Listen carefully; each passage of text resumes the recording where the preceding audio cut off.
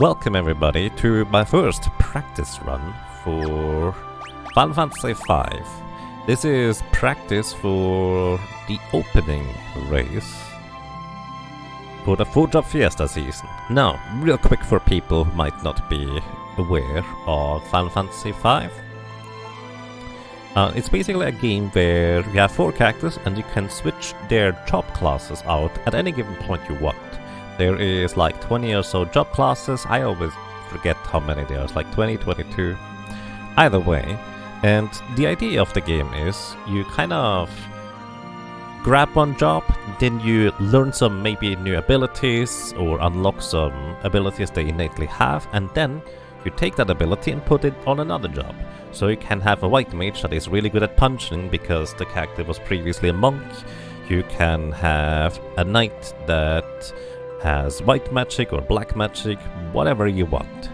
And the idea of the Job Fiesta is you're restricted to just 4 of the job classes, and you try to play through the game with this. And it just so happens that Final Fantasy V is surprisingly well set up for this kind of restricted run or challenge run, if you will. And every year there is the Job Fiesta season. You know what? Let me actually just get started because I just realized the intro is gonna take forever anyways. Should not delay that any longer. Do I have a timer? There it is. I need to make sure it's not gonna be global hotkeys. Either way, let's start a new game. I pressed the button, but it didn't work. Whatever. Either way, welcome everybody to the Job Fiesta practice number 1. I hope to get at least a second practice in, but we'll see how that's gonna go.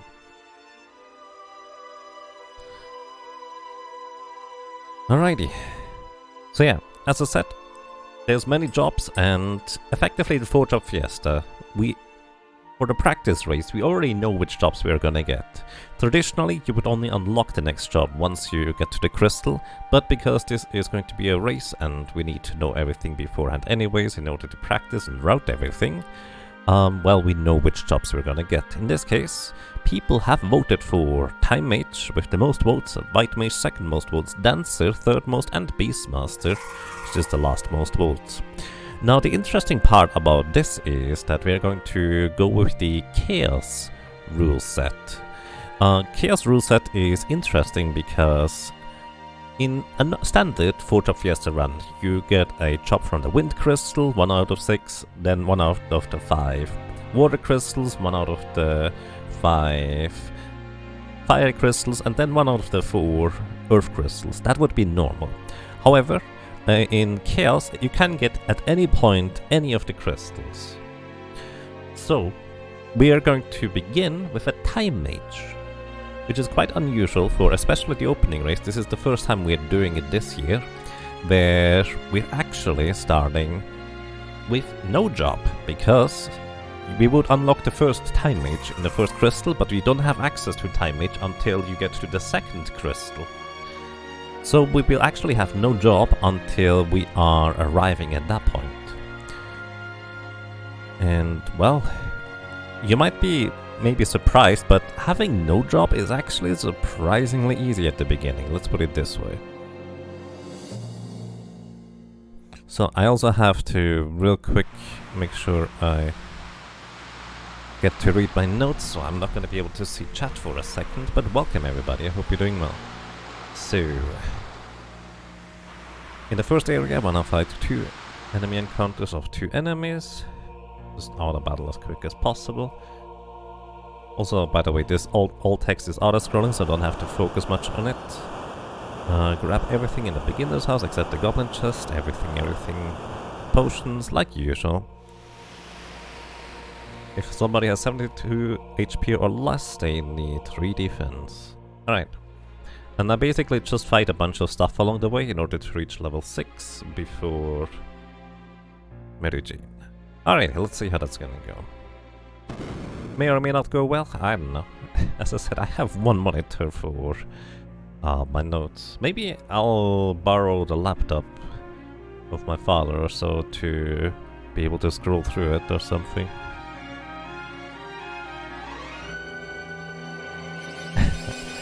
And thank you, Psychosphere. Yes, it is going to be at 4 AM EST on Saturday. That's the beginning, but because the run is expected to take 7-8 hours anyways, and unfortunately our restreamer will have an appointment or a thing to do in the afternoon, we kind of start really early. Yeah, welcome everybody, and I hope you're doing well.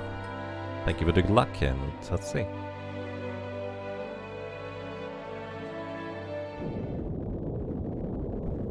Battle speed very fast, battle messages very fast, cursor on memory, and continue auto battle on is the current plan. So, this is the Pixel Remaster version, by the way. I think this might be the first year where we are actually not running the Game Boy Advance version, we are running the Pixel Remaster version, and this one does come with its own quirks. A notable few things that I will try to point out, but I'm not sure I will be able to, but one thing that is going to be immediately obvious, we can't change the background color in the config menu, which is a big shame. And I do want to set configurations, very fast, on, and I'm out of here. And that's the plan. So basically, yeah, among other things, we don't get to change the menu color, which is a shame, but whatever. But more importantly, there's actually the concept of auto-battling. The game remembers what your last input and action was, and if there was no input or any invalid input or action, you're just going to do a regular physical attack. So what I'm gonna do here is I start auto-battling, and it both speeds up the battle, as in everything just runs a little bit faster, as well as it allows me to... Oh, we need a name. First name I see in the chat I'll take. It basically allows us to go faster, and it has some weird implications for going faster. Rump it is. Jeff almost got there. I was actually thinking, huh, Jakobot just posted something about Leah. So I was about to put Leah in there. Alrighty, so the advantage of having no job is the Jobless class, or the freelancer, whatever you want to call it, has literally no restriction on it, on what it can equip. And there is actually, especially in the early game, some rather notable, powerful pieces of equipment that we will be able to get. Also, Phoenix Downs in this game are pretty expensive. Those are items that allow us to revive a character that gets knocked out to 0 HP.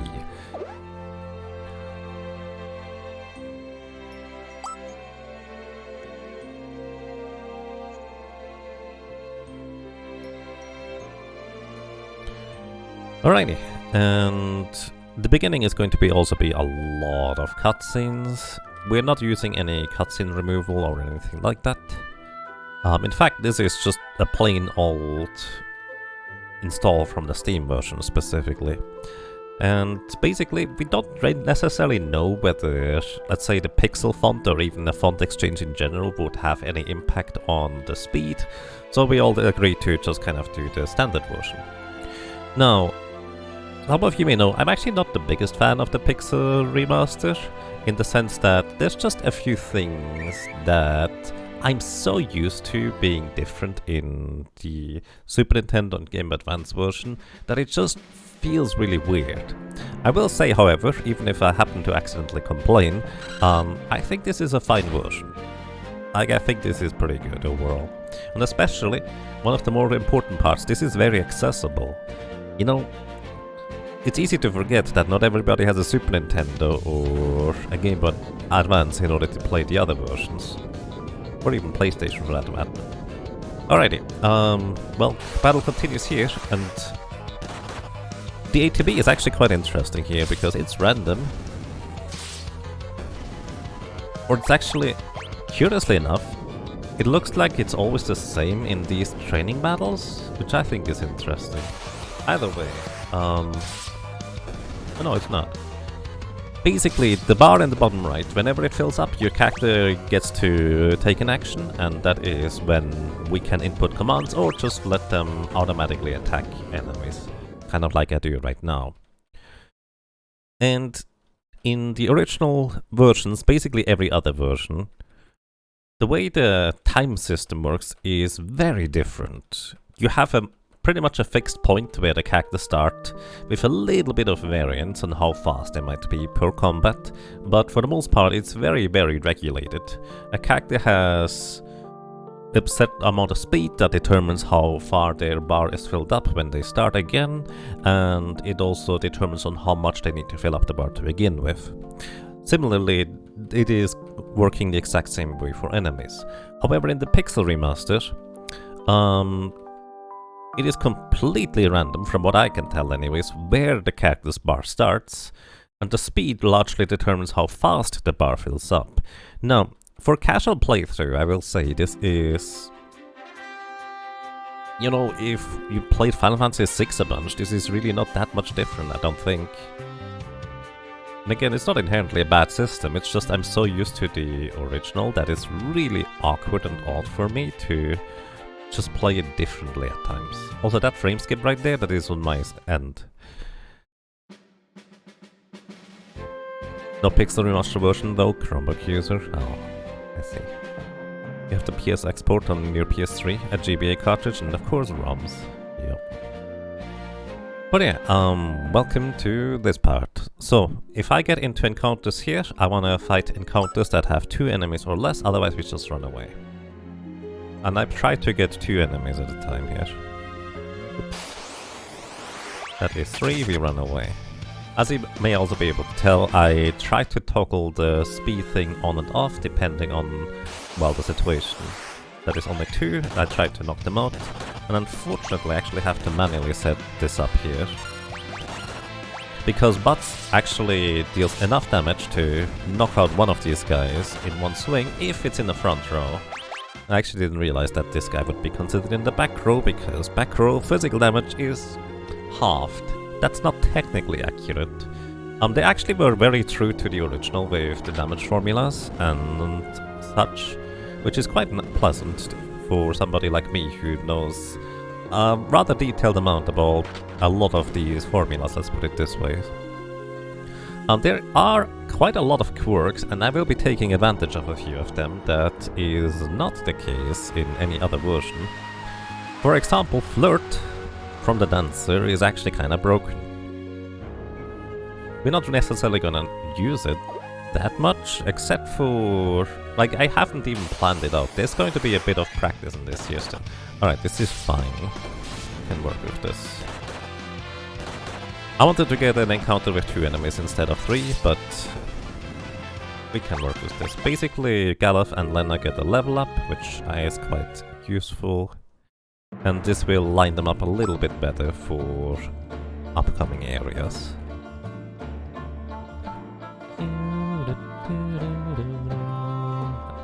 I think the music is really good in this version. What I will say, the previous PC version, which was formerly the mobile version, which is pretty much... what's the word? There's not a whole lot of people who like it particularly much in comparison, because it feels like such a cheap port, to say the least. It actually has the best enemy sprites in all of the versions, I feel. Like, those look really good. The one thing I will say about that.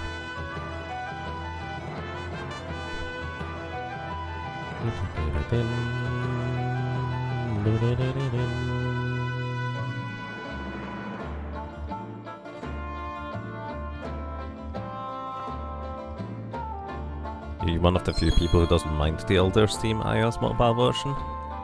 To me, it's one of these cases where it's fine. But to me, the Secret Mana remake is also fine. I will prefer playing the original, but it's fine.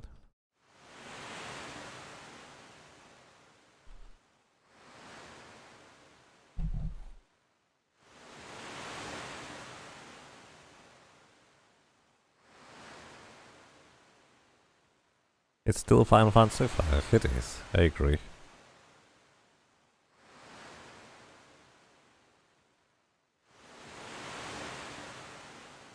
The one thing I hope is that they don't... so apparently a patch has been out for the Pixel Remaster here, somewhat recently-ish. The one thing I hope is that they don't patch the things people have been abusing in this run before the run. That would be a little bit awkward.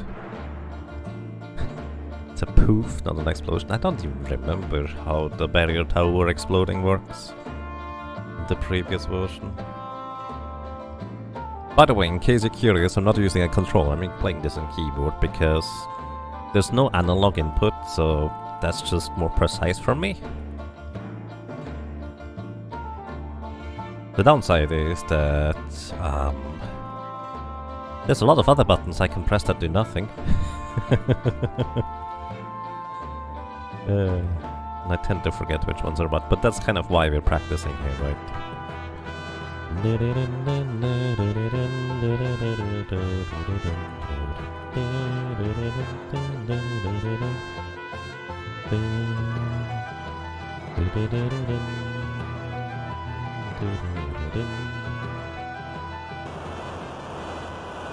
Hi Sildra. I do hope that next year in the opening race, instead of get all the sealed weapons, we get an incentive for defeat every boss. Then we would at least fight Bahamut and Odin and stuff like that too. Maybe not every boss. No, I guess it would be every boss except the super bosses. Speaking of which, I have not practiced Shinryu whatsoever, which is reasonably likely to be in, but we have a white mage which more or less completely neutralizes that thing anyways. I might do a little bit of practice after the run here. I keep forgetting that I can't put the deny button there. Alrighty, welcome to diagonal movements. It's actually kinda neat, but also really weird. Alrighty. Wanna skip the first save point. I don't wanna fight anything yet until Galuf has a sword. The first save point actually gives you a little tutorial, which normally actually gets repeated in the next upcoming sections in other versions, but not in this one. All summons incentive? Yeah, all summons actually would be pretty much covering what I'm looking for that kind of thing, honestly. Like, it seems like it would be a good way to go about it. Alright. Equip Galuf with the broadsword, so he can actually hit decently well. I don't actually necessarily want to level up before this guy, because it's gonna be more damage received from wind slash. Probably should heal Galuf, but we just hope that it actually should heal him. Potion for Galuf, and that's about it.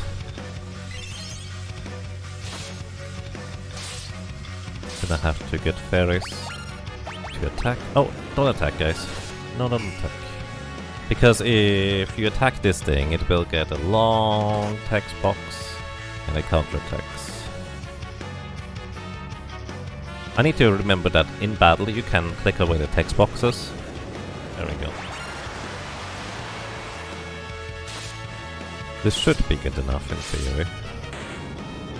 I don't know whether you can do this before the wing raptor goes into cocoon, but I haven't figured it out. Either way, I want to briefly use 3 potions here to heal. I don't have 3 potions, I only have 2. Wait, don't you get 3? Did I get the drop last time? Either way, I would like to get an encounter here or 2, defeating some enemies here. Also, apparently these things take more damage from daggers. I don't know why. Okay, we have some level 3s. I want some more level 3s here real quick.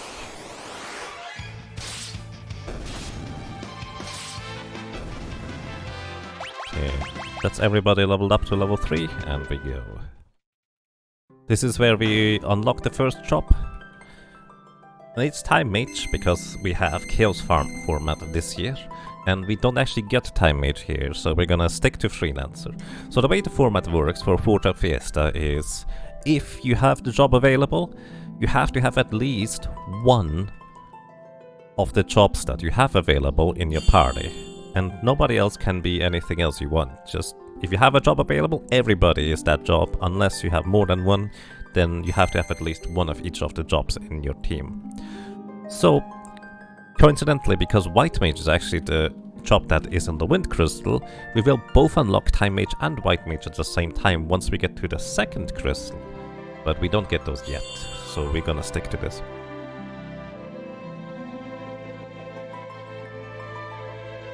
It will make Phoenix Tower required, yeah. I mean, as long as you can equip the Wonder Rod, at least you don't waste too many elixirs on the magic pots if you want to have ability points. It really would need to be a class, however, that actually benefits a bunch from ability points. Most classes are not gonna be that useful for having those.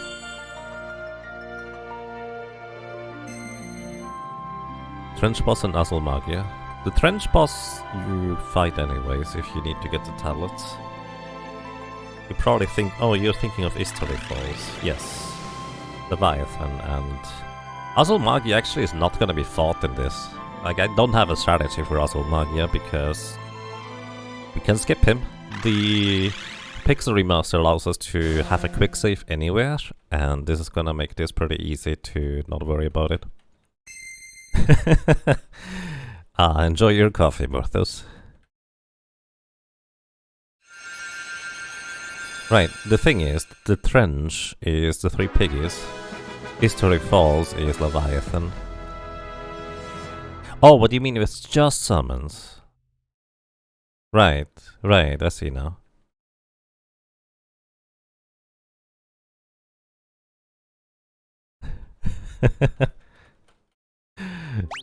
Oops. Leaf indeed. Welcome to you, Sonic Nintendo fan, and I hope you have a most pleasant day. Well, I hope you are going to enjoy the Fiesta season coming up as well.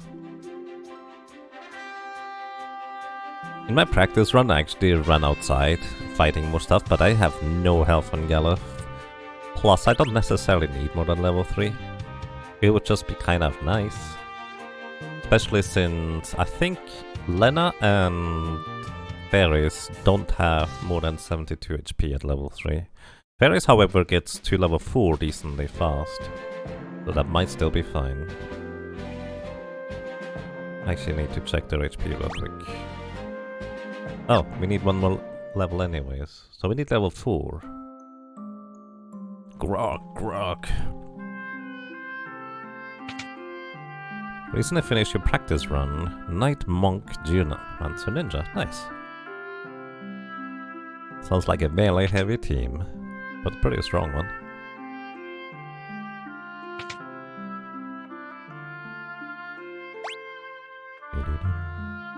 So, this is the beginner house. We tell that lady at the counter that we're a beginner, which is not a lie.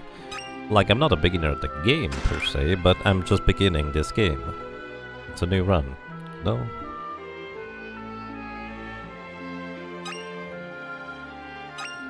Potion. And I will probably give the equipment to Fairies. So, one of the points worth noting here is Lena actually begins the game with literally the weakest weapon in the entire game.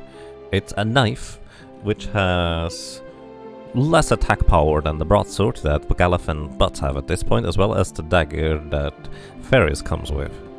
If we're lucky, we actually get an additional dagger drop once after the next boss on the Sum of the Skeletons, but chances are we're just gonna relegate Lena to be throwing potions.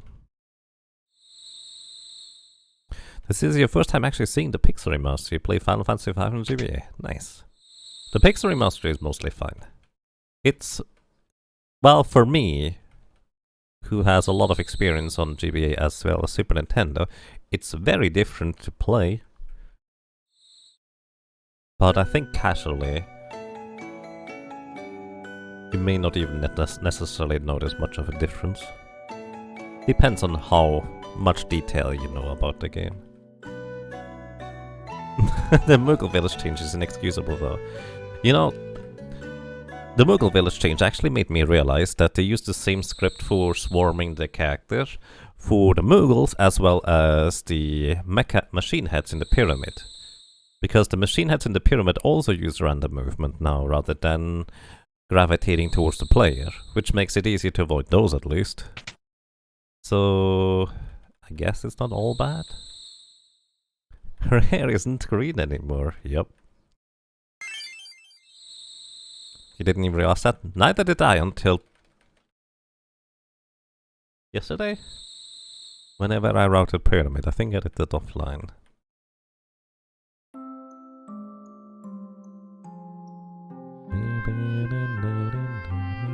This is the part where I would love to just read my notes on the side, but because I have to have the game focused in order to give it any inputs, the notes are in the background, so this is pretty awkward for me. Alright. I'm definitely gonna ask for a laptop too. So, we're gonna sell all the Phoenix Stones. Well, maybe not all of them. Sell the stuff, the rods, keep the leather shoes, buy all the potions. Okay, maybe I shouldn't sell the Phoenix Stones yet. I feel like I should sell the... Like, I sell eventually literally all Phoenix Stones once we unlock Bike Mage, but maybe I shouldn't do this beforehand.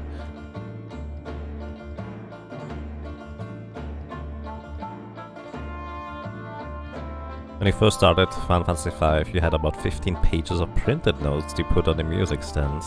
Nice. The thing is, the route is not as set in stone, so I can't exactly print it out. I mean, I could, but... You always did find it weird how Butts' mother was a generic green-haired lady. I mean, to an extent, but at the same time, it's also the limitations of the systems from the time, right?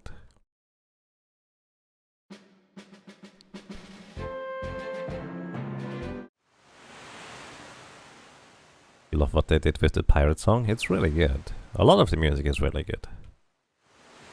But I will say, the PlayStation version actually has some of the best soundtracks too, with the exception of the Gilgamesh theme. Speaking of Gilgamesh, since I actually finally played a bit more Final Fantasy XIV about a few months ago, let's put it this way, I knew exactly when I was approaching a door that a certain somebody would stand behind it, because that was such a fun callback.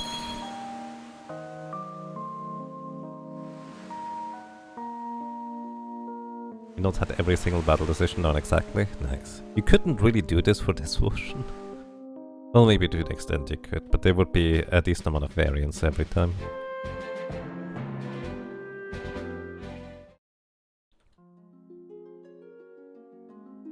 So we do want to knock out some more enemies here, and I do actually want to give Ferris the shoes.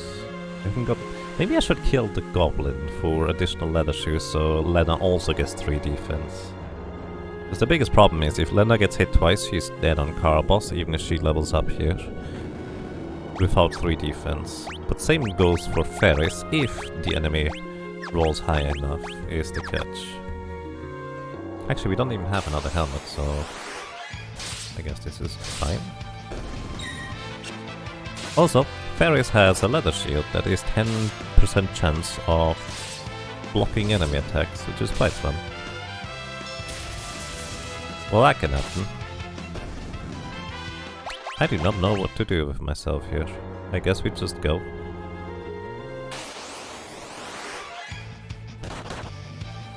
I actually didn't realize they could do that. They always attack either Ferris or Lena. These enemies in the trench, which they did keep. So level 4. I mean, I could use the Phoenix Stone, but Lena's missing out on a little bit of experience, but nothing too terrible. It's just a little bit awkward on the boss here. And the Lena death memes begin again. Yep.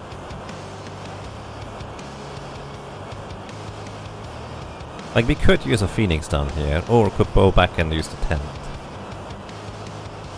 Either way, what I will say is I probably should run away from these encounters if there are more than 2 of them.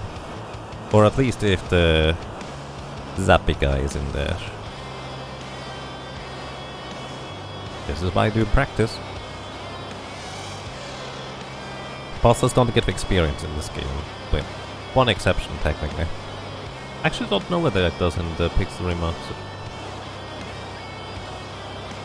Remaster.Ildra!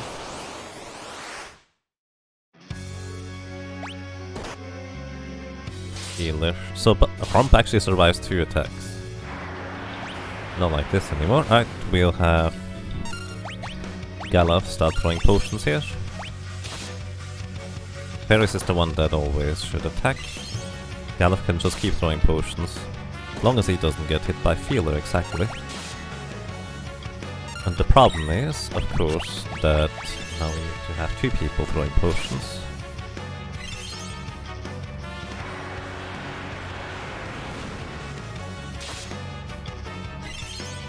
Yeah, this is... I'm really missing Lena in this fight here.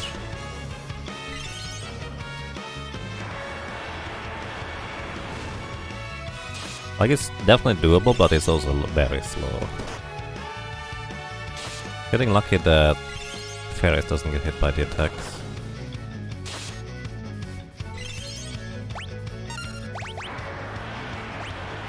Alpha's gonna heal himself.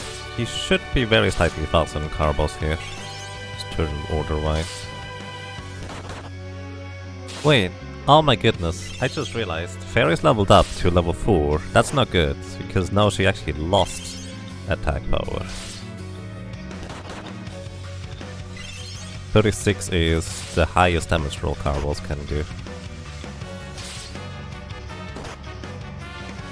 That's just rude. Did I heal? Because normally Ferris damage is really good. Clearly not right now. Losing a lot of time here.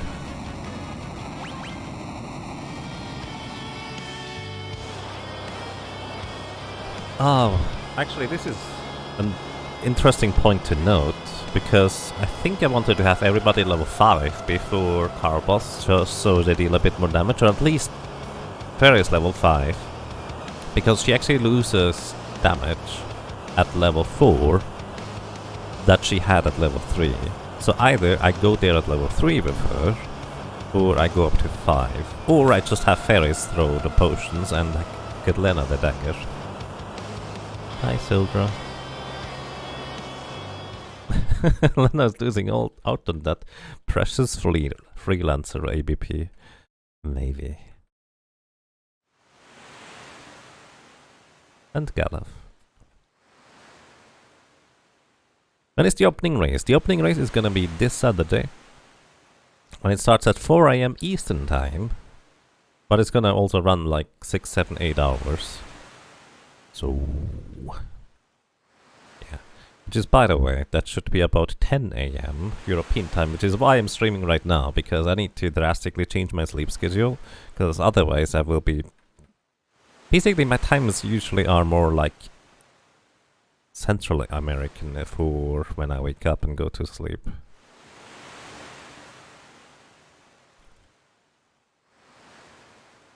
But yeah, I definitely need to be able to read my notes properly, which I cannot.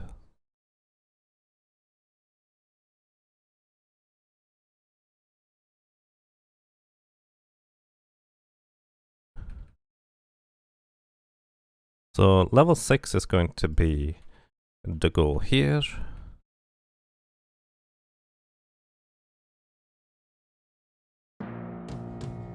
So we wanna fight random enemy encounters.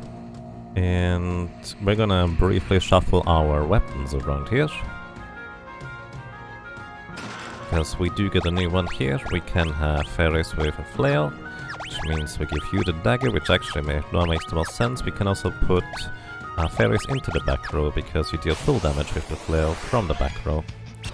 Unfortunately, the flail does have a 70% chance to hit, which means 30% chance to miss. It is also very random on how much damage the flail does. It does pierce defense, which is kind of cute, but also, again, not reliable.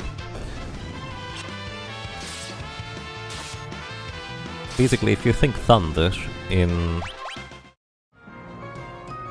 Pokemon, but worse, that's the flail. because it doesn't even deal nearly as much equivalent damage as Thunder. It's actually good damage for some cases, but not really. Either way, level 6 is our goal. We hope that we get another dagger drop here. That way we can give that to Galaf or Butts, who should actually get additional attack power out of it. It's basically a weird quirk of the dagger as a weapon, that they do get more damage out of it at certain levels, depending on their agility and level. They actually kept that from the original as well as the Game Advance version. Like, they literally kept the exact same damage formula, which was bugged, technically. But again, as I said a few times before, while the damage formula was indeed bugged, they actually did in fact balance the... Oh, really? Wow. That's good to know. They did in fact balance the damage around, or the attack power of daggers around the bug being present, because I think they didn't realize that it was bugged at the time. There again, yep. I mean, maybe I should have just given Lena the defense equipment. Or, well, yeah, no, I should have. Because Lena almost certainly deals more damage than Fairies right now. Well, not with the flail now, but generally. Plus I do want to hit level 6 on everybody. We get a free heal coming up here. Lena lagging behind is not the biggest of deals, because again, she doesn't really deal that much damage to begin with.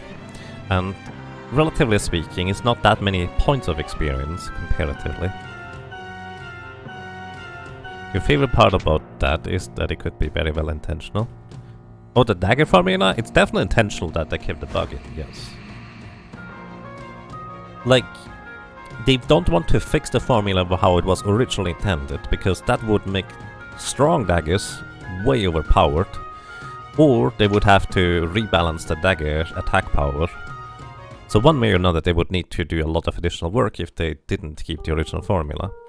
The one thing they could have done is they could have just made the attack power always be present or never be present of daggers for the multiplier. That would have been a different solution rather than recreating the weird bug that we have. But I actually kind of appreciate that it's in there one way or another. It's a weird quirk of the game, and I like to point it out, but it does show that whoever developed the Pixel Remaster, they did put a lot of attention to detail. And I will say that because this engine for the Pixel Remaster has to work for Final Fantasy 1 through 6, they probably didn't have much of a choice to adjust how the ATB works. That's my expectation anyways. Let's just save over, whatever.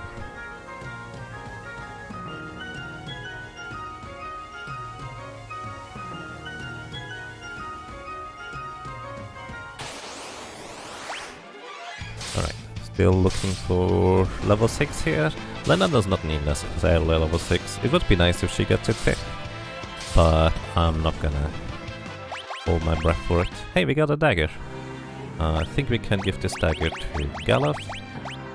Should deal more damage with the dagger. The dagger only has 14 attack power, but because of the weird quirk of the formula, he should get an additional 1 attack multiplier out of it.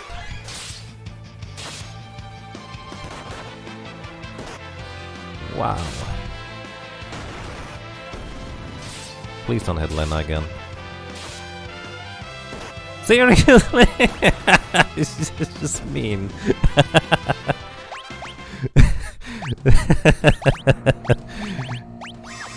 I'm gonna actually use a Phoenix down here. We're getting another Phoenix down here, but that's 500 gold I won't have for the upcoming section. Oh.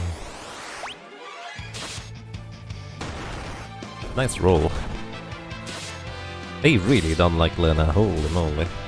Maybe I should have given her the flail and put her in the back row, but she doesn't deal nearly as much damage. And there's another dagger. Hey, here you get a dagger as well.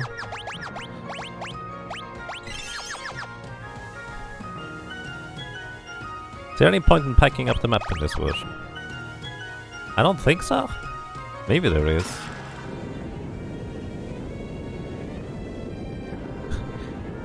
Yeah, the thing is, Leonard has less attack multiplier than Ferris right now. With the flail, and Ferris is not good with a dagger right now, is the main thing. Also, Ferris did level up. Let's see, Galuf and Butts. Wait, Galuf didn't level up. Butts did. So one more encounter should do the trick. Nice preemptive.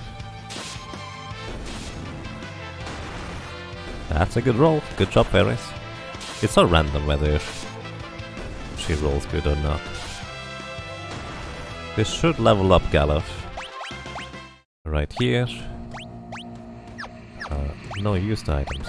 Why is it over on sword right now? Did I accidentally move over there?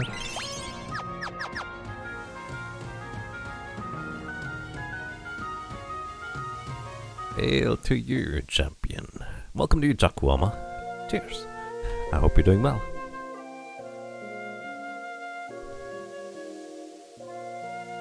Like, I think you get the world map in the calendar anyways, even if you don't pick up the map. Like, normally, I invest those 10 seconds to pick up that world map in Super Nintendo and Game Boy Advance, even if it is a race.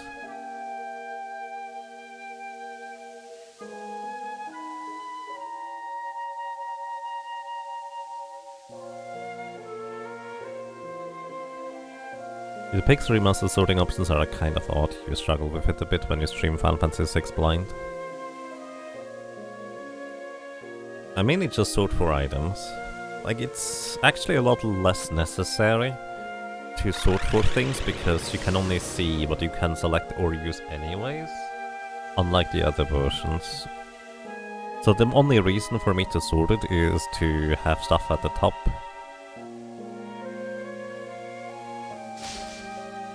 In the menu, outside of combat. You're used to Final Fantasy V GBA sorting. I actually don't remember how that works differently. I guess it's just latest item received, huh? Wait, no, it's items and then weapons and armor below. I think it's usually items on top. Alright, everybody! Attack! And hope the other don't get knocked out. That's not great. I would prefer if you hit Lena with this. Alright, we gotta hit some damage in. That's a lot of damage there. I'm gonna have you throw potions. That's a miss. Good thing I throw potions. You throw another potion immediately, Lena. And she is now switching to undead, and this is where I need to actually manually input things. I also do a little trick that I saw speedrunners do, where they basically briefly run away when they are about to get a turn. Also, do not bother going into the back row. Oh my goodness, you really don't like Lena. At least she's not missing out on experience here.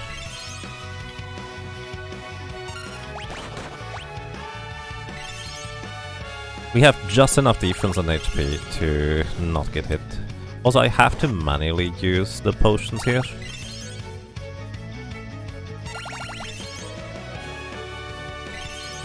I can't do auto battle here. Ooh.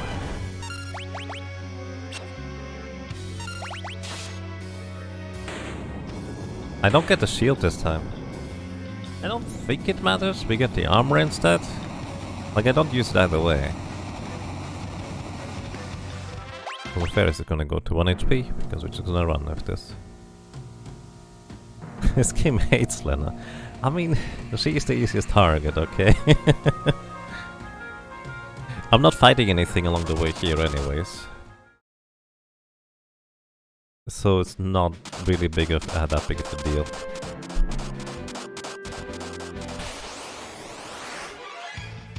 Preemptive strike. Goodbye.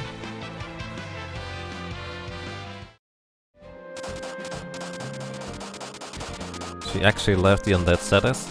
Yeah, in my practice she didn't, but it was kinda close. But also Galuf got slowed, so that didn't help.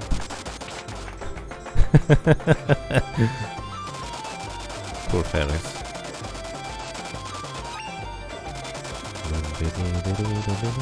You also have the incentive to play all the pianos.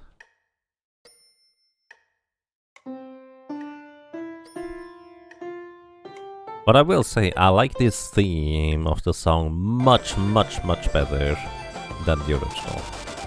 That is probably just me, but... yeah. Also... wait, oh, it's over here. Should have picked up the ice rod first. Also, I should have gone to bed initially. Maybe save a tent. Why is the default option no? Seriously. Whoa, it's Tony. Thank you. I hope you're doing well as well. Thank you so much. And welcome.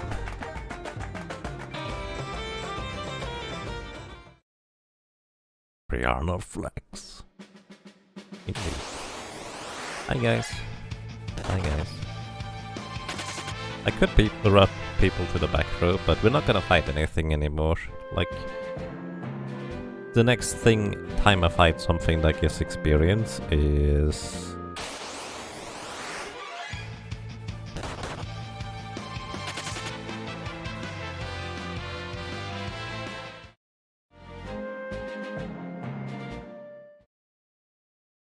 wait, why was I level 9 in my practice?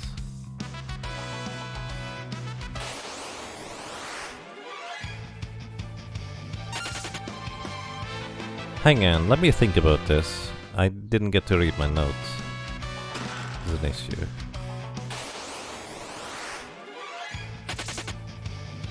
I have to rearrange my stuff somehow. Like, this is where I would want to read my notes whenever the battle pops up in order to see what I'm doing.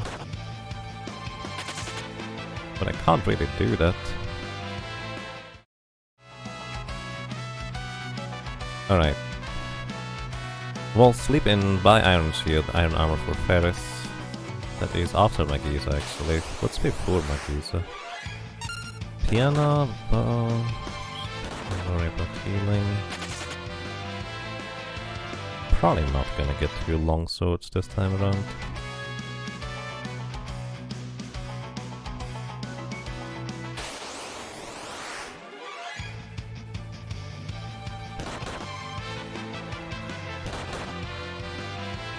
Was I fighting anything?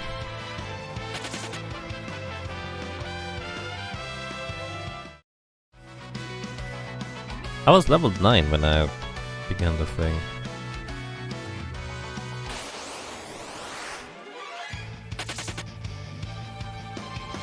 Brain is malfunctioning right now.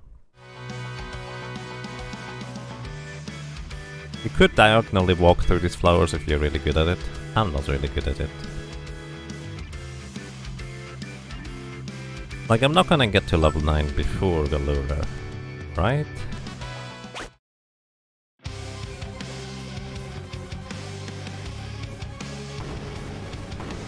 Am I going to be level 9 on Karmic Escape? That must be it, right? I just keep going at level 6.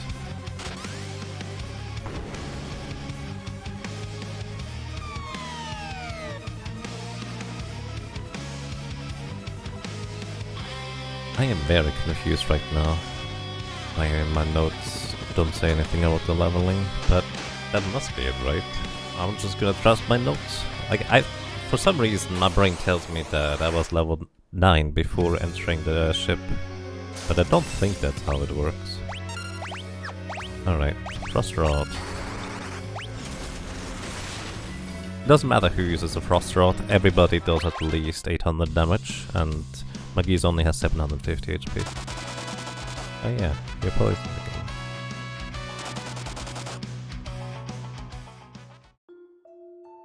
Or you can walk it off and heal it off at a safe point, but it's slow for speedrunners. Yeah.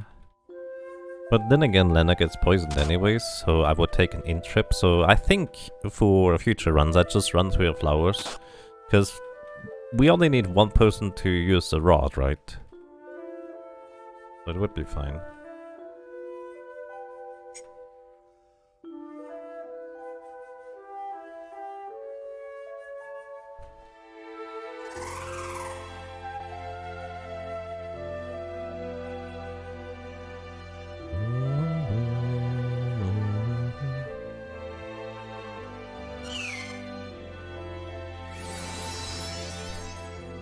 Thanks for the heal. Wait, actually... Wait, does the poison actually get healed here? I don't even remember whether the original heals the poison here.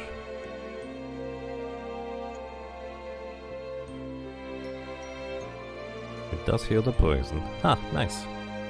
Does it also heal HP? Or is he now going to be still at 1 HP?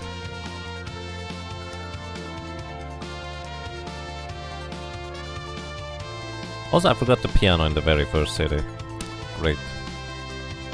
Already missed one. We can get it later if I remember.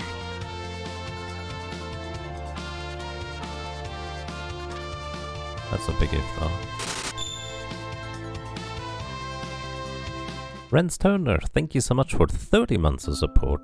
Welcome back, and I'm glad you enjoy your stay. I hope you're doing well. So we buy an iron shield, iron armor, and that's it. I could go and buy some long swords as well, but it's really not all that necessary. Either way, we're gonna equip fairies at optimal. Get the flail and leather shield. You guys actually get the broadsword. We're gonna have Orp in the back row, and that's all we do. I might have decided that on the fly.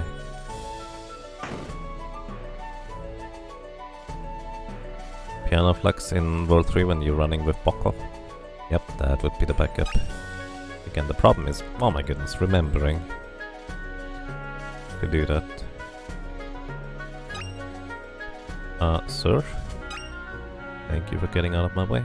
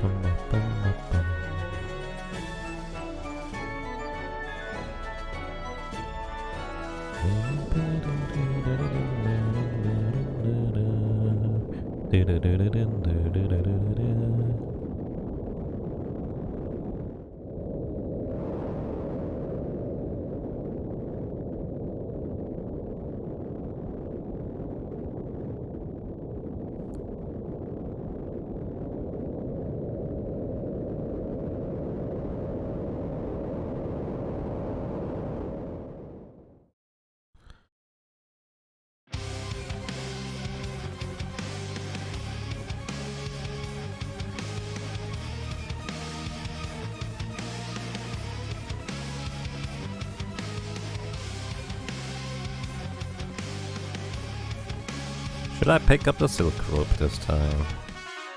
I might have to for additional money. Kinda depends, I guess.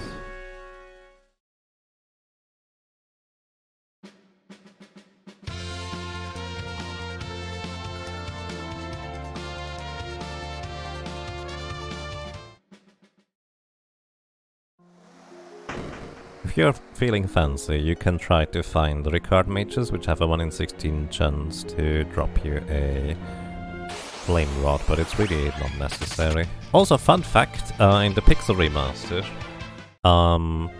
whips and bows, they've always had the weird special property where they never miss on certain types of enemies, usually airborne enemies. But for some reason, a lot of enemies actually have that can't dodge aerial kind of trait. And for some reason that includes these ice soldiers. And in the Pixel Remaster, I think this is leftover from Final Fantasy IV, where airborne enemies actually take more damage from bows. They also take more damage from bows in this game too. And whips, because bows and whips are the same apparently.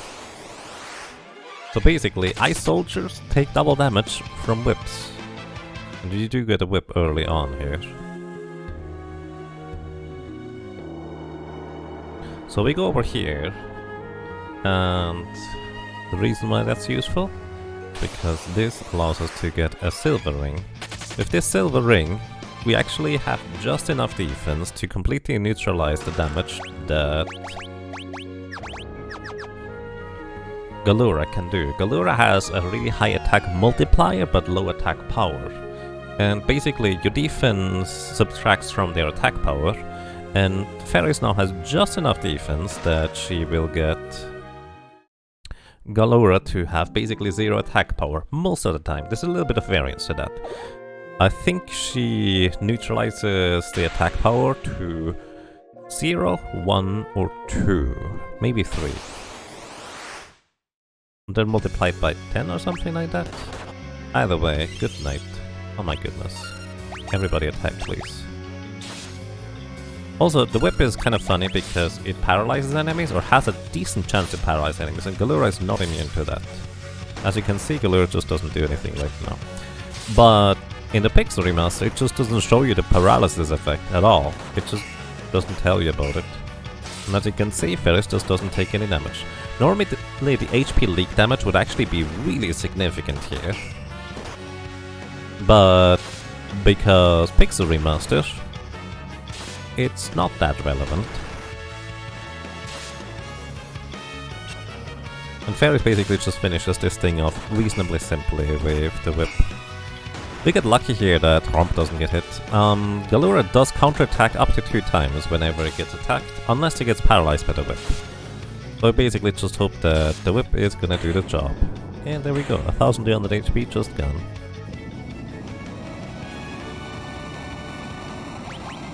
Bird Eater in Final Fantasy 9. Like a passive effect, right?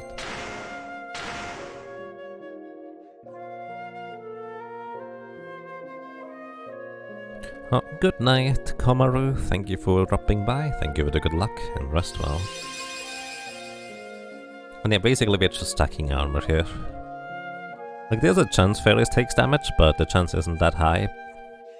Normally in any other version, the HP leak status effect that Rush inflicts would actually be pretty dangerous with this low amount of HP, but the Pixel Remaster largely just doesn't matter. I think it's quite fun. Alrighty. We're gonna turn everybody except Lena into Time Mages, and Lena's gonna be a White Mage coming up. I think? No, Ferris is the White Mage.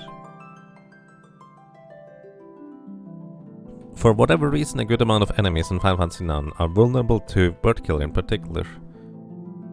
I see. I will guess that instead of Bird Killer, it should be Flying Killer, where it just specifically targets flying or floating or hovering things, which then makes a bit more sense, huh?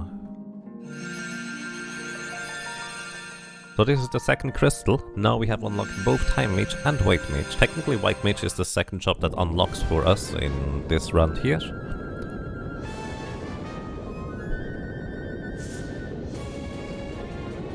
But yeah.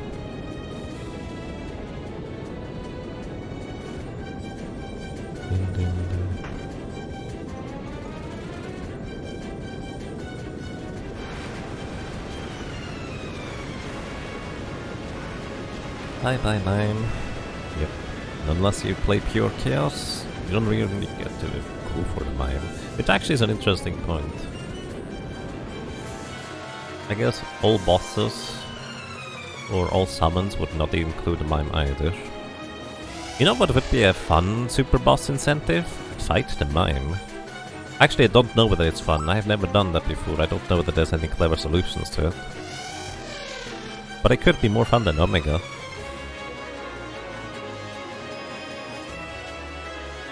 Mess is a marvel in Final Fantasy IV racial vulnerabilities. Okay. I actually have no idea about those.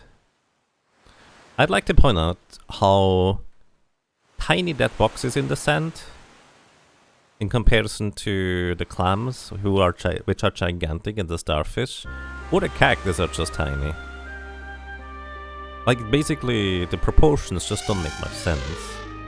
The sheen on the water is completely wrong for the waves, but at the same time, it's always the same sheen regardless of how far zoomed out it is. So it makes the boat on the waves look like a tiny toy, or this one here is actually the normal size. It's really interesting.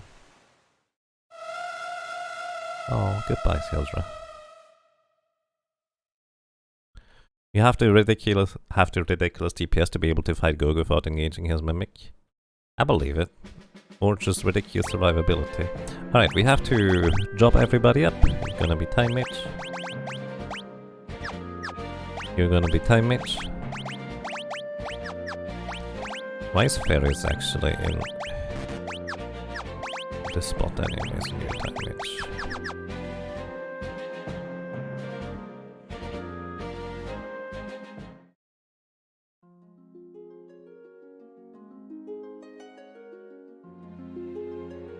Boop, boop, boop, boop, boop.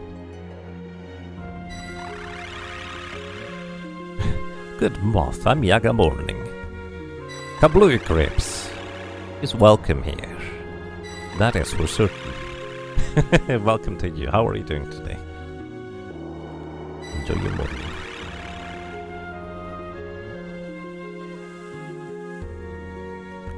Also, welcome to everybody. I hope you have a most pleasant day so far, or a good night. Rest well until next time. Or something like that. We're gonna continue here.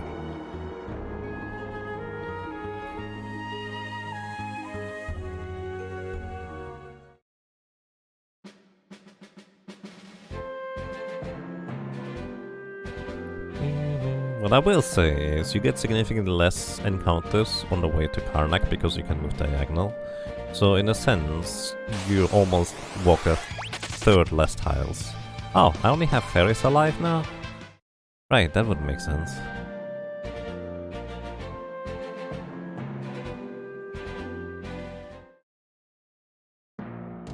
Alright, we intimidate the shopkeepers to give us a super discount. I think originally in the Pixel Remaster you were able to buy any number of items for the super discount here, but, well, you just can buy one. Everyone just loves a good nap, indeed. You're doing good, just arrived at the office. Welcome to the office.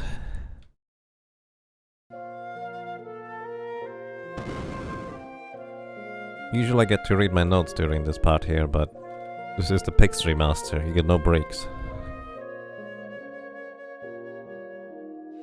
Because there's no timed events.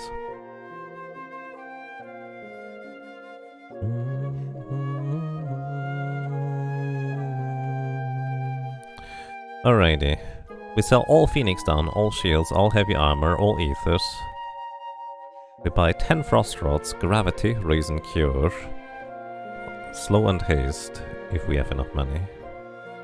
We can buy slow and haste later, because we don't inherently need it right now. Would just be convenient if we were already there.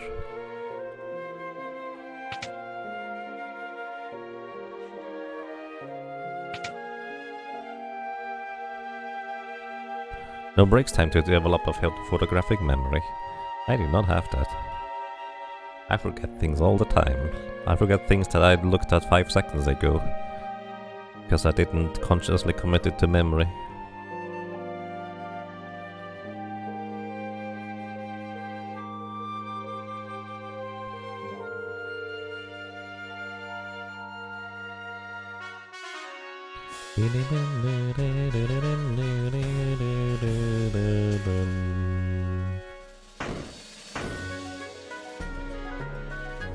I really like this music here. So pleasant.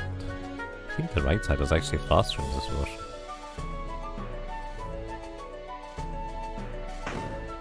I don't know why they have fire everywhere.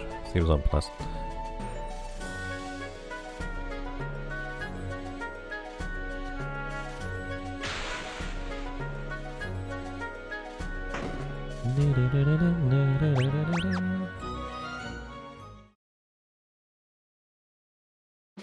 Alright.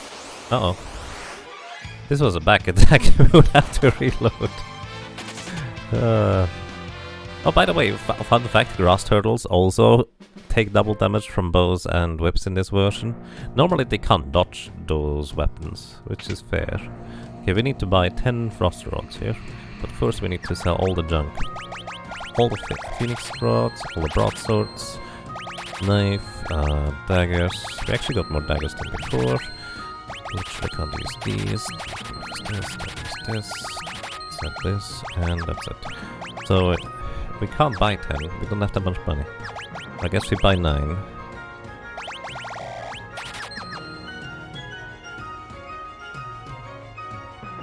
That's interesting, I have a lot less money this time. What can I do for you? I would like to have Cure. I'm gonna get Gravity. Guess we're not gonna get Gravity.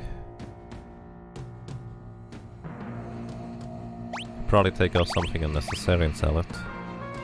Yeah. Oh, that's why. Wait, no. I actually kept the flail last time too. But the flail would actually be a decent amount of money. Unfortunately can't sell at the magic shop. We can save one frost rod by virtue of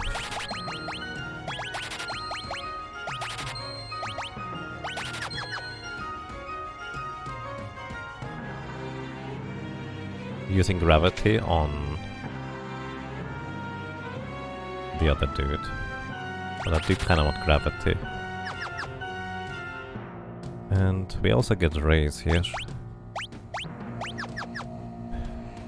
Or we don't. Okay, nobody die. Because that would be really awkward. Because I don't have a way to revive anyone. Because I literally sold all the Phoenix Stones. Huh.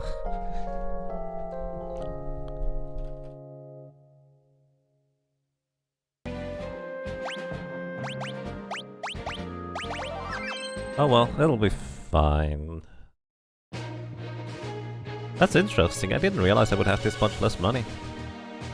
I wonder why.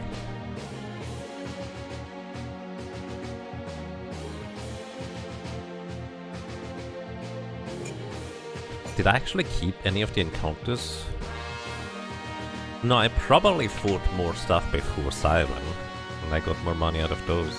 That's most likely what happened. So that's interesting. So I'm going to go out of my way and just grab everything in here. The encounters are easy enough to run away from, and if you get a turn, it's very random. You know, Final Fantasy 1 levels of random who goes first and stuff. Which I think is probably reasonably accurate, because the Final Fantasy 1 Pixel Remaster is one of the first ones they made.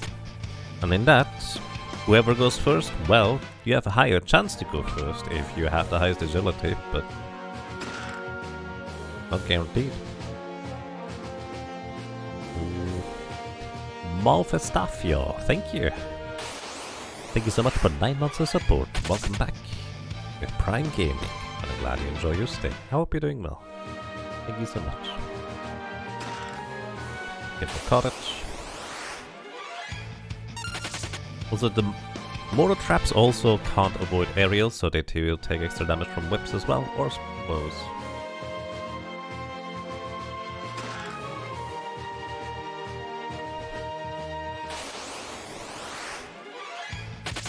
Fine. Oh, you know what happened? Hang on.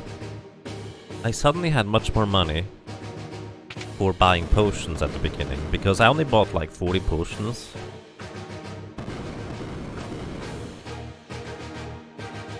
Oh, there we go. I know why I have less money now. I sold the Phoenix Stones early and bought potions with them. That's why.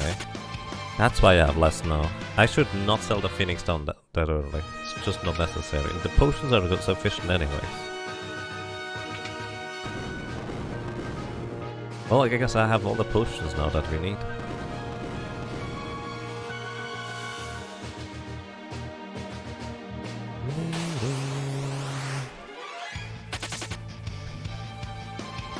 Actually, this run had more lucky drops. I didn't get any drops in Merujin, or well, in the ship graveyard, if I'm not mistaken. But yeah, that's what happened. I sold the Phoenix Stones early and bought more potions with it. I was thinking, man, that's a lot of potions I can buy. It's like 50 potions more worth in money that I have. By the way, if you have a thief in your party, steal from these weird dudes where their skin flies off the skull. It's actually really creepy if you look at it. Because they have high potions for steal. Heals for 500, which is a ridiculous amount this early on. Basically full heal for the most part. And it's a common steal too, so... if you want to farm them for a little bit, this room right here, where the Thieves' Glove are, is very, very good because there is literally one of these enemies in every single encounter, the Poltergeist.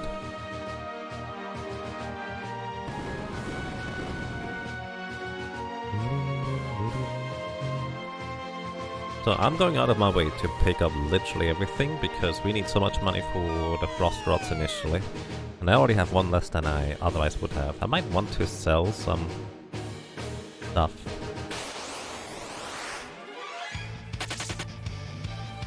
If I picked up the Silk Rope, I probably could have afforded stuff a lot easier too. There's a green beret. Funnily enough, we could technically equip it, and it's actually a pretty decent headgear.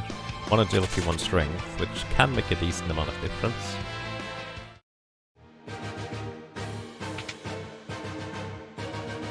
But usually it's not too relevant in this case.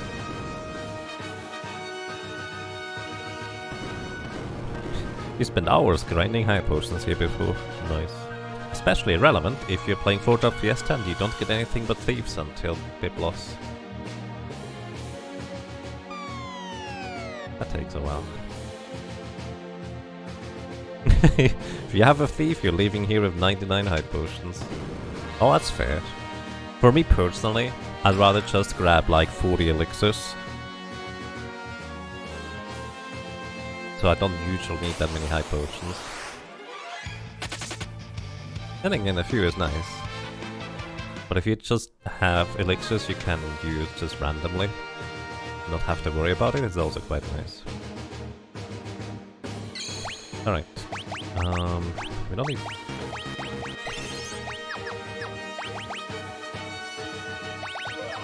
I should actually equip everybody with Frost Rod here. Because we have a chance to one-shot the upcoming boss. Actually, you know what? I shouldn't chance it. I should just grab it here.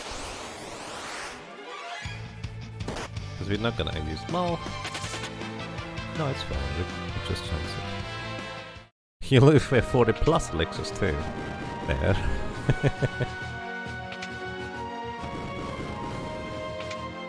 Thief elixir stealing is so fun. It's great.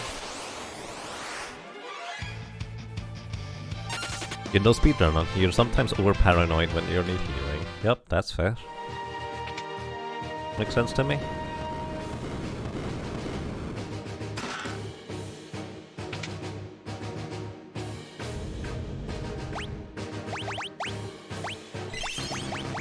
Alright. We're just gonna shatter at fire. Sure, nice rod. Alrighty, we have like a 1 in 4 chance to one-shot Liquid Flame here. Maybe specifically with Lena. No, I think everybody has this. I don't know, I didn't write it down. But Lena's gonna be first anyway, so we're fine. Blaze. Frost Rod, let's go. Not quite, but actually very close. Blaze, counterattack, 50% of our HP gone. Ooh. Nice.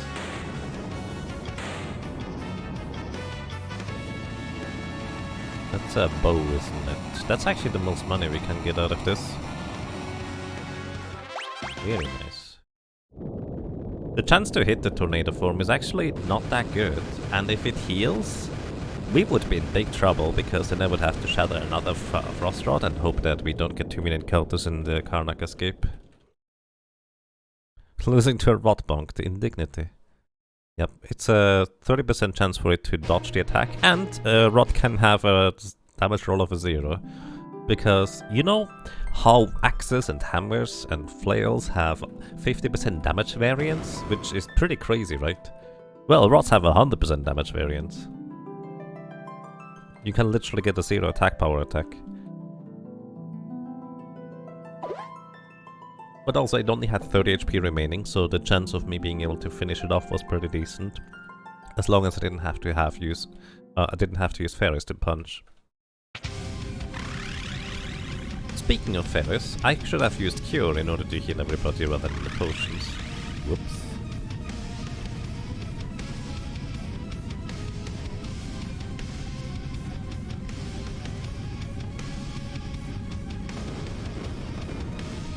Also, sorry chat, I need to move you to a location where it's more difficult to see you, but at least I can read my notes for the most part.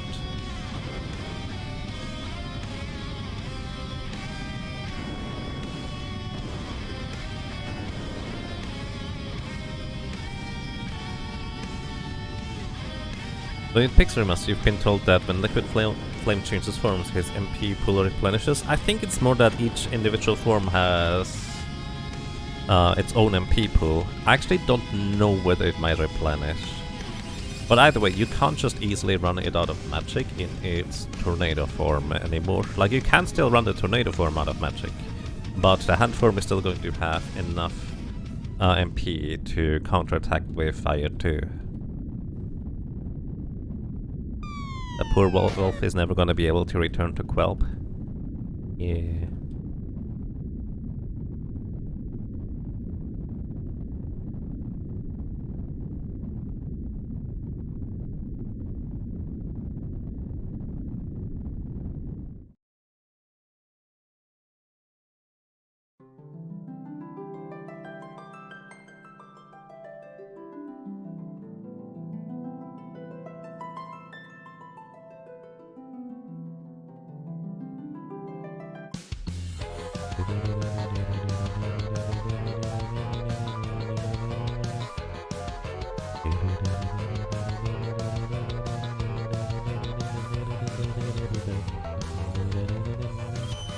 It was funny to me that you kind of just run past that healing pot right there. In the cutscene, by the way. Also, there shouldn't be any encounters down here, right? Speaking of encounters, I do believe the version here has a set amount of encounters throughout the entire game without any adjustments. What that means effectively is that... Really? Gallup also needs experience. We're gonna go back. I don't have any. I'm just not sure I have Phoenix Stones. Either way, basically, the encounter rate in this room here is pretty significant. Why did I not put people on the back row? That's actually on me. Gallup would survive otherwise. I probably have that in my notes, but I can't read my notes properly because I only have one monitor.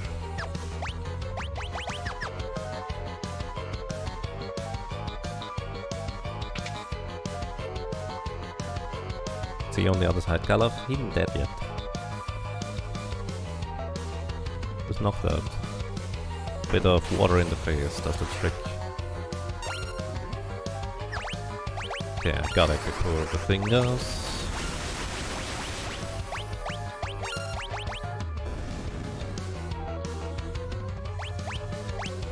These things are actually a decent amount of experience here when you knock them out, so it's not even all bad.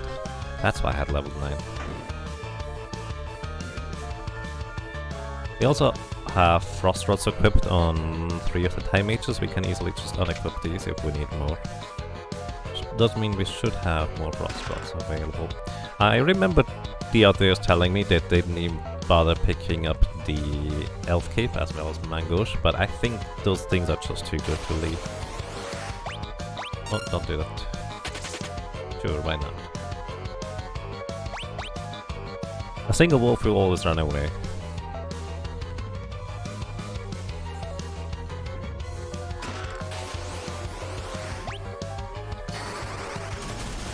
Also, Frost Rods deal full damage to each individual enemy. Like, it's as if you casted Ice 3 on every single enemy right there, rather than the damage being 50% on each enemy. Kind of ridiculous. So basically, rot breaking has been buffed. I will guess unintentionally, but it's stronger than before. You don't think you could ever go back to one monitor? Well, if you have to, you may have to. That's exactly what happened to me, because normally I use a laptop, but the laptop has an imminent disk failure in all capital letters, and normally the laptop is my second screen. So I went back to my old PC. This thing is like 11 years old, and I didn't have a second monitor. I don't have a second monitor for it, so I have one. I don't want to have one, it's really inconvenient. That's not good. That could counter-attack twice. And Lena dead. Wait, I did buy a race, didn't I? Did I? I should have bought race. Nope, don't have race. Yeah. It's my one Phoenix done.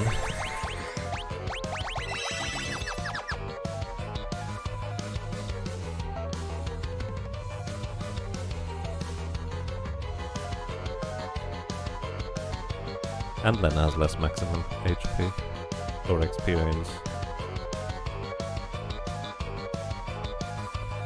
Also, I kind of want to pick up ASMR. How many rods do I have? Yeah, use it. Alrighty, so in this encounter, the funny part is, well, it kind of depends on your definition of funny, I guess. The wolves attack on their own volition, but they also attack when the sergeant tells them to. It's basically, he's Steiner, if that makes sense. Telling all the characters to attack in his overdrive. So the wolf gets extra attacks. Like they literally attack twice because of it. We have one more frost rod to shatter here, then we have to unequip frost rods. Which is fine, because we still have enough damage. Equipping a frost rod will give us 50% more damage. Sure, you get a dagger. Don't care, you get a dagger.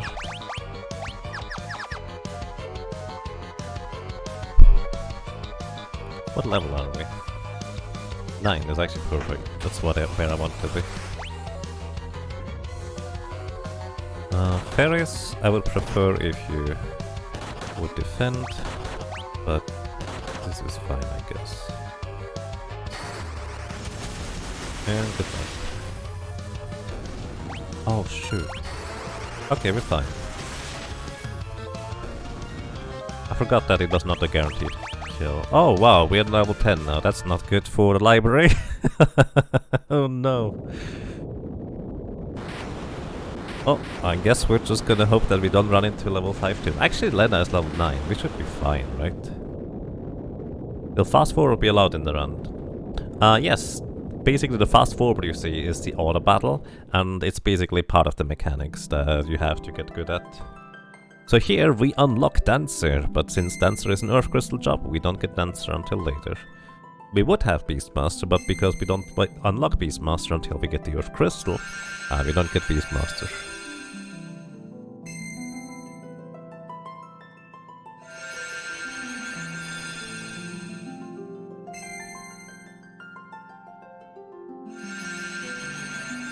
Also, sorry if I'm missing stuff in chat. My chat is tiny right now. I prioritize my notes.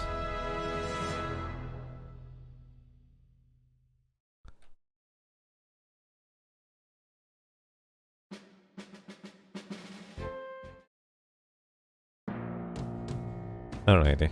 I think we don't need to... Well, I wanna buy a raise. Hang on.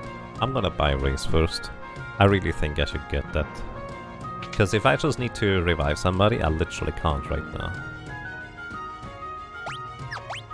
Like, we don't need Cura. Cura is fine. Okay, now we need to... Flame rods, we also sell most of the stuff. Let's see, what do we sell? So the Mytho gloves, so the Fleece glove, green beret, moonring blade, flame bow, life tonics. Keep the elemental. So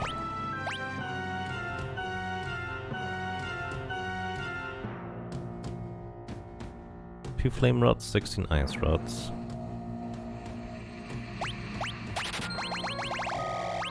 Ice rods, perfect.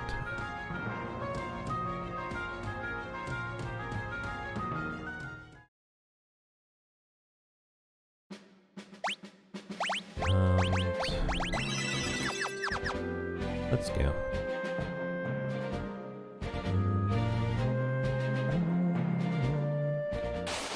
That's good. Preempt this right. No, oh my goodness. Forgot to remove auto battle. Well, rip. More people are level 10 now. That's not good. Oh no. I'm messing up my route so bad. It's fine. It's not fine, but it's fine.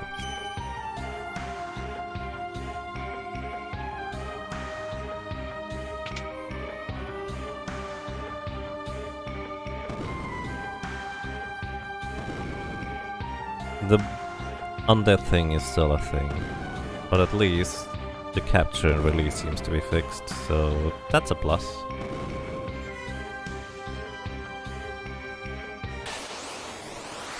Don't be a page 64, don't cast level 5 Doom. Page 64 has level 5 Doom. I think... Do we have everybody level 10 right now? No, okay. Galov and Lena are both level 9, so we're fine. We're not really fine, because we would need to briefly turn one of them into White Mage to heal. But... yeah, it's okay, it's okay.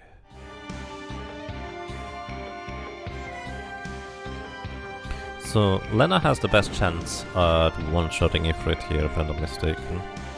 So that's exactly what I will try to do. She gets to equip an Ice Rod.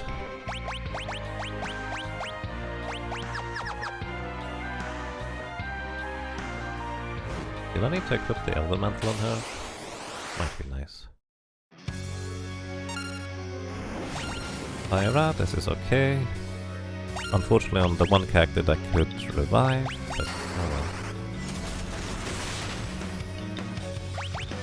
Nice. 3000 HP. She has just enough magic power. She actually has a chance to not killing, like it's a 1 in 4 chance. But we're mostly fine. We could just rot bone him as well. But he also has 70%, 30% evasion, so...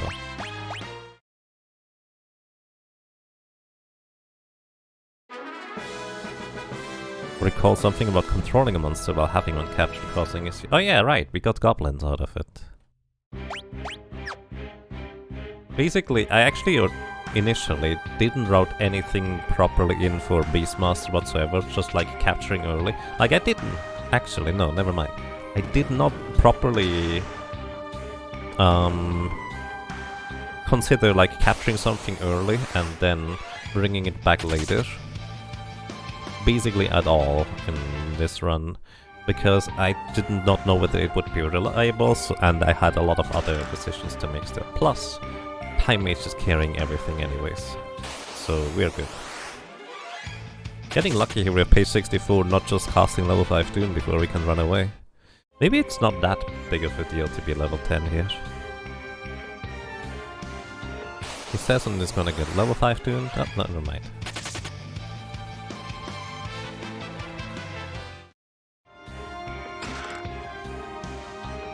Getting a Goblin capture release is not even the worst because it casts Flare, oddly enough. It's about 1000 damage, which is good enough early game. But actually already Sandflares are better. I guess level 5 Doom only hits Rump anyways.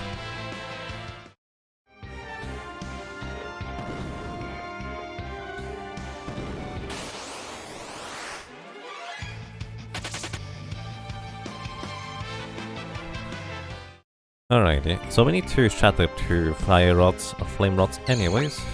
That might not be necessarily true, now I think about it. We could just gravity it instead. We could just gravity. Leave a flame rod. I only need to buy 1 flame rod. Well, I guess it depends. Like, gravity hit chance is actually weirdly good in this version. I'm not mistaken.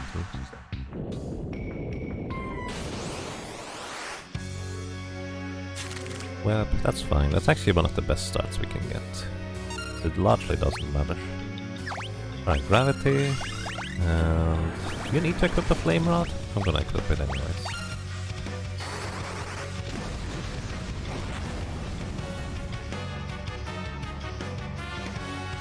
Yeah, maybe. He could possibly roll that low if I didn't equip it. Oh, I keep forgetting, I need to cancel a text. Like, I can literally push the buttons to cancel a text.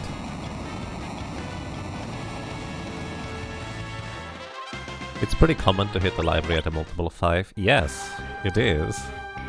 Like, if you play casually, 15 is common, but if you try to go fast, 10 is very common. It's weird. It's so weirdly common.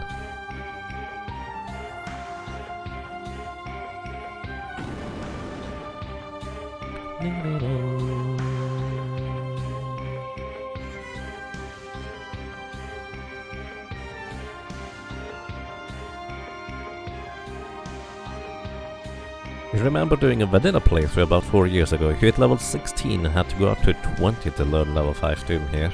I see. If you know where to level, that's not that big of a deal, but... well, if you casually play through it, you might not necessarily know it that early.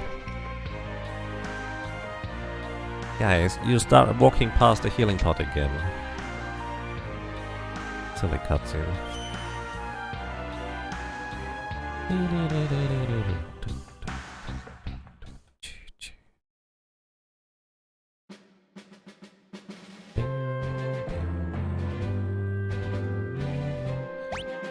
I don't know if I should trust this or not. Ah, alright. You get an encounter in the desert is guaranteed a chimera, which has a very, very, very, very high likelihood of just one-shotting you. At this level anyways.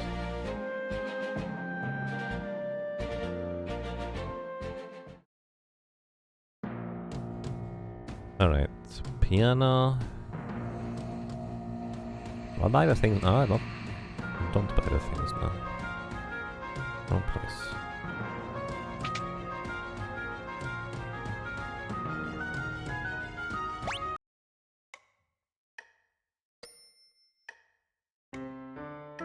Money rolls are not the best experience, but free money. Basically, yeah. The thing is, it's best if you actually have some way of one-shotting the entire wolf pack, but often you don't. It's still pretty decent money, even if you hit them one by one. You killed over 1,000 wolves last year when you had to do quad-sword liquid flame. Ah, nice. Piano flex, indeed. Yeah. I honestly think Quad-Circular Biblos is less difficult than Quad White Mage or Quad Thief. Those are just mean.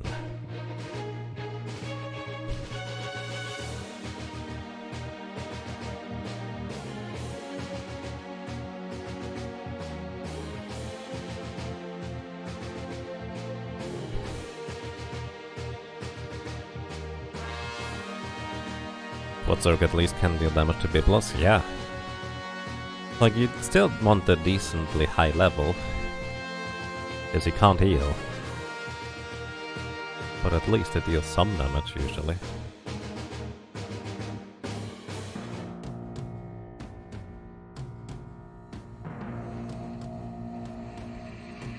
Let's get out of my research, thank you. Do I wanna... No, I don't, because I need to sage surplus instead.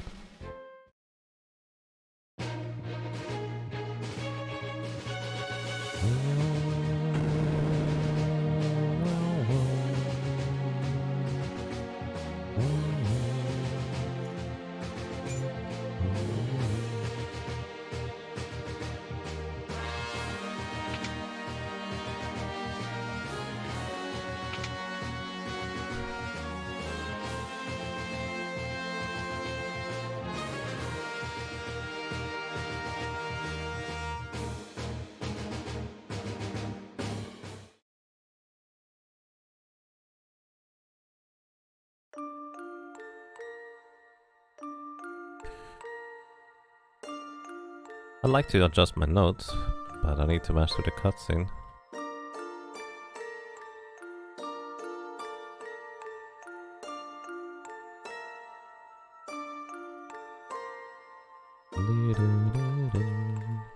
Actually, only need one flame rod.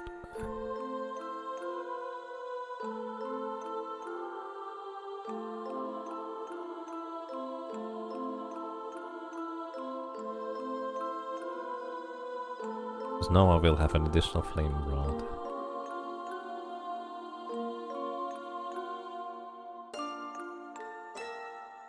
Meow, meow, meow, meow, meow, meow.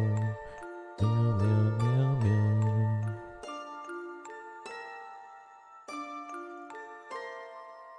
You know, there's some convenience things that I actually didn't realize were in Windows 10 but not 7. In Windows 10 you can mouse over a window in the background and use the scroll wheel to scroll up and down. Can't do that in Windows 7 apparently. Inconvenient. Honestly, it is 7:38 AM. My parents might be awake. So I'm actually gonna briefly take a quick break. Stop the timer. I said stop the timer. Pause. Where's my settings button? And I will very briefly go see whether I can set up like borrow one of their laptops. So be right back everybody, quick break. And in case you're wondering, no, I wouldn't get a break during the actual run, which is why we are doing practice.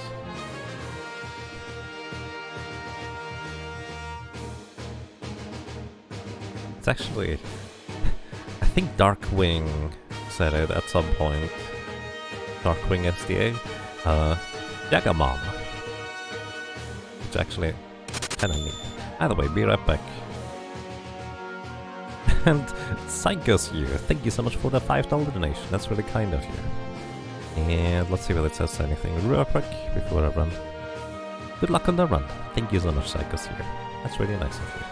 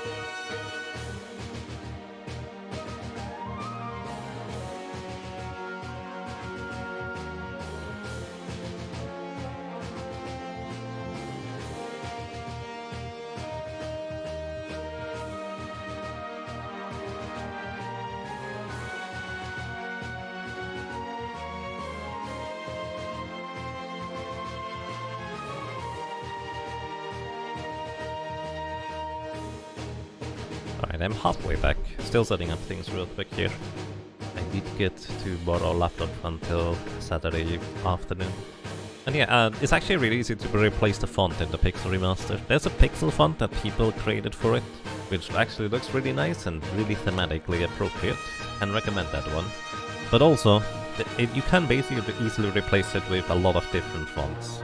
Especially if you have like trouble reading because of the kerning.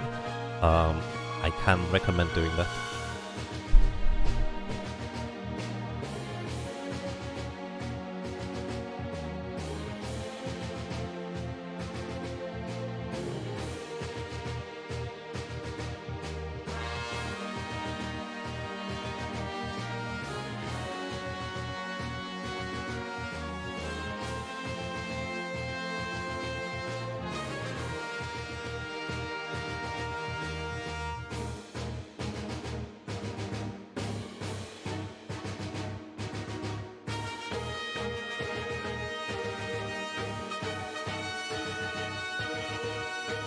Factors.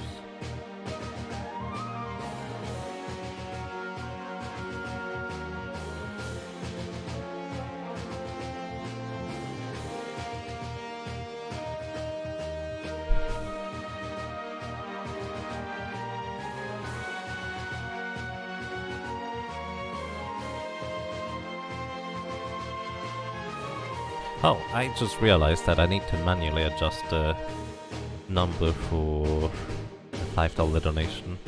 Sorry, if I miss anything like that, please make sure that I catch it. Okay, we have chat over here now. Please stop disappearing behind the other window. That is really shy today.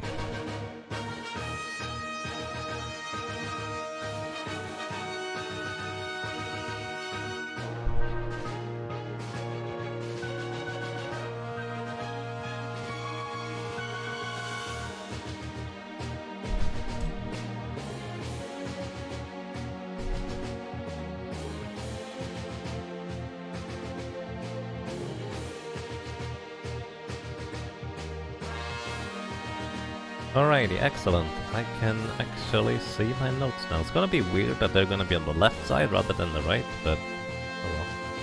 But they're then behind the window where I can't see them at all.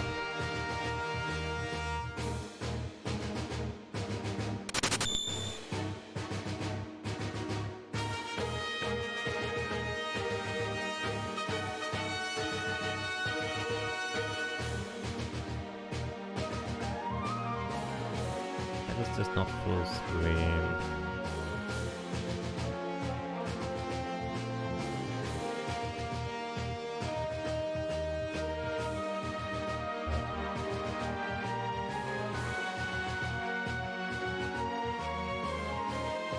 Alrighty, but I think I got it now. Fork TT, thank you. Thank you so much for subscribing. Welcome to you. Well, I'm glad you enjoyed your stay. And good night, Sonic Nintendo fan. Oh, you're heading to Pet Psycho Skew. Alrighty, thank you for dropping by, and I hope you have a most pleasant night, day, whatever it might be for you. Take care, and rest well. Alrighty, sorry about that, let's continue.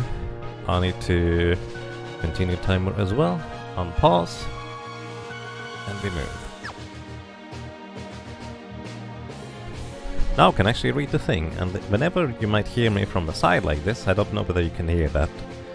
That is when I look at the notes now. So we now go to Crescent Island, play the piano. Sell the ninja suit, buy the Sage's surplus and the plumed hat, as well as grab the Black Jacobo. Then we equip Butts with the Mangosh and the Sage's surplus, the plumed hat, elemental, and the Black Flames.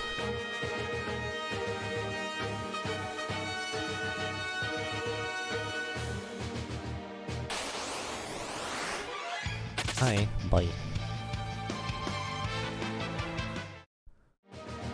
Am I saying I might sound sideways?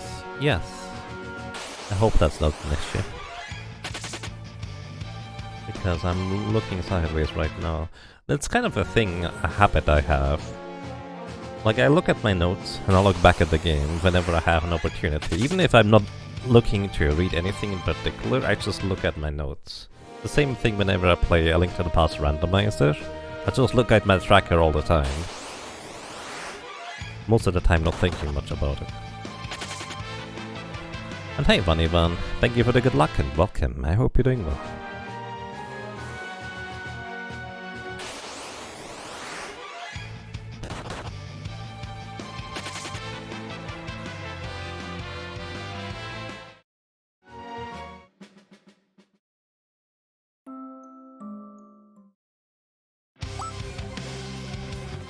Seems like the ship encounter rate is higher, is it just you?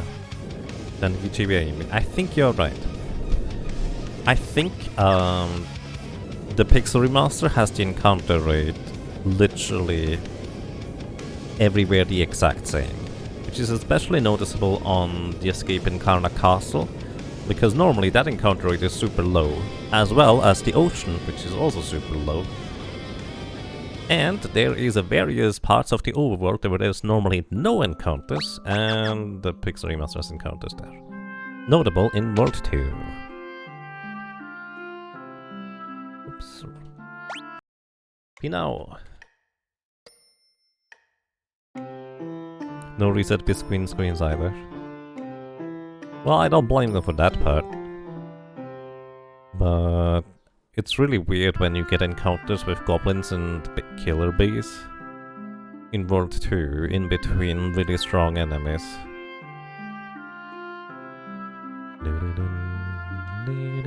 Do I even need to sage a surplus?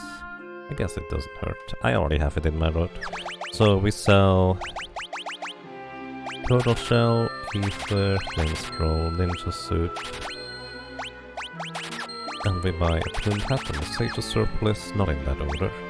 And we equip everything on Bats, Optimal, Elemental, Sage Surplus, Mangoes, perfect.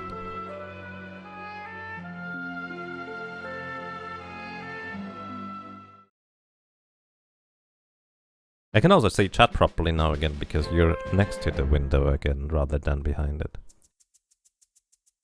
Is playing all organs on incentives? Yes, it is. Oops, excuse me. Also, Chocobo is not running away.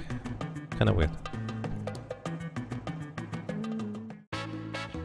And welcome to you, Hammer Beard. Feel free to correct me. Whoa. You found me from my monk solo single character challenge of all things. Really enjoying it so far. Nice. I'm glad you like it. I need to remember to not mash the menu button in order to mash your text. You're going to as soon as this run is over. Oh, that might take a while. This is also a practice run, so I might just take my time and briefly pause the timer to test stuff, potentially. Maybe, maybe not. I don't know. It's a very short routing time we have. Well, little practice. The black chocobo is much more black and not purple. Yeah.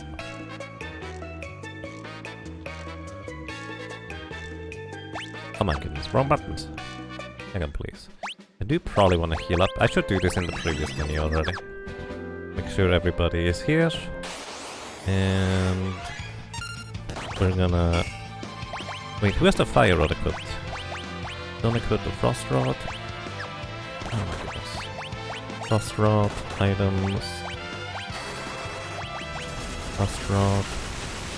Oh, we can't do the thing. We defend Ferris.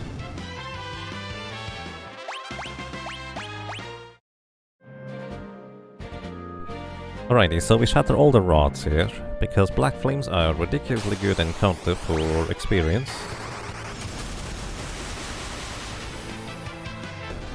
They give 1450 experience, which is split among all party members for that matter, as well as they give 875 gold, I think, which is more than a rod cost to shatter, plus they have relatively low HP to begin with. So I need to get Butts here to be able to use a rod as well real quick. I should not have a flame rod here, by the way. I'm just using it because, well, I still have one. Most people just call you Hammer. I see. Welcome to you, Hammer. Alright. Actually briefly going to wait until I can command butts to do a specific thing here. This is fine. Cross drop, there we go. Alright, so now, because of the auto battle combat thing, I will have everybody be able to do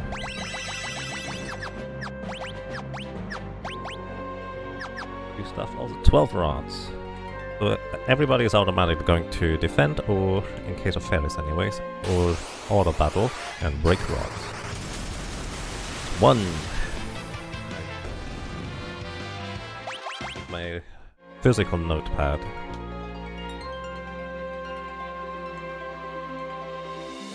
I hope I'm not randomly cutting out because the contact is a little bit loose. Okay, that is number 2. We get 12 frost rods broken.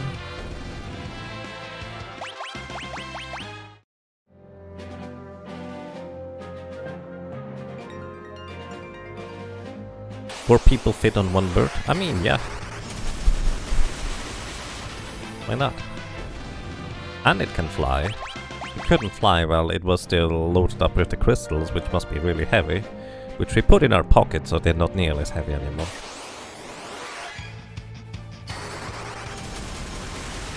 Chocobos are big birds, you know. Oh, I would like to see how large a chocobo bird would have to be in order for it to still be able to fly while having people on the back. So I think that would be fun. I think that's 4. I didn't actually keep track of the notes.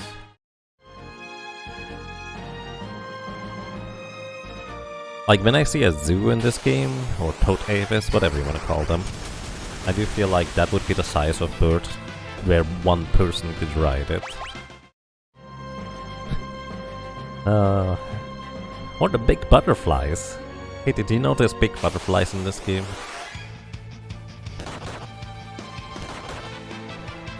Oh, don't kill Lena, please. That was a hit. Huge hit right there. Thank you for not killing Lena. There's an enemy on the ocean in World 3 that the PlayStation version calls Big Butterfly or Giant Butterfly. I don't remember. It literally looks like an avis or a rock or whatever you want to call them. And I still think that's really funny. We're level 15, which is sufficient, but 16 is nicer. The PlayStation version translation is what happens when you give your game to translate that has a lot of mystical and mythical creatures in it. And the translation team just doesn't know what these things are because they are supposed to translate things for businesses. That's what I think happened anyways, and I feel like that is somewhat reasonable to assume that way. Also, let me check real quick. Good. Nobody has the things. 2 more frost rods. I was actually 2 off by frost rods. Preemptive strike. 1 more. You like to imagine chocobos are slightly smaller than ostriches, but their wingspan is like 2 times larger or 4 times larger in case of black chocobo. Right. I mean, it's probably like most fantasy creatures. What?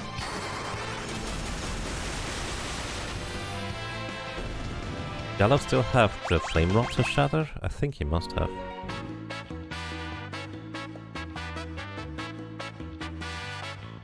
Huh. So now we buy 20 lightning rods. Library heal and back row everyone. Right, the back row everyone is kind of irrelevant because that is a remnant from me having done a slightly different route before.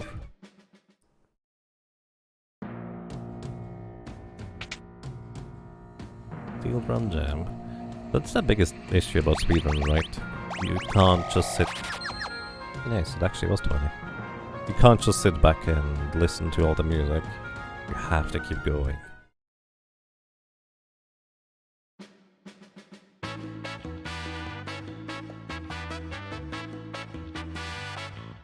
What? Wait, did they change that? Didn't the dude say more like ew? Is it now actually Hua? Am I making that up? Or maybe I'm just not listening closely because I make the sound alongside it.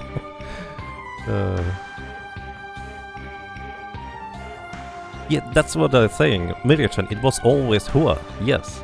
But initially when we played the Pixel Remaster, I'm pretty sure the dude yelled, ew! Or something like that.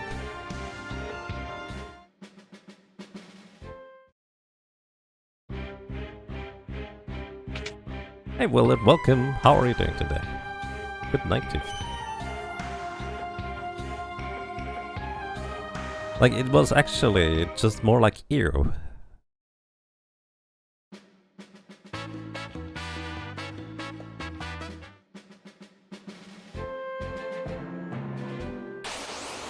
You don't remember it changing due to a patch?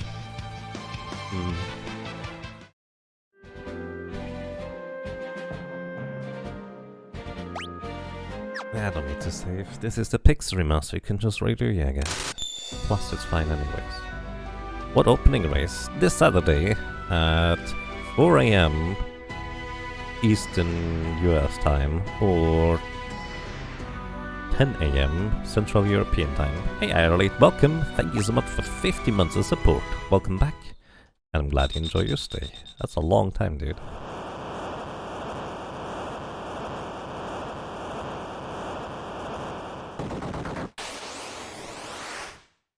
Yeah. The main reason for that is that our restreamer unfortunately has to... No, you don't get to do that.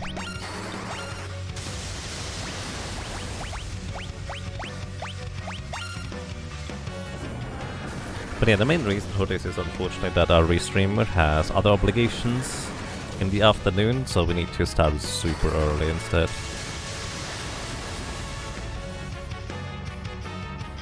You'll be watching starting Friday night. Welcome. It'll be over before you wake up. Oh no. Wait, you're not dead yet? You're supposed to be dead, dude.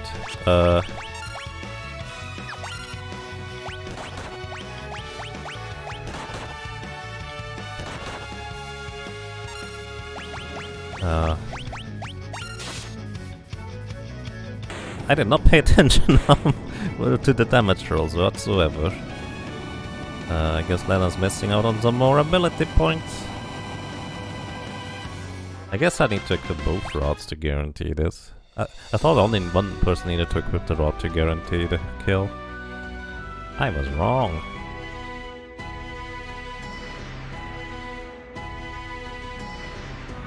Lena dies again. Always random in the world.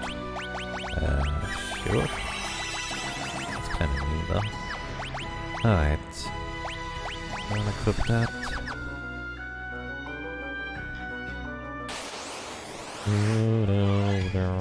Let me run, please. Let me run, please. Thank you.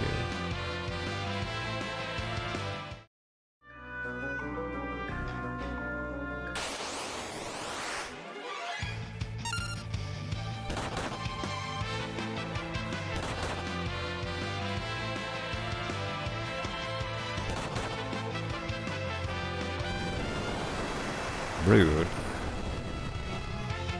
Did I just kill them?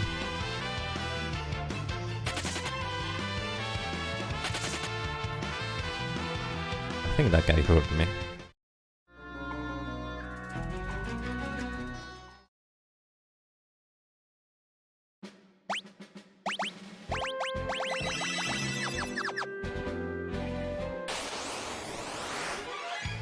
Uh-oh.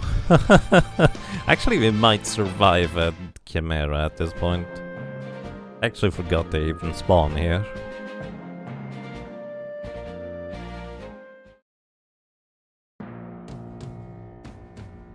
Alrighty.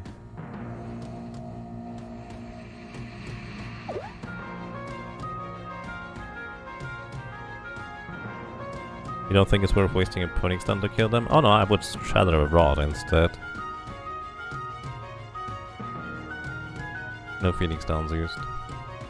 How long will the run be? 5 hours? I mean, I expect it to be 7 at least. 8 probably.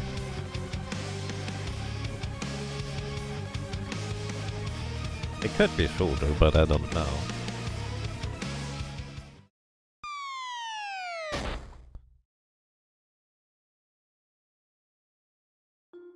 If people are super generous and donate to the charity, then we might have to defeat Omega, and nobody has a clue on how to do that right now, so it would be... Now we defeat Omega.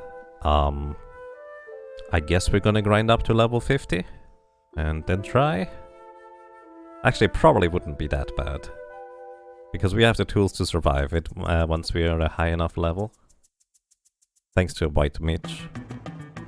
And then we just cast Reflect and hope that it reflects back to itself. Assuming that works in the Pixel Remaster.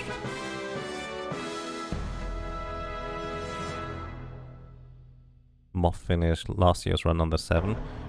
Yeah, but I think because I was running an emulator, since I still don't have the capture thing for my GameCube,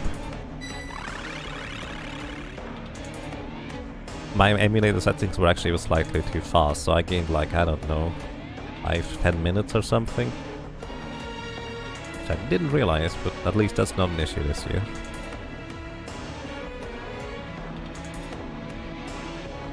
Yellow Dragon release is getting most of the way there. Where do you get a Yellow Dragon from?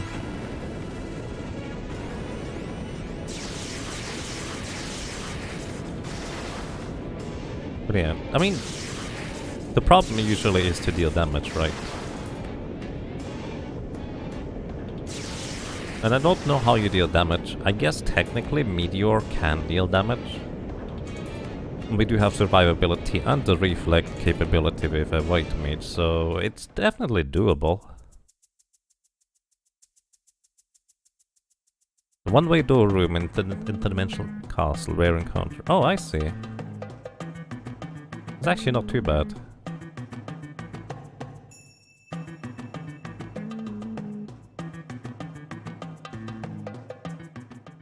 This were GBA, this would be a free Omega team. Yep. Definitely would be. If this were GBA, would also be kind of more fun to try and incorporate a lot more Beastmaster captures and releases. But because it's Pixel Remaster, the auto battle is way too fast to do much more. And the ATB is terrible for that kind of precise maneuvering.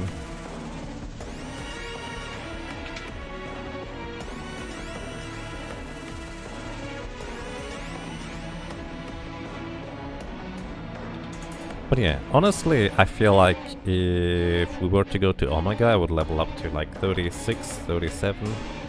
Just enough to survive Omega's attacks with Shell and Protect on everybody. Put it to slow battle speed, probably.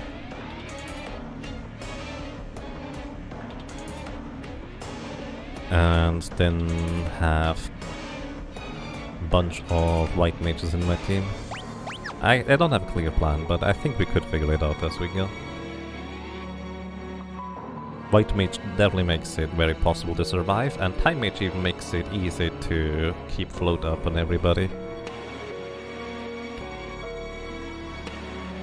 Pixel must have fixed all the cute ways to beat Omega and Shinryu. What did they fix about Shinryu?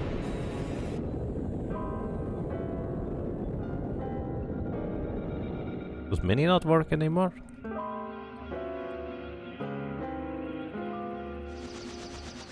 I forget.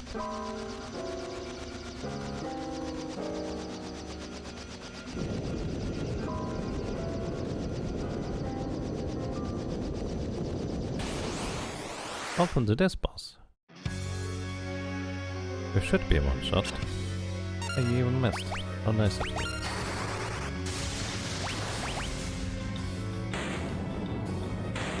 You know what? I should actually probably set up the auto battle in this one.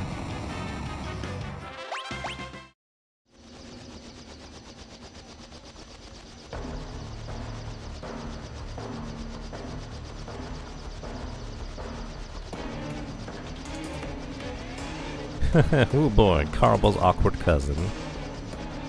Who actually can be quite a menace in a solo character challenge. Because this thing has actually a lot of physical defense. Like, you're expected to use lightning damage against it.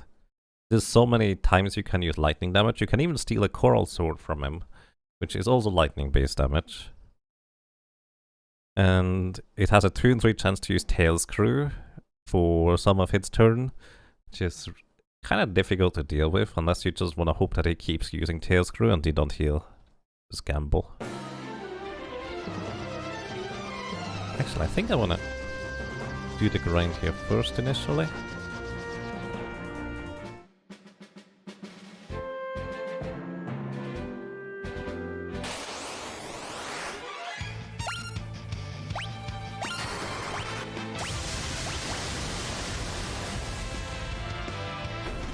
Alrighty, that is 1 out of 17.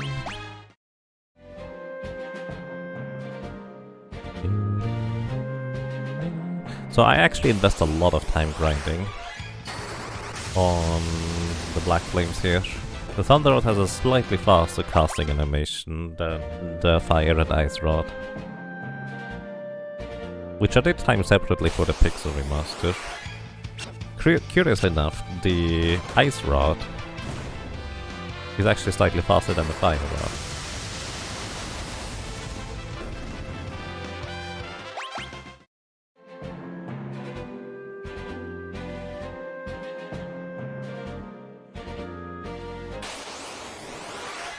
Oh my goodness, I need to get fairies to defend instead of doing this.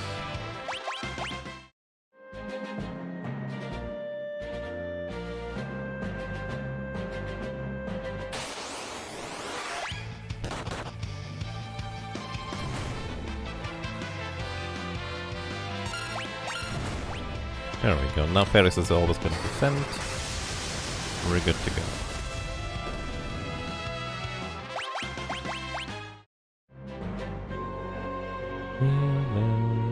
Let fairies punch things? No. That's slow. Inefficient.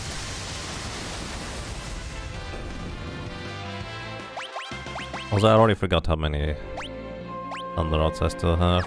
11.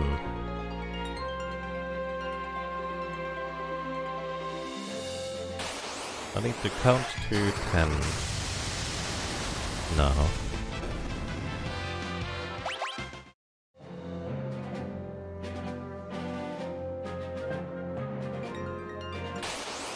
One.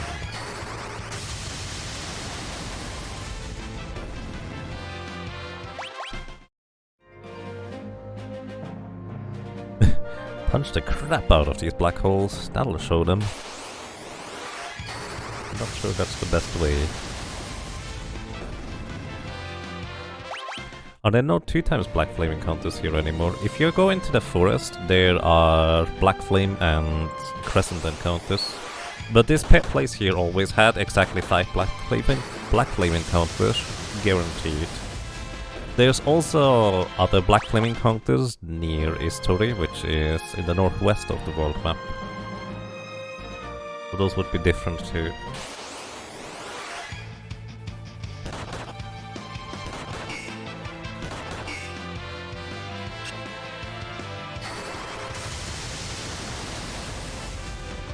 Probably should heal them here.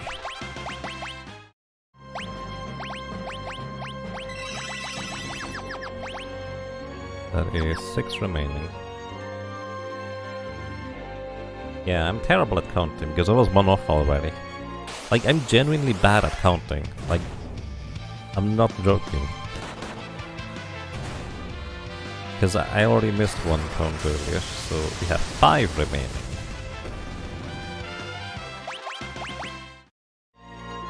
We tend to do your flame grinding on the island above Crescent. It also has the 5 time Black Flame encounter. Yeah. That makes sense. The thing is, this one here you can also land on with the Black Chocobo. Can you do that on the one above? I just always go here.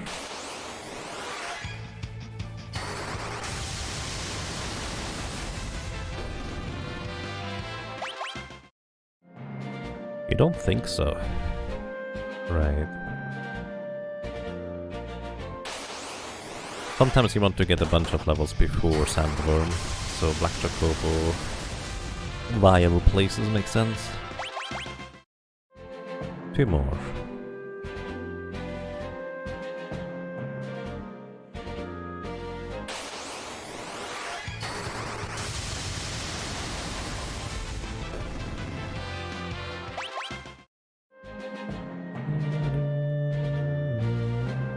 The other island is cool because it's flame-shaped and shaded. Wouldn't that be hot then if it's flame-shaped? You guys really didn't like Lena. Good thing I killed her.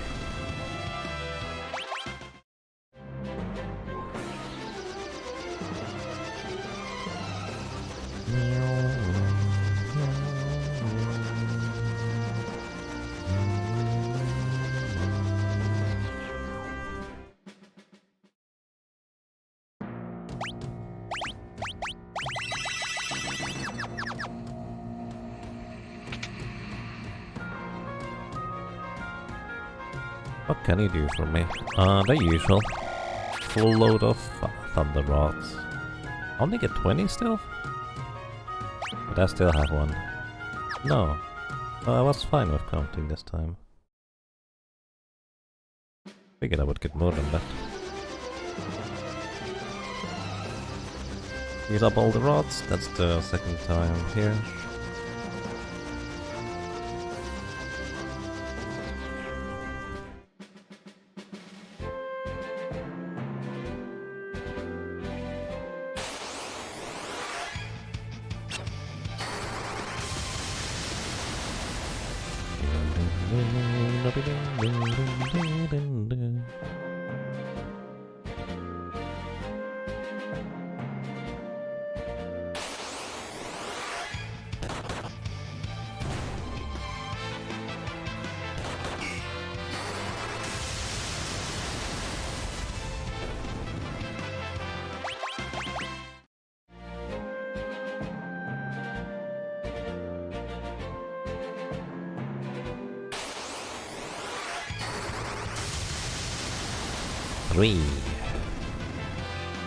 What job level are we? 20 remaining on Butts. I think Butts never died on an encounter for a boss, so we should have the most. 4.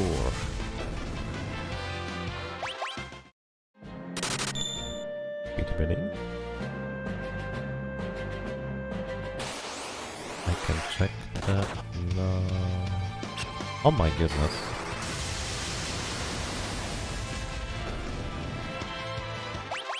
Holy cow. Hang on. I have to focus the window before I can go back to the thing. Oh my god, donated $100 and said try me. Oh dear. Wow, that's tempting. Thank you so much. Oh my god, I suppose for the $100 challenge?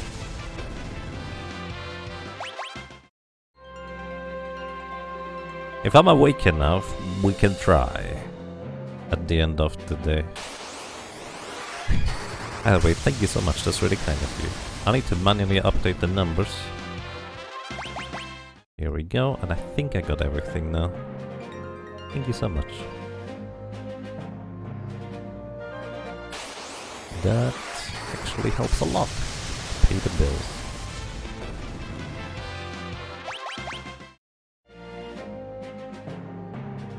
You might use this island if you only have Black Chocobo available. You're just scared about the lower island because you don't know which island spawn prototypes, whatever they're called. Yeah. Prototypes are just the island that is slightly southwest of here. Yep. There's also prototypes, I think, on the island to north of Crescent. I'm not sure about that one. You don't usually go there either way. Also, I completely lost count of the Thunder Rods already. You know what I should do instead? I should keep track of how much ability point I need. Because right now, how many... I have 9 Thunder Rods. That is 9 times 3, 27 ability points.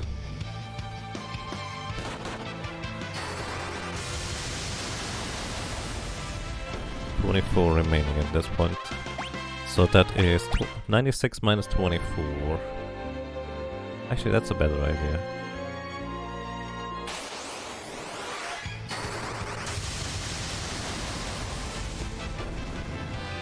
Is 72. As soon as I think Galaf it was has 72 ability points remaining until the next level. We need to restock Thunder Rods. You cannot type tonight. That's okay.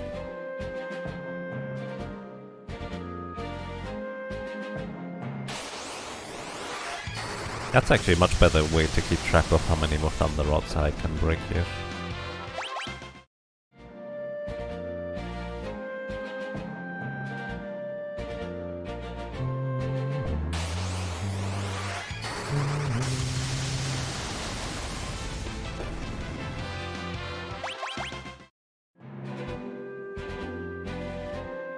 Also, if we had Beastmaster earlier, prototypes would actually be a decent farming spot as well. Although I'm not sure how efficient it is in comparison to doing this here in the Pixel Remaster, because auto battle makes everything so much faster. Even if the turn order just makes it simultaneously slower, it's still on average probably faster. Alright, Galef, how much more do you need? 78, so 2 more.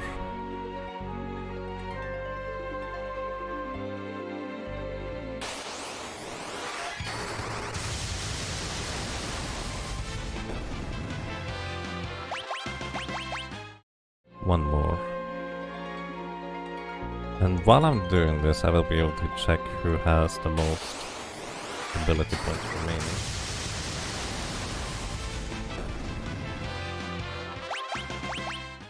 Well, I say that, but I didn't check it. So until, basically, once we have characters with only 20 ability points remaining, that is when we move on. It would be slower either way because control can miss. Maybe, but you explode them, so it goes pretty quick.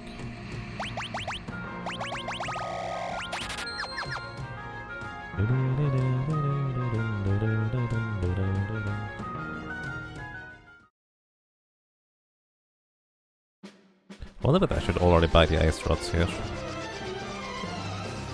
Did I already watch the cutscene? Hang on. Probably should go watch the cutscene.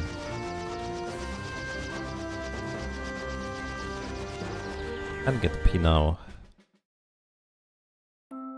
Yeah, you can't auto battle control apparently. I have to admit I didn't try. Because my route basically just involves getting time mage on everybody level 6. Well, except Ferris, who gets white magic level 6.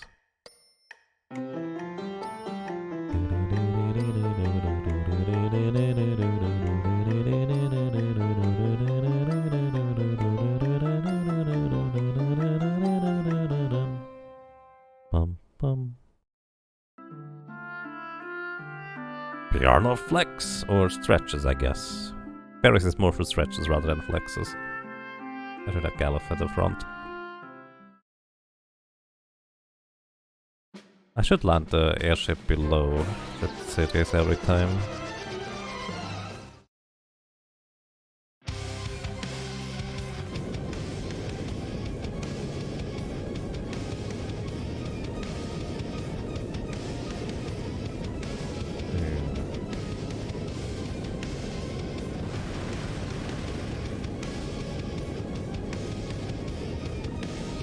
And yeah, it makes sense. The thing is, the way the Game Boy Advance handles that for control is effectively it just selects the same numbered option, so to speak. So because explode and control happen to be the same number, number 3, you can just keep holding down the button and it's automatically going to select control and then explode right after. Which works pretty well. 74 is the highest number.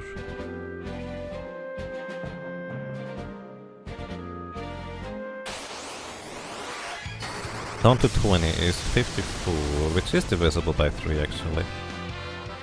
So 51 remaining, that is 7? 17 encounters.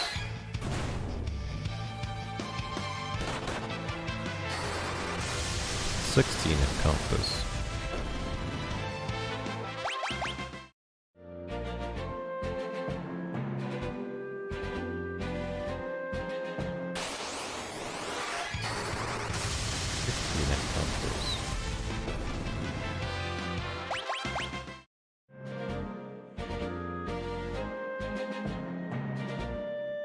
Did I use mute? I did use mute. 14 encounters. I've never been a big fan of this part of the game. You constantly have to go back and forth between Crescent and either the library or where Ronka should be.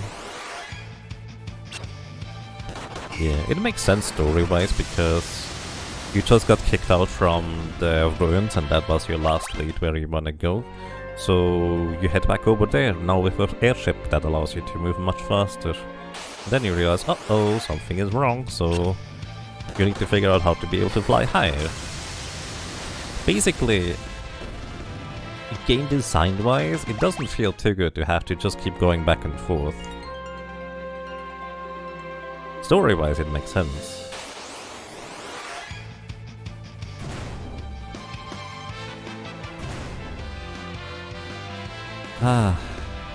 Actually don't mind the dart sparking. Like, it's slower, but at least we don't take any HP damage.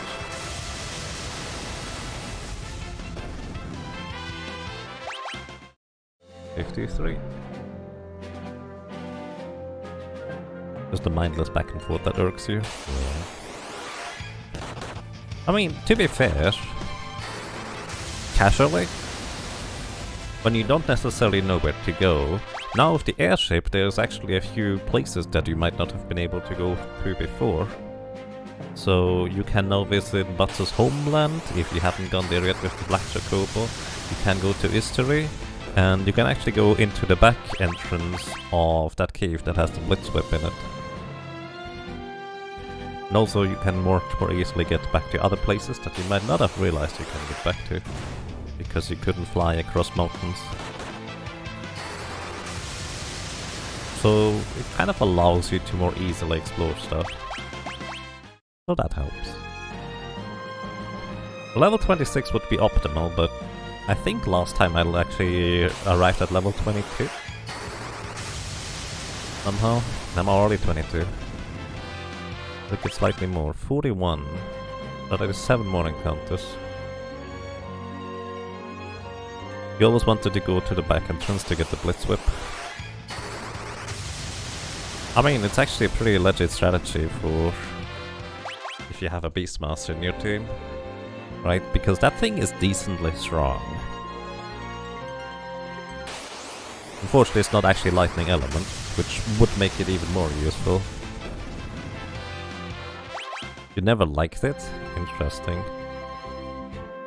I mean, the alternative for a Beastmaster is just have a regular whip, which isn't terrible, but compared to a lot of other classes, your weaponry is limited. Then again, maybe your weaponry is capturing and releasing a bear, which works as well. But you have to go and capture the bear every time again. Because they somehow always find their way back into the desert, which is kind of impressive.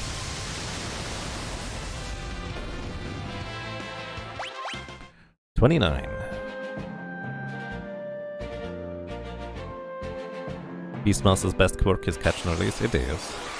It's such a wide range of things you can do. It's actually even a wider range than blue magic. The big is, well, catch with it, of course, is that it's a one-time ability, which is really, really fun to just route and figure out when you're trying to go fast, because there's so many variables and possibilities. It's great. I'm not sure I would have experimented much casually with it, because I mean, it feels really random at times what is or isn't good. If you don't know these beforehand or look up a list, then I feel like it could be rather difficult to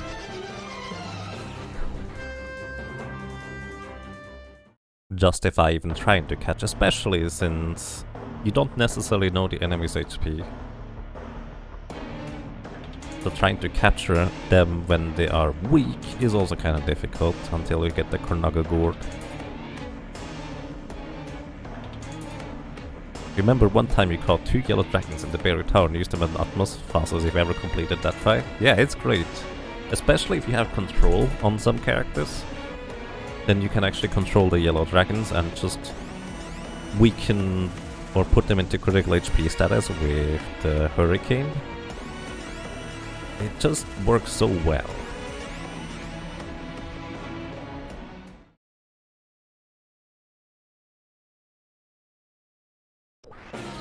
Alrighty, now back to Karnak. We wanna buy 3 ice rods, the rest in thunder rods. But before that we wanna buy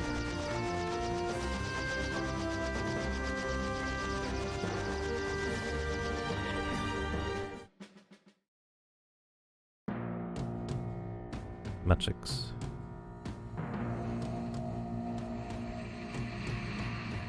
Yeah, that's fine.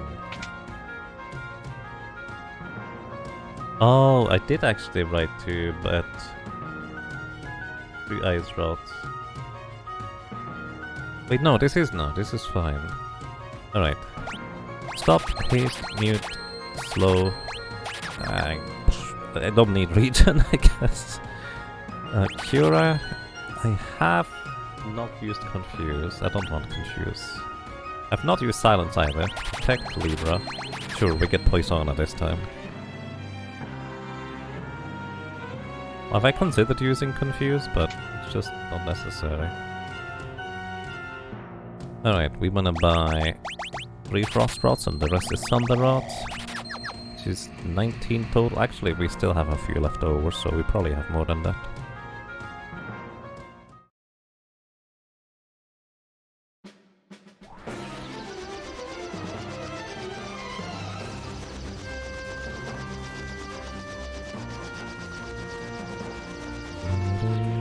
Oh my goodness. No! My Toad's laptop cut the monitor out. Awkward.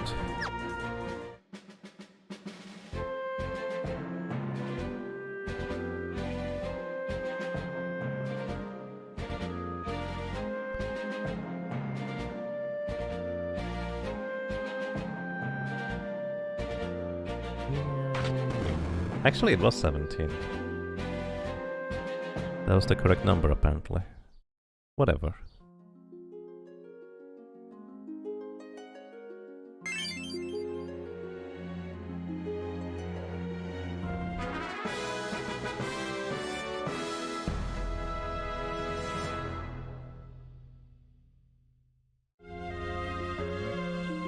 Tomato.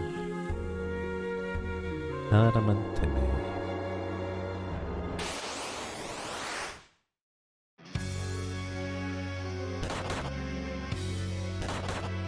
Huh. He actually didn't get killed here. Alrighty. Then I'll just Frost Rod, we do Thunder Rod.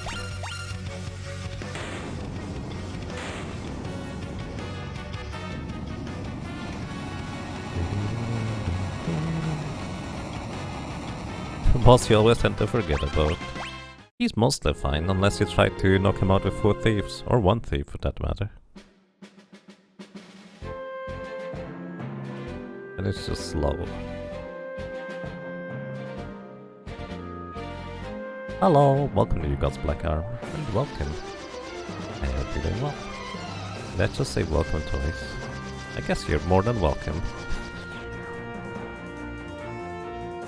What Bart? Oh yeah, I guess Bart would also be rough. Huh. At least you have Regent's song? Oh dear, that's actually less damage than Thieves, isn't it? And you don't get high potions.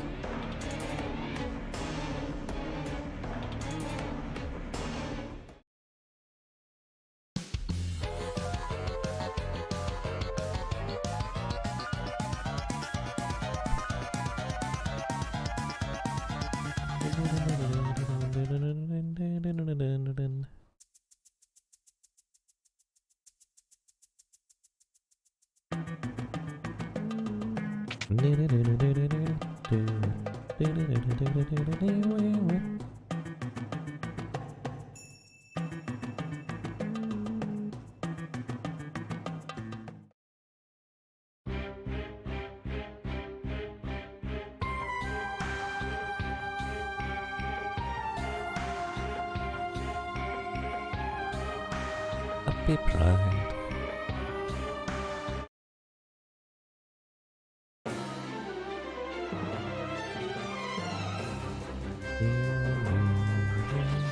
Alright, we equip a Thunder Rod on everybody. Except you don't get anything.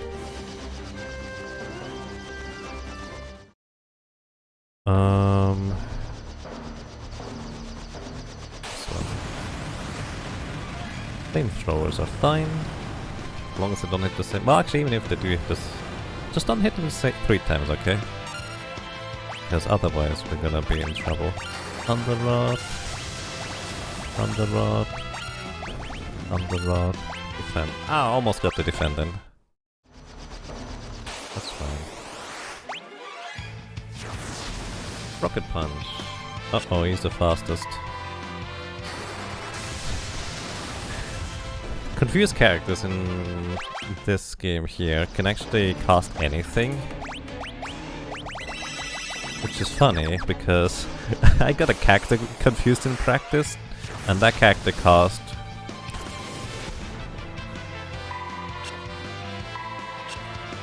Oh, really? I need to set that up again, because you attack confused. Rude. That character cast return, which that was kind of funny.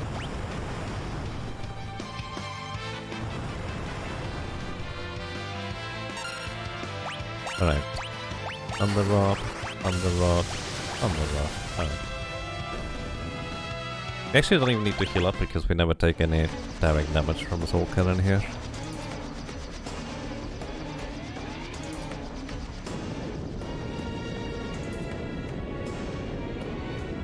Soul Cannon is free with Bart because of height. Yeah, it's just slow.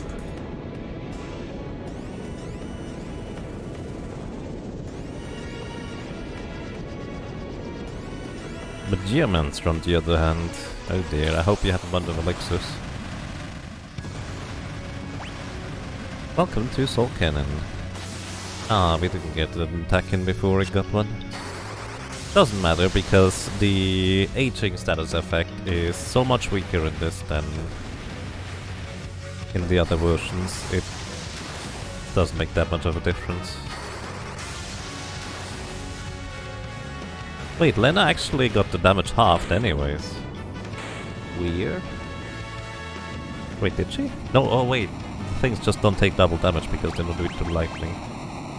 Never mind.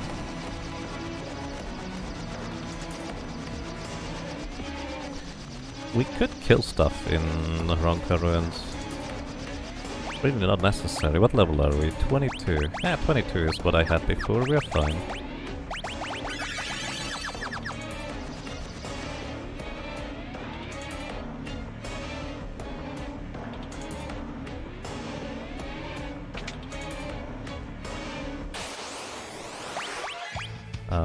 Just run, guys. Try it anyways. You know, for a few people who had a character confused by net and they casted Arise on the dread part, on a dead part. Wait, you can do that? Oh god.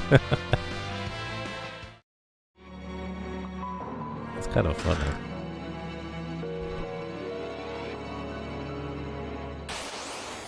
I actually don't even get a rise in this. Like, it's 10,000 skill if I were to get a rise. But I just don't need it, generally speaking. Fun fact, I had actually 2 elixirs left over and I skipped a ton in my practice run. But I also did get to redo stuff in my practice run, so maybe I don't have that luxury.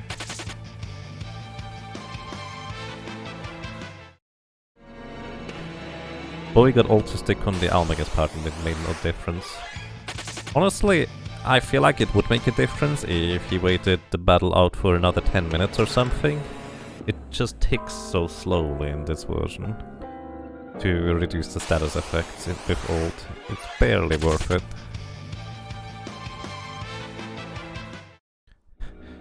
If your HP is so low you get one-shot by everything, who needs full health right anyways? Well, I mean, with Shell we survive some spell attacks, but that's about it.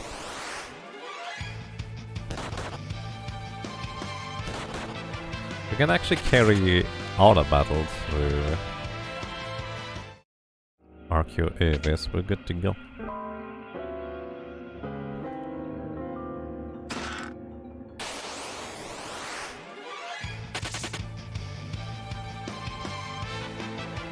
Phoenix Downs and Race is good enough in most cases. If you have Phoenix Downs, I sell most of them. But yes, that is indeed accurate. It actually can even be beneficial if you have a knight and you want to use cover strats. Because Rise revives them in critical HP.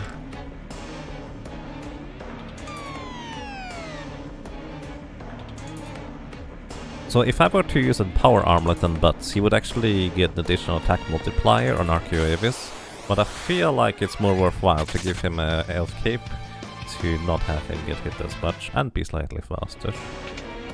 Because we have to deal with the quote-unquote undead part that is not undead of Archeo Avis with plinking with the mangoes.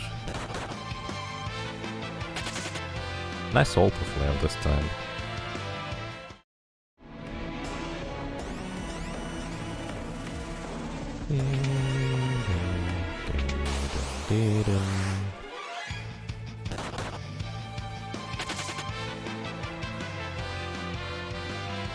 Yep.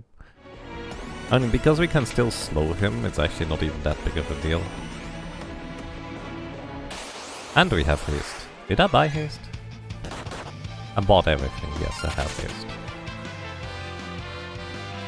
So generally speaking, it's quite fine. I wonder whether slow actually sticks if I were to slow the first form. I do think they actually did program it as 5 separate enemies. But probably not. Because you also get the rewards from each individual form. Which actually is probably the best change about the Pixel Remaster. You get proper rewards from defeating all the enemies in combat rather than just the ones that die at the end. Like in the library, for example. Alright. Equip optimal here. Power armor. No, you get the elemental. You can have a power armlet just for defense purposes. And it's such a hassle to put Cactus into the front row in combat in the Pixel Remaster if you don't slow down the battle speed. I actually just put him in the front row to begin with. That's fine, 1 in 3 chance for that to happen. You have Thunder equipped, just knock him out. Time Magic, Haste. Butts right here.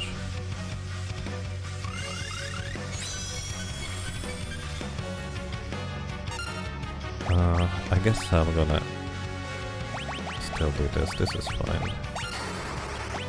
We're gonna protect him. Form 2 dead.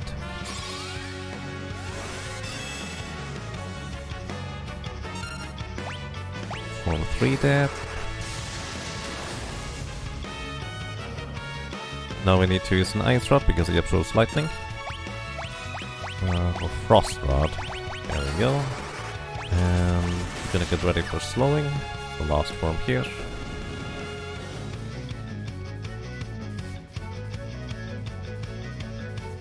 I need to remember that I can master the dialogue here. You defend, you attack. Right, I need to switch button. That's why we actually pick up the Magos. Defend, defend, defend. Breathing 25% gone, is fine. And that's all we do now. Just wait. Because he's slowed, we go way faster, as long as auto battle goes and we don't lose time.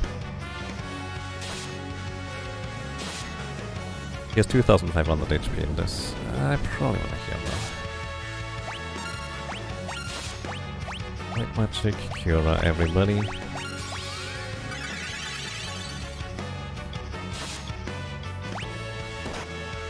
Ooh, Tusk is not good. I actually need to answer to that one. Because he's blinded now. I don't have eye drops actually. Right. Uh-oh. Wow! He can kill! What a meanie. So everybody should get... or should have level 6 time and white magic here. Hopefully. Even if somebody dies. He does not normally know Blaster, that's a thing in the Pixel Remaster. Which most of the time seems to paralyze in this version. Okay, we're good on job experience, that's good to know. Galov, remove all. But yeah, he has Blaster, which is pretty nasty. Which honestly, I prefer Blaster over Maelstrom to be fair. Like, it's kind of mean, but most of the time it just paralyzes and you have a party of 4. It would be way worse in a solo character challenge, just tell you that much. Is it that time of the year again? It is indeed. Welcome to you, James KT. I hope you have a good time.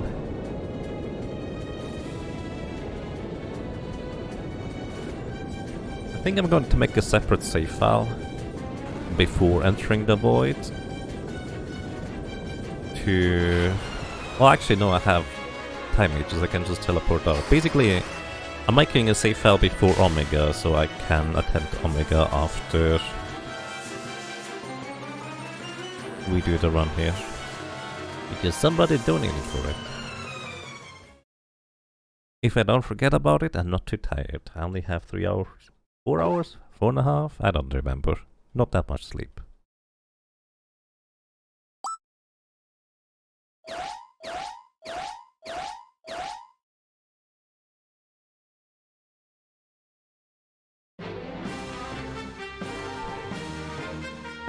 Doesn't Pixel Remaster automatically unequip cartridges with the party? Nope. I didn't have the Elemental and Magos last time.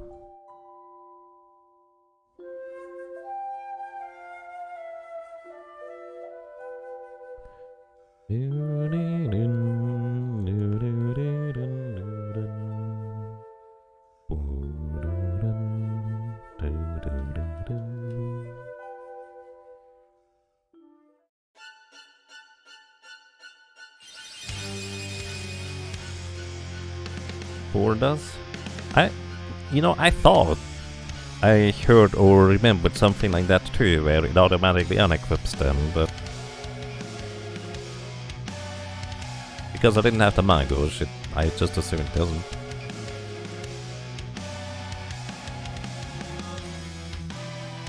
To be fair, I didn't look that precisely anyways, because it was not really all that necessary.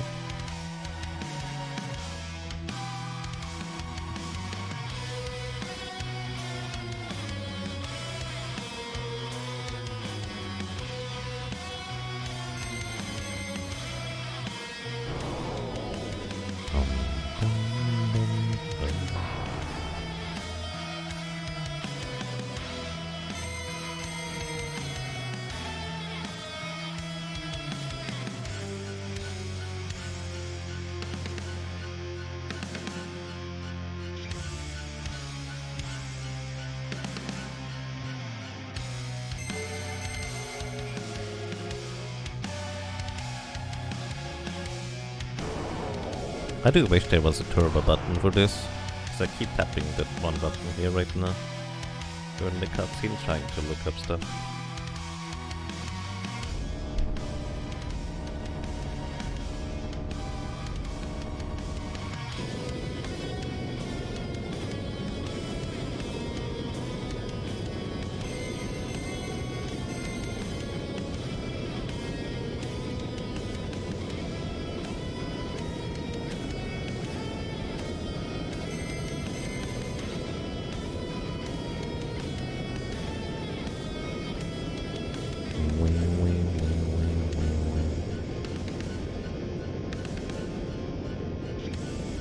Go sleep with fairies.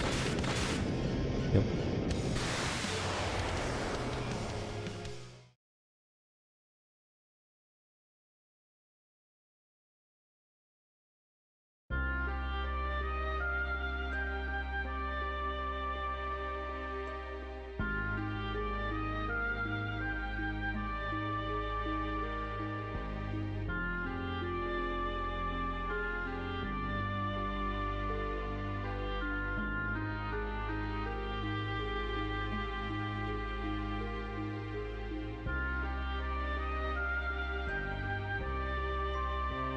Oh.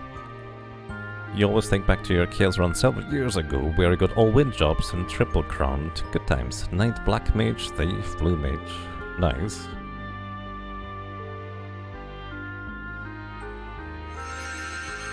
It's pretty good. You got everything you need. Then again, Blue Mage covers for most things. Black Mage just nukes the rest. Pretty good, yeah.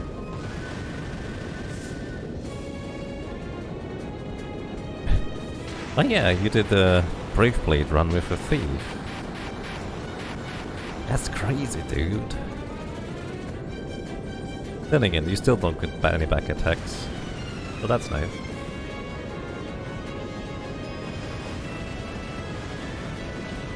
You know, I feel like they should build their bridges not out of explosive materials in that universe. Because that seems dangerous if your bridge can just explode like that. Does that mean anything that is exploding is a bridge in this universe?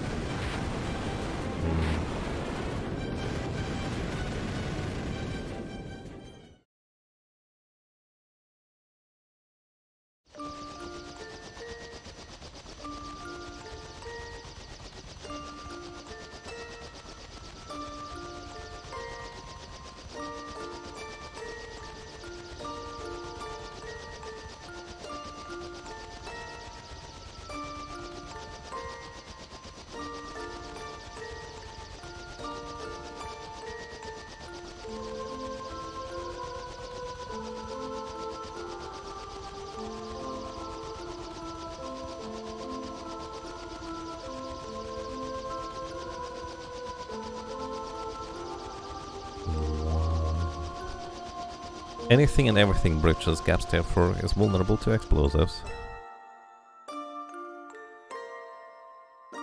I mean, but the bridges are made out of explosives, why else would they explode like that?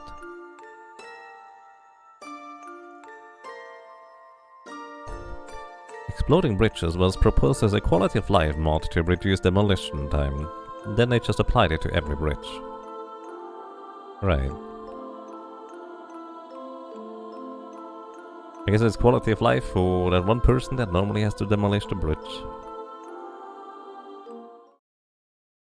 And it will be some nice fireworks for anybody who's trying to cross the bridge at the time. Actually, it's gonna be fireworks for the rest of their lives. You're right.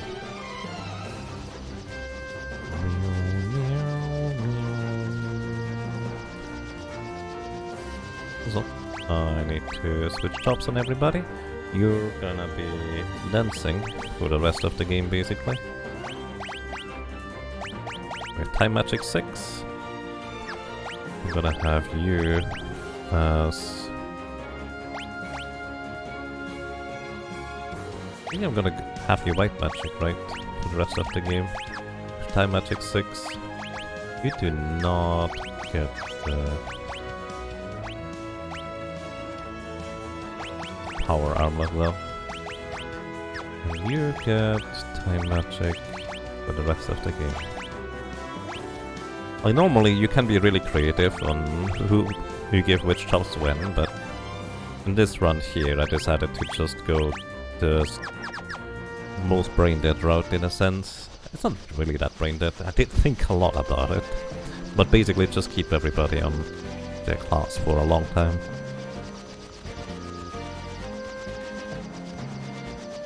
The denizens of Final Fantasy 1 resent this quality of life update as they rebuilt that bridge for the 80th time. Oh yeah, they built a bridge at the beginning of Final Fantasy 1. Definitely part of that demolition scheme.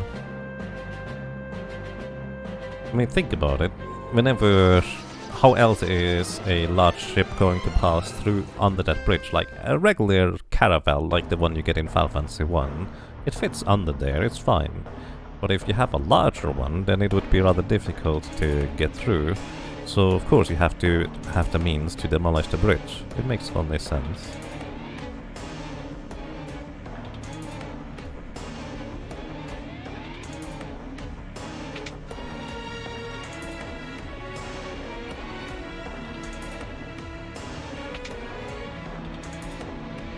And don't even bother picking up Mini as a spell. Oh, you don't have to hit the switch anymore in this version? You can just go through the door after you open it once.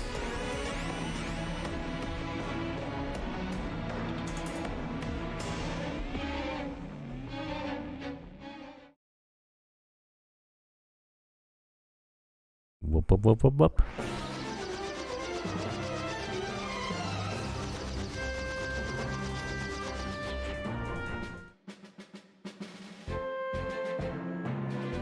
What was that letter? You've never seen it before. New to the Pixel Remaster? No. That letter is there in every other version too. The biggest difference is that the Pixel Remaster makes it mandatory to go and grab that letter. I was really confused on what I was supposed to do, because certain myths didn't show up here until somebody told me when I first played this version, because I did not remember that letter was even there.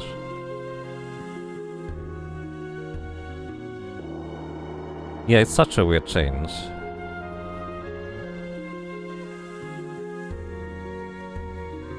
Something like the Dreadnought from Final Fantasy 2 could pass without the bridge destroyed. I've never played Final Fantasy 2. Maybe I should someday. Then again, I should also play Final Fantasy 3. Apparently I should play Final Fantasy 12 as well. I'm probably 13, maybe 15 one day. Who knows? Holden knows.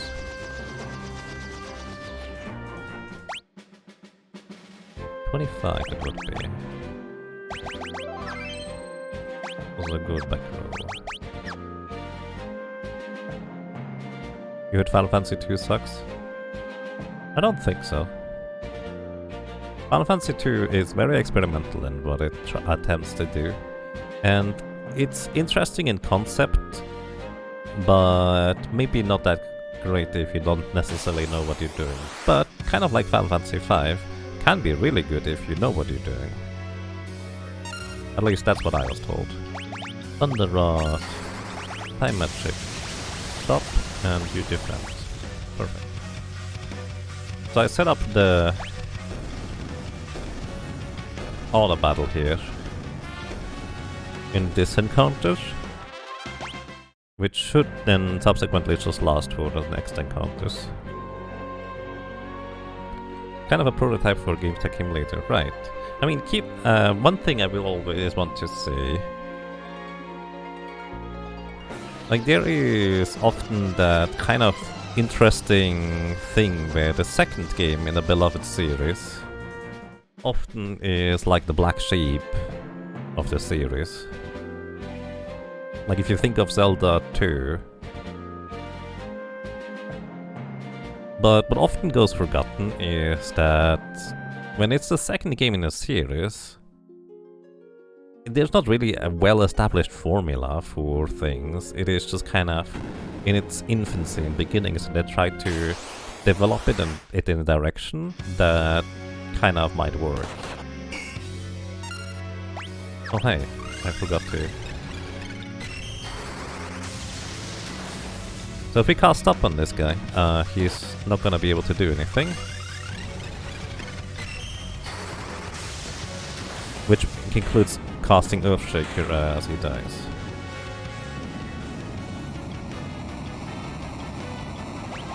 Which is very convenient.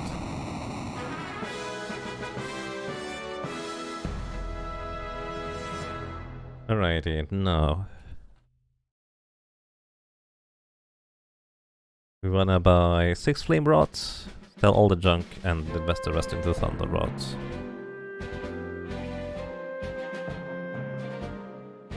And yeah, a lot of people I've heard saying that Final Fantasy II, the Pixel Remaster, is actually a really good version of it.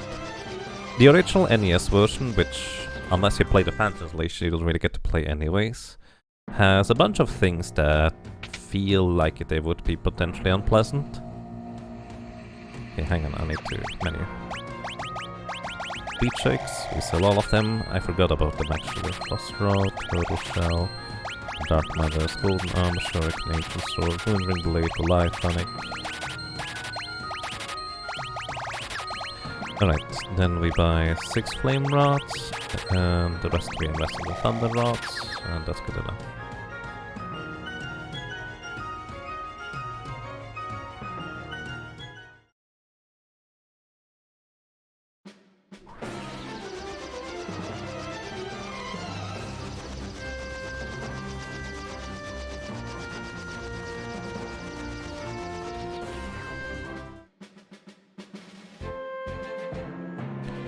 Trails in the Sky destroys you through if you narrate it?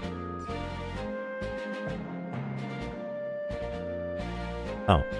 Hey Hoppy, good morning, I hope you're doing well.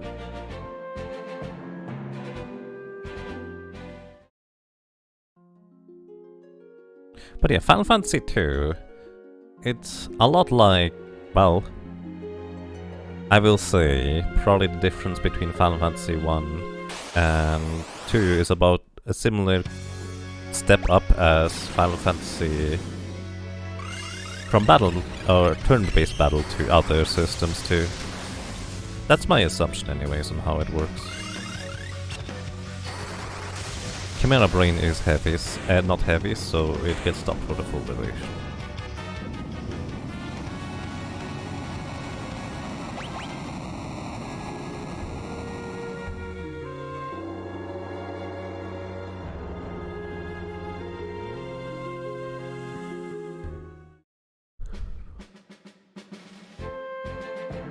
You like spell charges probably more than you should.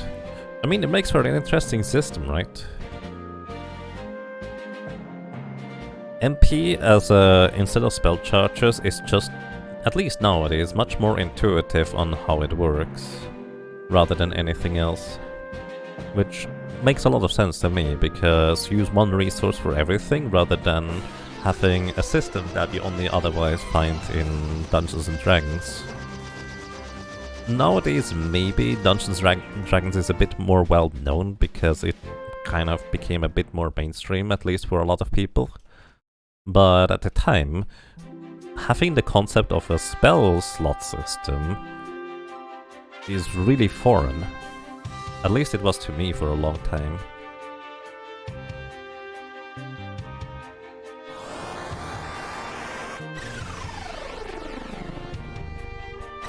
Happy nice day. Well, happy next day. Midnight where you live, so I will guess that you're on the west coast of the USA. Or maybe even Hawaii. Could be Chile as well, I guess. I actually don't know whether that's the same time zone. Oregon. I assume that's in the west. I actually don't know. I don't know where the states are. I know New York is somewhere on the right side and Los Angeles is somewhere on the west. That's about it.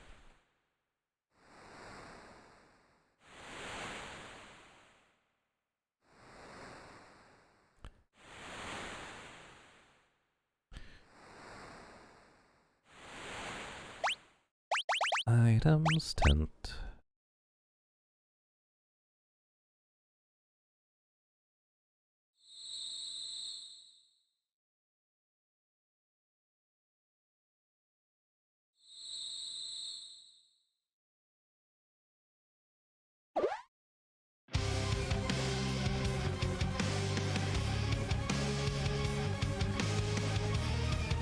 There was a trailer of some that went to Oregon. Right. Hello. Didn't you put a... Oh shit. Did not mean to do that. Now I have to basically kill it because it's gonna take a while otherwise.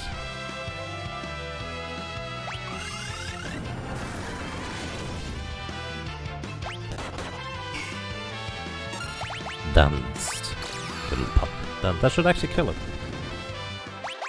Hey, we get an ether out of it. With my setup, I don't really have a good way to get butts knocked out quickly, or knock the thing out too quickly, but I guess it works. If he was still a time mage, I would just break a rod.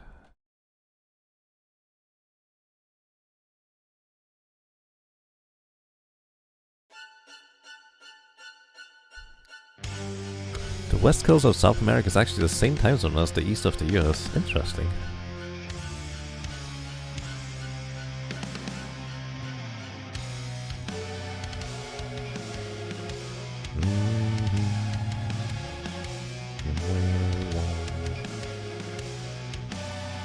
Just run and keep Galuf a time mage. We're gonna change him up afterwards.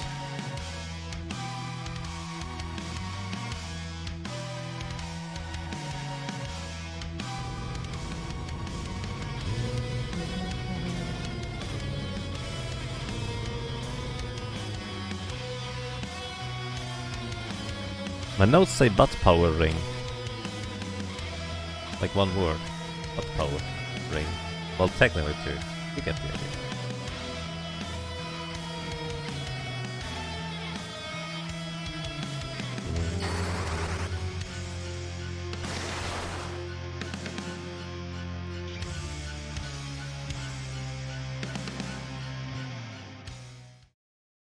Did I want to capture a bear? I don't think I have to. Hi, Greg.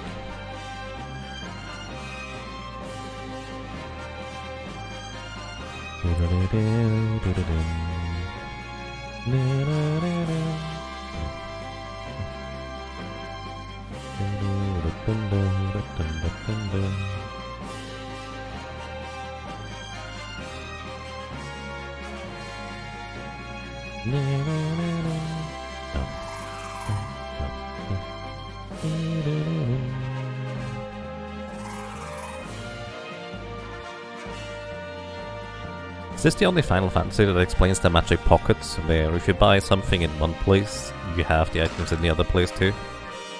Galuf picking up the items and everything from here.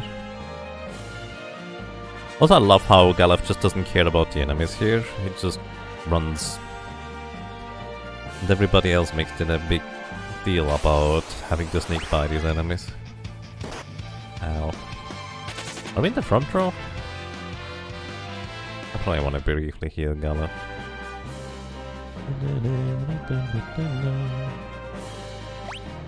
No, he's actually not in the front row. They just actually hit decently hard.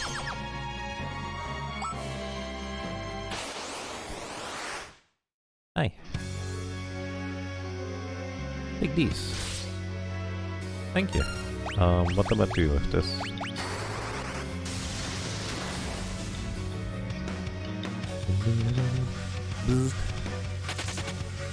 Hi, Greg.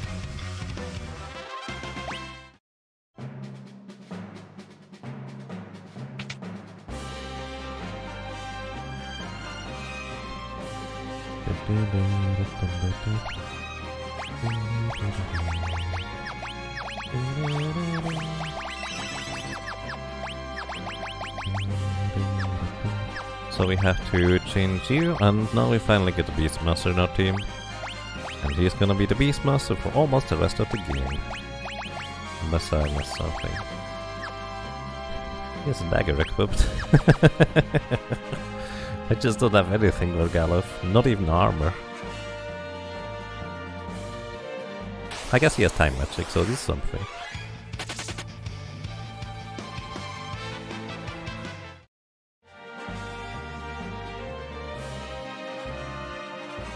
Oh, did the US get in the thing where you have no longer daylight savings crap?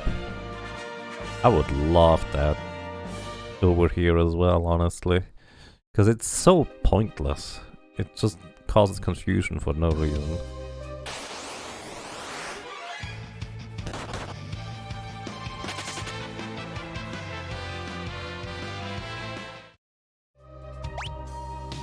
I always want to save before I go on these, but it's just not necessary. It's the Pixel Remaster. I have autosaves and quick saves. Like, my automatic thing is, as soon as I get there, I want to pause, save, and then we go. But, yeah, no.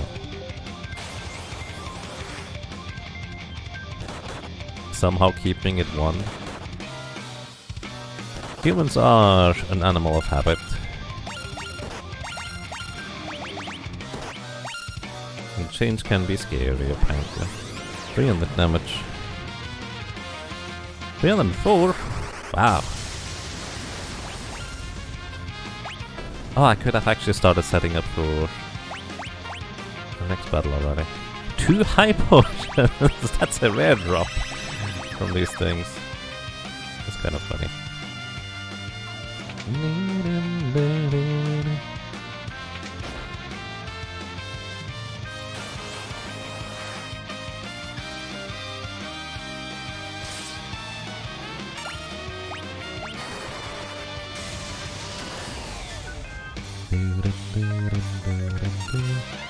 Alright, time magic. Slow you. Time magic. Haste fairies. Time magic. Mute everybody. So mute is actually a really strange spell in this game. Because it allows you to not cast any spells anymore on the battlefield. Which means Gilgofred here no longer has the ability to cast Shell on himself, which means he also doesn't get haste, he cannot override the slow. He could kill Butts here. Wow, what a meanie. But hey, we win anyways. Basically, instead of silencing him, I silence the battlefield. Where nobody can cast any spells anymore whatsoever. This is the only encounter where in the normal game you can actually even cast that mute spell. Which is fascinating. This is like, well, it's not the only... Let me actually correct that. This is the only encounter where it's useful to cast a mute spell, and it actually does something in the other versions too. In this version, there's actually a number of places where you can cast mute on the battlefield, like the crystals. Although that probably hinders you more than the crystals. And also in the Call of Hysteria fight. There's probably more where you can cast mute. But it's such a strange spell. I actually really like it. I wish the description was better, or at least a spell name.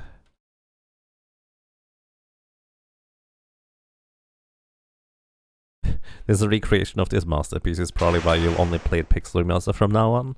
I mean, why not? Might as well. I'll stick to the Super Nintendo version, probably.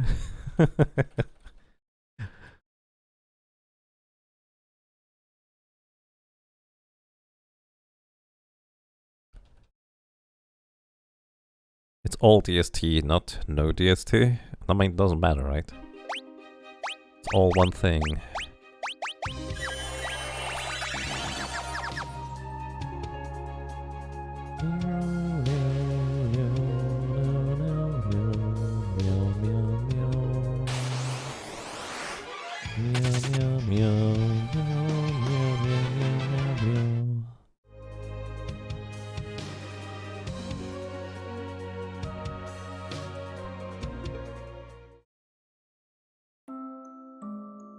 I was supposed to capture Comet Return.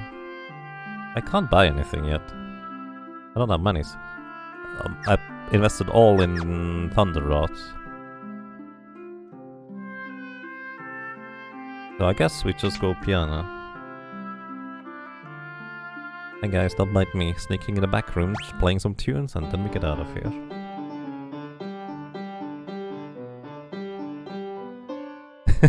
This is my favorite of all the piano pieces right there. It's just like, bring! Anybody who has played an instrument, when you feel like you finally managed to actually get like a good performance of that piece that is kind of difficult, and then you mess up at the last moment. It's just like, ah, really? Oh yeah, piano flex, of course. The others are much better about the piano flexing than me. Also no shield dragons for me. You hate that? Yeah. It wasn't a mistake, it was jazz. Well, the catch is if you're not supposed to play jazz at that point. Also, welcome to Killer Bees and Goblins, because... I don't know. Reasons. Good ball. They didn't manage to get the movement of the Moogle being so afraid of you quite right in the Pixel Remaster, but they tried. They tried to emulate it. Basically, I don't know how they did it, but in the Super Nintendo as well as Game Boy Advance version, the movement of the Moogle being just kind of startled by you is done so well. Like, it doesn't even have any animation frames, it just walks in a very particular way that gives you the sense of it was really startled right there. It's quite fascinating. Did I grab a Lopros? No, I need another thing else.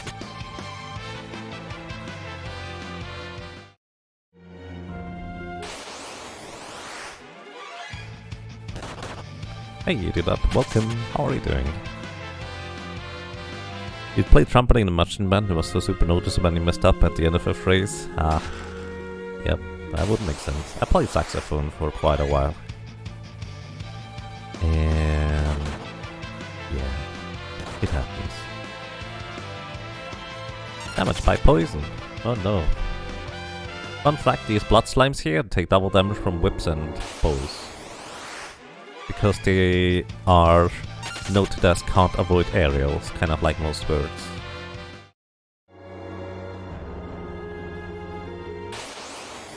Well, I assume they take double damage anyways, I didn't actually test it. Soon we get teleport, we can teleport out of combat.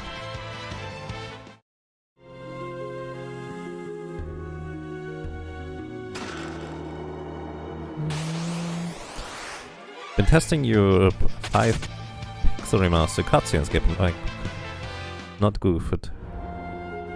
Fixed up to 5 things. Oh wait, you created that. Like, I've seen it in the Discord that somebody created that thing just in time for the Job Fiesta season. Nice. That's pretty awesome. How difficult is that to create, if I may ask? Like, I don't even know where you would start, is what I'm saying.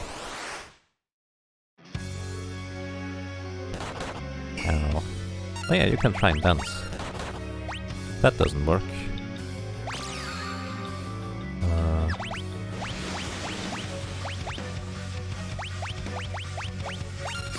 Rude.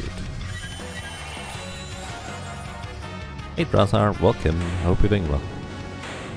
The current state also leaves in some short scenes that tell you where to go for folks who don't know the game ultra well. That's pretty nice, actually.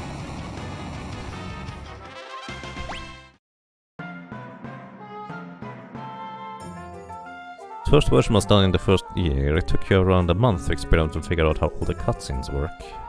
You see? Like, if I might, like, put it this way, I guess. How do you begin, like, modding? What kind of tool do you use? Like, I'm just kind of more interested, not in the specifics necessarily, as much as just the overall process. And how likely is it that I could re-implement the original ATB system with that tool? I'd like to point out that this Moogle is really well fed and has quite the belly.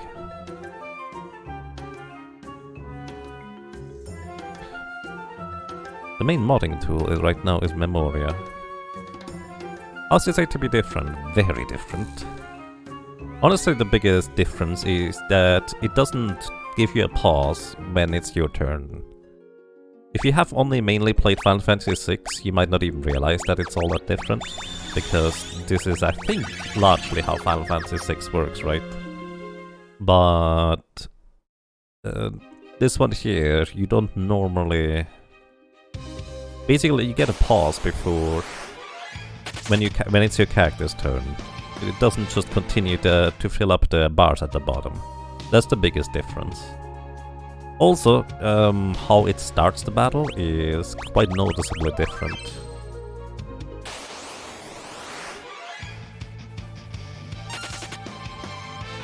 Now we can't unsee the Muggle's potbelly. Yep. I forced an encounter there to just go across.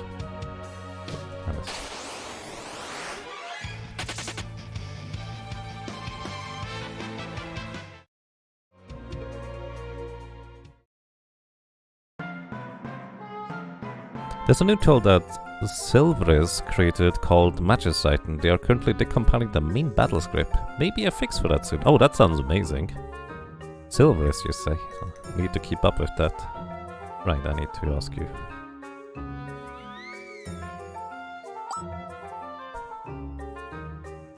This version basically shuffles a turn at the start of every battle rather than having the fastest person go first. Pretty much. Like, there's always been a little bit of variance, but it's literally a speed variable of +1 or -1 at the beginning of battle randomly selected. It's never 0 in case you're curious. Which, by the way, actually affects the entire battle. Like, the entire battle you have minus or +1 speed. It's actually kind of curious.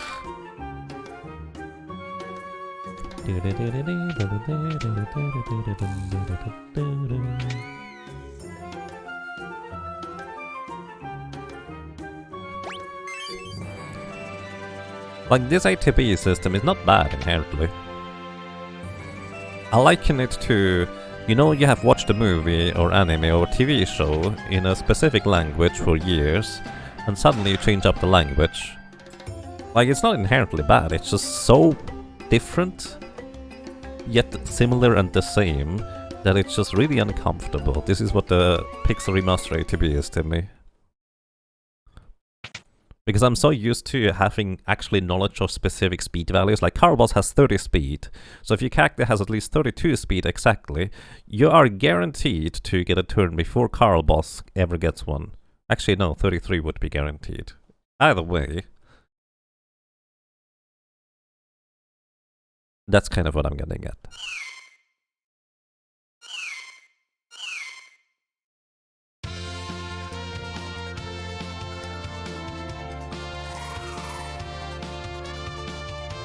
You don't know much about the subtleties? Yeah, I don't think it's really relevant for casual playthroughs that the ATB is different. At least a lot of people don't seem to even notice or mind. I really think it's probably just people like me who have a very specific knowledge of the game. 31 and 32 wouldn't be guaranteed. No, because... yeah, what Cobalt Leafeon says. Because you might get your turn before Carl Boss if you have the same speed, but I actually think the enemy usually takes precedence. Oh, Jair! Welcome everybody! Good morning, good evening and good afternoon. Welcome to presumably Final Fantasy I Randomizer Raiders. Hello, good morning, how are you doing today? Thank you so much for the raid and the host. And I see you'll actually no longer have your underscore at the name. I actually didn't realize that. Hello. Welcome everybody to Final Fantasy V Pixel Remaster. We are practicing for the opening race for the Job Fiesta season coming up. Job Fiesta actually being the time of the year where we just kind of collectively decide to do challenge runs in Final Fantasy V, where you're randomly given 4 of the jobs and you try to play through the game with it. It's actually quite a lot of fun, and if you have trouble with choice paralysis and never played through Final Fantasy V, this is actually a great way to play through Final Fantasy V for the first time. It was for me, let me tell it this way. What else? Welcome everybody, I hope you're doing well. An Agama mate? I love the Agama. Hello, welcome to you as well, Ren's Turner. Actually, I think you've been here before. Either way, welcome everybody. It's the only way to play. Yeah, not quite. But yeah, this is a practice run, which means I'm making a lot of mistakes. Also, we only have like a week to route, because we don't know the jobs before that. And this is the first year we actually used the Pixel Remaster instead of the Game Boy Advance version, which is also quite different. Nagama 80 underscore. Yeah. Agamas are probably a lot like rabbits, they just eat everything. Because why not? Hello, welcome to Business Goose TV. Yes, there's plenty of communities out there. If you need a little bit of help with Final Fantasy V, I'm happy to assist as well. Almaga's Discord has a bunch.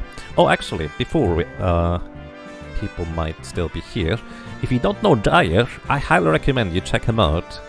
Because if you like Final Fantasy 1 and randomizers, then you're in the right place. Or maybe just Final Fantasy 1 speedruns or challenge runs. Jair has basically done it all. Jair has done Final Fantasy 1 NES with a solo thief without class change, with class change, on basically, I think almost every version. Thief only speedruns. He has done various solo white mages, white mage party playthroughs. Honestly, occasionally I like to just watch these highlights while trying to go to sleep, because it's nice and comfy over there. Can highly recommend. Thank you, Quadlight.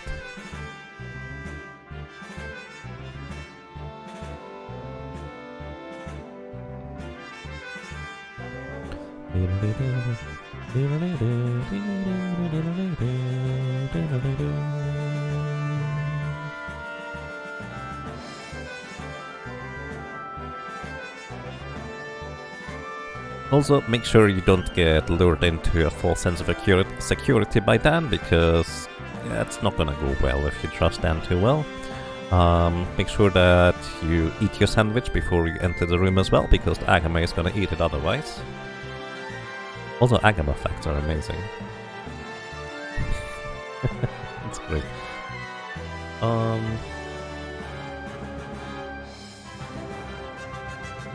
Hi guys. Yeah, Dragon Dark is also around. Poor Dragon Dark will have to get up at 4 AM in order to be there for the race start. Because it's gonna be this Saturday, the race. Starting at 4 AM Eastern Time. 10 AM Central European Time.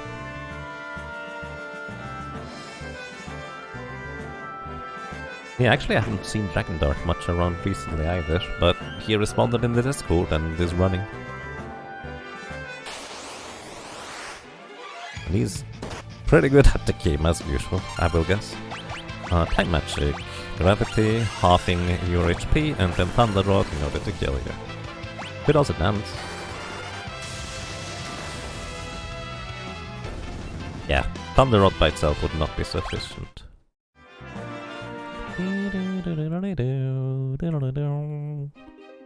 Alrighty, now we hope for an Aquathorn here. Aquathorn? Hello? Come on. Nice, single Aquathorn, perfect. And we go Gravity,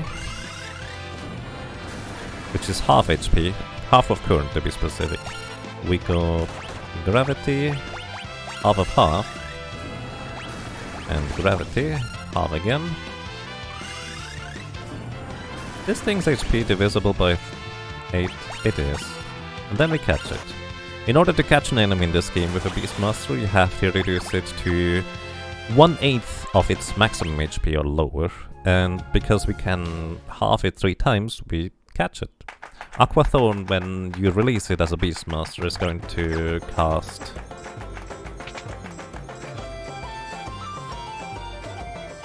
Death. Straight up Doom. Which the next boss is technically susceptible to, but we don't need it for the next boss, we need it for the one after that, because for the next boss we have another reasonably quick solution as well.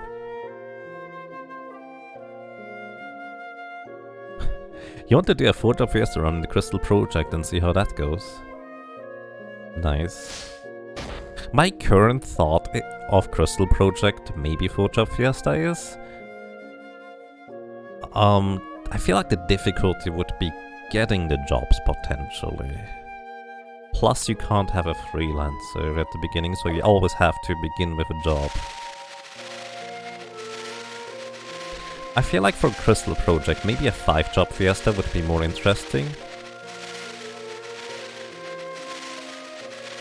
Because a lot of jobs have very specific things they want to do.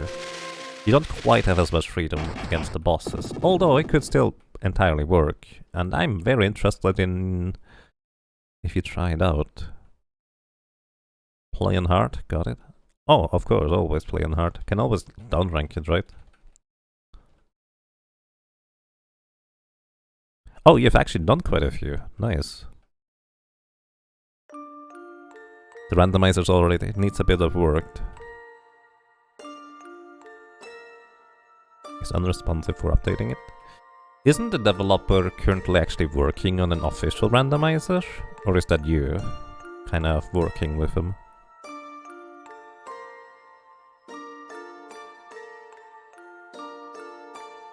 The dev is kind of hard at work for a bunch of things, and apparently it's gonna be an official implementation of the solo challenge too.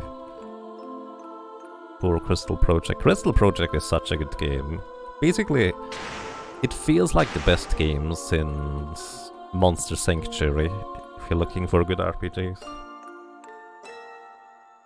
Although it does have tricky platforming in it, that might not be everybody's cup of tea. But I love it.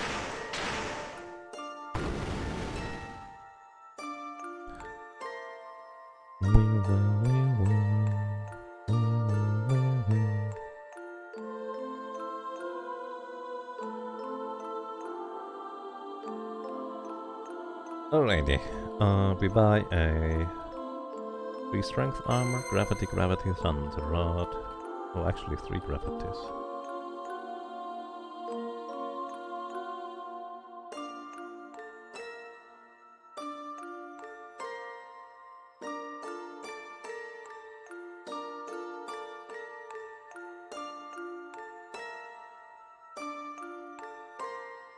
Did I buy a return?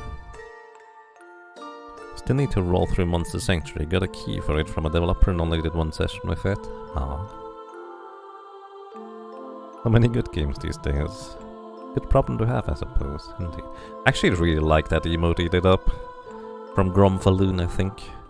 Actually, I have no idea what Gromfaloon normally does, but the emote is really adorable. I don't know what it reminds me of, but it reminds me of something.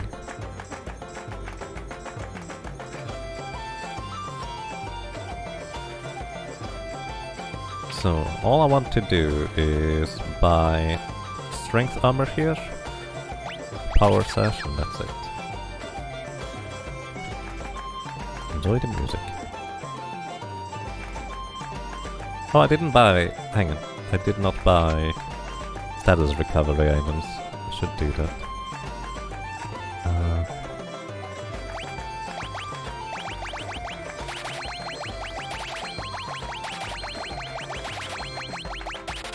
Aside from gold needles, we actually don't need many. Gold needles can be mostly relevant at the very end of the game. But we also have Acer now, so most of the time it's not really all that necessary. Good morning, Blind Umpire, and welcome. I hope you're doing well. Also, that's this goofy one. Nice. That's great.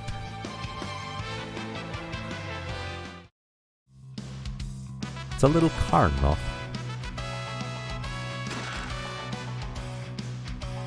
Is it from the NES game Karnoff or what? Hey, bye.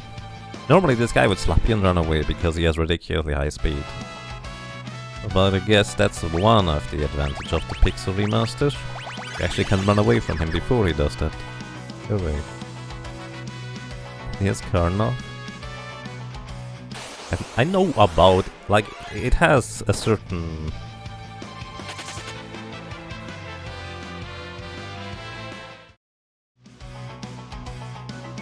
What's the word? When it's famous but for a bad reason.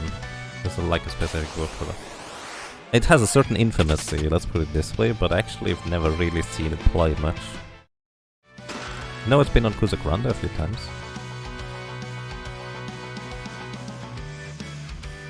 Car November.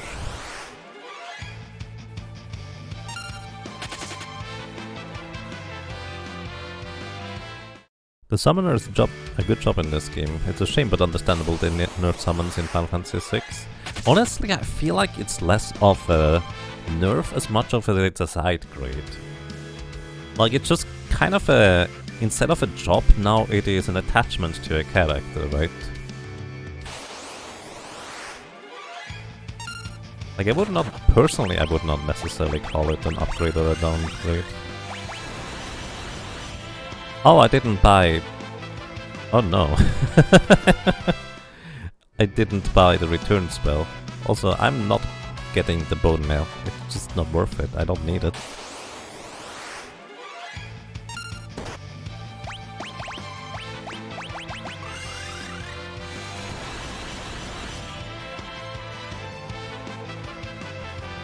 Silvers will be able to resolve the Gargoyle Locksmith stat effect. I think... I don't remember who it was actually who said that just today. That the problem is probably that instead of the enemy missing, you reduce the damage to 0 with the Mangouche as well as Elf Cape. Which means the status effect still gets through because it technically hit, right? So basically the solution would be to make it do the miss routine rather than the 0 damage and routine, or just set the damage to take in 0.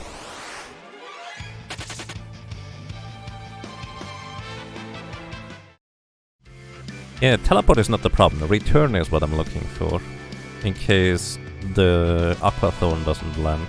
Return is actually very useful in this game. It's such a weird spell, and so easy to forget about it even existing, but it's so good. Return allows you to return back to the beginning of the battle.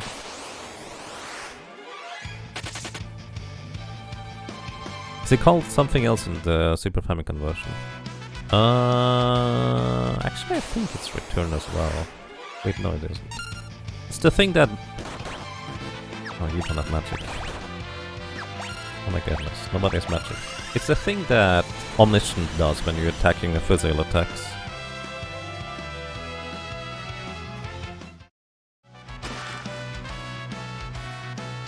Reset, there we go, thank you.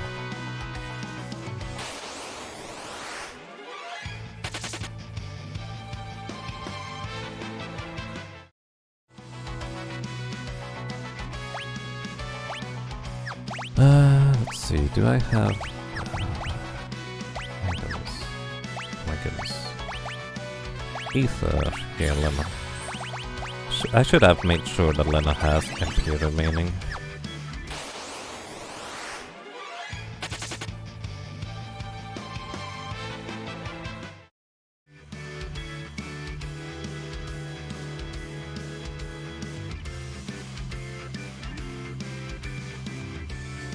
You hate it when your character blocks an enemy with a shield and you go blind from it? I mean, honestly, I feel like if it always worked that way, then it would just be normal, right? I don't think it's entirely a bad change, it's just different. It might just be me being too lenient, I guess, maybe? Gravity... That magic, gravity... That magic, gravity...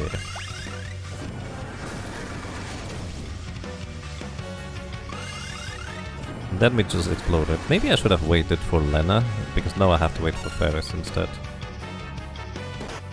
And they could paralyze me. Confusion, that's really bad. No! Ferris, no!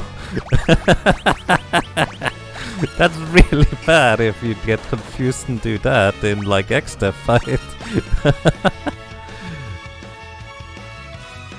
On the bright side, it does not affect breaking rods, like you can still break rods. Confusion is so much more dangerous in this game because the characters can literally select any spell that you have. So you can cast Return in order to get back to the beginning of the battle, it's fantastic. So character gets confused and undoes all the progress you do on Neo X-Dev is a real possibility.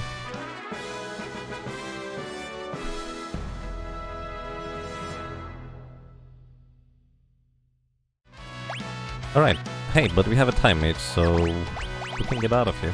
It's so weird actually not having to walk outside, to be honest. Like, I'm so used to that.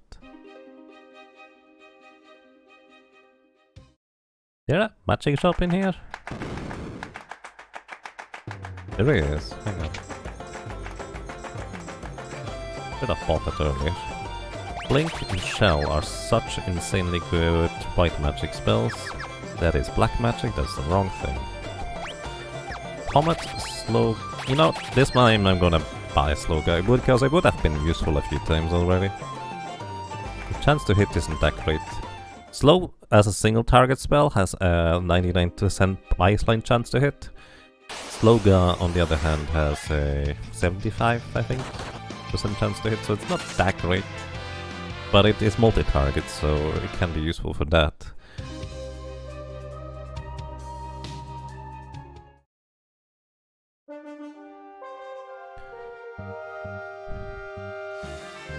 Did you see that right? Did the flowers just no effect because of the mute? Did they? The flowers kind of weirdly destroyed themselves at the beginning of the battle once. I don't know why, I think this is just part of the programming. But did they actually say no effect? Because I did not pay attention. Mute is such a fun spell. Very double-edged sword, because you can't cast any spells anymore, but you can still break rods from the inventory. It's great. And it's so unique. I've never seen any other Final Fantasy or even game that has a spell that powerful. The downside is that monster magic is not magic in the sense that it does not get muted.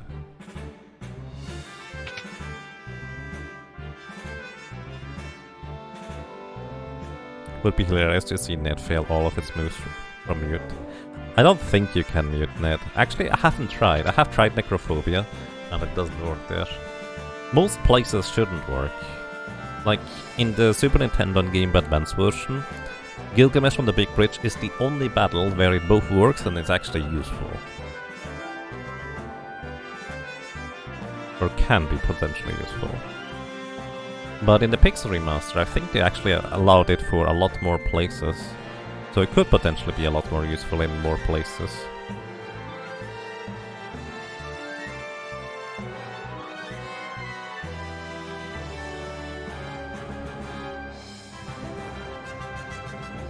That's what it looked like. I mean, it's very possible. I did not pay attention to that. It works on Ramu for sure. Nice. And yes, actually, that's the main reason why I even learned that the Pixel Remaster is not true to the original with that, which is actually a good thing, because I think the mute is a fun spell. That it does work on Call of Hysteria.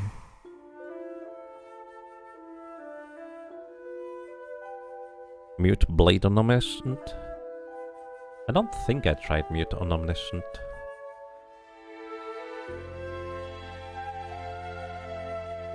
You can do it versus Ramu in the original version. Nice. So actually there was another place where it was useful, technically.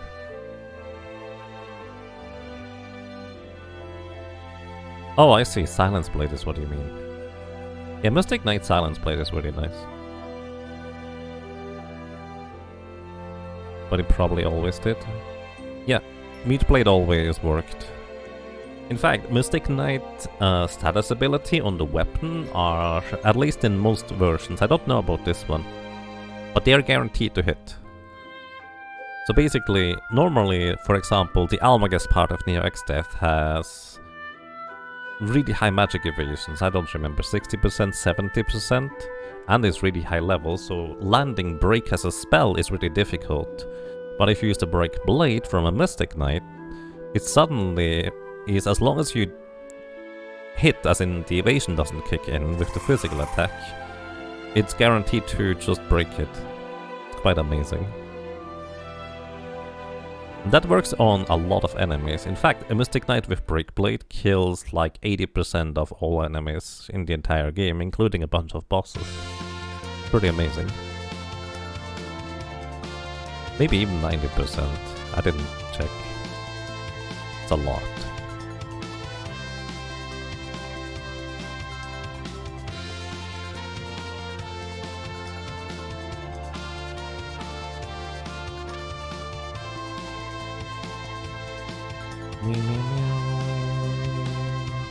Did I miss the... Oh shoot! Oh no, I forgot! The island. I was wondering, wait, where's the fleet? Where's the ships? It's the island that doesn't exist on the map. And afterwards, after we sink the island, it will appear on the map. They still didn't fix that either.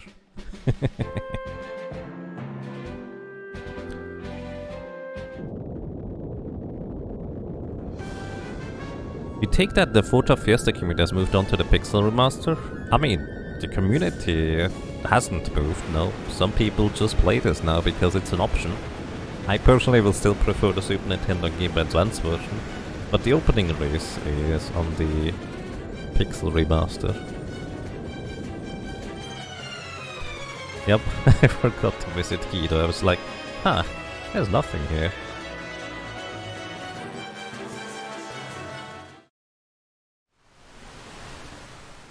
People who have done multiple Job Fiesta in a year, each one of different versions. Yeah. Honestly, I like to do usually runs on the Super Nintendo version, but occasionally I unpack my anthology for the PlayStation. I do a Game Boy Advance run. I've even done one on the old PC version. It's actually kind of funny.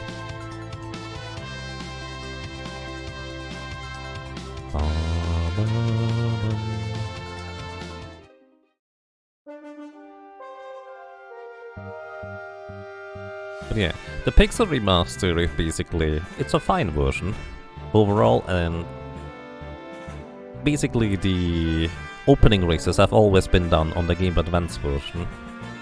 Largely because it's just consistently the fastest run, and these runs are gonna be long anyways.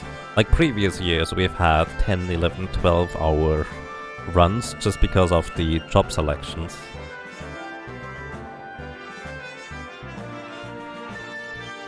And the Pixel Remaster helps that with basically the Game Boy Advance version, it being reasonably accessible, and it's definitely not slower. In fact, it might be a bunch faster than the Game Boy Advance version for this kind of run.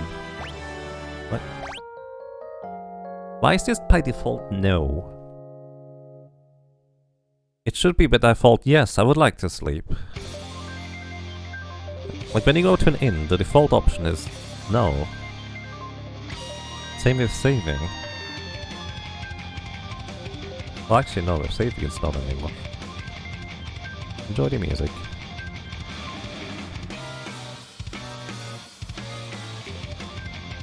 Howdy, welcome to your Stratosphere. Hope you're doing well. Do you ever run the PlayStation version? I occasionally do. Not particularly frequently. But it's kind of funny occasionally.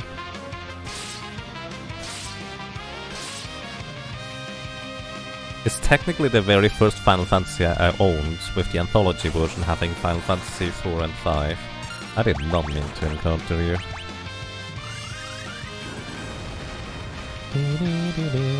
Wow, that's a good roll right there. We deal between 400 and 1600 damage with Comet.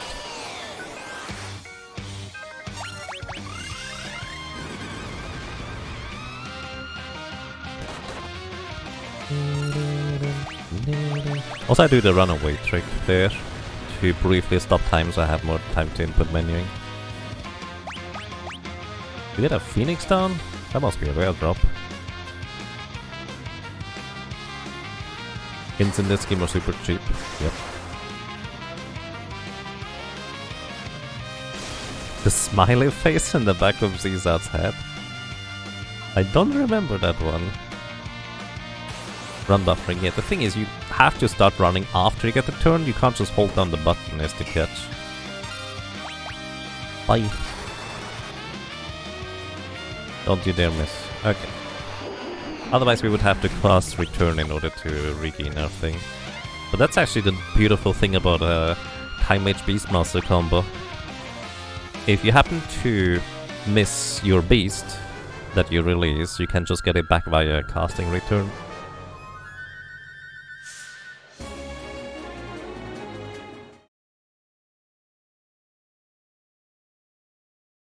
Alrighty.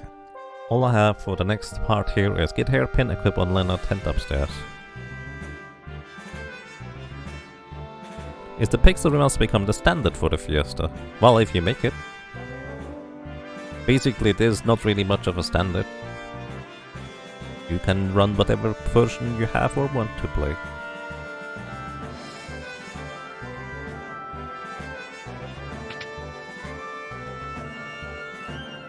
Yeah, any release is fine. Some people even like to be funny about it and do a classic Job Fiesta run and actually do that on Final Fantasy 1, which I always find to be kind of neat.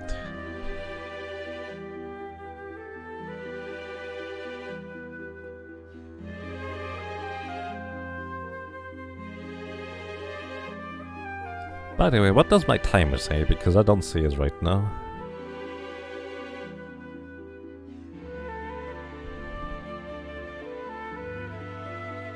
$3:37. I expected it to be like 5 hours by now. Oh. Thank you.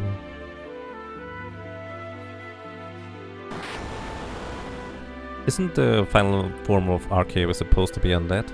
Well, everything says it is undead. Like guides say it's undead, the in-game thing somewhere says it's undead. But it's not actually undead now.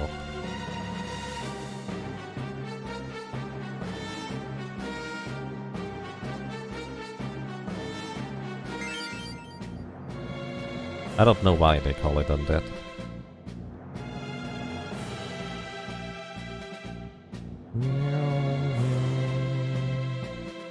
Yeah, by the way, I would like to point out that, generally speaking, the Job Fiesta is for fun, so if there is a version that you think is particularly interesting or fun, play it. Or if there's something that you just really don't like about, I don't know, the Fiesta or something like that, and you would like to maybe do it slightly different, do it. It's supposed to be for fun in the end. Like for example, you decide that you started a natural run where each character is supposed to stick to their one job that they were given. But you halfway through realize that's not particularly interesting to you. Switching up? Why not? Like there's not really a strict rule set or system.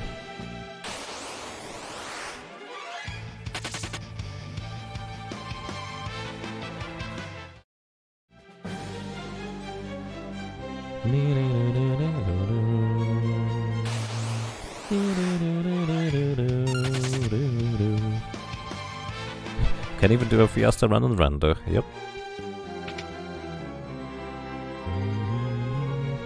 Like, for example, there are some really difficult bosses. For example, if you have just White Mage and Thief for Biblos, one or the other, or even both. If you have just Geomancer for Soul Cannon, if you have 4 Berserkers, and you just really don't feel like dealing with that, I mean, there's probably nothing stopping you from just turn one character into a freelancer and work through it that way. That's it.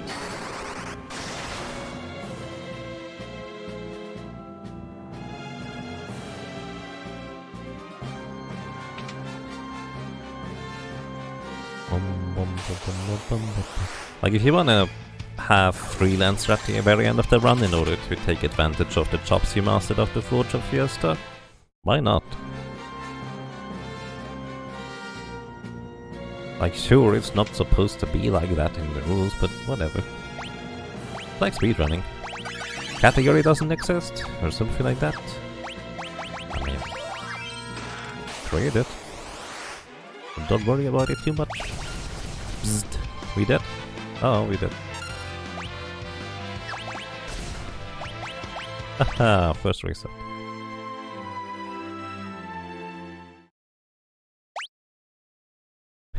Chemist is too powerful anyways. Yellow dragons? Oh no.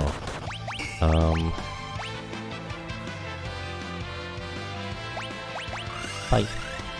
I want a red dragon. But preferably one that doesn't one-shot me. I could capture a yellow dragon, now that I think about it. I don't have control though, so...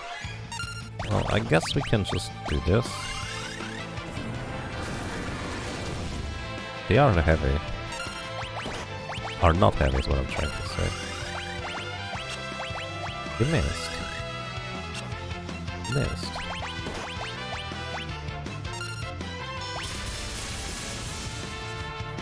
Yeah. Alright. Try again. I'd like to have a red dragon. Yellow dragon would be neat because it's 25% release. Which is a lot of damage to Utmost at the top of the tower. But I just don't have a good way of killing them. Or weakening them anyways. The good spell for that is actually in the next area. Really? Is that guaranteed? That feels guaranteed in this version. This is where I would want to have confused. Maybe I should get confused.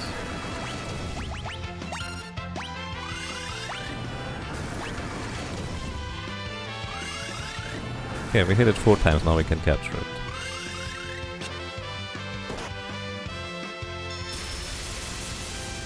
We did.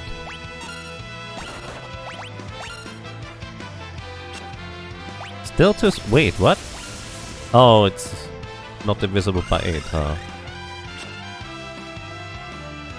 Slightly unexpected, that's okay. Gallows HP is also not divisible by 8.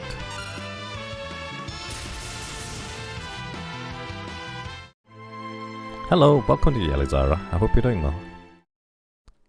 Mustard Hydras. Yeah, I actually never considered what I would do if I just run into yellow dragons over and over again. I just expect it to be...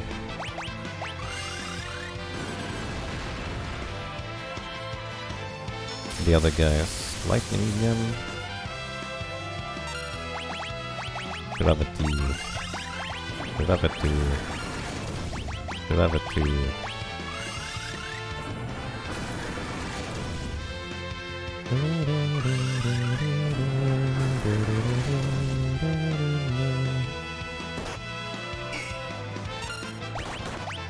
Alright, this time we catch. I think we just gravity this guy a bunch.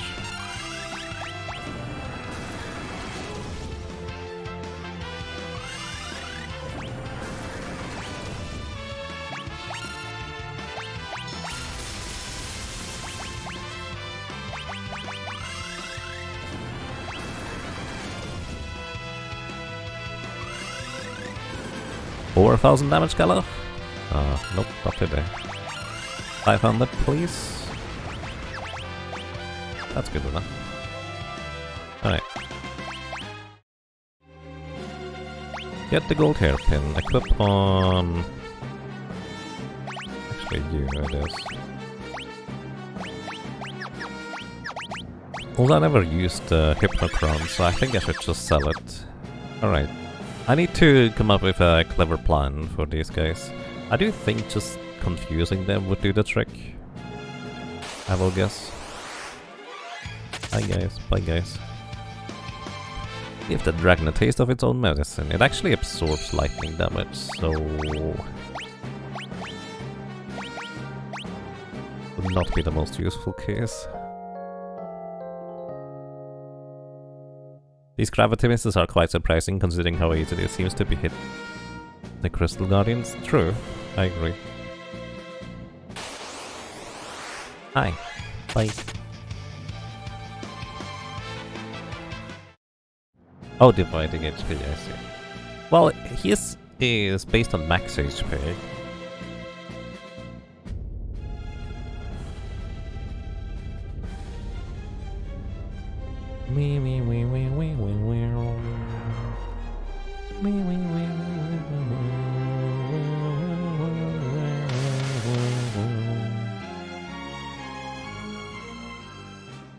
Also, apparently, my package with a new hard drive arrived. The problem is, I did not realize that I need to check the pins before ordering one, so I just hope it will fit. I'll kill another one. What a meanie. You know what we do here? We just return. Only kill one, and don't kill Galaf. I think Galaf still.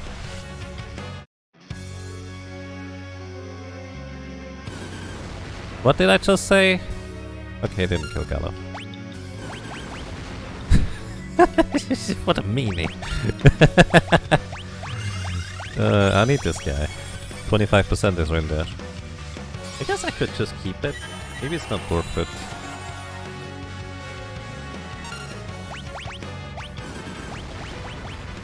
Yeah, that's fine, I guess.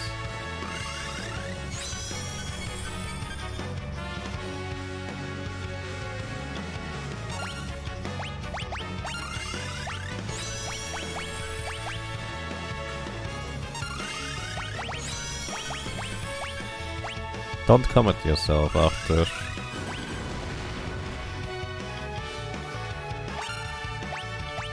Comment this thing, release. Lightning, 4,998. Oh, it's nice.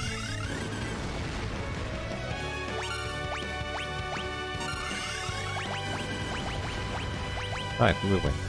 Eventually.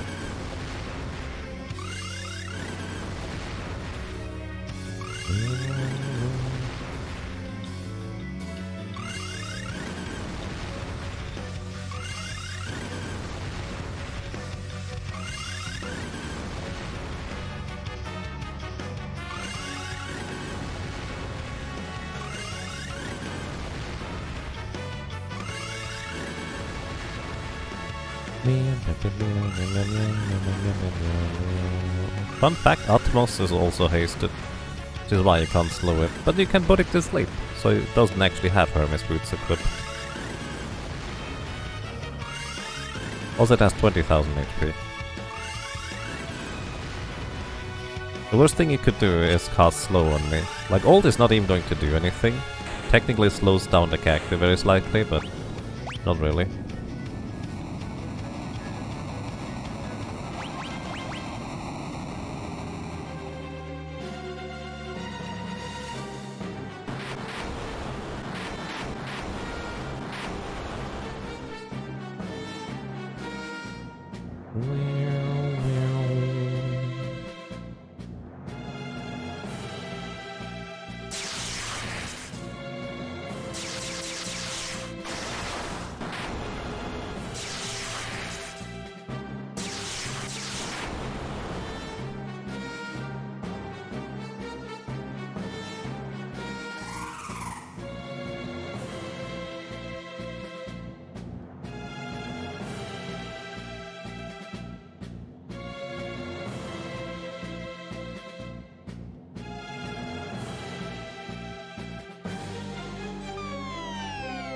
Hey Valakar, good morning and welcome. What's the worst possible for Job Fiesta line in your opinion? I mean, what does worst mean? Because, in a sense, like there's probably a weakest setup that could give you the most trouble. But you could still have fun with it. I mean, Berserker, 4 times Berserker all the way through is... well, it's a journey. But you might enjoy it if you just kind of see it as a stupid challenge on top of a challenge. And it's really silly, but why not? I've done that one before on the PlayStation version, and it took a while. But at the same time, there is specific places like, as I said, Geomancer on Soul Cannon, like only Geomancer. If you have only Thief and White Mage on Biblos, that is kind of an issue. But besides that, there's not a whole lot that can go wrong, terribly wrong anyways. Like, each class has their strengths. It's entirely possible that one class just is better in everything than another class, but that other class will have its own strengths at some point anyways.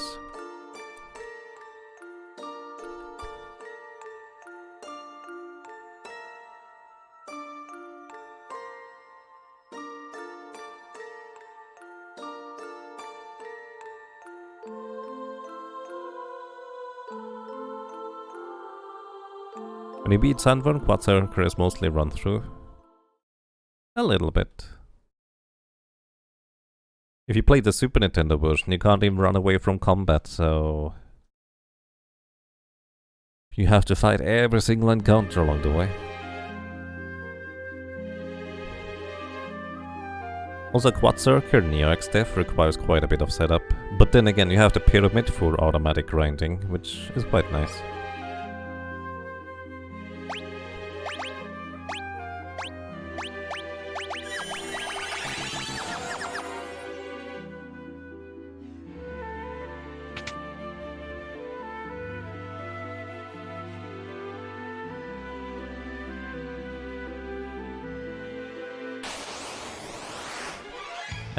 And bye.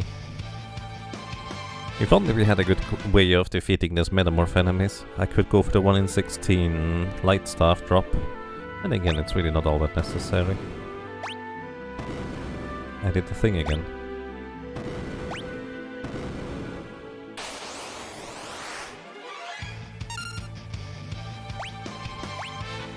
Teleport. Teleport.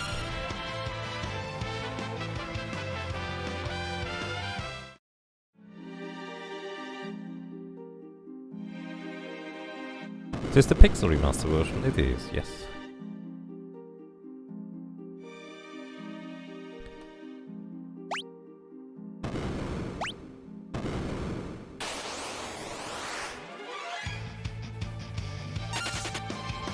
Like how we get preemptive strike. Run away. With the delay. Can't run away any earlier. Unless somebody knows how to cancel these text boxes quicker. I don't know.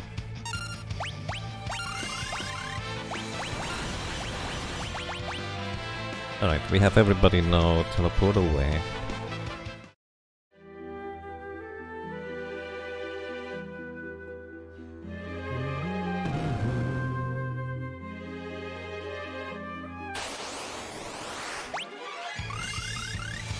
Whoop, whoop, whoop.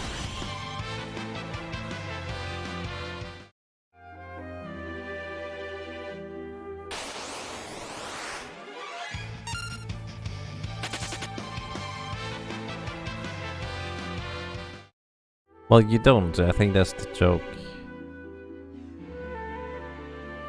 Probably. Good morning. Wait. Is it... Hang on. Why is it off for continue auto battle? I clearly had it on earlier. I'm very confused.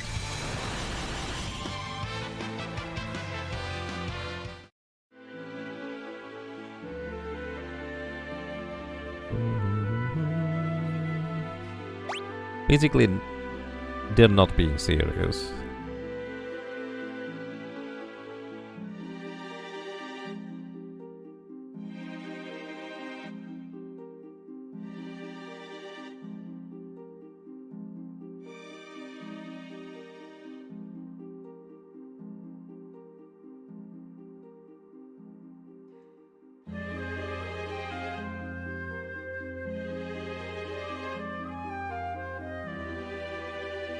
I just realized I should use flame routes for the crystals.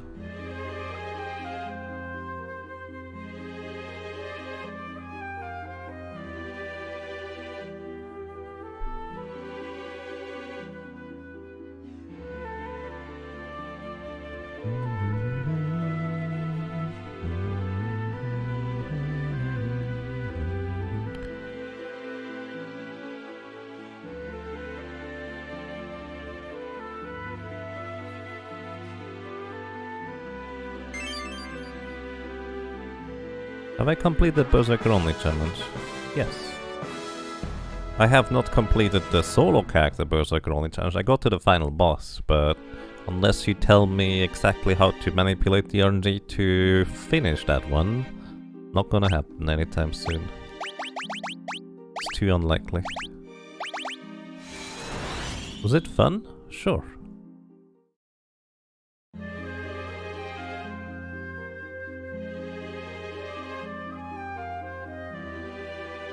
It always depends on what you consider to be fun, right?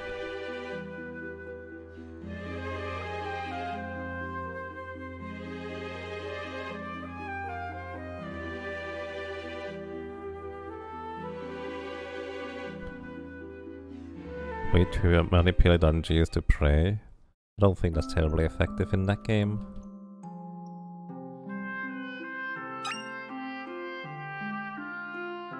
You can pray in Final Fantasy X, at least you get healed a little. Alright, what do we get? Not these ones. We get Gravika, Hestka, and Ult. And we get Kiraga, Reflect, and Berserk. We need to go and stealth stuff real quick.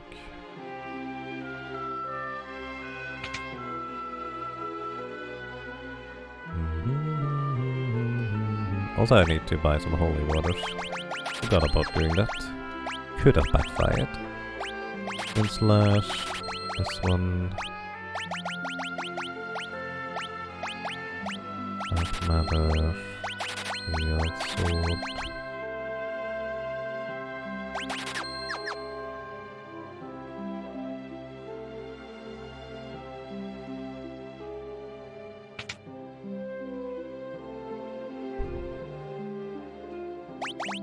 Berserk 2. It's not relevant until way later, but I'm gonna forget that I don't have it yet. I don't buy it now.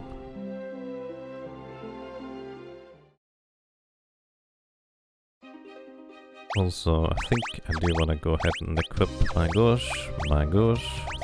You also get an Elemental, my friend. You get nothing because I have nothing.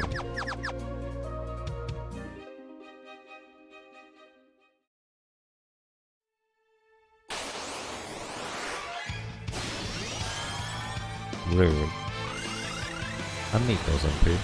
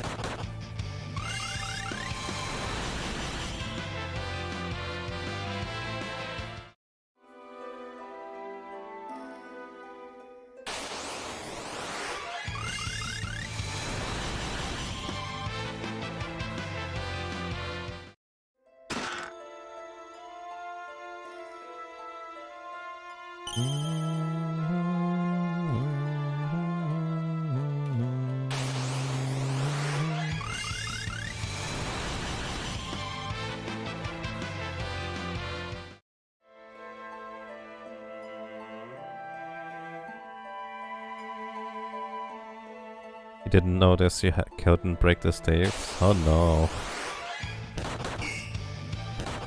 That's less than ideal. Yeah, Time Mage, White Mage, Chemist, and Freelancer, I guess, can break the staves. Also Mimic, but you're not gonna usually get Mimic this early.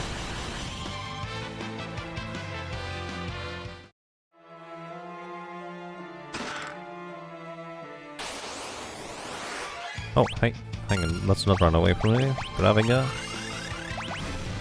Bonk, don't kill it.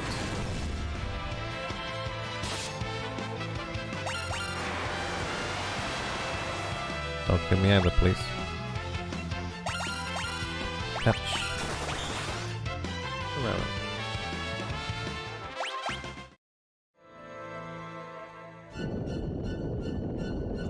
Basically, this guy releases a 25% damage attack, and I plan on using that against Gilgamesh.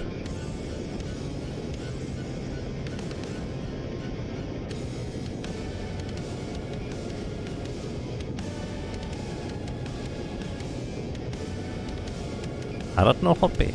You tell me. Somebody has to try. I think somebody actually already did try. I think it was Eat It Up who tried the Crystal Project for Job Fiesta.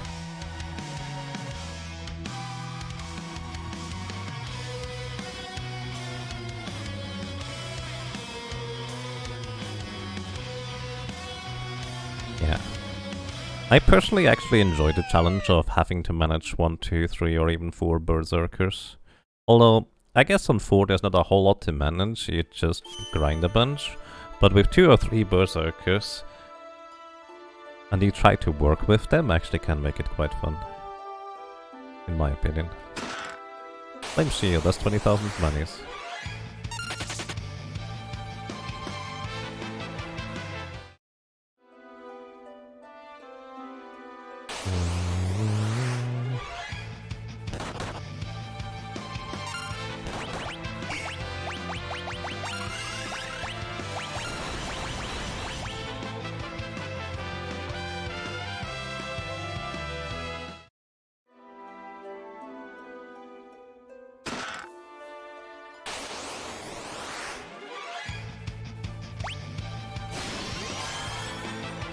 Rude. Very rude.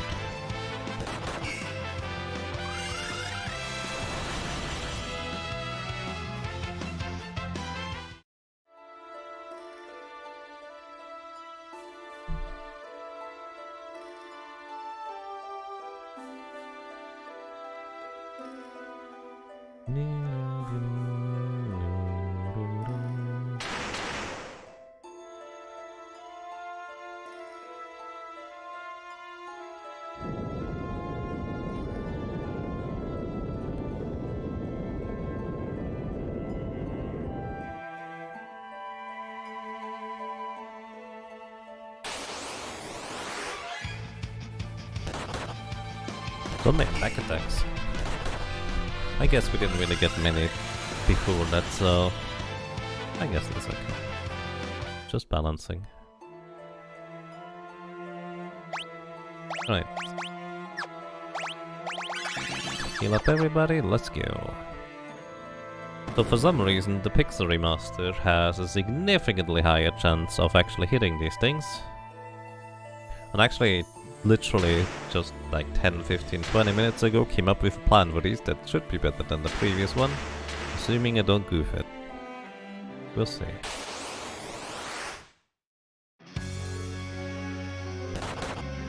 Alright, so the plan is as follows. We wait until everybody gets a turn on our side. Then Graviga. Oh. Guess we're gonna wait again. No, we're just gonna keep going. Graviga. Graviga another one. And we're going to equip the Flame Rod. And break a Flame Rod here. It should kill 2 of them. Much more efficient than the thing I did before.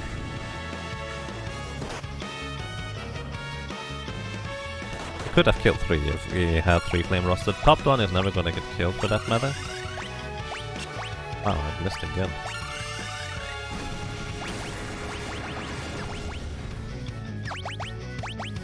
Comment on this one. Check whether we need to do another comment because it could low that low. We could be very dead here. Oh, just barely enough. Alright, so next. Graviga, it just moved. The comet, and we win.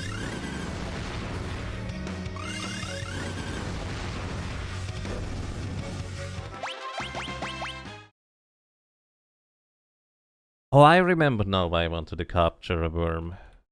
For Gallows Battle.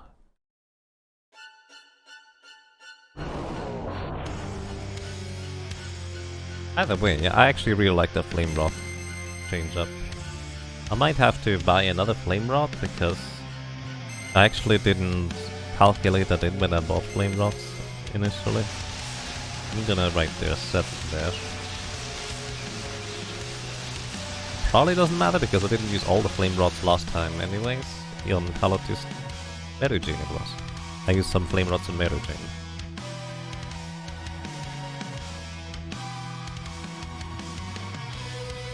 For a project you need a name for a species made out of energy.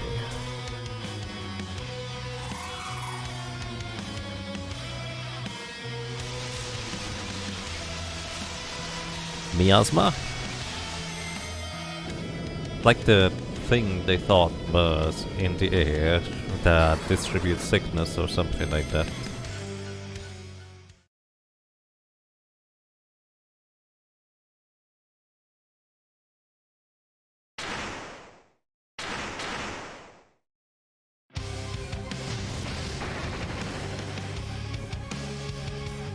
I guess miasma is usually more associated with some kind of fog or something, so that wouldn't entirely work.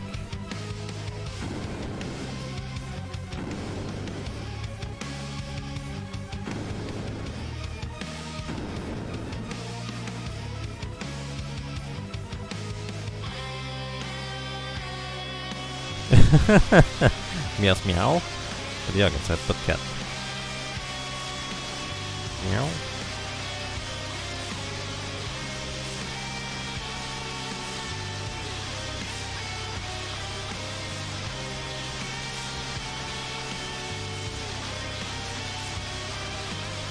I mean, energy, just make it out of jewels, right?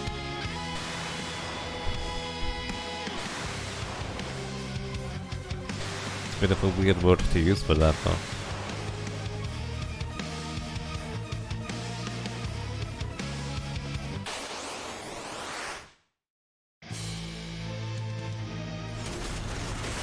Welcome to the battle where Galuf can't die.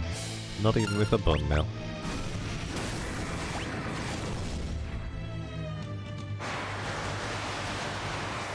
Oh.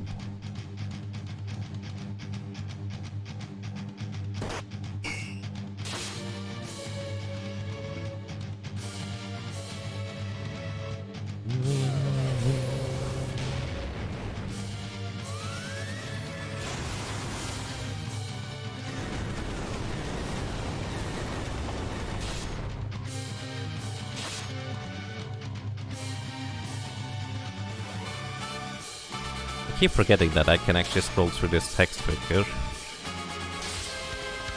I'm just reading my notes here instead of mashing through the text. Bonk. Galuf wins. Fatality. But Galuf, the fatality is supposed to be on the enemy, not yourself. So that's an issue.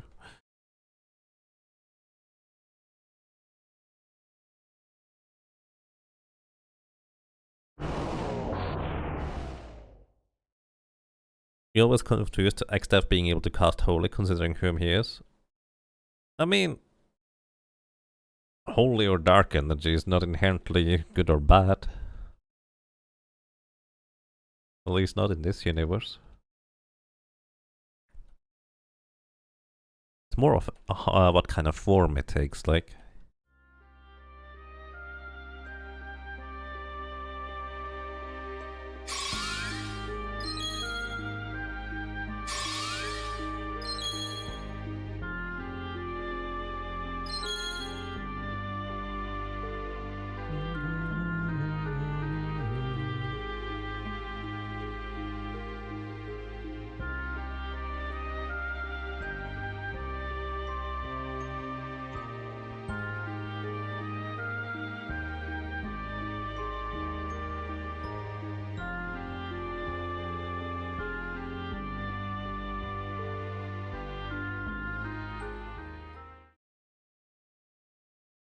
Kinetic cat. Nice. Just always associate holy with the power of good. You know, I've done that as a kid too, until I played Tales of Symphonia. That was mind-blowing at the time.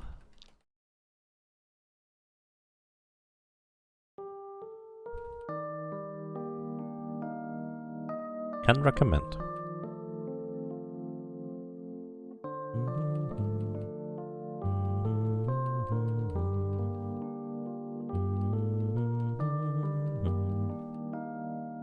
Kinetic Cat from Connecticut.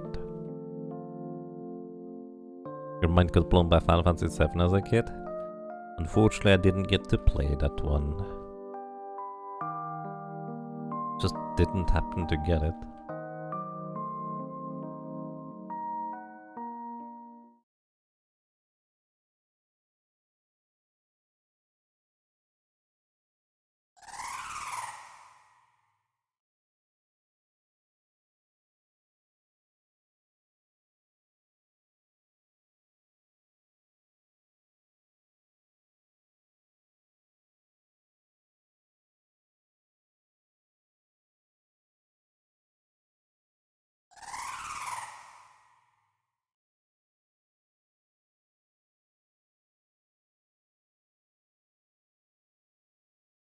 Spoilers, Hoppy! I actually still don't know the story of Final Fantasy VII because, well, I've never really played it. Or watched for that matter. Maybe one day.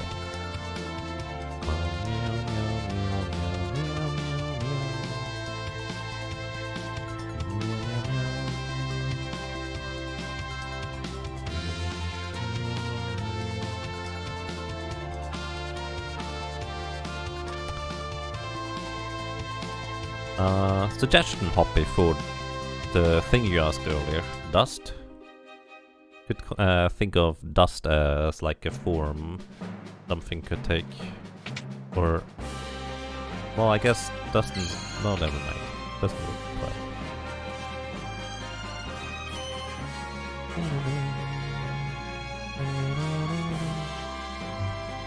Yeah, I've never played through Final Fantasy VII. Like, I played the beginning. Next week, a monthly Final Fantasy VII. I mean, I just really don't want to currently narrate a lot of stories, so probably not. Teleport. Teleport.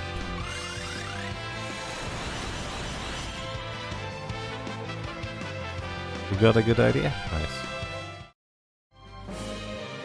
Can't wait to find out on Friday. Unless that's not for Friday.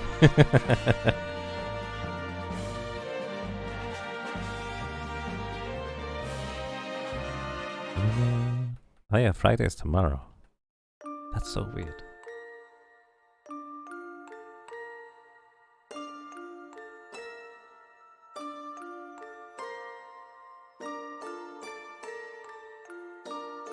There was a Terraria update recently. Did they release it?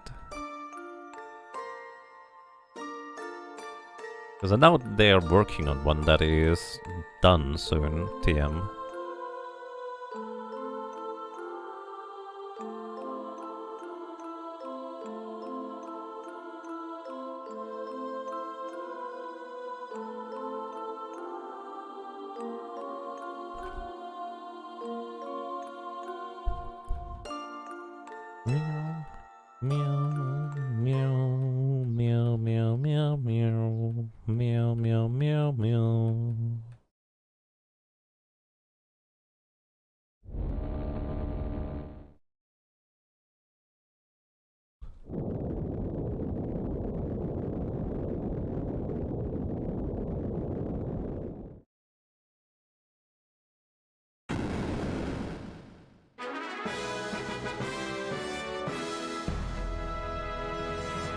I feel like that victory fanfare should just go like da da da da da da da,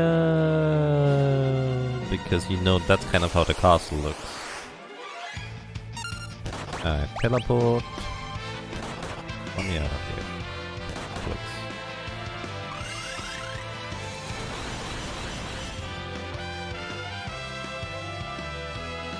So what we're looking for is a singular magic dragon to capture. Or actually, I would take a yellow dragon at this point. There we go. Not you. Time Magic, Graviga.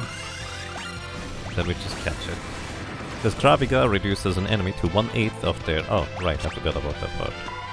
I'll kill it. For some reason I thought its HP was divisible by 8. It should be if it's 3000. Isn't that thing's HP 3000? I thought it was. Am I making that up now? Actually gonna wait here real quick, so I can just start teleporting on everybody.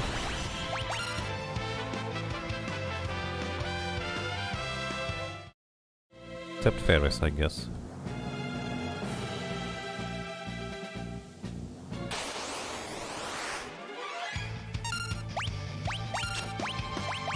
Right, there we go. Now we just teleport away from all encounters.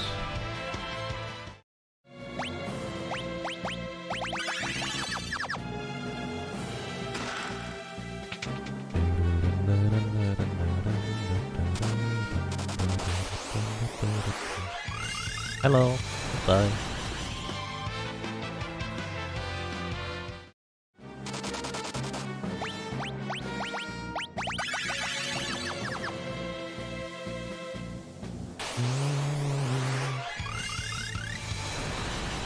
Whenever they're breaking my thunder rods in this area would actually be reasonable. Because, for example, these Adama golems are weak to lightning. Hi. Those are scary. It's a scary encounter. Is this a rare encounter in here? Don't care about the chest, I'm sorry. Should have added an incentive to get you all summons. Yep, I agree. Get all summons or at least fight all the optional bosses. Maybe not all of them. To get all summons means that we have to climb Phoenix Tower, right? Why are you not teleporting, Trial? Oh, that set it up for everybody. Oh well.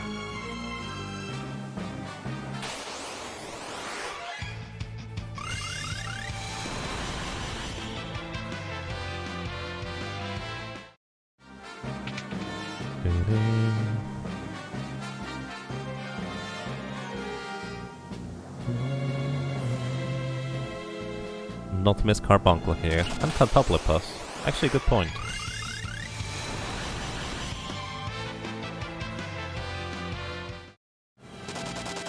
Well, it's not a secret to us on how to efficiently defeat Carbuncle. Some people might not know, so it could be fun. Honestly, yeah, I think all summons would be more interesting than get all the weapons at this point.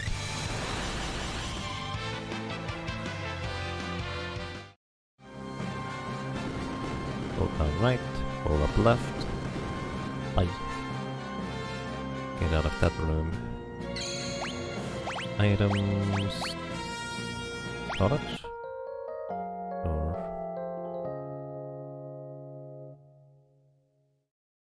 Also, I'm gonna set a hard save here just to test that later.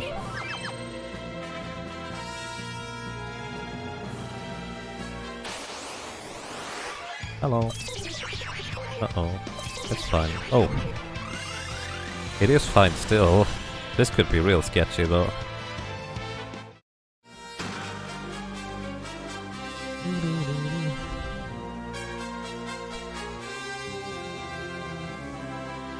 Let them pay. For Final Fantasy 7.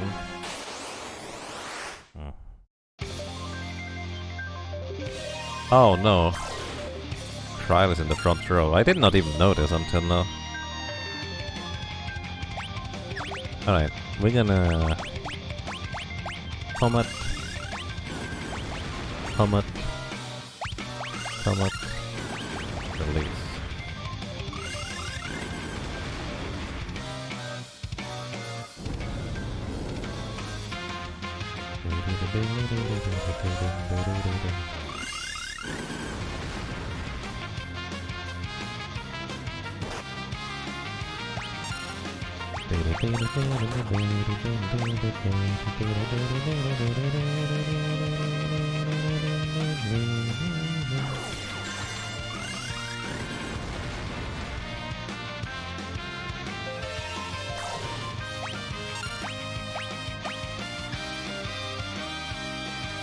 No,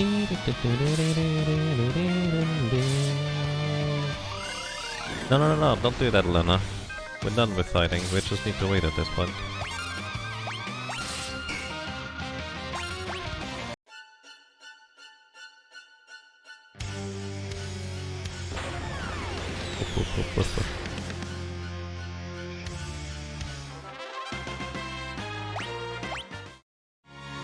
What incentives would there be for...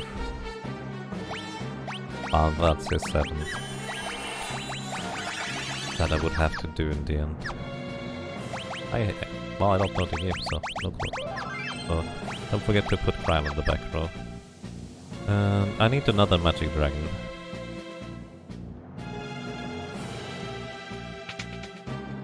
Well, I guess I don't need it, but it's going to make it a lot easier. Dragon. Perfect. Time magic. Not you. Time magic. You're having a... Don't kill Kryl, that would be very inconvenient. Right, somebody needs to bomb. Oh shoot, that does not damage. I didn't consider that part.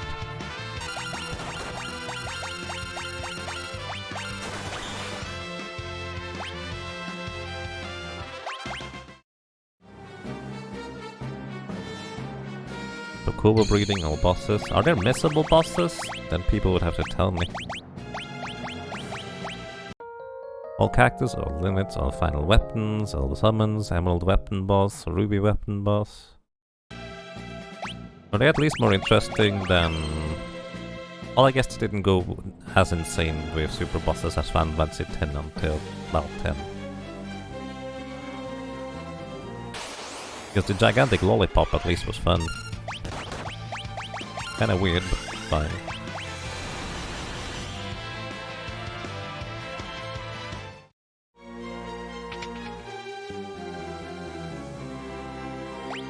You know, actually, maybe that's a good way to incentivize people for this, right? Actually a pretty solid idea, I would say. Okay. Hang on, I didn't actually read my... Oh yeah, right. Here. We're gonna flirt with X-Def here coming up. It's gonna be kinda funny.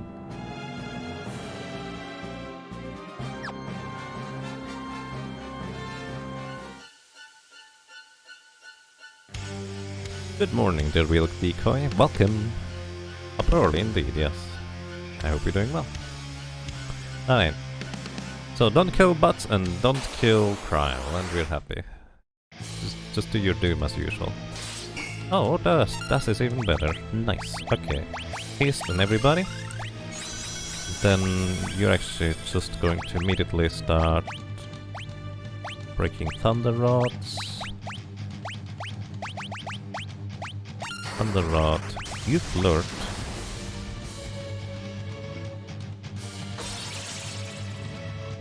Hehe. Release. Flirt. Thunder Rod. Time Magic Comet.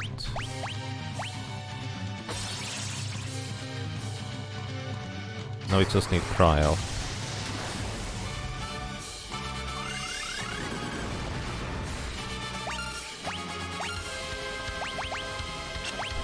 And yes, this is the strategy. We flirt with X-Def. This is unique to the Pixel Remaster, actually. Flirt does not normally work here, because Flirt does, I think, not work on heavy enemies. Oh my goodness, these rolls with Comet are horrible. But for some reason in the Pixel Remaster, Flirt works differently. Oh, he's in phase 2 now. Unhealthy for us.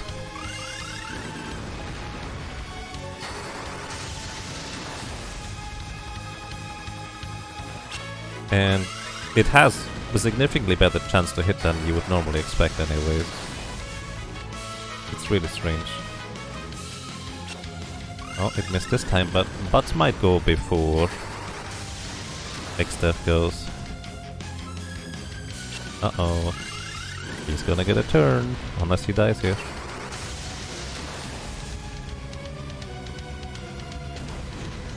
Yep, there we go.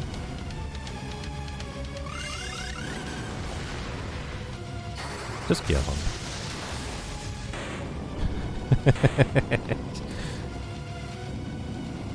In my practice earlier, he literally didn't do anything. Flirt hit every single time. I don't know how reliable that is, but yeah. This is unique to the Pixel Remaster. Because flirt should not work on enemies that are heavy. And even if it does, it should be like chance to hit is based on enemy magic evasion, and this guy has like 80% magic evasion, which is insane to try and hit through. Like the chance to hit should never be this high. Theoretically, if well, it was like the original. Why has every Final Fantasy version 5 version its own quirks? I mean, why not? Am I enjoying learning the quirks of the Pixel Remaster? The quirks, yes. A to B, no.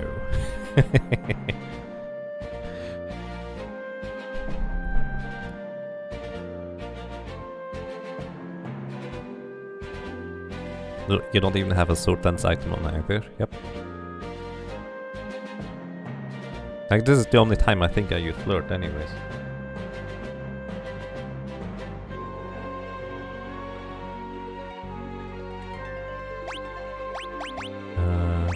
Abilities, put time matching back on you.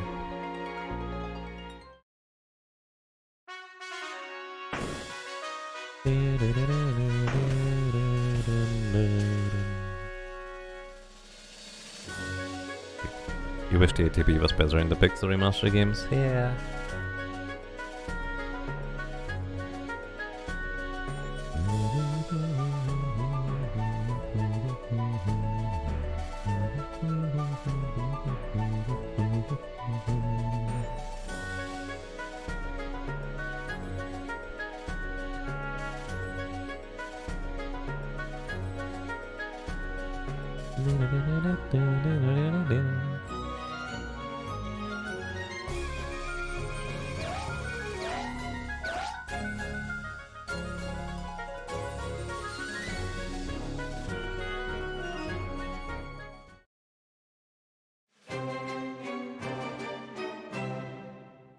Hi all, welcome.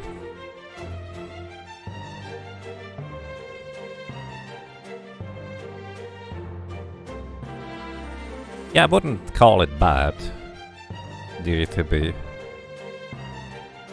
I just don't like it. But that does not equal that it's bad.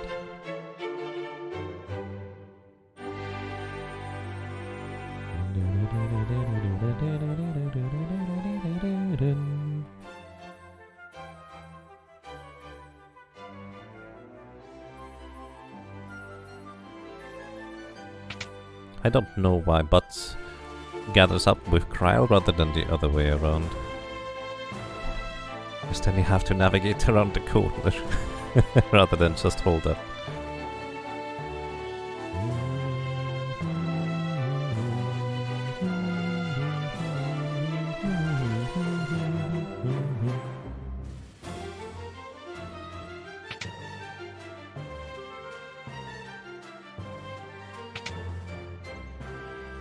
White Mage Summon and Geomancer so far. Ooh, nice. Those are pretty neat. Summoner saves your butt. It's so good in this game. Especially once you get Titan. Then you get Golem. Like, in my opinion, the Summoner could just have Golem. And it would be really good already.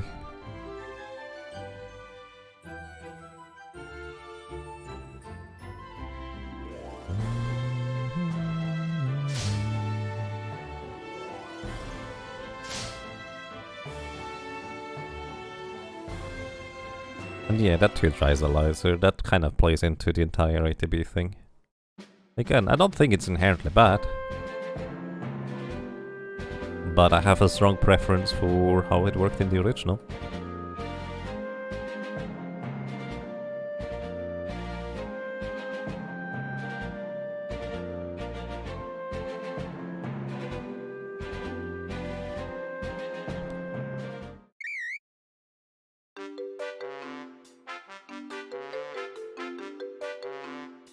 Your favorite summon in most shop-based Final Fantasy game where it exists is Sylph. Sylph is a curious one.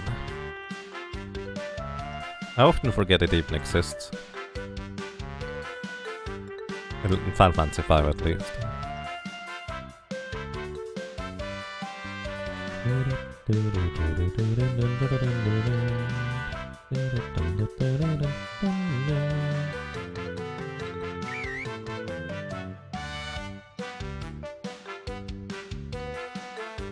Summon is a really strong class, right? Summon is really strong in this, yes. As long as you don't forget to pick up, well, or know to pick up Golem. Maybe even Catoplepas and Carbuncle, because they're not technically required. You're good to go. I already changed the ability around.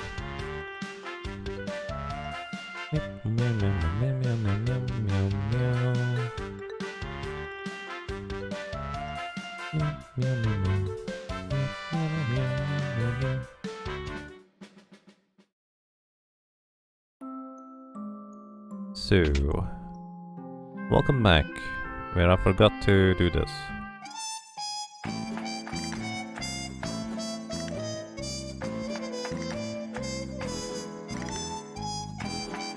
Summoner is, in European, the easiest job to dominate the game with. Yeah, basically, I think Summoner as well as Black Mage, both are just straightforward but really good. And honestly, simplicity of a class contributes, in my opinion, a lot to how good it is. If it's something simpler to use and you don't have to use as much trickery to get everything out of it, it will be, well, significantly easier to use. And master for that matter. Yellow Flex.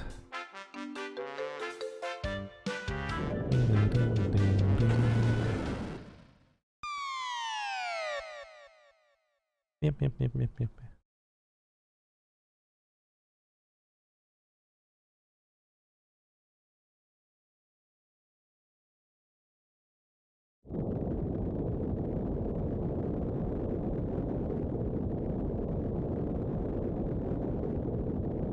Welcome to Endgame.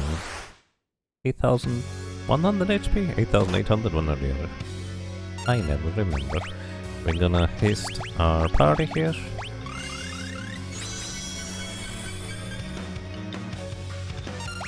Gonna slow you. And then we just do the good old traditional comet spam. Comet spam. And we win. Sometime. Ooh, maybe I should heal. Nah, we're gonna be fine. But has a 50% chance to block physical attacks. It'll be okay. Right?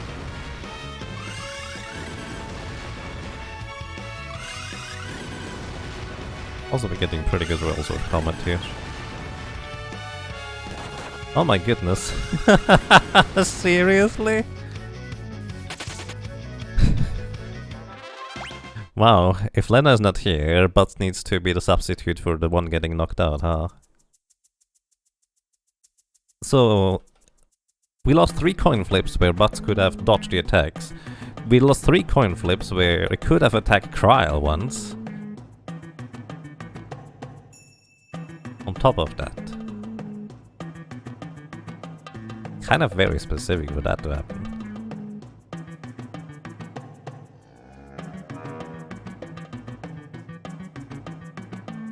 The only pain with Summoner is the rather long summon animations. I guess they can be. Titan is nice and quick at least.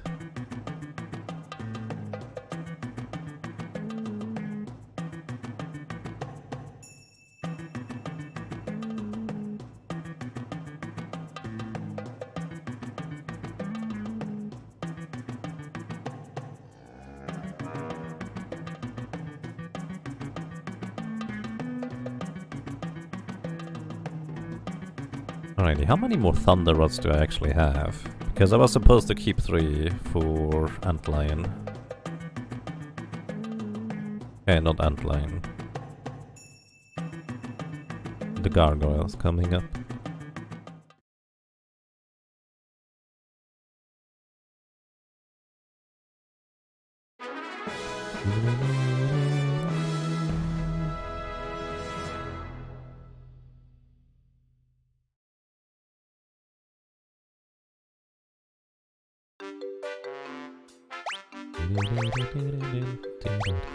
Let me check real quick. I think the answer is 0. We used up all of them. Uh-oh. Now I have to actually play the gargoyle encounter.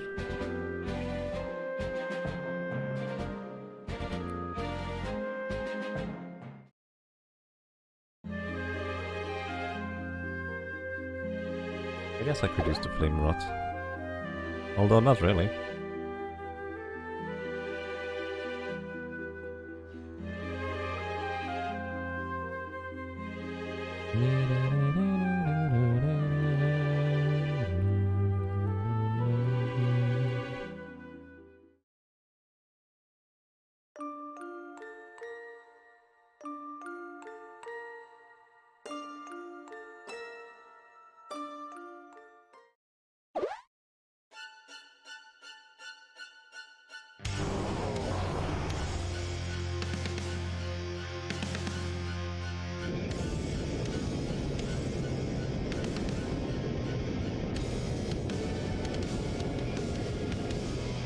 Why did you use Thunder Rods for extra?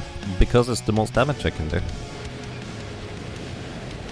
The more damage I do, the shorter the fight is, the less stuff can go wrong.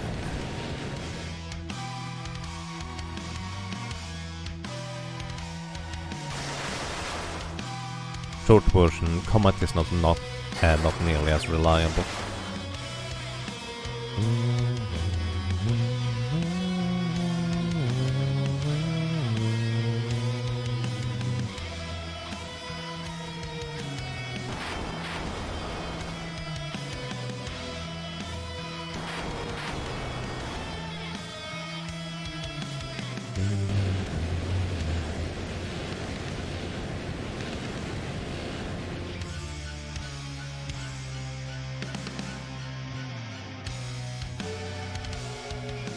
Well, the cutscenes are long sometimes.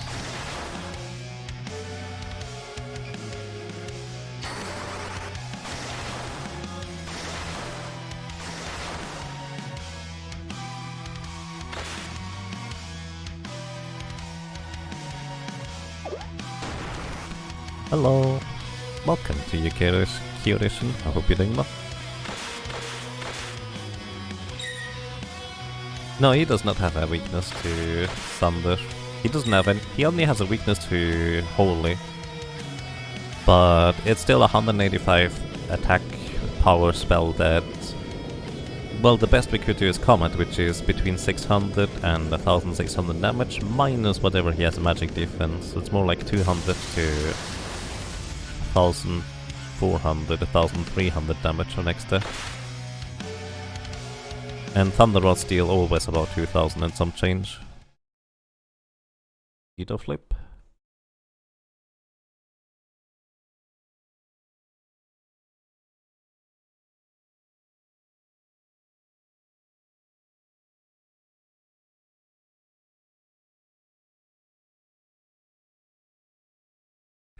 Bum, bum, bum, bum, bum, bum.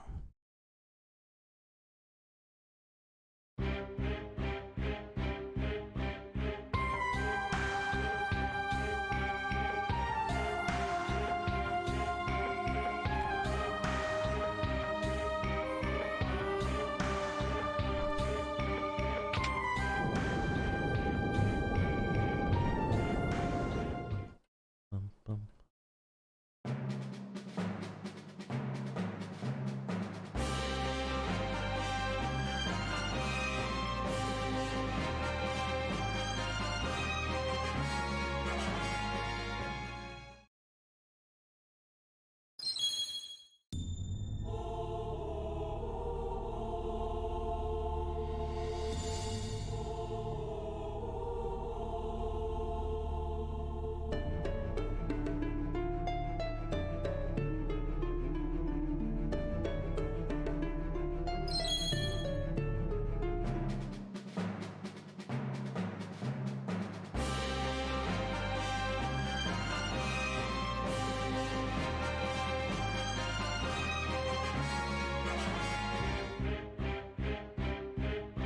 You thought the ice animation was faster. No, it's not.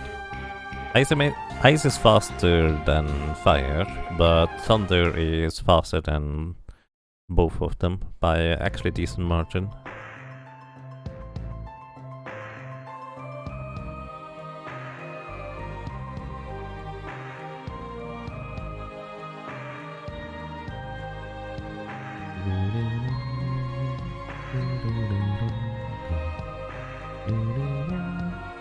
I'm really glad Bowie gets to put a bit more time into it, because I think last year he just didn't have as much time. This year he's gonna put on a good show. It's gonna be great.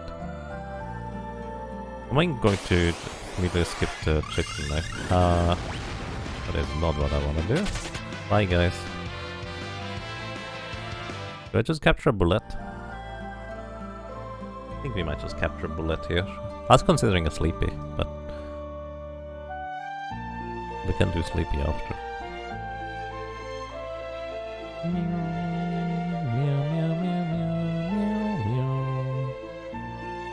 Like, how reliable is it to get a bullet here?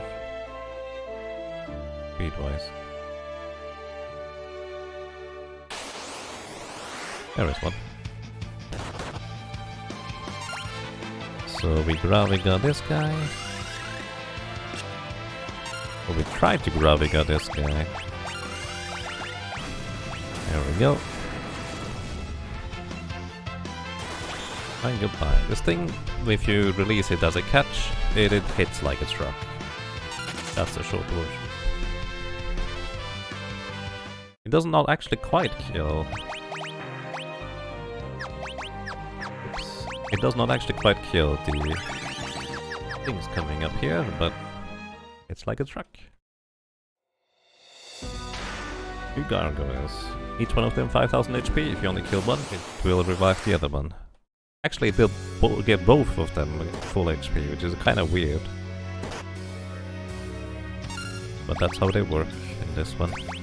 Alright, taste everybody.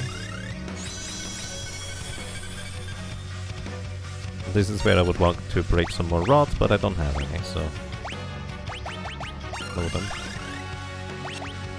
Let's go. You can slow them, right? Hang on. Let's check.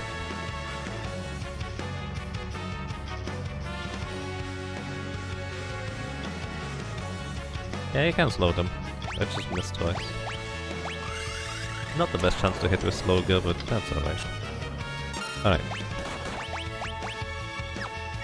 Gonna release this one. Time magic. Gonna go for this guy. 4800.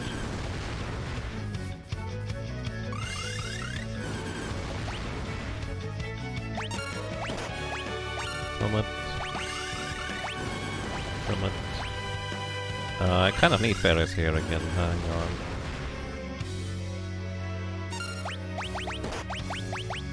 Can't do that. I mean, you can, but that's an issue. Maybe I shouldn't have done that because this could roll high.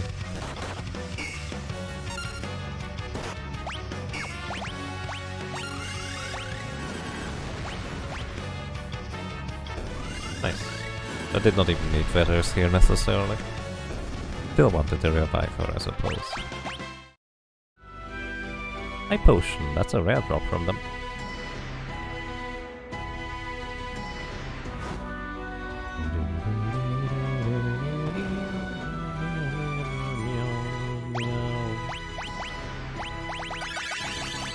Alright. Into the pyramid we go.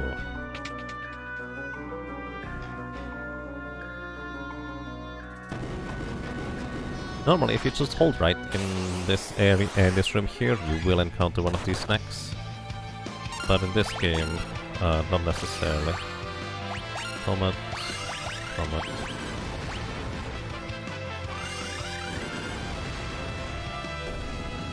You only have about 1200 HP or something. Oh my goodness.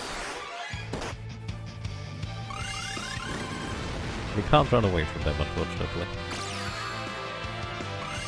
Immune to confusion. Wow, absorbing my MP. What a rude guy. I did not want to fight them.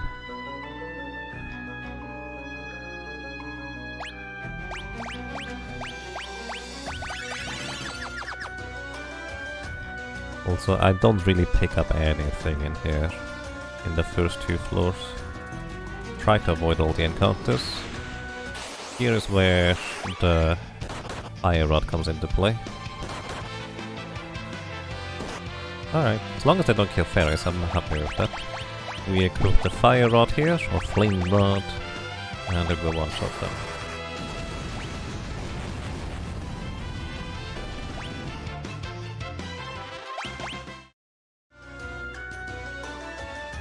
There's also 2 elixirs in that room, a black rope guarded by a big enemy dude and stuff. I just don't need them.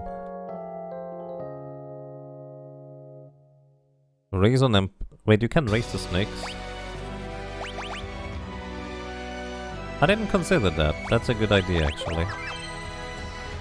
Thank you, Dryzelizer. They are undead, I knew that, which is why I used to dance, but... yeah. Teleport. Bye.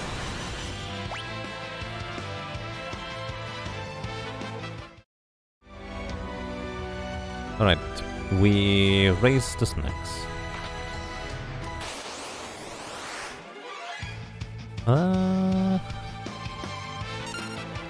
Check what you do. Nice, perfect, that's exactly what I wanted.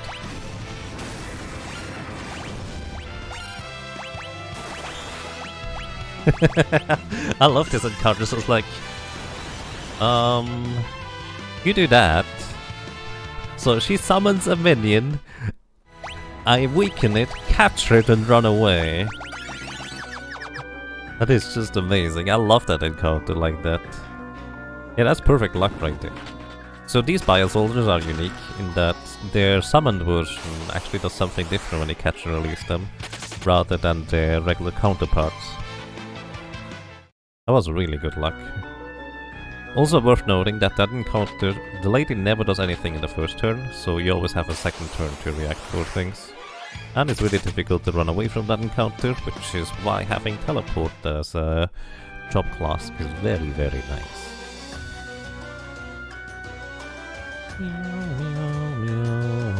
I could get a second ribbon, but there's no point.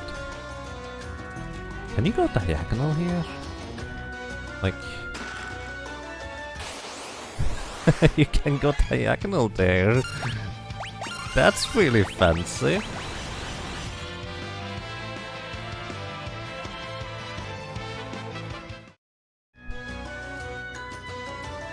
I didn't consider that until now.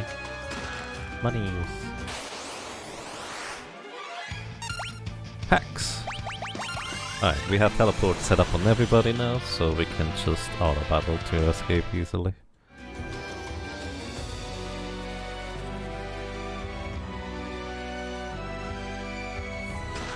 Still wanted to go down here. Maybe this is unnecessary. I had a bunch of money left over in my routing, where I felt like I did not need anymore.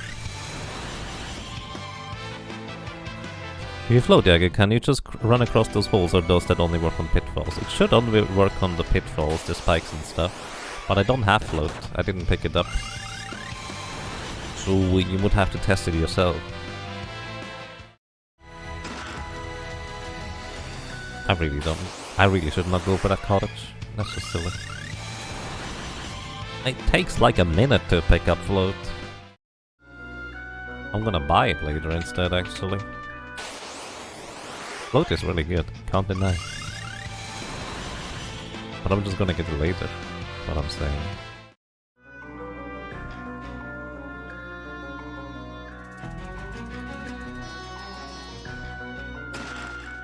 I love that I can just hold up left as soon as I open the chest and it just works. Back attack. Oh man.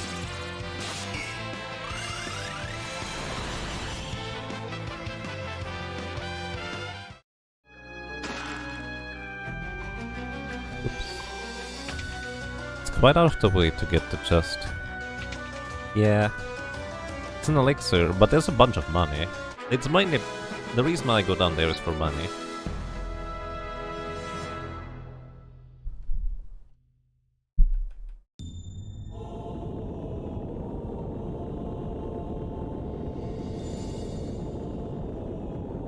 If you have it in here, you can run over spikes and potentially save time and avoid robots.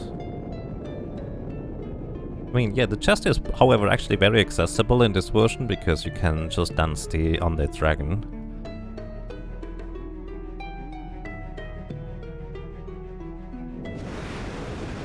And hey, Red Dragon, thank you. Thank you for so much for your kind words. I'm glad you enjoyed. And good evening. Or good night, I guess.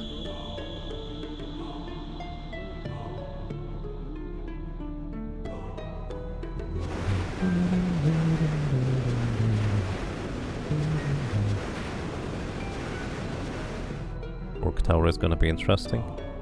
I mean, a catch as well. Oh yeah, fun fact. Release actually does not trigger the reset on Omniscient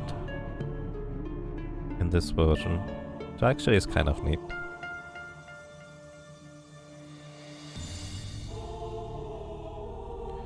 You don't think patrolling mobs can engage combat in this one unless you press a direction into them, so you can just wait for them to wander off. Oh, interesting. Zoo for you, Omni. Yep. If I had to catch and release, I could literally just one turn Omniscient. Actually, no, his HP is odd, isn't it?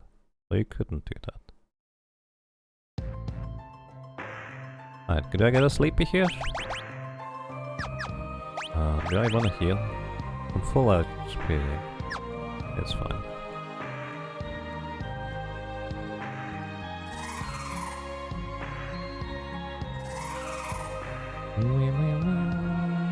Can you release a grenade and Apocalypse have him go nuclear in you? Unfortunately, no. I tried that actually.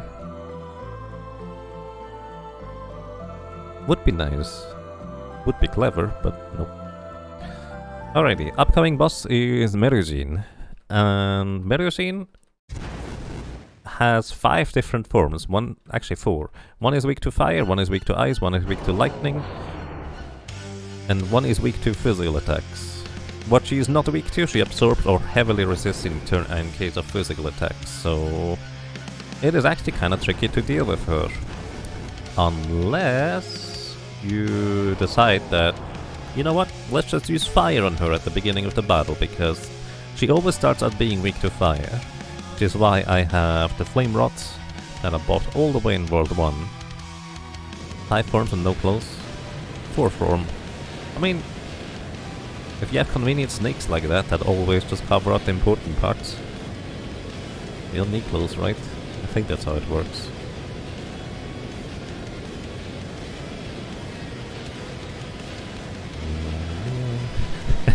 I just wanted to press the auto battle button to speed up the cutscenes. That does not quite work. Also, by the way, X-Def is a crab, as indicated by him walking sideways. People think he's a tree, but really he's a crab.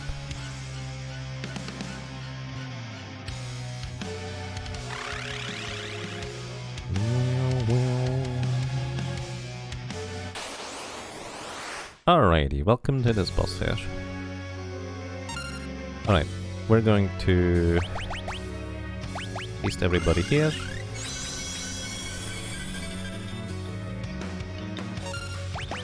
Paris is gonna flame rot her immediately, you release immediately.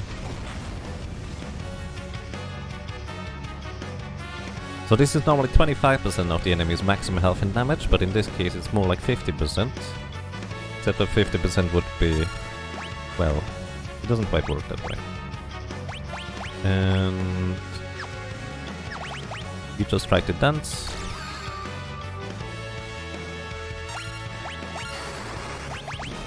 And the comet could already do the trick here. With a good roll, that is. Nice. She didn't get to do anything. So I actually only need 3 flame rods, 1 to equip, 2 to break.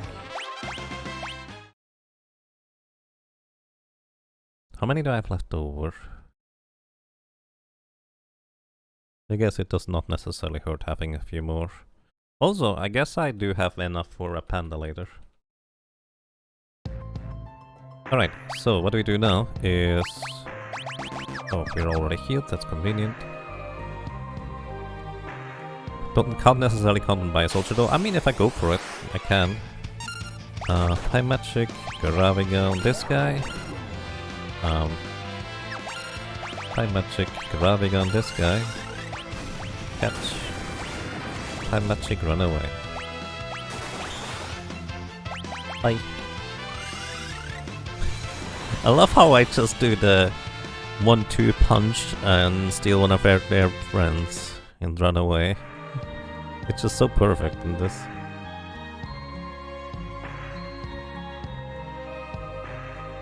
If it takes too long to catch one, not worth. It's a common encounter actually 1 floor above the sand floor room, from what I can tell. And I think in the Pixel Remaster she only ever summons 1 of them, rather than... Well, actually she always only summons 1, doesn't she? Well, maybe we could actually look at it this way, Laser. That could be a reason to drop down and get the chest with money and cottage and stuff. Then we spend some more time in that room for catching one. The alternative, of course, would be if I were to capture a magic dragon before X-Step in World 2.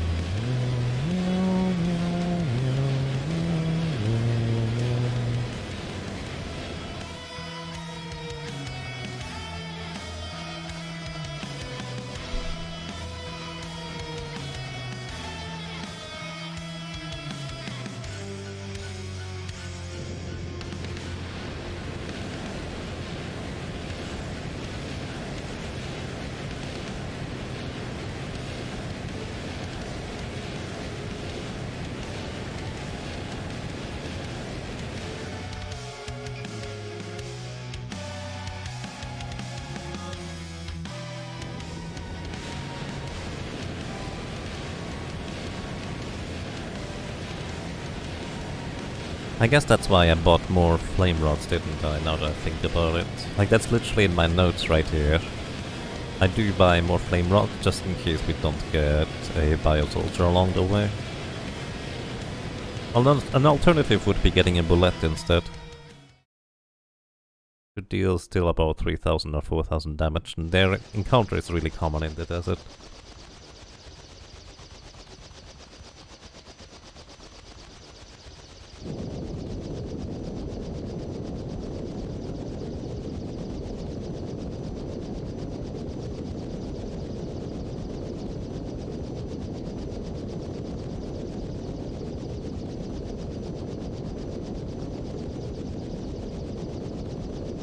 What's my time estimation for the full Job Fiesta? Honestly, I don't know. This is going to be my time estimation once I finish the run. Should I do Shinryu? It might be an incentive, but I might not have to worry about it yet.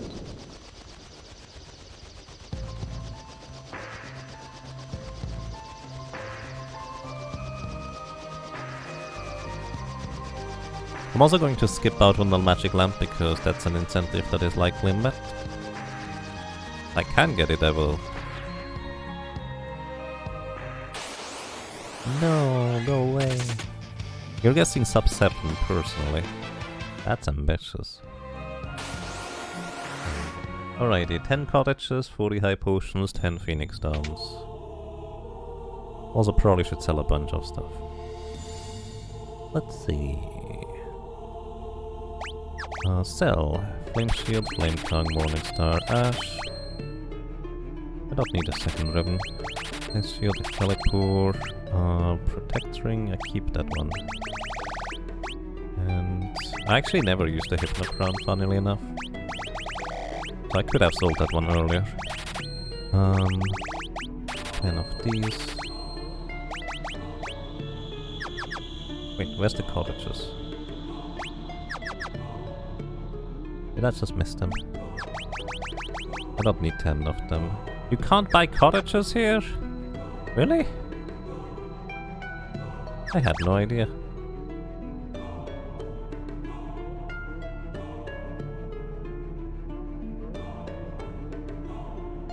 OBS really doesn't like the ocean frames. Did I get encoding overload?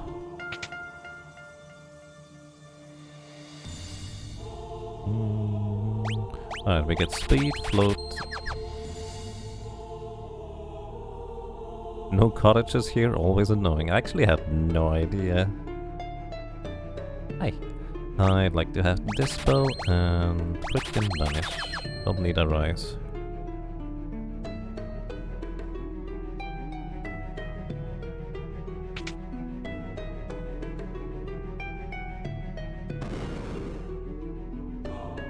Hello. Can almost buy 2 Hermes samples. Oh well. I'd like to buy 2 black ropes and black coal, and that's all I need. Let's see, how much more money do I have than I needed? Well, if I didn't sell the coronet, I guess I would not have enough. Plus, I didn't buy any cottages. I'll need to kind of route them in somewhere earlier, I suppose. I also didn't buy any rods yet either. I want to keep that in mind.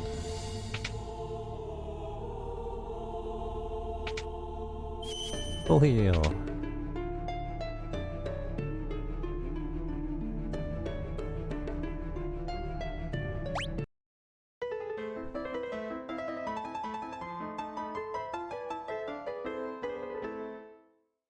Piano Flex. Yay. Hey buddy. Did I grab the thief's knife? I did.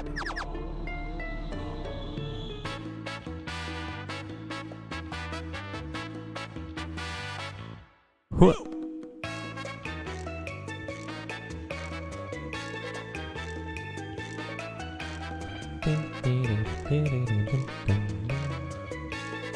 Alrighty, no equipment. Optimal cryo, mangoes, black coal, strength armor.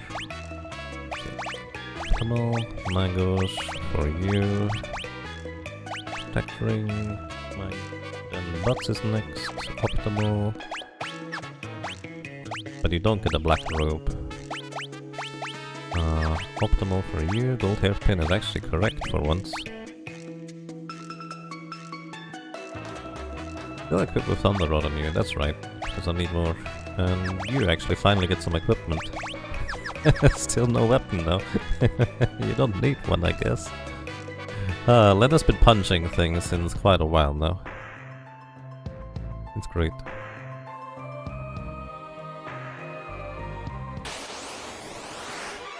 Bye guys. Bye guys.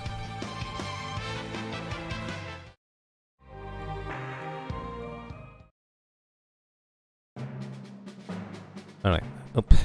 I keep forgetting about that part. You can't do the left-right jiggle at the very bottom there, because that's the exit. Have to be one tile higher. Alright. Perfect. That's the encounter we look for. Time magic. Haste everybody.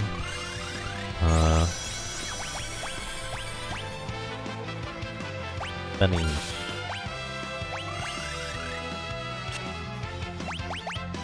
Bunnies. Actually not what I meant to do, honestly.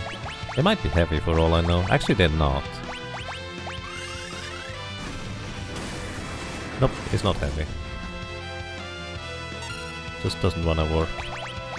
Heal please. Time magic. Uh-oh, we're front runner. Come on.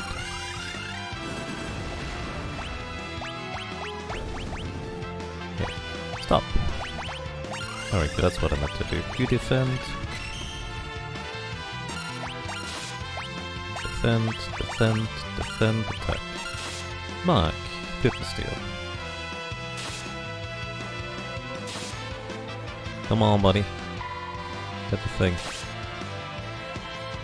Uh-oh. That's not good. I mean, it's not the worst either. Stop being so fast! Oh no, she slowed down the battle speed. Oh, that's so silly. Stop it. Oh my goodness. No, don't. Seriously? You just killed yourself. Oh my goodness.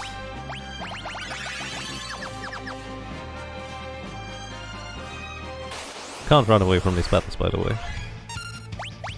Time magic. Stop you.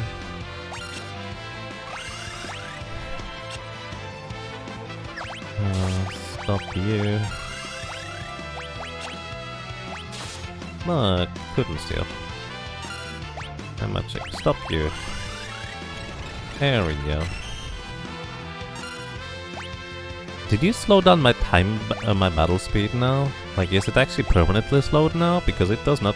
Oh, I didn't haste myself, that's why. Never mind. That's why it feels so slow, because... I'm not hasted.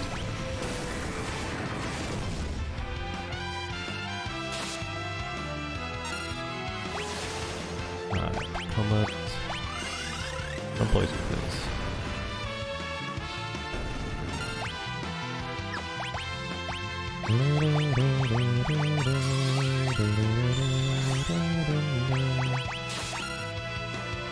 Still a rainbow dress. There we go.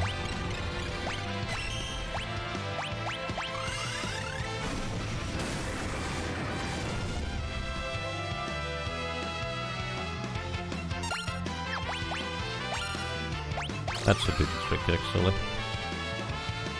Oh, it didn't. Really?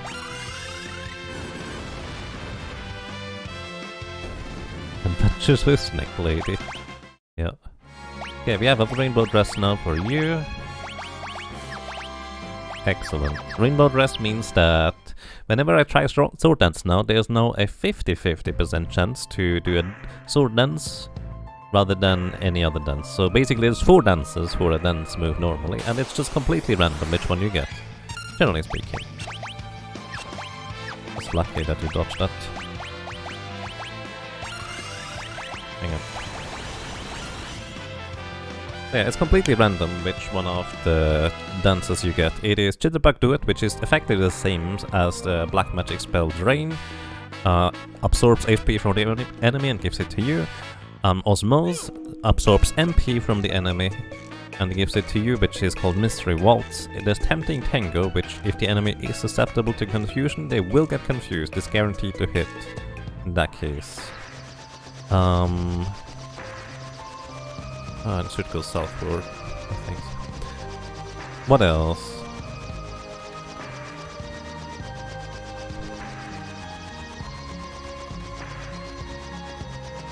Oh, I didn't go the correct place. Uh-oh. Wait. Oh, it's here.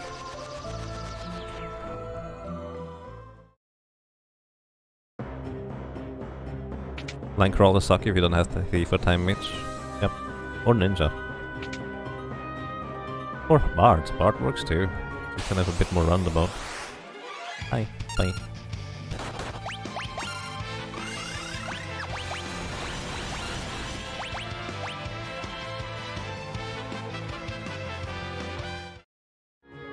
Reminds me, actually, I could put Hermes sandals on you. Either way, there's one more dance, and that is the sword dance. Sword dance basically is 4 times damage. It's not technically quite how it works on formula level, but it's 4 times damage for all intents and purposes. And effectively equipping a rainbow dress or red slippers, a man-eater dagger or a Lamia's tiara, all of these have the sword dance up property and replace the Tempting Tango dance with another sword dance. So basically you have sword dance, mystery waltz, and jitterbug duet in order, well, basically for what can now appear as a dance move. So basically, a 4 times powerful attack, and in this version in particular, he actually does full damage from the back row, is actually a really strong move. On top of that, Dancer gets +5 to all stats, which includes strength and agility, from the ribbon, which is really crazy good. And immunity to most status effects on top of it. Like, Dancer is actually really crazy good for dealing damage in the late game, especially if you have like a chicken knife or another strong weapon. And this is part of the reason why I just went here. I just got our Dancer here, the Assassin Dagger, which is currently the best weapon I can actually get for him. Which is a 91 attack power weapon. Technically the chicken knife would be better, but I assume the chicken knife will not be allowed during the run. It's basically just gonna replace the chicken knife. We also got the Sager Staff, so Lena finally has a weapon. And we did get... Oh, no, we didn't get that one. Keep the Magos, actually. Don't forget, we have Time Magic Teleport to get out of here without having to run.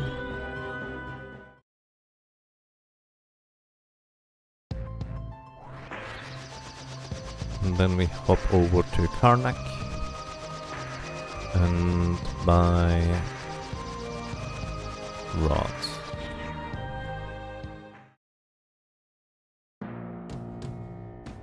Right, we do buy rods? Yeah. 5 flame rods and the rest is all thunder rods.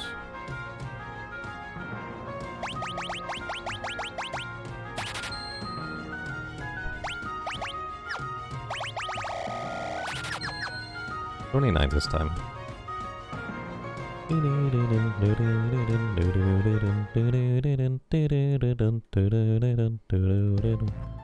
Alright, and that's all we do. So yeah, basically these are all the things we do just before entering the next dungeon. So a bunch of preparation in a sense that is not all technically necessary, but practically makes our lives a whole lot easier. I always want to save before entering, but it's just really not all that necessary. Welcome to these floors.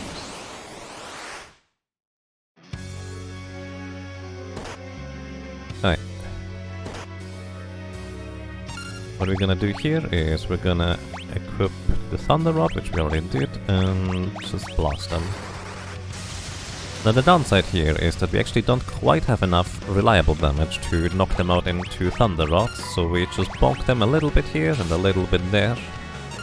And generally speaking, that should just knock them out right here. If not, we have an additional attack here with Rump. It really is just a little bit too little damage. And it's actually variable, like it could possibly knock them out into attacks, or it might not. And that's the problem, because if we just reliably had 3 Thunder Rod breaks in order to kill them, that would be fine too. But the problem is, we sometimes have 2, sometimes have 3, and if we don't kill both gargoyles at the same time, well, they will revive each other back to full health, which is significantly less than ideal. So the Sage's Staff that we picked up is actually going to increase the power of Holy Spell by 50%, which is really good. We don't have the Holy Spell yet, but we will. Also, what we're gonna do is we're going to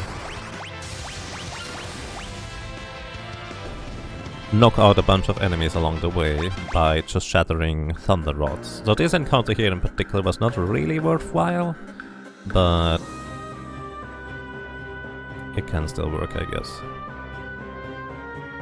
In that chest on the left side, that is a Guardian in there, actually quite a unique enemy that is guarding that chest, and it has a boomerang in it. We can't use the boomerang, and it's not even particularly good, so we don't get it.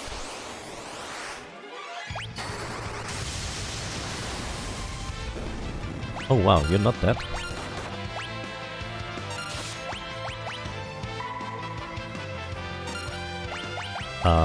Okay, I didn't expect you to survive, to be honest. Might actually cost me more Thunder Rods than I anticipated. I thought I would one-shot the entire everything here. Diamond Armlet, rare drop.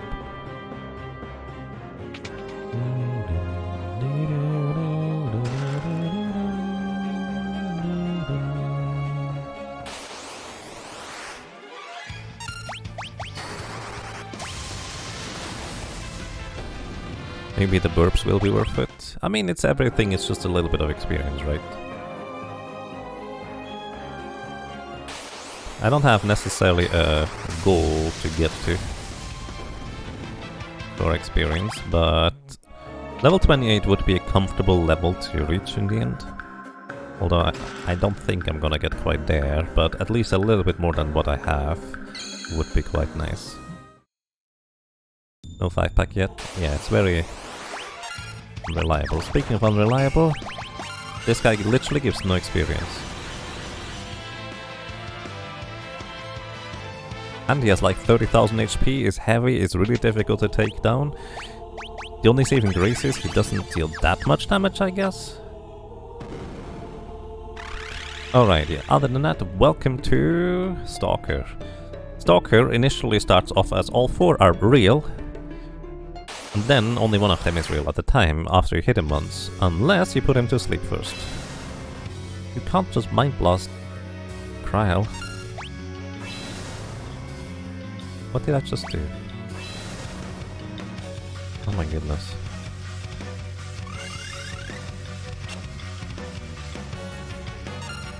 Stop Mind Blasting Cryo, please. I need to haste everybody.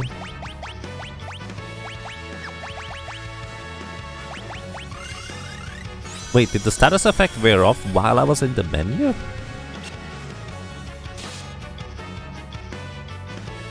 So what we do here is we release the Sleepy that we caught earlier. And it actually does not matter which one it hits. For our purposes, as long as it hits one, it is always going to be a real one. And we're going to be just focusing our damage on this guy in a way where he is never going to wake up. Hurricane. Here I am, rocking like.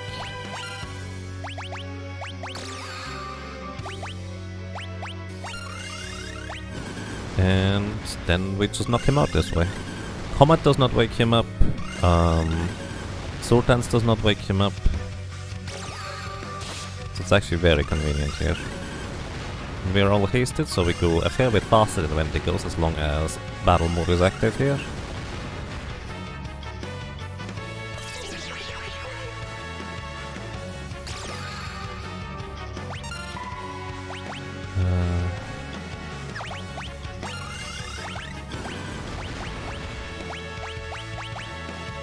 Please no confusion.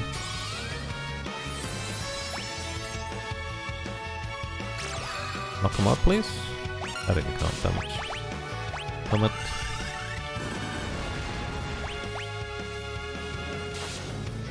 No! You meanie.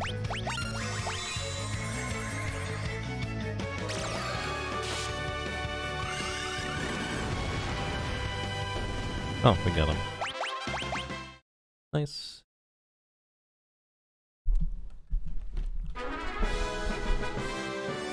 Definitely forgot the beast killer was in that chest. Oh yeah, it's just right up there. It's not the greatest unless you use Equip Whip on the dancer. I'm not sure I'm gonna do, but it would be an option.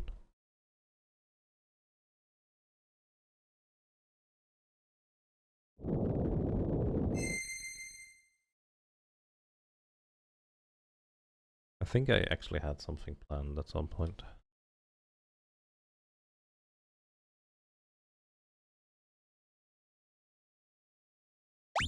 Alright.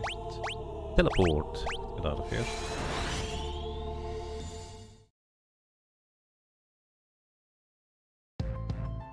Next up, we get you something else. You get the Hermes sandals, you get the elemental here.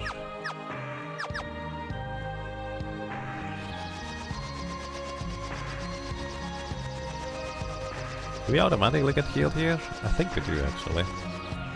button entering. I actually need to double check. Oh, we'll see. Oh wait, hang on. I forgot the most important ingredient right here. The zoos are right here.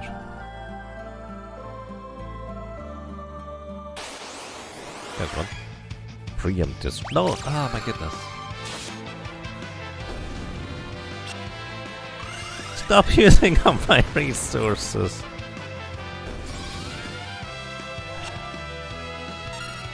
Root. Now I'm gonna return back to the beginning of this battle, please. I forgot about the auto battle going on there. Alright, we're gonna grab it. No, grab it, go. Yeah, you're not heavy. Right, I forgot about that part too. I need to actually hit you first. Or alternatively, gravity afterwards. But hitting first would just make more sense. Alright, Zoo is going to deal 25% of the enemy's health and damage. Wind damage to be specific. And the next, one of the next bosses coming up is actually weak to wind.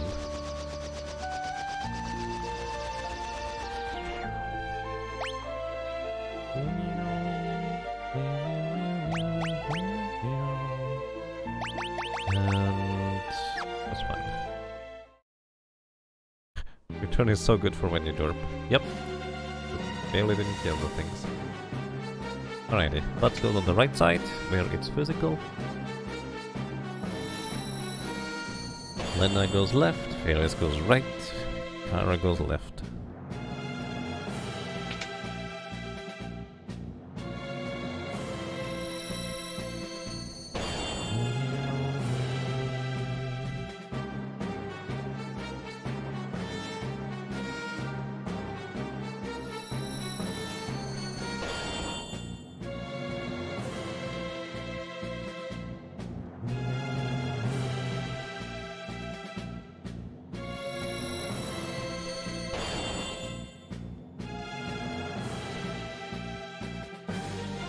Alrighty, and welcome to the magic side of the tower. If you use any physical attacks, the enemies will retaliate with strong attack that deals 9,999 damage to you most likely, and it will probably kill you. Your usual spells and shenanigans are not that dangerous, let's put it this way. Not pleasant and kinda difficult to run away from, but also not the worst.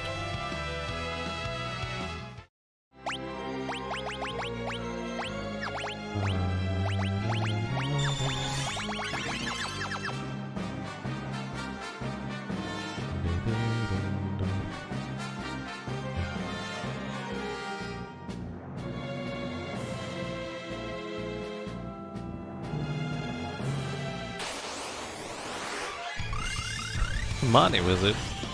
Really? That's a rare encounter. That's the thing out of the wind shrine.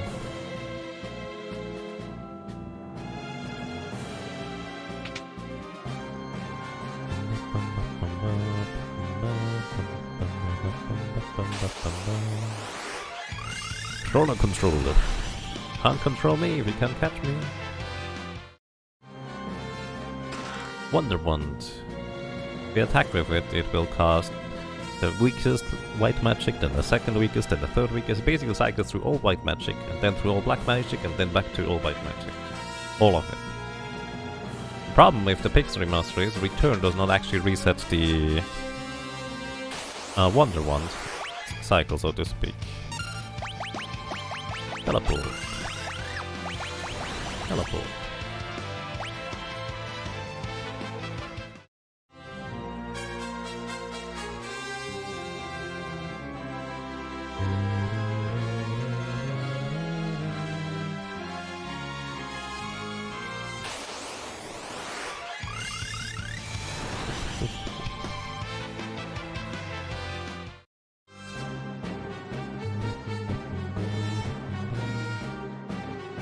Use magic on the physical side? Yeah, you can use magic here until Minotaur. Minotaur literally has mute as the field effect automatically.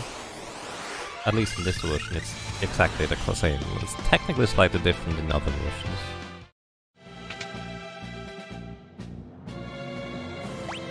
Also, I'm gonna equip a Mine goes here. 50% chance now to block physical attacks. You don't need to defend the sword, so we just ignore it.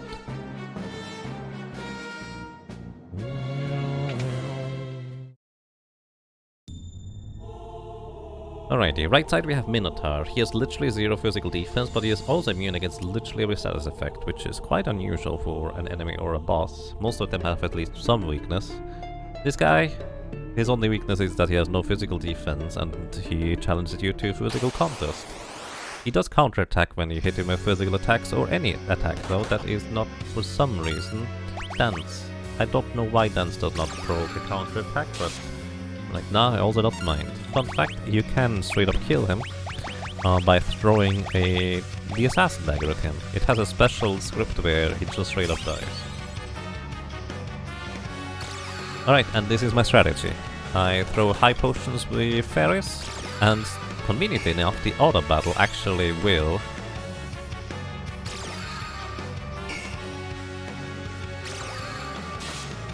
target the character that got hit last by the things. I initially tried cycling through the Wonder Rod in order to get Protect, but if I just use a high potion every turn, it just works fine. Could you please use sword dances? I would appreciate that. He has 20,000 HP.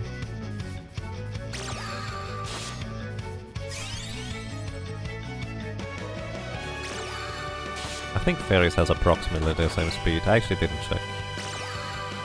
Also, technically here I wouldn't have to use a high potion, but I don't wanna stop the auto battle. Too lazy. Oh, by the way, Sword Dance can also proc the secondary effects of weapons. Apparently. At least the ones that go after, because it just tried to doom him. By the way, this guy is easy. Like, I was trying to do some elaborate strategy, but it's just not worth it. Dance is considered magic, Hextech doesn't counter it either. Yep. Wait, can you use it against Omniscient and he doesn't counter it?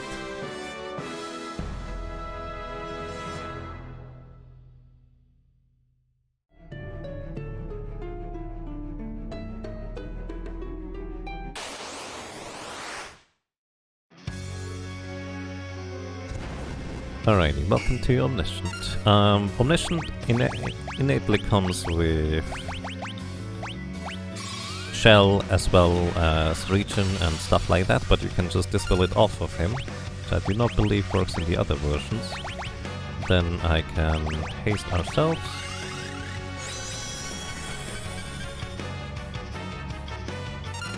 Then we can Shell ourselves. Shell is mostly just for safety. You can probably just straight up kill him without Shell. Reasonably reliably. Because Regen it himself. It's not gonna actually make that much of a difference. Because Regen is really slow in this game. Even slower than the original. And it's not even almost... Like, I love Regen, but it's just not really worth it. Also, releasing a Zoo to Breathwing, he's weak to wind damage. He does not actually counter it for some reason. And for the rest, we just go Comet Spam here. And we do that until we win. He might get one spell off and one counter. I need at least one character alive at the very end here. Or, well, 2 characters alive if I kill him, or I cast Reflect on my one alive character to survive the counterattack. He always casts Flare when he dies. He also has about 18,000 HP. Either way, kinda straightforward. And after this we actually get Holy. There we go. Bye, Lena. Holy is a super cheap, really high power spell that gets powered up even further by equipping the Sage's stuff. Which is really good for us.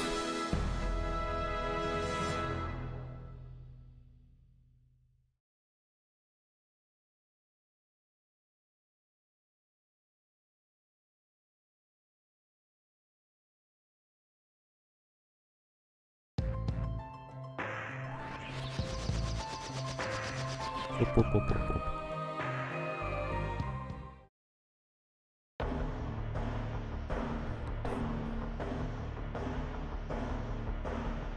I need to keep remembering to switch my main character back to Cryle, because the game keeps wanting to put butts in the front.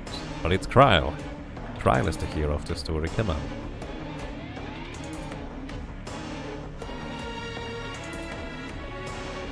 Only makes them holy. Yep. Many holes. Unless they absorb it, like the gargoyles actually absorb holy element. Kind of annoying.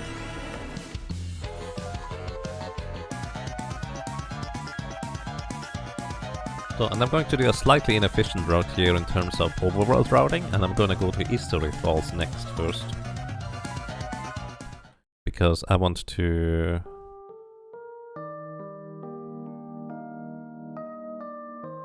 Well, actually, I don't have to. I can just go to Trench first.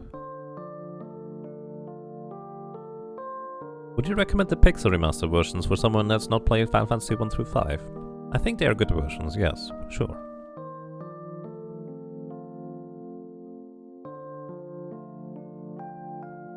What you may want to consider is, if you have trouble reading the font, there are mods to exchange the fonts. And also have like a more fitting pixel font. That's the one thing I will say. This is your favorite Sid. Yep. I really like Sid, admit. Probably my favorite cactus in this game.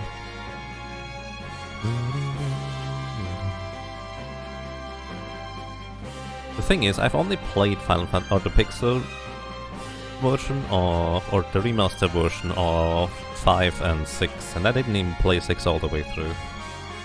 So I might not have the most complete opinion on this.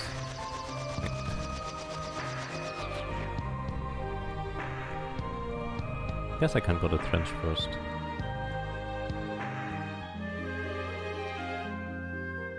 I never remember where it is exactly. There are a couple bugs? Yep. There are a couple bugs here too.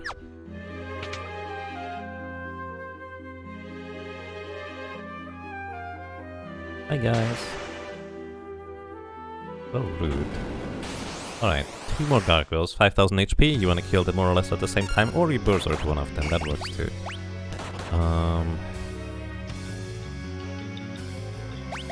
I'm just gonna do this. I forgot to put the boots back on Ferris. On the rod. You bonk this guy. You bonk him too, just to make sure.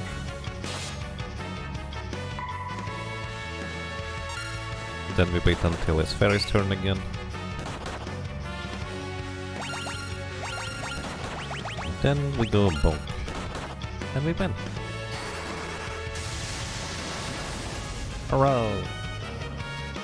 Oh shoot! Did I not equip a Thunder Rod on you? Oh right, I gave you the Magos for... Which is actually really not necessary, you don't have to dodge the things on the Minotaur fight. Yeah, scratch that idea. I didn't even look at the damage, I just trusted my strategy would work. Which it would if... had everything properly equipped. I guess this would be an alternative, just defend with everybody else and unequip the rod on one of the Thunderbolt attacks.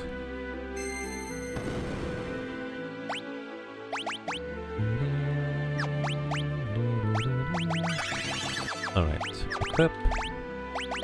You get something else, you get the Hermes Sandals, and you get Elemental. There we go. Alrighty, now in these areas here I forgot to make us float. Magics. Time magic. Float. So if you're floating, you don't touch the ground. Logically, right? But it might come to some people's surprise that this actually does have some genuine implications in this game as well, where if the floor is lava, literally, if you don't touch lava, you don't take damage. So it makes a lot of sense to actually just cast float on your entire party and not get damaged. It's very nice. The alternative to using float is having a Geomancer in the party who has the innate ability to avoid damage from tiles on the ground. So you can literally walk over the spikes in the pyramid, for example, with a Geomancer in party, and it doesn't damage you. It's quite lovely.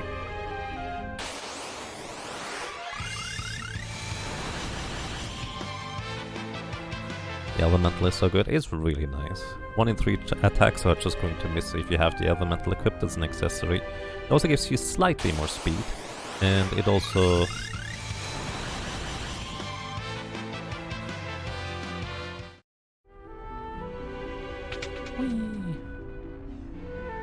I don't know whether this is faster than going down the stairs. Probably is. Less path to walk. But yeah, it also gives you slightly more magic power. Which, if you try to do a hyper-optimized run, that could be good, but I don't have enough time for that. Sage's staff, by the way, deals 8 times damage against undead enemies. So, Leonard's literally just attacking these clowns here would deal like 4,500 damage to them, which one-shots all but the skeletons on the ceiling here. These guys have more like 7,000 HP.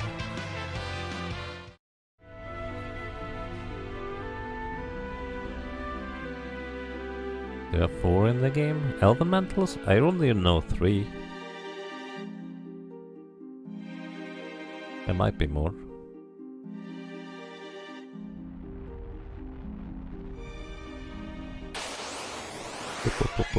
Oh, by the way, fun fact about the Pixel Remaster. These guys here in this formation, they will resummon each other.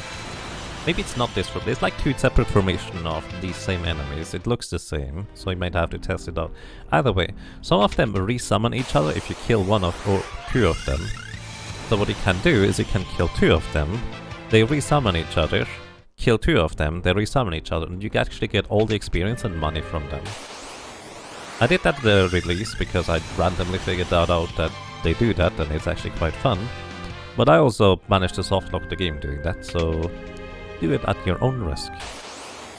You might have fixed the softlock part of it.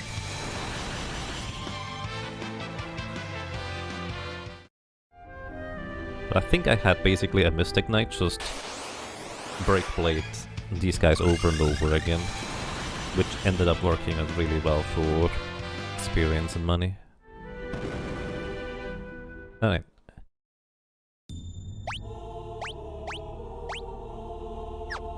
White magic. Heal everybody. Oh yeah, actually a thing I forgot. Ferris, you have a gold hairpin. Good, because... Oh yeah, because you have literally no other piece of headgear to equip. That's why it automatically equips.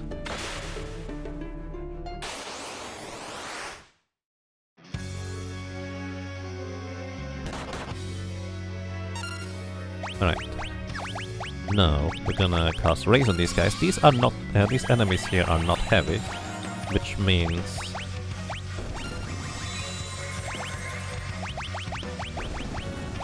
you can insta-kill them by casting Resurrection on them in some capacity. Phoenix Down, Raise, Arise, all of these work.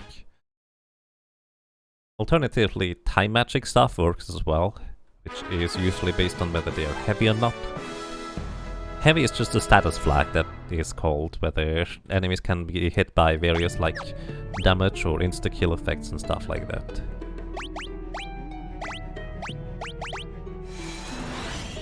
You always call these guys the demon babies. Yeah, that's a pretty apt description.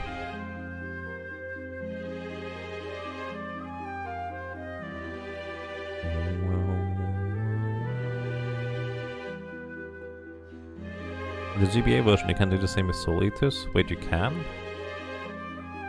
Which ones are the Soul Eaters?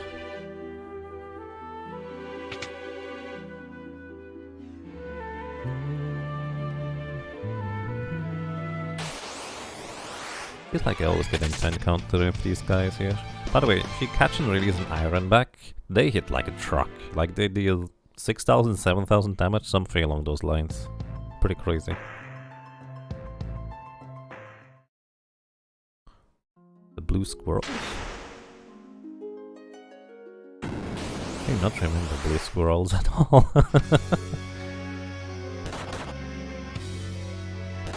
Alright. I'm just gonna do the thunder rod thing again.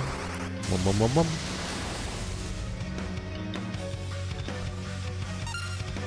You hit this one. You hit this one. Don't insta. Oh. That's not good. No, I need you to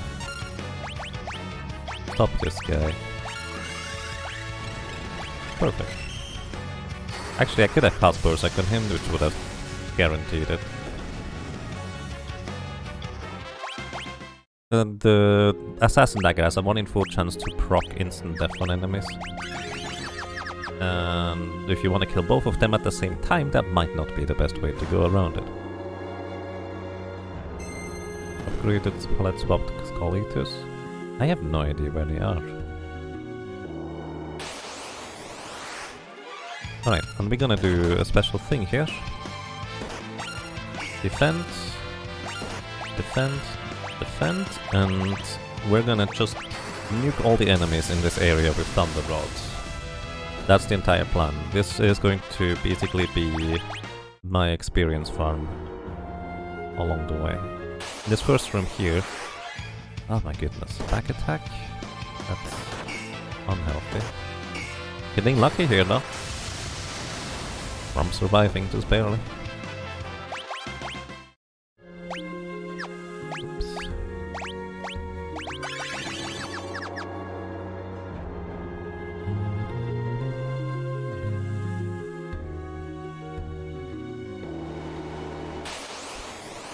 Okay, nice. Well, yeah, the Thunder Rod gives us a good chunk of experience here, just kind of breaking it on the enemy's heads. Mercury bats are especially good because they're not even particularly weak to thunder, unlike most of the other enemies here, but they appear in large swarms. Frequently.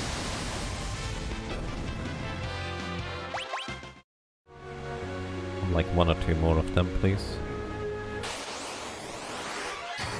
These enemies here are all weak to lightning, even though they have more HP than the Mercury bats, they still get murked.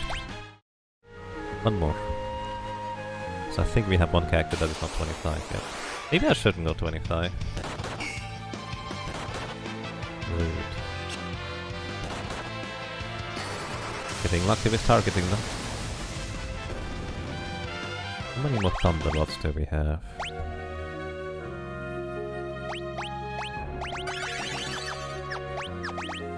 We have 10 more. Level 26 is better because we could run into level issues. So this is mostly for safety. I do not think... Well, I don't need it, I know it. I've beaten the game with level 22 characters. Actually 23. So I think they leveled up by me thunder rodding stuff. But this is nice and efficient, let's put it this way.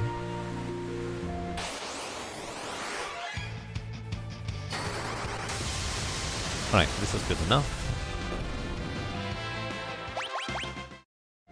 I say that, but I'm not sure. The thing is, here can be enemies that I can't one-shot. Specifically, they're called Mortar Drives. I don't remember whether they are called that in this version. They're some weird spider dudes, and they're actually kind of scary.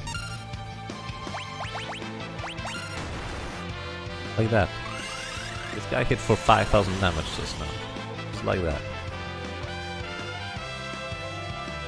Steel Fist they are called in this.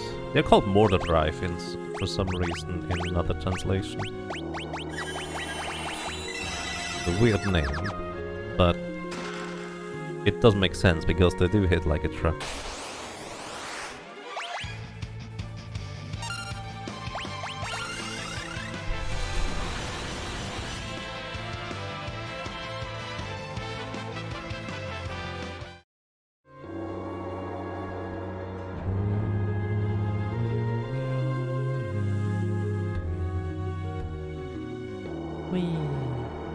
I don't pick up most of the things because I just don't have any use for it.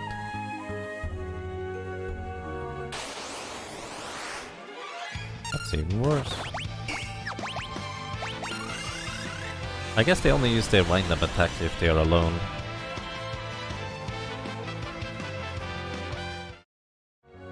We're level 25, I wonder whether that's gonna be an issue. There are enemies that have like level 5 doom or something.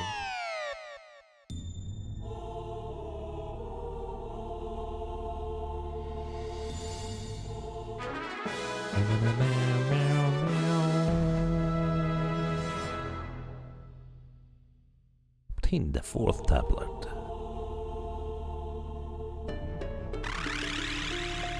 Alright. History far gargoyles.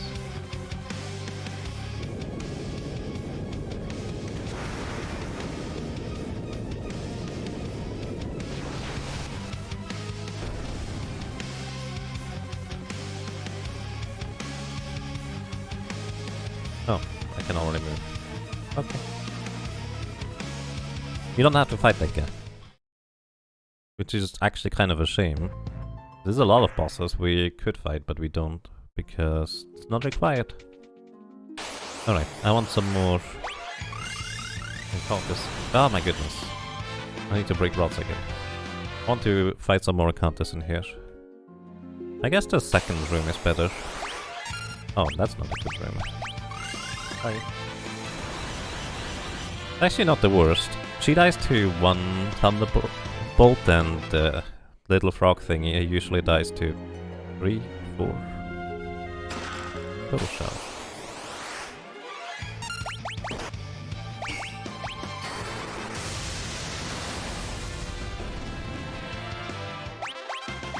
Level up. So just 1 more of these encounters. We're good to go.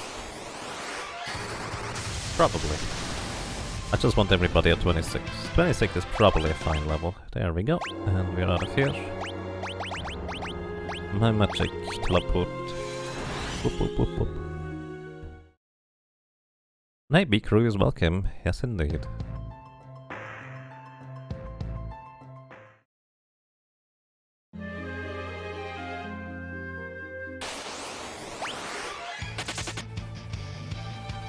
These guys actually don't die to a single Thunder Rod, despite them already appearing in World 2.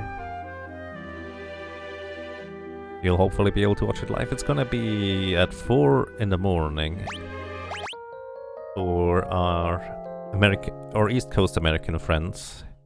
It is 10 in the morning on Saturday, by the way. This Saturday.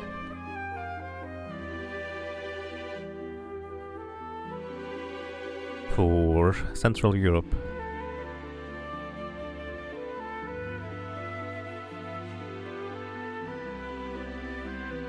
Alright. Since we are right here, I can actually just restock on rods real quick.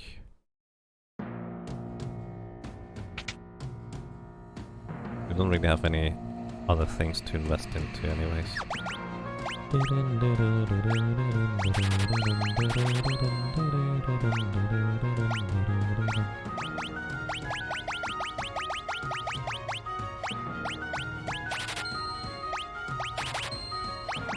Didn't I? Oh, I didn't pick up the axe. That's fine.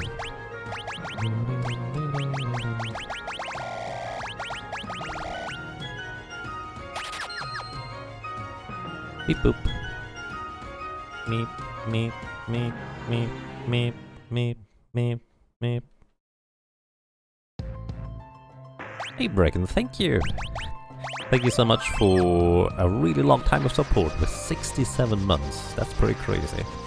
Welcome back to you, and I'm glad you enjoy your stay. I hope you're doing well. This store seems to sell more than usual. I don't think it does. There is there's an additional merchant in the center of that store in case that's what you're referring to. That guy only stays after Karnak explodes. And he sells you whips for the Beastmaster. And bells for the Geomancer, I guess, which unfortunately, bells have really good scaling. The problem is, bells just don't have any attack power whatsoever for, like, base attack power. Staring at the gigantic thunderstorm outside. Uh-oh. Well, hopefully nothing bad. Good luck to you. Yeah, it's literally right after Karnak. I did not know that for a long time. I had no idea you could buy additional whips there. I thought the one you get from Magisa is the only one you get.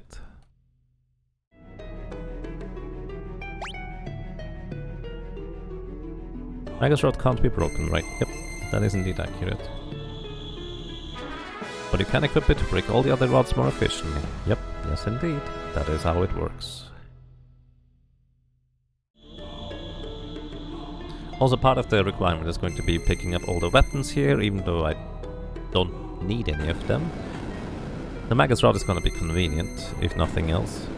But the rest is going to be mostly just to fulfill that requirement, which is also why we got all the tablets.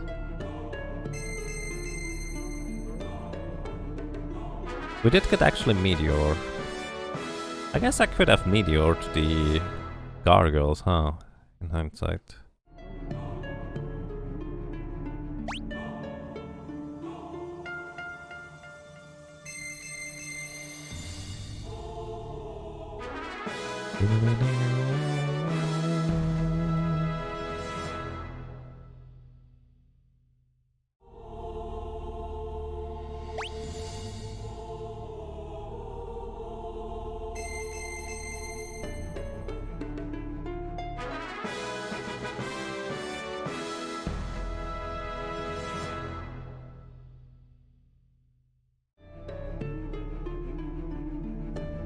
Would picking the Magus Rod when you get the first 3 seals be worth it?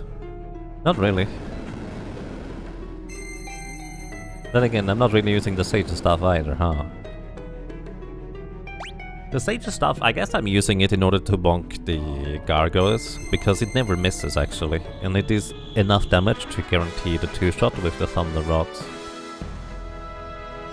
You're gonna die some more in Path of Exile? Oh, best of luck to you! I don't know. Best of luck to not die, I suppose, unless you want to. Which I suppose...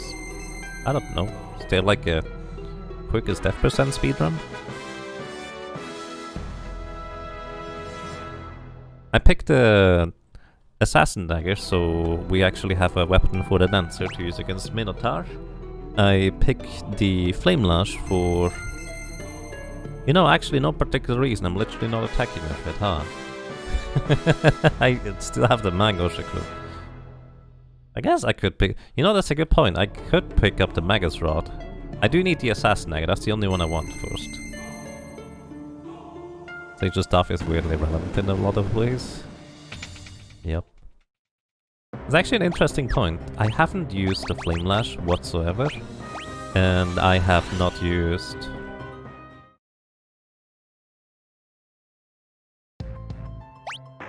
I've only used the Assassin Dagger, really.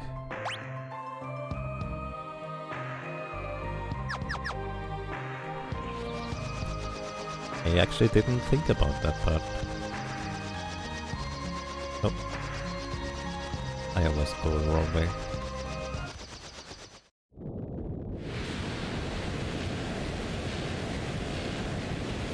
There are actual builds that require you to die. But that's not the one you're using, it's just bad. Wait, how does that one though work? That seems weird.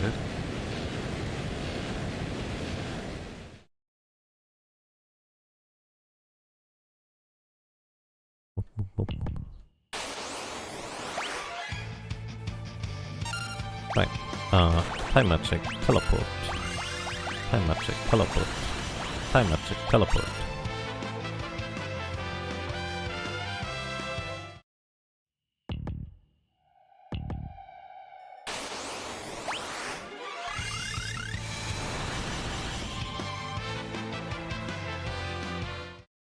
The amount of rods you break, Magus Rod will save.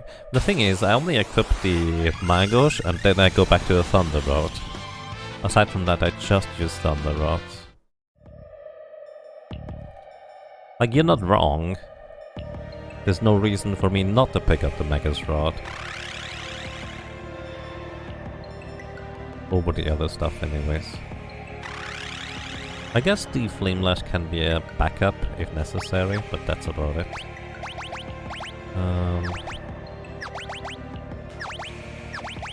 Because yeah, I can just equip the Magus Rod here.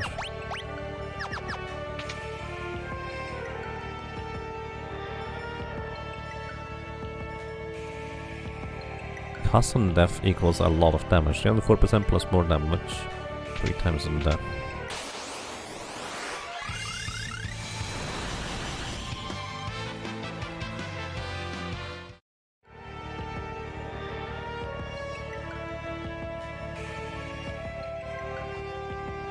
So, do you have also a method of reviving really quick with that build?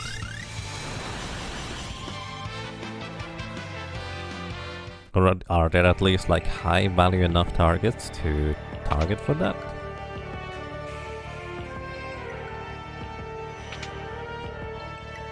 Spawn in ton. Okay. So I guess it's more of a team thing. Boop, boop, boop, boop, boop.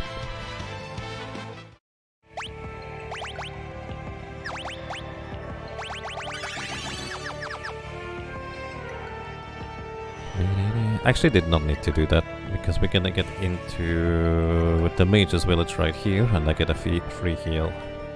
Oopsie.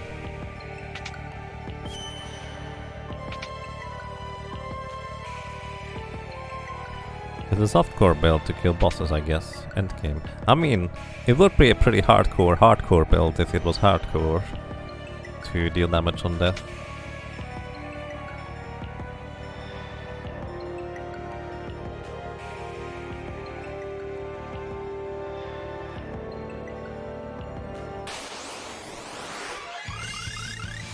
I wonder that I could one-shot the moss fungus.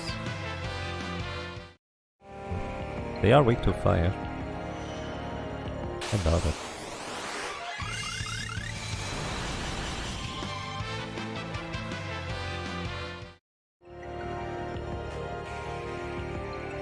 Pot is good and healthy. Always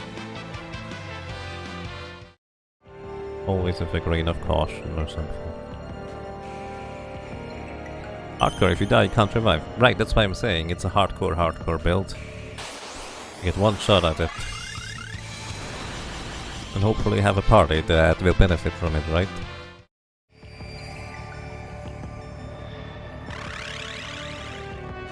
Welcome to Calathis Theory. 17,000 HP. Consider the beast for some reason. And all I'm gonna do here is I'm just gonna... Well, I guess I'm gonna first of all dispel your reflect, because that's inconvenient. I'm going to haste everybody. And you're going to just cast Meteor. Meteor.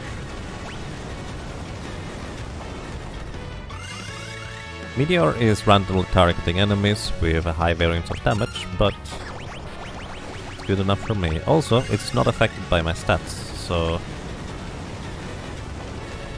being older literally does... Oh my goodness, that was that much damage? I don't even need to haste. I can just Meteor. Hang on, let me adjust my notes here.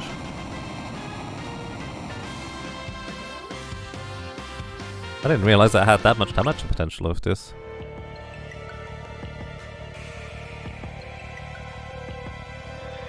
That pot at least? Yeah, that pot is healthy.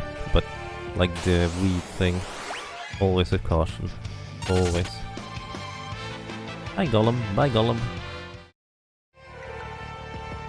Meteor is 4 commons randomly target. Actually, it's stronger than that. Comet is 400 to 1600 damage range, I think. Meteor is up to 2800 damage range. Also, we save here, because somebody donated to maybe try out Omega, but now I have a save file here. I will almost certainly need to grind a bunch though. What is Golem doing here? If you don't pick him up on the North Mountain, he is here.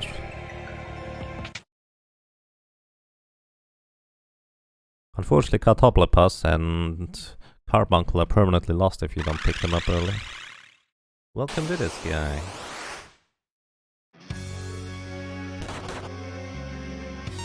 Alright, first of all, we're gonna Berserk him. He's gonna counter-attack most likely. Gonna haste everybody. We're gonna Meteor.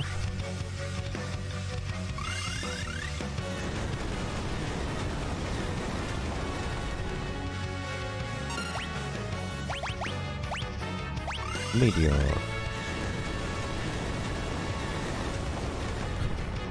It's pretty good damage if you get good rolls. Could also cast Holy instead. Oh, Right, I forgot about that part where... he's gonna kill me.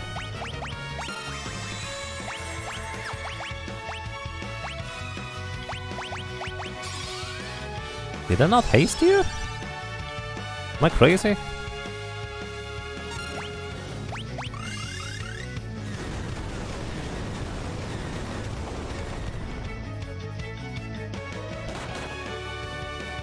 Well, shucks.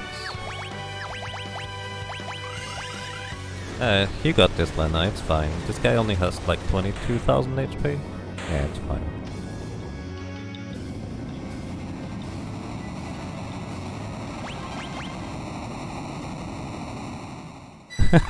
Little blue frog.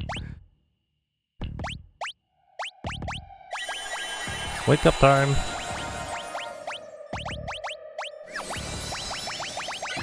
Alright.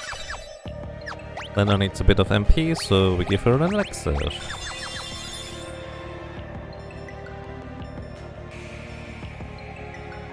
So and here we hope for a single Avis, and we hope that you don't die to this, but we can catch you instead.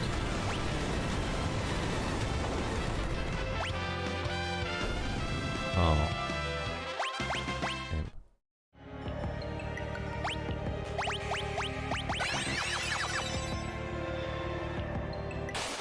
You'll always be conflicted when you become frogged.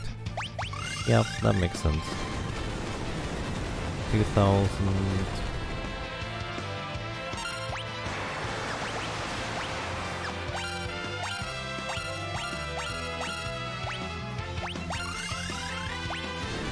Alright, if one of them survives, they are worthy to be frogged.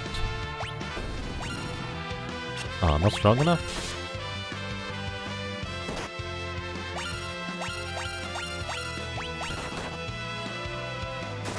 There we go. Alright. Maybe I should have a more reliable strategy to capture them, but... Oh yeah, I forgot. You know what I forgot? I was just so in the meteor spam, I forgot I actually specifically bought fire rods for a panda earlier. I should have broken fire rods with fairies instead, but... Oh well. These guys are just mean.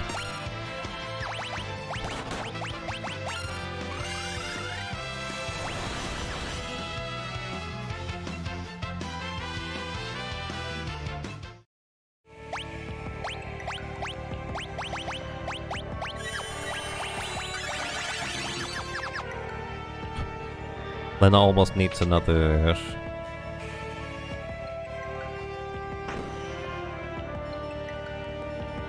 The Avis dragons are heavy, unless they are not in this version. They are heavy in...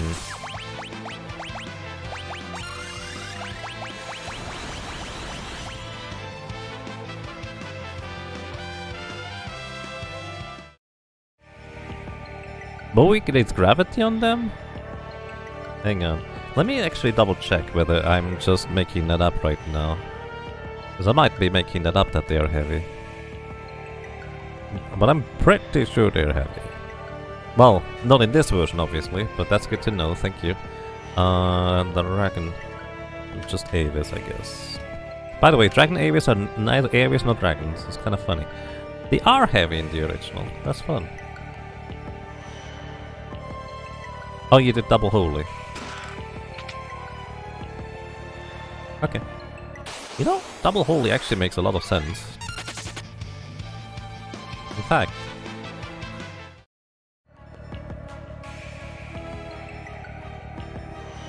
I don't have that written down at all. Interesting. Double holy makes a lot of sense. Right. You get hermit sandals. Everybody float. Everybody float from fighting. Okay, that doesn't make sense. Yeah, use Gravigon on a lot of other enemies because it's just so convenient. If their HP is divisible by 8, you don't even have to worry about it. I did not pick up a reflect ring. Oopsie. Oh, but I didn't use it, I didn't equip it. Time magic, float. And white magic, reflect yourself. Alright, we're good. Time magic. Meteor. Time magic. Meteor. Time magic. Meteor. Time magic. Meteor. I guess I could cast Holy instead, that way Lena would have 2 turns of things to do, rather than just... That's my song.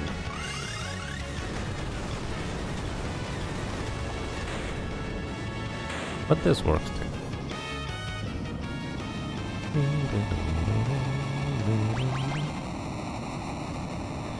I actually really like the Holy Strat. Yeah. Elixir, elixir. Elixir, mixer.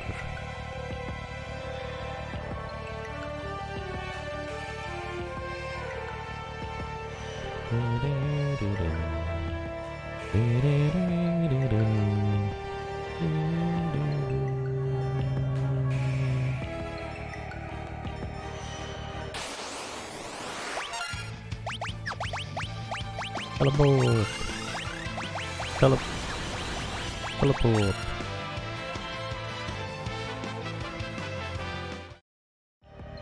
So over here we grab the Man-Eater Dagger. Man-Eater Dagger is very neat. I don't even have to equip the Rainbow Dress. Wait, I don't have to equip the Rainbow Dress. Wait, no I do, never mind. I always think the Man-Eater Dagger gives you Sword Dance up properties as well, but it does not. For some reason I always think it does. Either way, it's a unique Dancer Dagger that, if you jump with it on a Dragoon, it deals double damage. I don't know why. It's programmed like a spear for some reason. Either way, it also always deals double damage and ignores defense against humanoid enemies, which Harlequins are clearly not humanoid.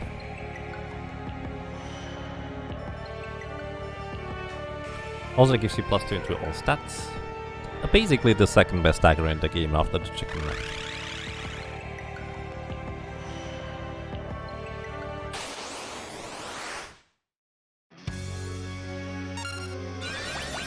Right, I forgot about that part.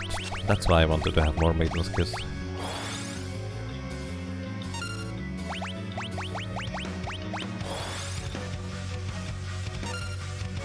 Time magic, haste everybody. Maiden's Kiss.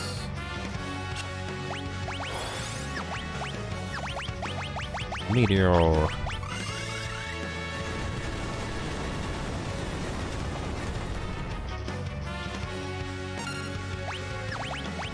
Time magic. Meteor.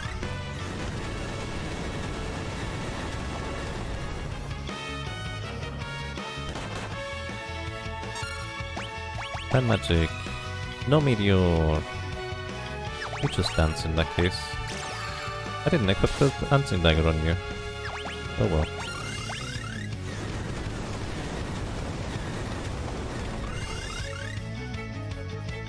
There goes the music again, or the sounds I guess.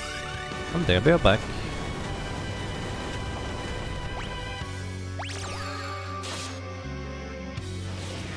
Dispel? Rude. Bye.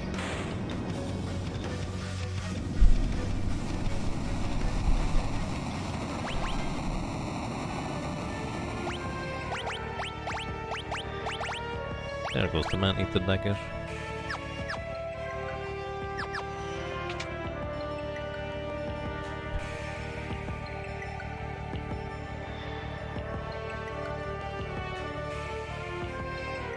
Hello, welcome to Twintania. We use Shell.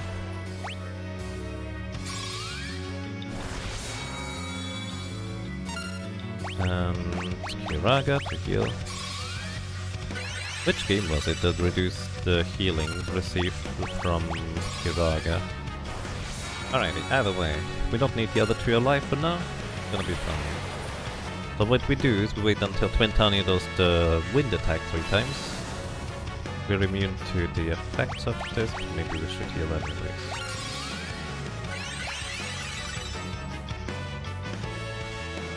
Wind slash number 1. Which, by the way, normally does not get reduced by Shell, but I think in this game it does. Powering up for Giga Flare. Try to banish. Try to banish. There we go. Banish has weirdly low chance to hit on this thing. Quintania is basically completely vulnerable to virtually everything after it starts charging up for Giga Flare.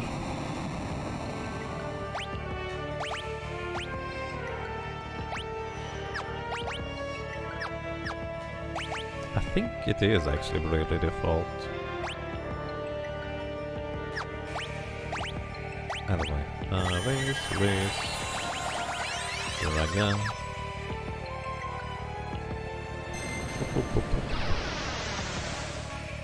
It can miss Twintani in this, it can. Banish does kind of have not the greatest chance to hit, but it is still somewhat surprising. Teleport. Like.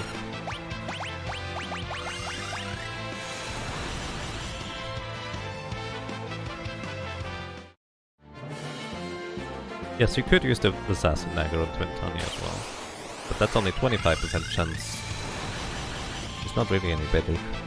But I guess it is chance in case I don't have the others alive anymore.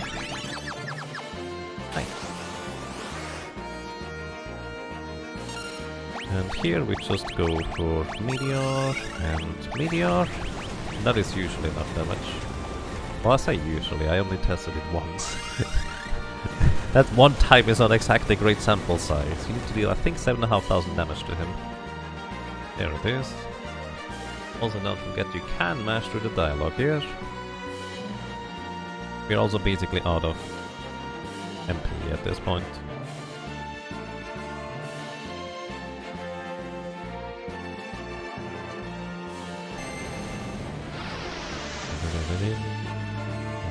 Maybe I should have picked up some more elixirs along the way, like I skipped a bunch. I think in the actual run I will probably go and pick up more, just for safety.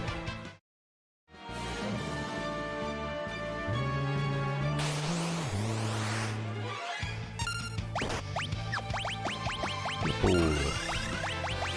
Teleport.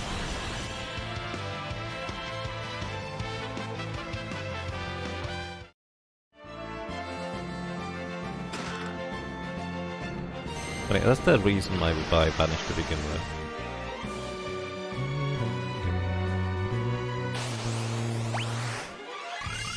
Fine. Now we just hope that Fairies always goes first before Lena, because Lena can only teleport once out of combat. There's a Shinryu in that box. Tell you what, if I do another practice run tomorrow morning, we'll fill up the bar in the top right. We're gonna look at Shinryu. Knock him out.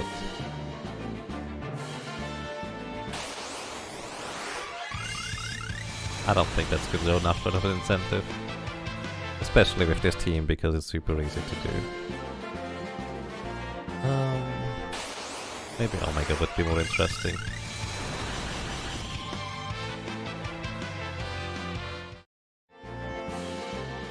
Alright. No. How many elixirs do I have? 9. That's good enough. Welcome to this mess of a fight. We don't need to change anything. According to my notes, I think we should try. Oh yeah, actually, the one thing I do want to do is reset the battle speed to normal instead. How would you defeat Omega with this team? Very slowly.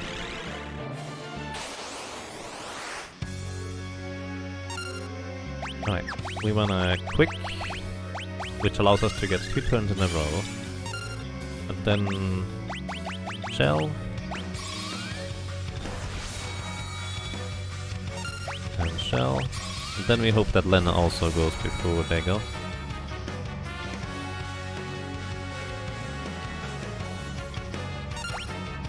Which maybe she does? No guaranteed yet. Okay. Shell. So they always open with Holy, and that's actually really lucky that we get our turns before the barriers go. They always open their turns with Holy and Flare.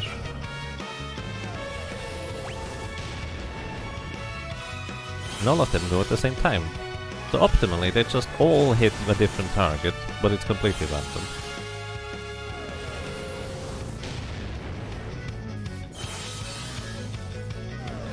Alright, Lana goes down. Inconvenient, but oh well. They also have 8800 HP, I think.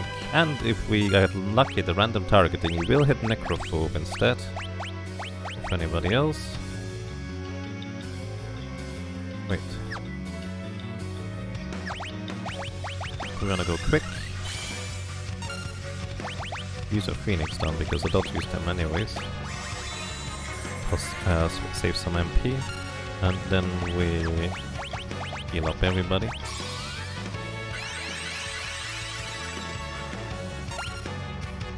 Your Meteor, and basically we just hope for good Meteor luck.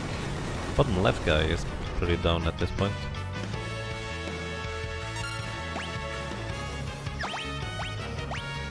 Quick.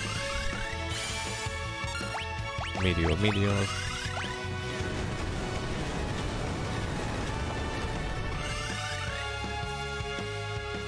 You auto battle, it automatically does the same thing twice in a row.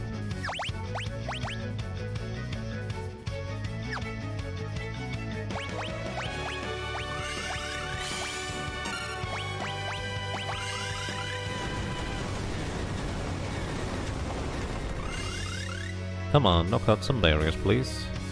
I think the bottom right is dead. Barely.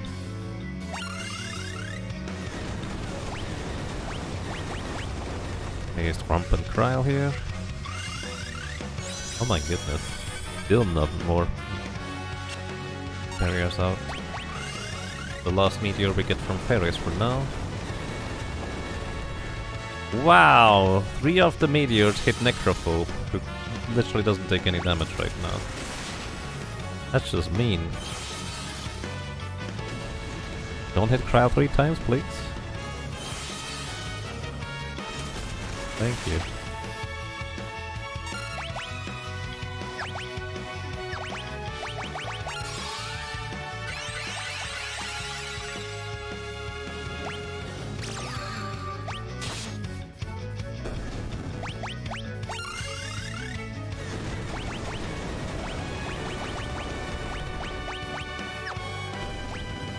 Oh, okay.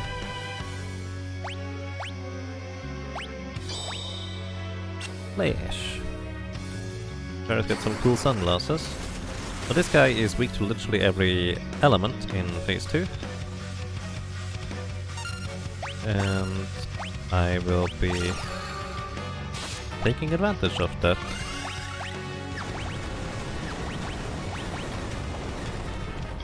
Meteor is element plus. I'm gonna just double volley him. He also has about 32,000 HP if you defeated Gilgamesh before. Otherwise it's 42,000. Oh right, you don't have a thing anymore. Oh! That's not good. Quick. And they're going to Phoenix down. Phoenix down.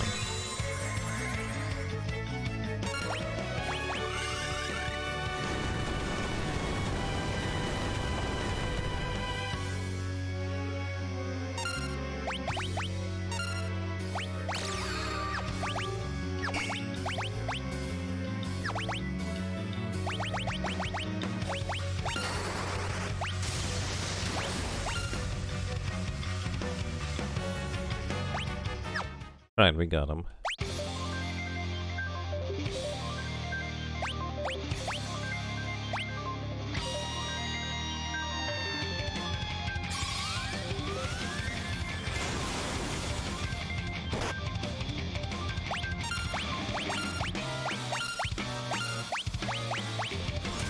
Alright. Once Greg shows up, we win. Quick Leak doesn't work in this game. It actually might. Because you can actually sit in quick and wait for the regeneration or poison ticks.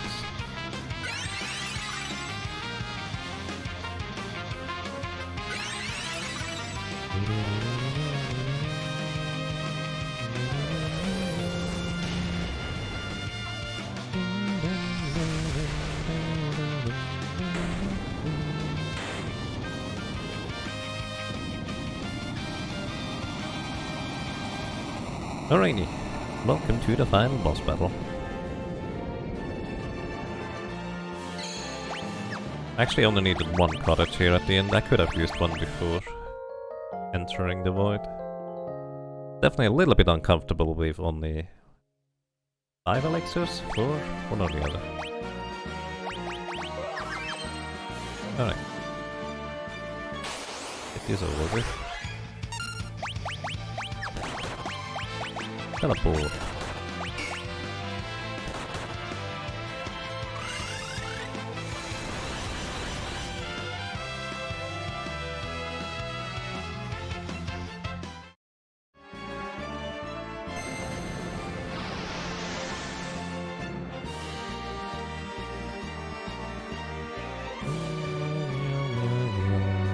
Alrighty, we're actually gonna try something that I have not tested before, so let's see how that's gonna go. We can actually turn Butts into a Beastmaster with Flirt. And we're going to turn Kryle into a Dancer. With equipped whips. I do not know whether that's gonna work in any useful capacity, but this is what I'm gonna try.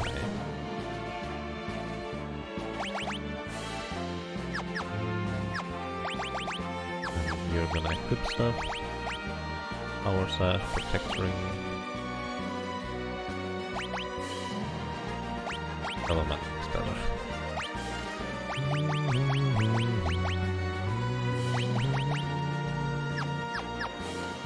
So we have basically somebody who can dance.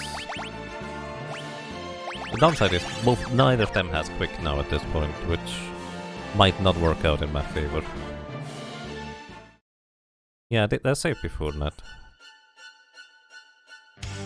Does Pixar must have a thing that carry over status images for the battle? No, that's for the Super Nintendo Game Advance version. They were not that faithful to the original. To implement the bug like that would be very surprising, but not unheard of, I suppose.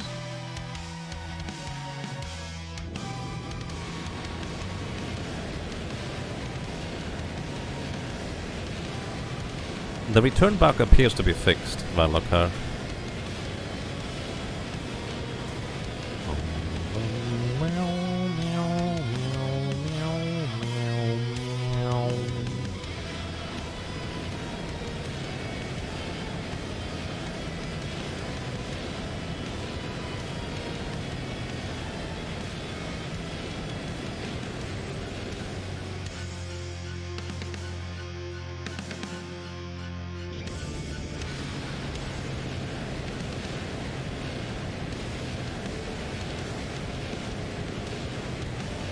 I don't really have any faith in the strategy, by the way. I expect to have to respec to the previous setup.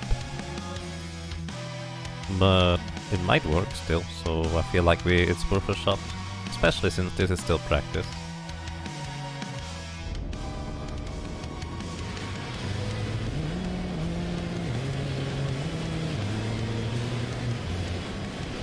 It's another Grimer Lunge.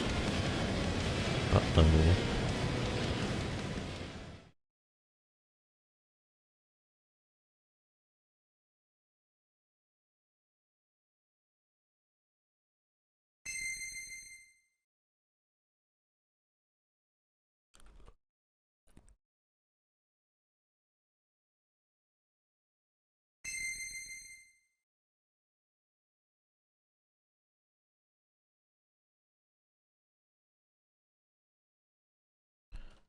Hi guys.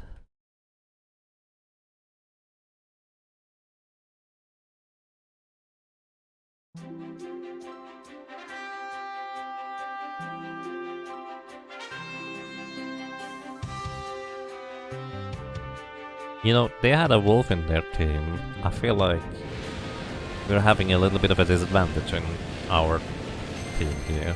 I would like to have a wolf in my team as well, please.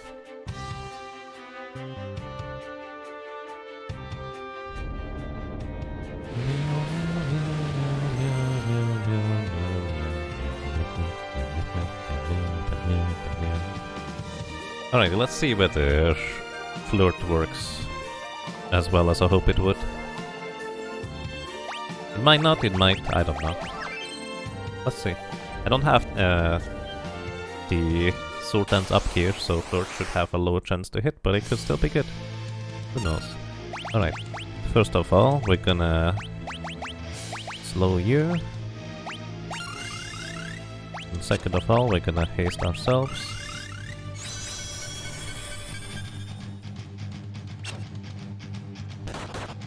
And he hits like a truck as usual. Alright. Sure, he just sword dance. Actually... Oh, wait.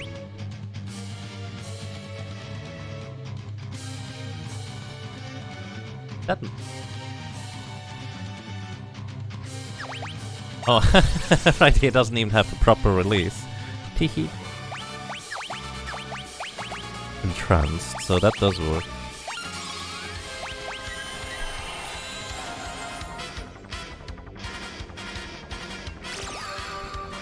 That shouldn't deal that much damage. Does she not have the whip equipped? Did I not put equipped whip on her? Oh wait, Romp has the Flame Lash. No, she has the correct weapon. I'm just confused as to why she was dealing so much damage. It does make sense. That's so much damage though. Now this keep. Right. First of all, we wanna...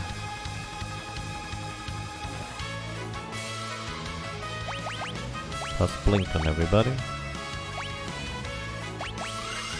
We're gonna do it. Quick white magic. Blink yourself. Go. As well.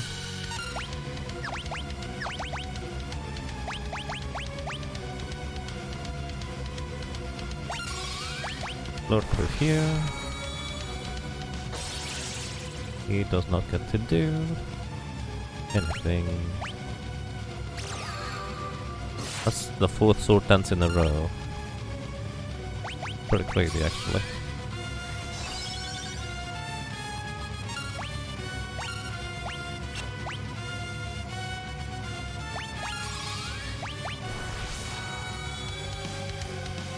Cryer really doesn't like this guy. One more sword dance would kill him, I think.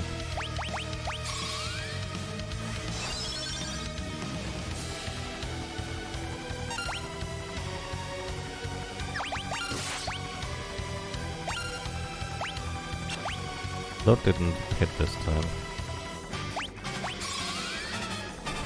We're not done yet setting up, guys. We can't go into phase 2 yet. That would be actually pretty unhealthy.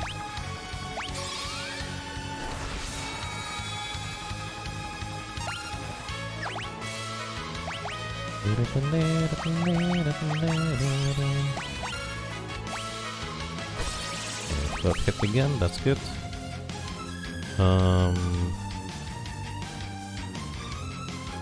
I don't have to slow him, there's no reason to. I'm just trying to think whether there's anything else I need to do at this point, but I think we just go into phase 2 now. Dude can't do anything. Like, we could regen everybody, but that seems a bit overkill.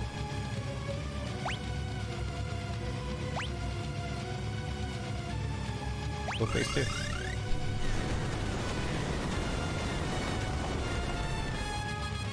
Maybe I should have waited until people's turns were up.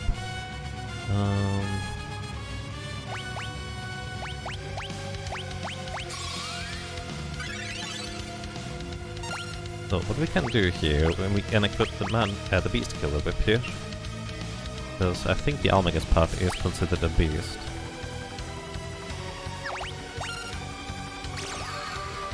And we go into phase 2 with a weapon that deals extra damage against Almagast.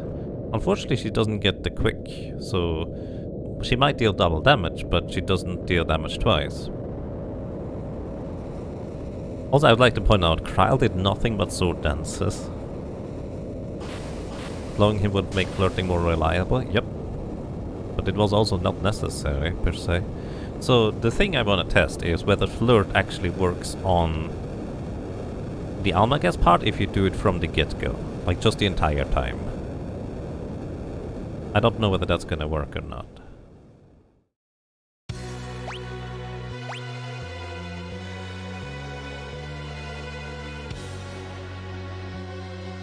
Like, it's nice and cute if it works so well against phase 1, where he literally can't do anything, but it's not gonna help us if we can't kill the Almagas part before he kills us. That thing has 55,000 HP in the bottom right, and it will one-shot us. Also, oh my goodness. No, no, no, no, no, no. Ah, I did not mean to auto battle. I pressed the wrong button. Wait. And now you jitterbug. Oh boy. Entranced. Great.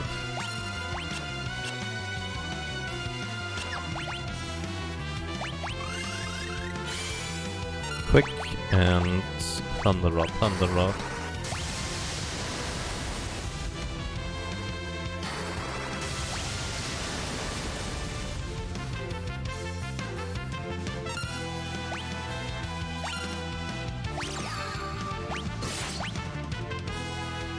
Okay, it's actually not as much damage as I hoped it would be with the Beast Killer Whip. It's good damage, but not nearly as good as it needs to be. Also, we don't have the Avius caught. Actually, I don't know how much damage it's gonna be whatsoever. Probably not gonna be enough.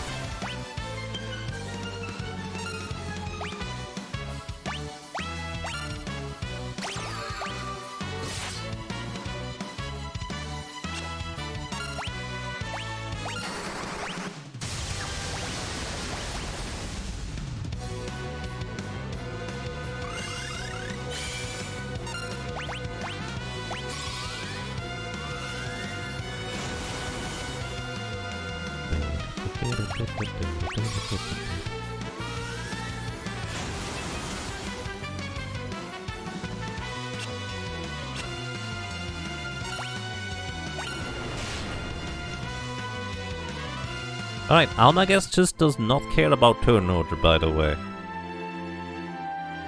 So Almagas is completely ignoring everything we do in terms of turn order. It's completely separate from the part. The part is not the thing that casts Almagast. It's just the script in the background continues casting.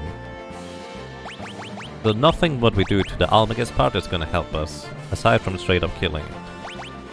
Alright, shame, but kind of expected, because Bowie did do the testing as well. And I figured this would be the case, but I also kind of wanted to see what happens if I just try and Flirt right off the bat. So we go back to our previous setup, which did work pretty well overall. I'm actually gonna go with Power Armlet for even more damage here on butts. 43 strength on the dance, so it's actually quite substantial.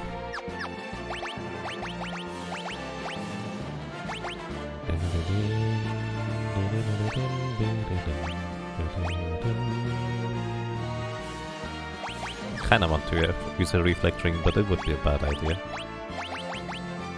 Gonna go Mangoes on Kryl here. Maybe? No, I do want to go Beast Killer Whip, just so I don't forget about it. Hey Easy Runner, welcome. I hope you have a nice day so far. Alright, and that's our setup. I like this one better. Plus check configuration. Battle speed is normal. Maybe I should go down to slow. Let's see how this is gonna go. Almost having a mind of its own, casting itself. Yeah, it just completely ignored turn order.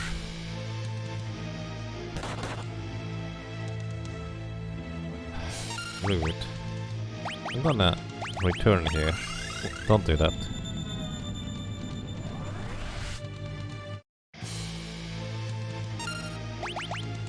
Okay, we're gonna First of all, taste everybody.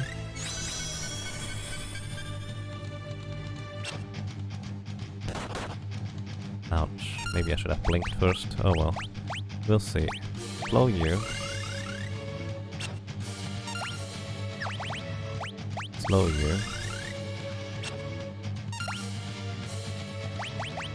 Slow you. Slow you. There we go. Chance to hit not the greatest, but also not the worst. Basically the amount I expect. We're gonna blink. Blink absorbs 2 physical attacks. White hole, unfortunately, is instant death and petrification. Both. If I'm not mistaken, in the original game you can either use a gold needle first or you can use a phoenix stone. I think in this one you have to use a phoenix stone first. I'm not entirely sure whether that's accurate. Either way. Time magic. Gonna start meteoring. Start working on his 49,001 HP. I don't know why he has +1.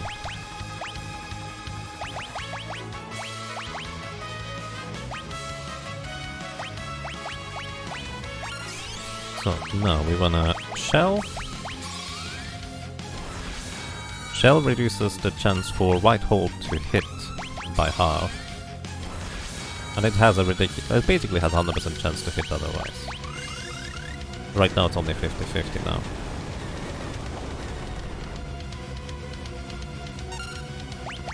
I'm actually gonna cast speed here. Speed basically slows down the battle speed to a crawl, which I feel like I'm just too slow otherwise. Alright. Blink. It's as if I set the conflict too slow. Or very slow even, I don't know.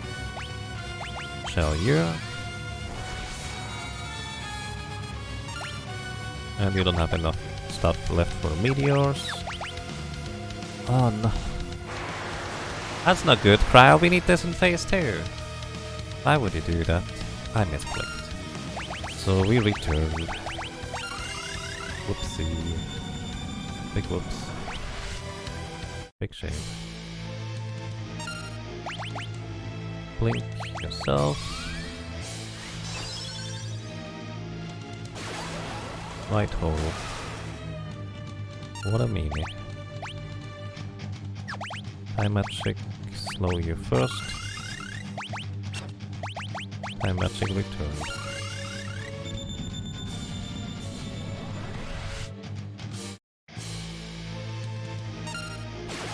And white hole immediately. Return immediately, stop doing that.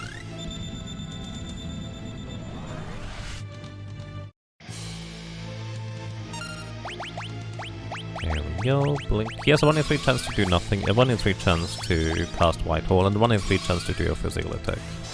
His physical attack will kill us, for that matter. Seriously? Stop! Oops, teleport doesn't. Oh my god!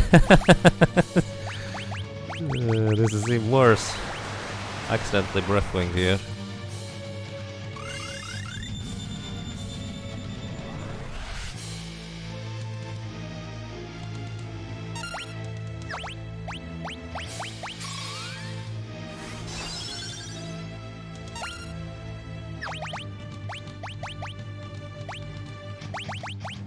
Okay, slow you. Nice.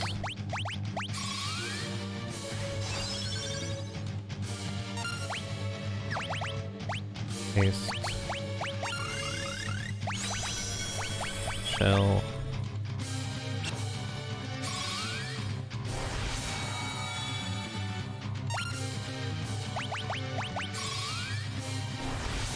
Time to get set up here.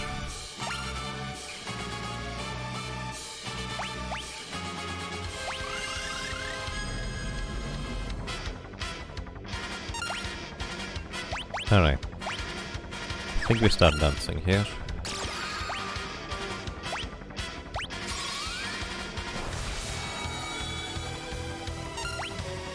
Blink.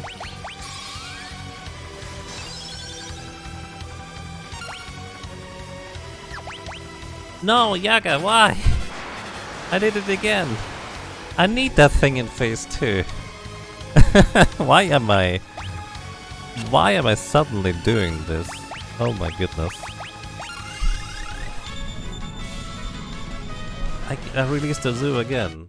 Well, the Dragon is one. Ah, this is so silly.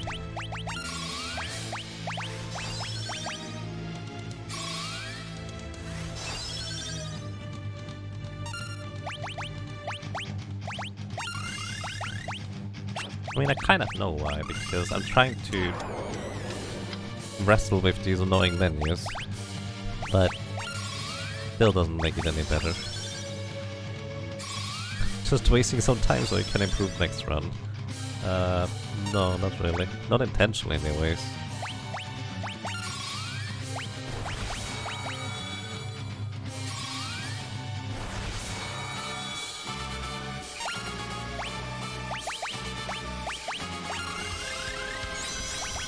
Okay, start dancing.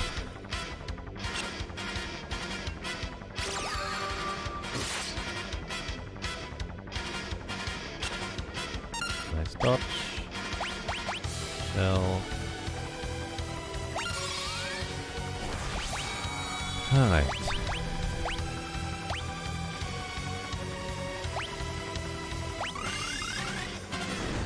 Now we start dealing damage. What's your weapon? Beast Killer? Equipped Fire Lash.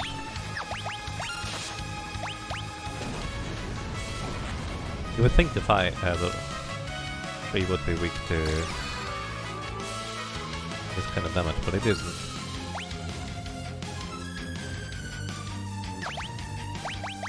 We're gonna start breaking rods.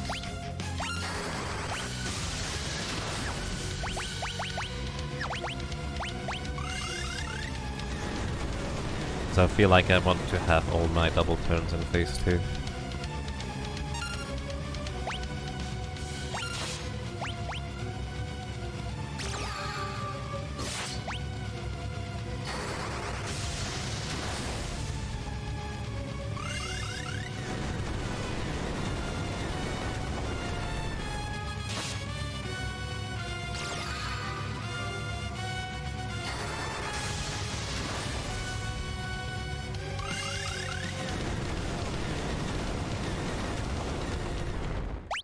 Alright, welcome to phase 2 again.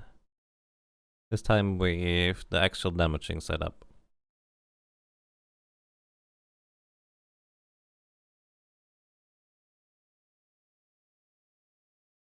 But those, well, you say that, Valakar, but I don't think we get any sound or music here in the phase transition, because sometimes it decides to just make it actually like in the vacuum of space.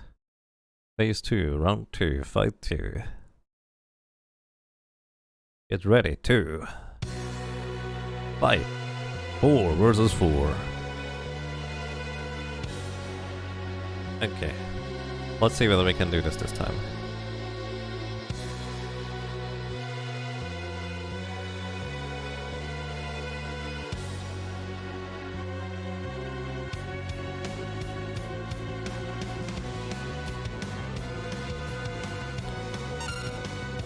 Release the Kraken.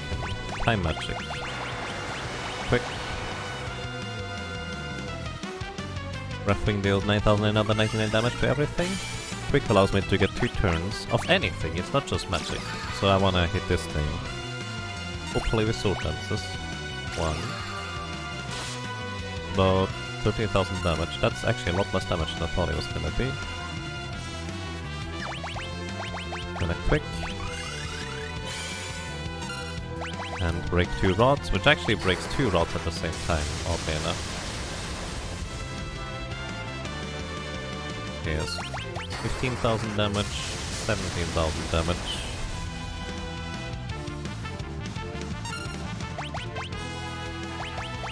You're gonna cast quick. Then you're gonna exchange your Fire Lash for a Beast Killer. Hit it once, see how much damage you do. Pretty good actually. Chance to hit, not that great though.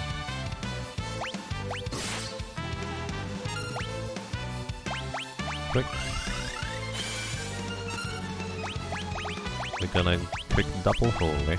My original plan was actually to double Holy with both Lena and Ferris, High Mage and White Mage.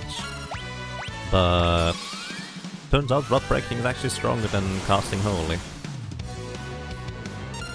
Who would have thought?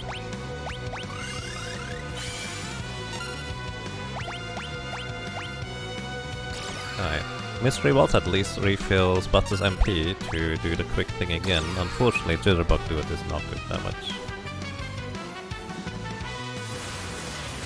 Hero Ga, we should oh, we don't?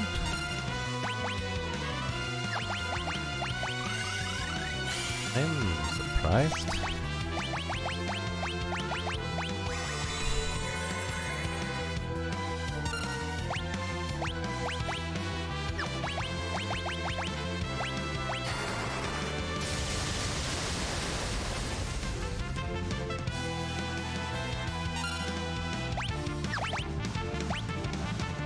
Don't have enough for another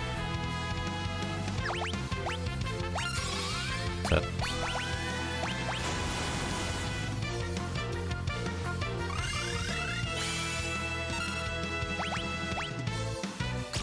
Yeah, this is not gonna work this time. Not if we keep dancing like that.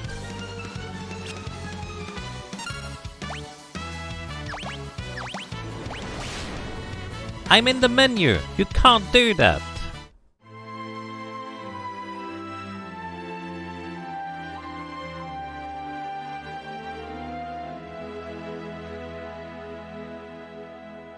I guess he can. That's a problem. Did I slow down time? I didn't slow down time, did I? No, this game doesn't have re-raise. What's the menu? Alright, I'm gonna take always advice here, go to very slow.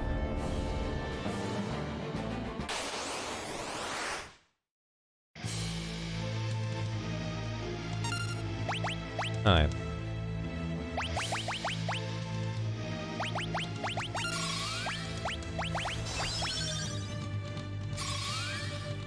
The laws of the universe mean nothing. Literally, ah. Low you. Low you.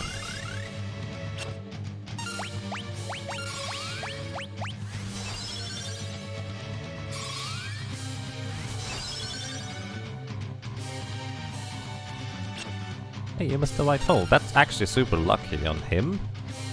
He doesn't have particularly good evasion.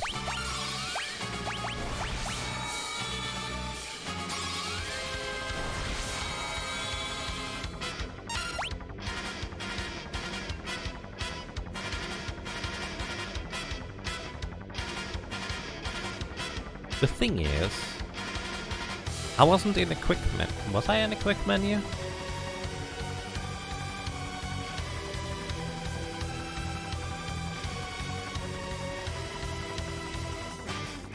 Oh yeah, the ribbon. I forgot. I actually forgot about that part.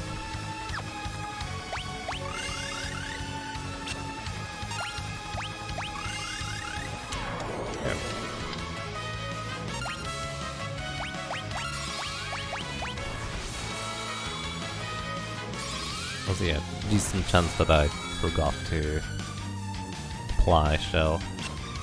Wow, lucky. Not so lucky that he chooses it, but lucky that he misses it.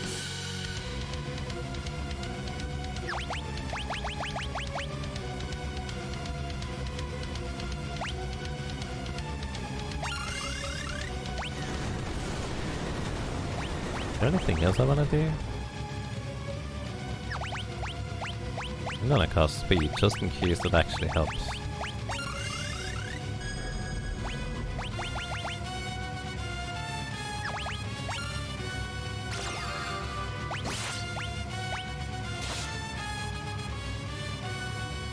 I think that makes the battle even slower with speed cast. That's kind of silly.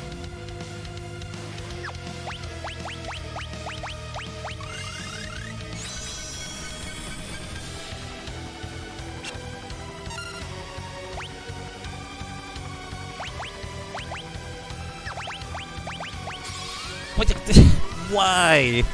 Why would the memory cursor do that? Seriously. I've commented and told it myself so many times now. You would think I would learn, but it just doesn't make sense. It just doesn't sense. It just doesn't sense, guys.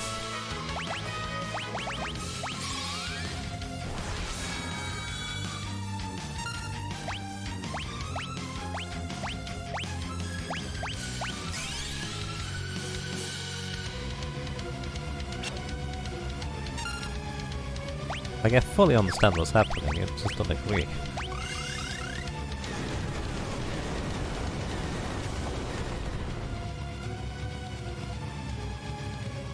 Ribbon doesn't protect from death by memory cursor? Accurate.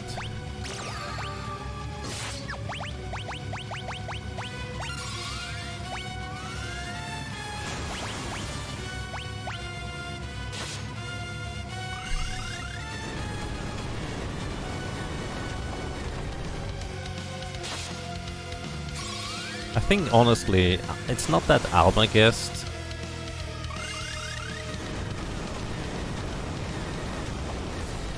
Basically, Almagest just doesn't care about the timer, what I'm trying to say. Completely separate, it feels like.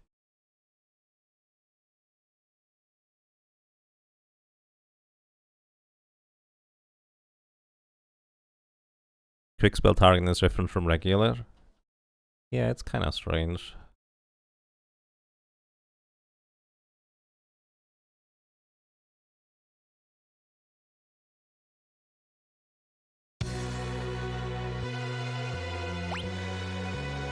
Let's see whether we can do it this time.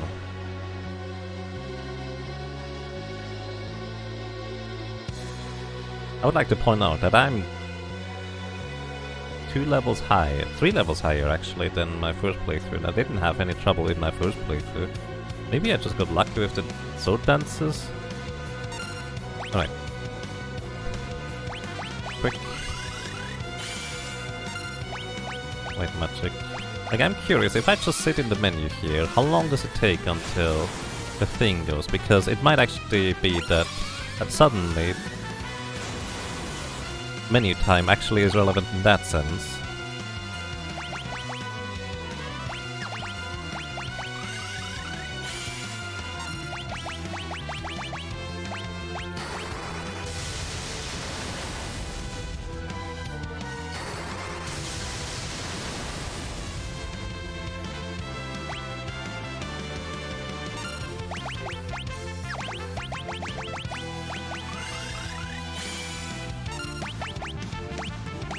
Beast Killer Whip.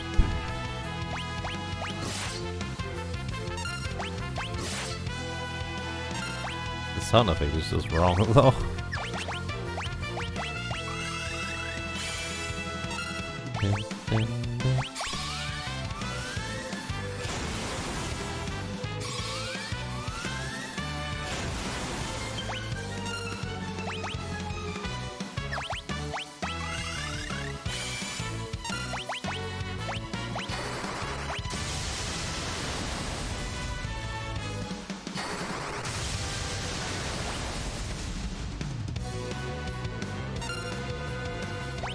I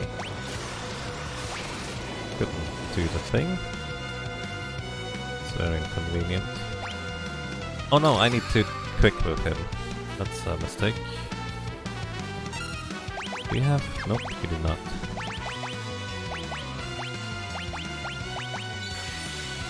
Fortunately, she no longer has blink now because stone removes everything.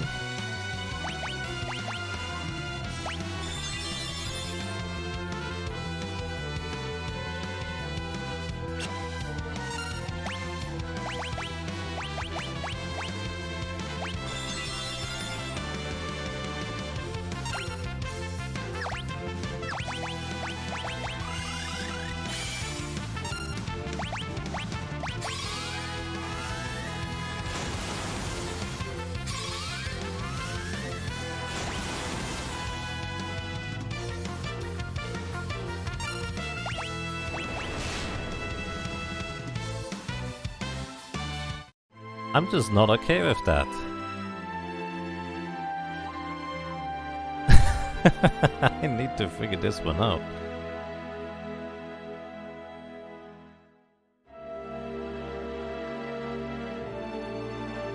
I do have a plan, but it's stupid.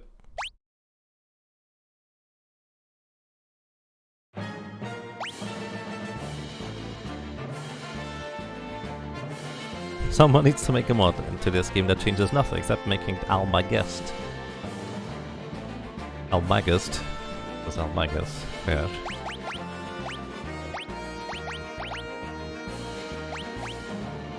Alright,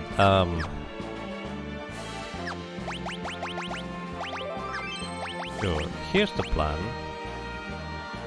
We assume this is going to be about real time rather than game time here.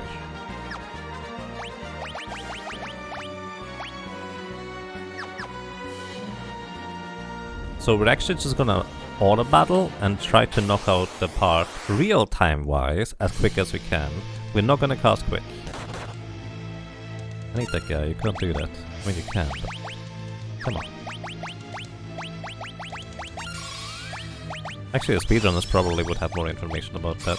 Maybe they don't because they just knock it out with Zenninage anyways, so... Hey nice, good job Rao.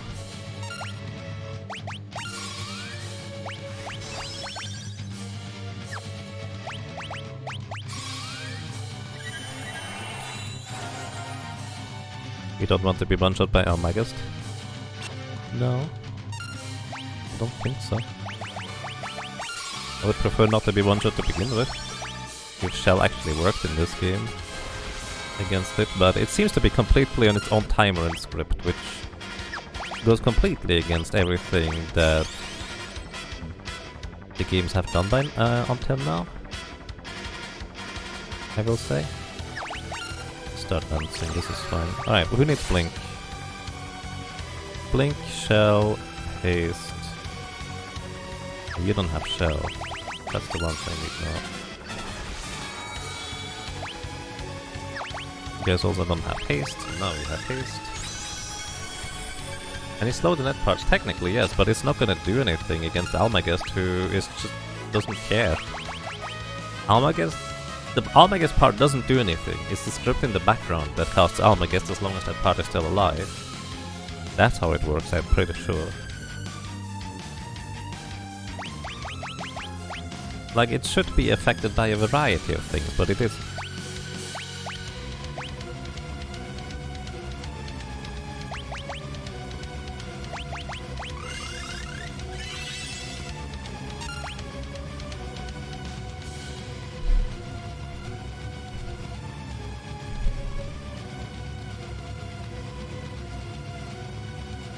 Trying to think what I want to set up. Did they change the pixel mask? Yes, they did. They did change a bunch actually. I actually kind of want to go with Reflect on everybody too. Reflect and then we start nuking.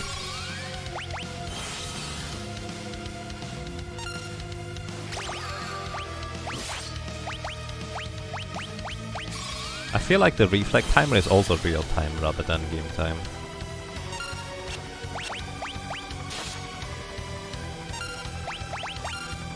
Which, well, not really any better.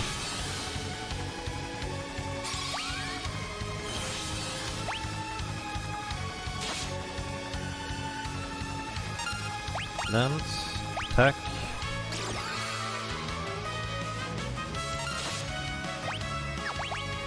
You're gonna cast Holy. You're gonna cast Holy. On the enemy, please. Good thing Meteor can't be targeted on your own party. I would have Meteored myself a bunch of times already. Alright, now we just speed up the battle. So it's a dummy target that checks if Almagest part is alive, and if so it casts Almagest. Sure, you could say that. That is probably a reasonable way to look at it.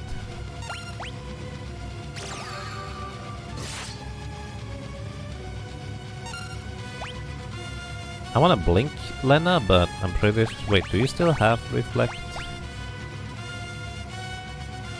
No, you don't. It already ran out, so casting reflect is mostly pointless, it looks like.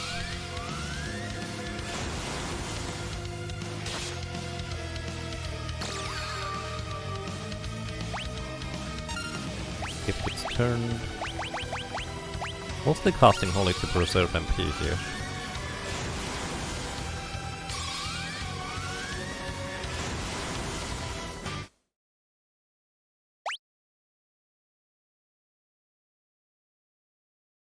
Almag is starting to feel like an early concept Ultima.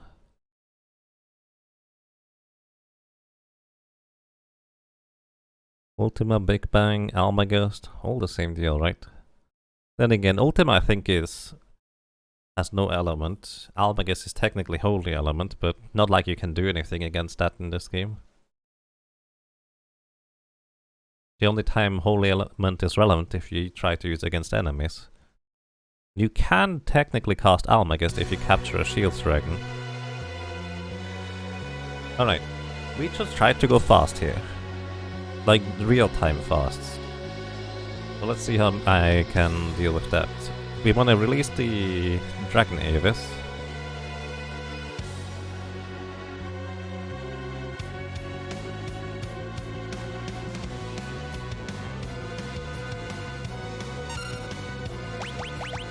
We're gonna immediately dance. Did you miss? No, you didn't. Kinda looked like it missed for a second. We're gonna have you just break the rods. Actually, that might be a bad idea in hindsight. You're going to equip the Beast Killer Whip attack. Let's go. So, alrighty, let's see whether we can beat the Almagus this time. The problem is the other parts are gonna wail on us too, but maybe that's still fine. Oh yeah, it was not shelled earlier.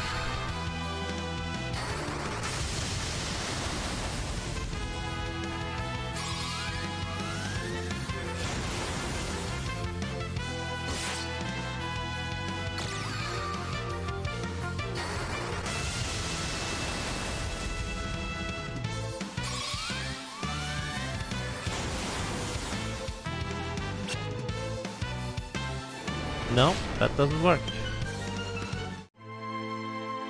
Okay, I got nothing. Why was I able to knock... I wish I recorded that. I wasn't streaming, but I was able to knock this thing out without too much trouble. So it's not just strictly real time. No, Shell does not have Almagest in this version, which is the biggest annoyance. Because our best option is to power level the Beastmaster if we want to survive it. Which is not a good option. And even then it's just a Beastmaster. And you would have to cast Reflect before Almagest hits, because immediately after it will cast a level 3 spell. Either way, I'll try to figure it out. I need to go to the bathroom, so be right back. Quick break.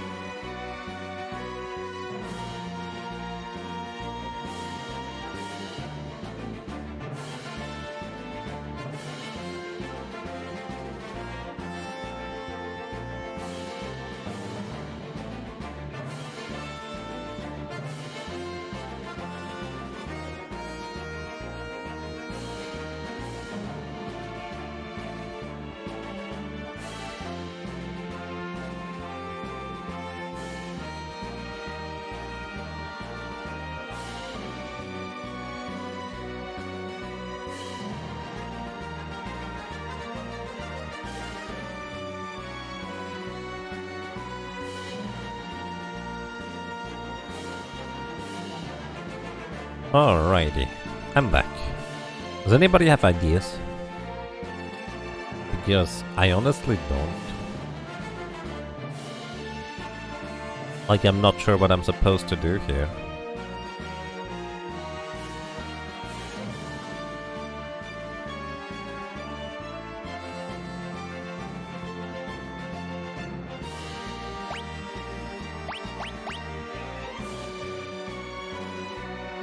I need 70 ability points to get a catch and release on a second character.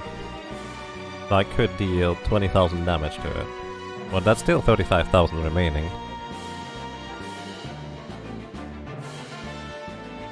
Yeah, we don't have a jump command. There's not a no Dragoon in this team.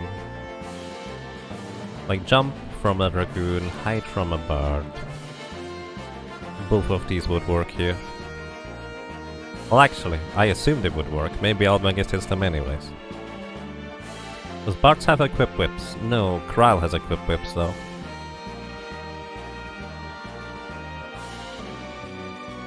Yes, I'm releasing one Wind Slash. I could technically upgrade to 2.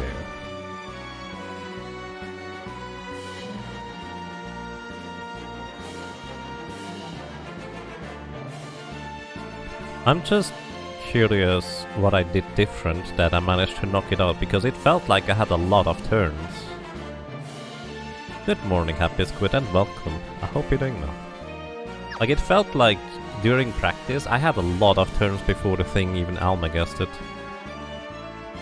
To be really good damage, right, but also very temporary.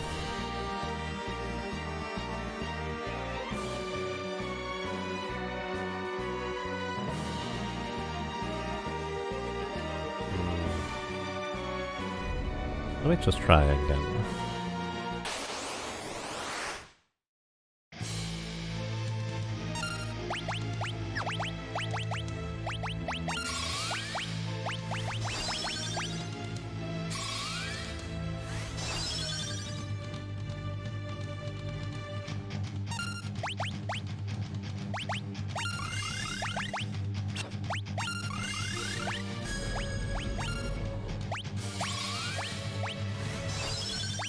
I did press down.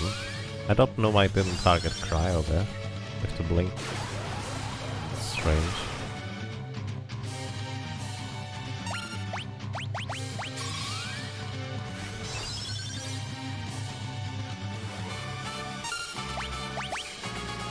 You actually don't hit diminishing returns, it's max HP that is considered non-current.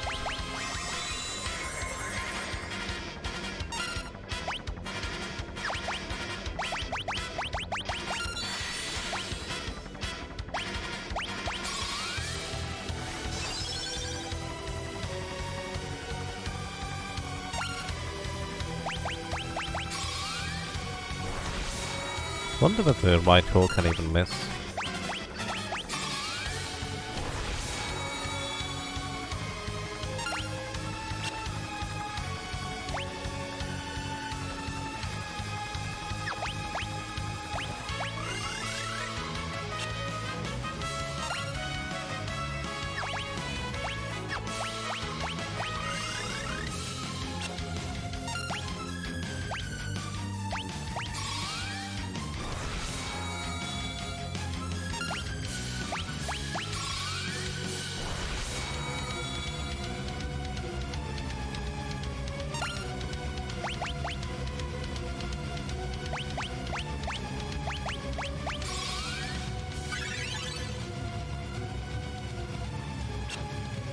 I mean, it can miss on the character that is immune to it, I suppose.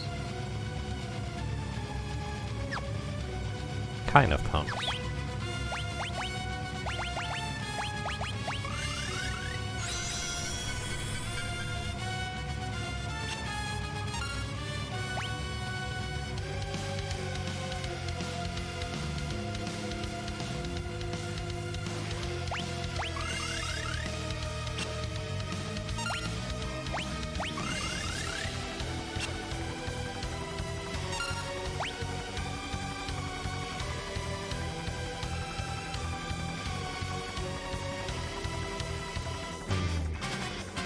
Trying to think. It feels like some menus might actually not stop the Almagas timer, but other might. Maybe I'll need to work around that part of things.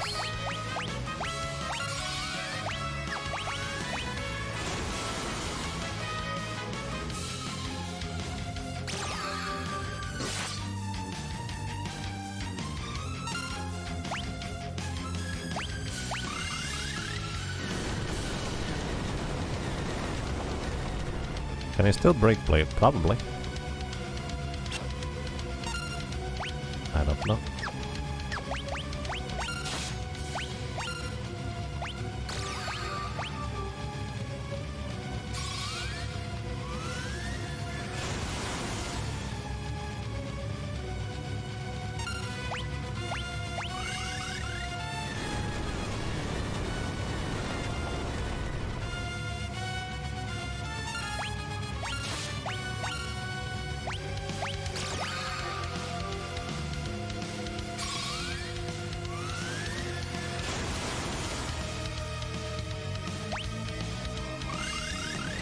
Hey Jeff, welcome. How are you doing today?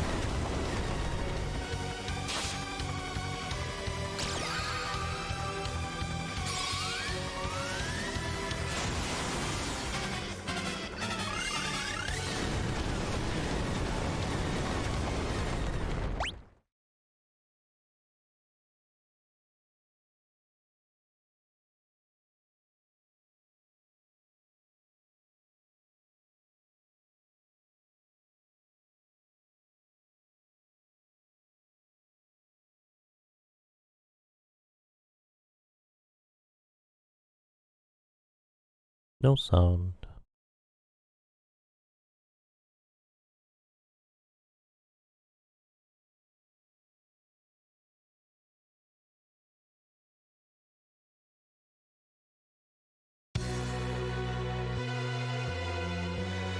You know, actually, if it was intended that there was no music until right there, I would actually be a great transition, honestly.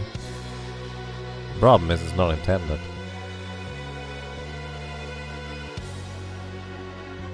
Oh yeah, the terrible default font. I don't understand what they were thinking. Alright. We release with time magic. Quick. Okay, what I'm gonna do here is the following. I'm gonna wait here. In theory, he can't cast Almagest because I'm casting quick here. Everything is stopped, alright? Let's see, what's my timer at? Timer is at 21.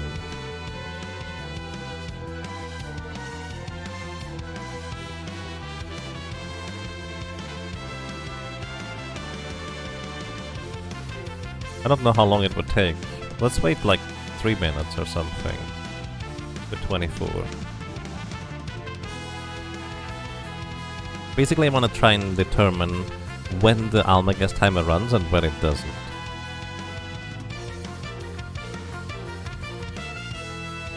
Which might be a futile effort because it might just work entirely different than what I expect it to. Because it already does, for that matter.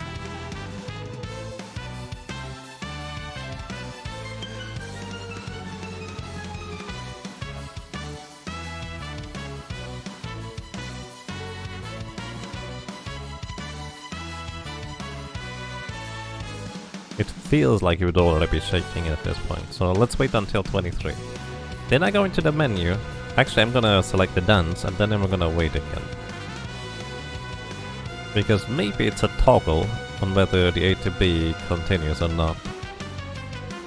Basically, right now I'm in the toggle of the quick, and then if it toggles again because I select something that should stop the thing again, it might just make it run again.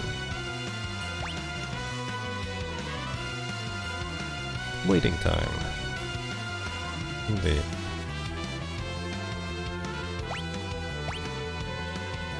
Alright. 25.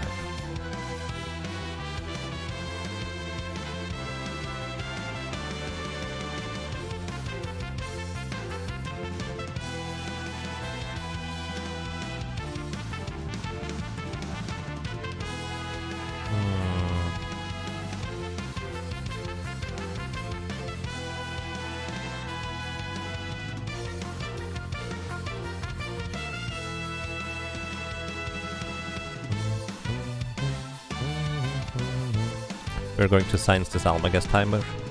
Well, we'll try. Might just be like an odd quirk where it's specific to certain things that I just happen to do.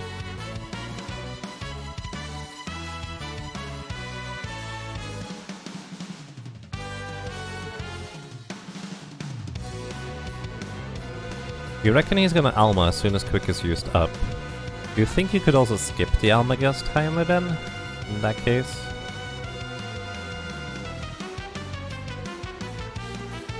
If actions aligned at same time, it's permitted through Quick. Right, but he wasn't timed yet for Almagas.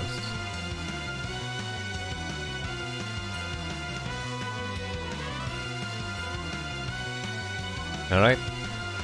This is the first quick action, right now.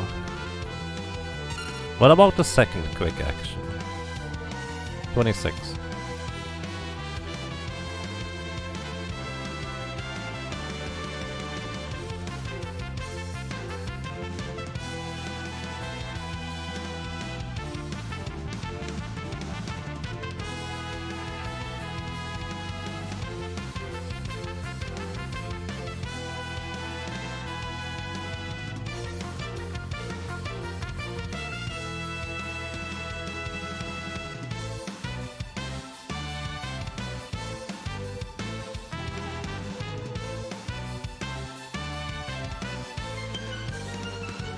Yeah, it's definitely not just based on timer, like, it's clearly stopping in some capacity here. But it's also not directly tied to the Almagas part, because otherwise you could flirt with it and it would not actually knock you out with Almagas immediately.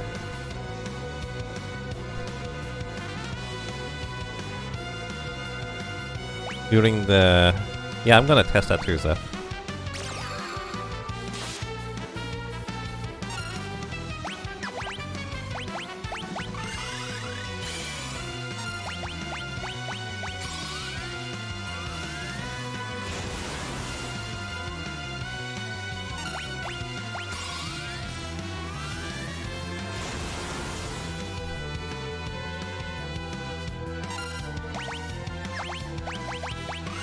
I am trying to do my menus as efficiently as possible here.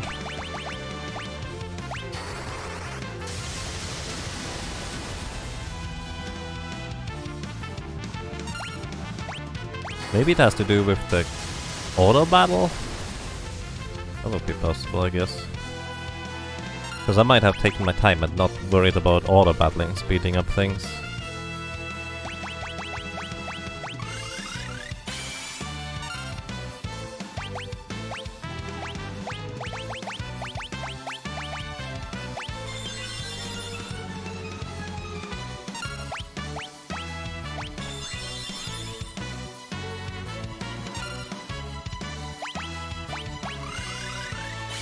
He's not...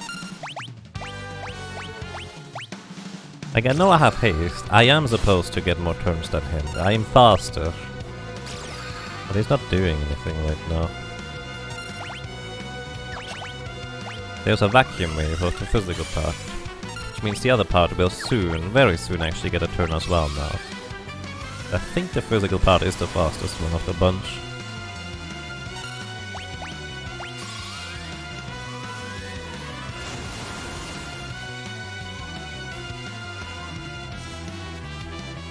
Okay, it started shaking right there. Miss delta attack? You can't miss a delta attack. It always hits. Alright. Now we sit in quick here for a while. Let's say until 29. See whether that just goes through. Can Mischief immune to it, but I'm not immune to it. No, it wasn't Cryo. She's not immune to it. Actually, even if you're immune to it, it still deals damage.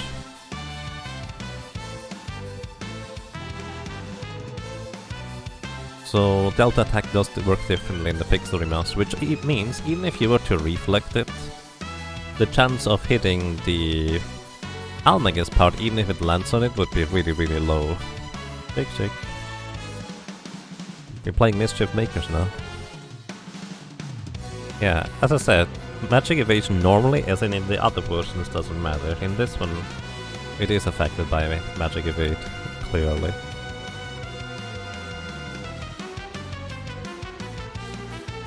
Alright, I suppose that's not it then. Maybe it did just run out the timer and I have that bad of a feeling about it in terms of when it should actually happen, I guess. It's possible.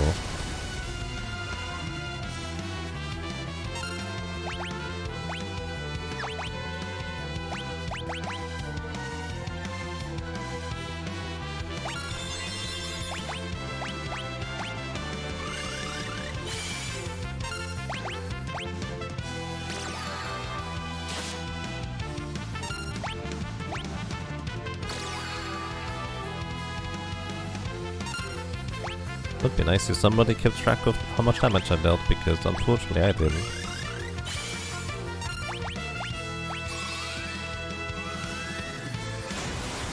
I mean, I was able to burst it down before Almagest already pressure. That's what I'm getting at. I did not need the second wind slash, and I was lower level.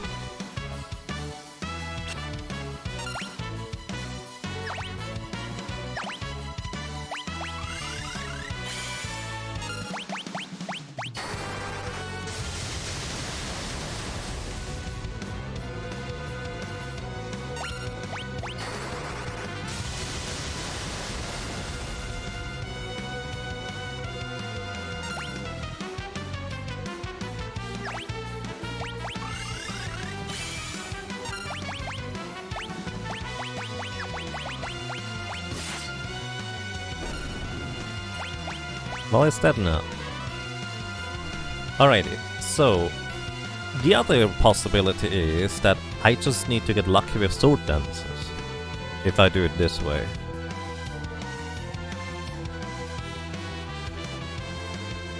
Maybe I just lost more time or turns than I expected it to. Because it's dead now.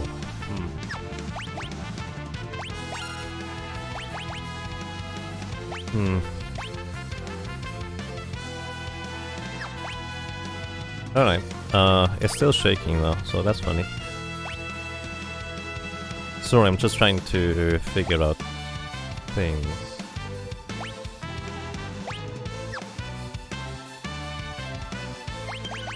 Rusting RNG? Yeah, that's not good, of course. I do not think, like, I could risk this if, let's say, I was behind the others because of other reasons. But I don't think this is a good strategy for basically a marathon like race like this. So I'll have to figure out something else.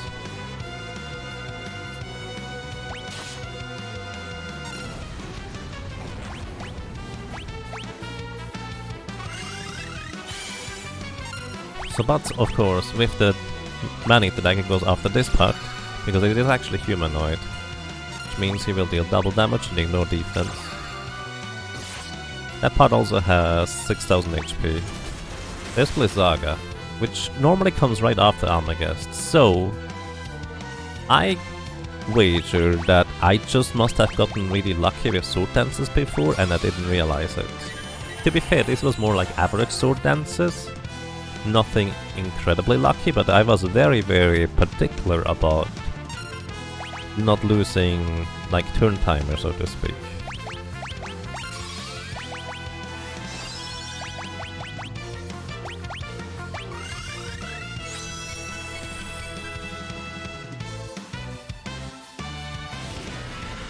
This spell, what a meaning.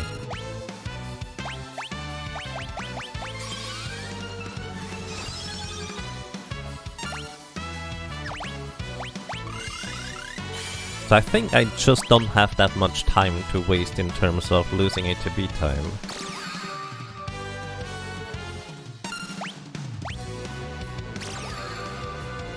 That's probably what I guess is happening here, so I just need to be very careful about the timer, like it's super tight and stuff. This is not really much better than what I had before, to be honest.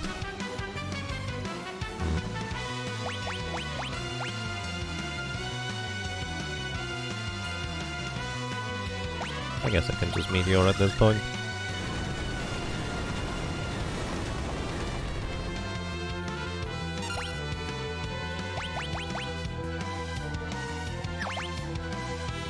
Just on the rod. We're gonna get a Grand Cross here in a second.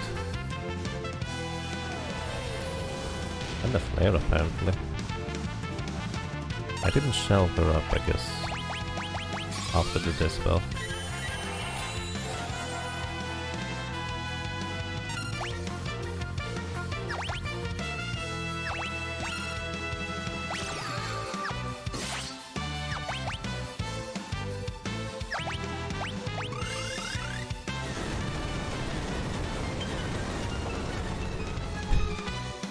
Four times the same part.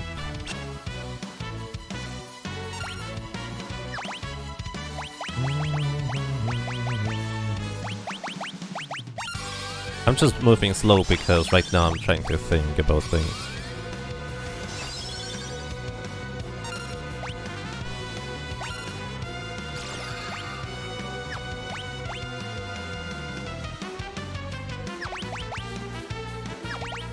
It'd be funny if we could catch this thing. This monster can't be caught. Oh no.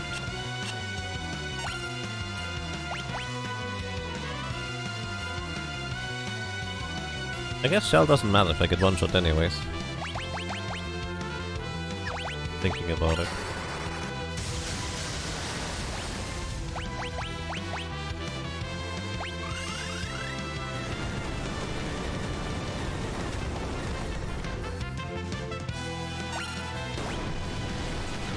Uh-oh, I used my tool. Alright, let's see what happens. Grand Cross is one of 18 different status effects, just at random. And confusion is really bad because I don't really have a way to handle that right now. Now I have a way to handle that. I think Cryo got stopped.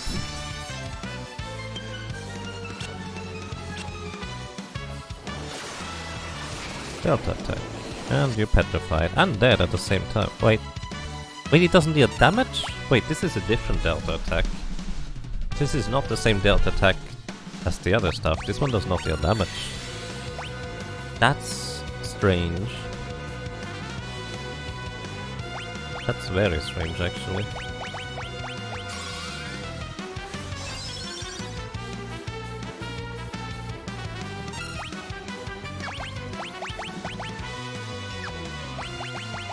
I feel like you're slowed. You're not.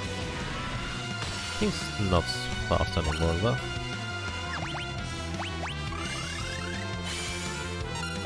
Thanks. Kinda funny that he gets the MP back for the quick right there.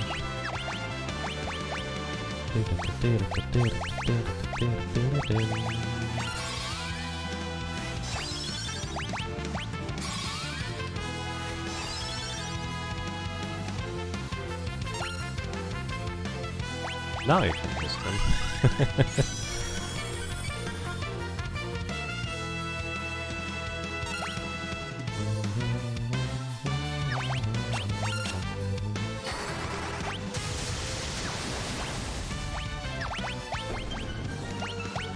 Alright.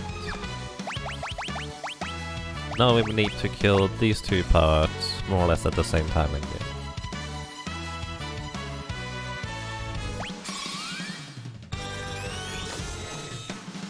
Level 83, 18,000 HP, no specific weaknesses. I know about that part.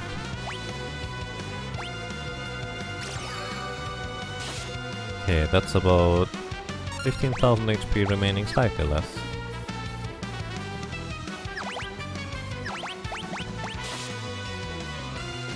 Alright, 14,000. It's more like 12,500 remaining. Should be about 10,000 remaining now.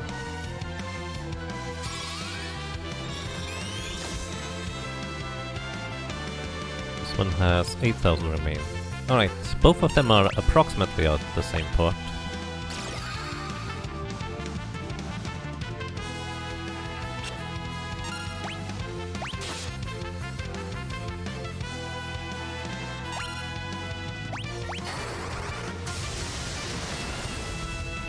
I'm just playing this so slow because I'm just not sure whether I should just reset instead.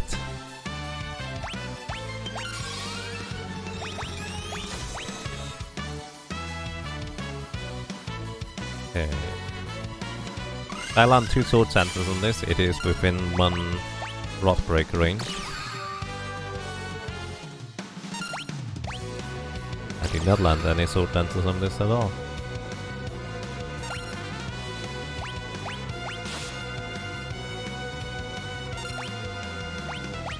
One sword dance is going to be within rod break range now.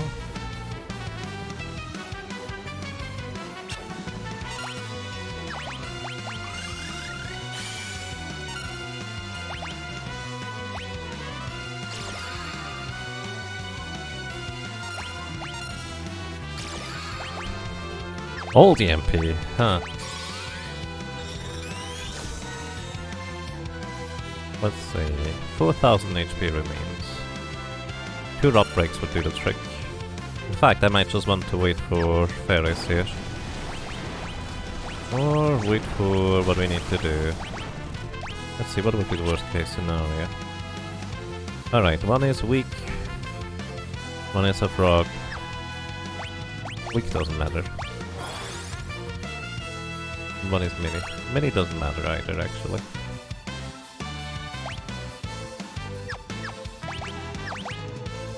Alright. Let me first of all check this one here, that it does not die to 1 rock break. Yeah, 2 rock breaks just do the trick. We win. As soon as Ferris gets another turn.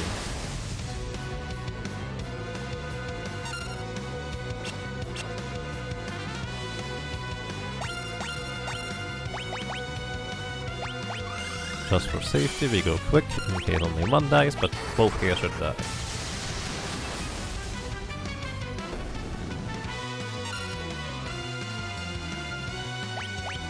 Okay.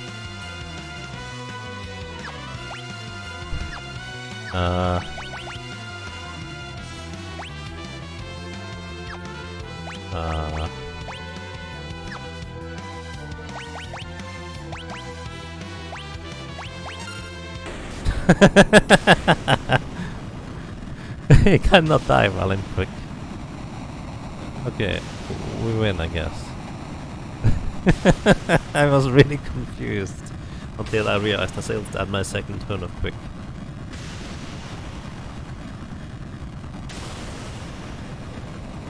Hey Fred, welcome, and thank you.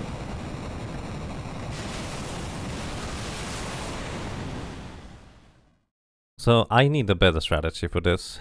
I think I will go Bowie's route and get a second capture release. And I feel like the way I'm gonna do this, I'm just gonna farm in history. I was missing 60 or 70 ability points this time.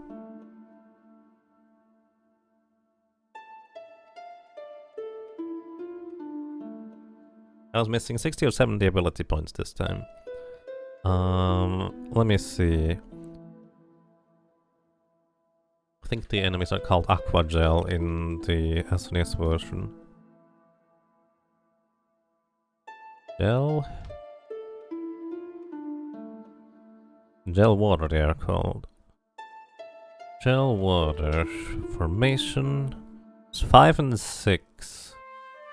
With the corals and other stuff. Mercury Bat times 5 is 6. 3 is 5. So I would need to go through just 12 more encounters to unlock Beastmaster, catch and release.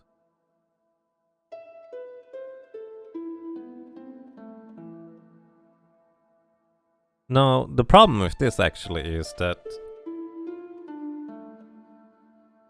if I do that, I'm gonna lose like a quick caster instead. Like 10,000 damage is nice and all.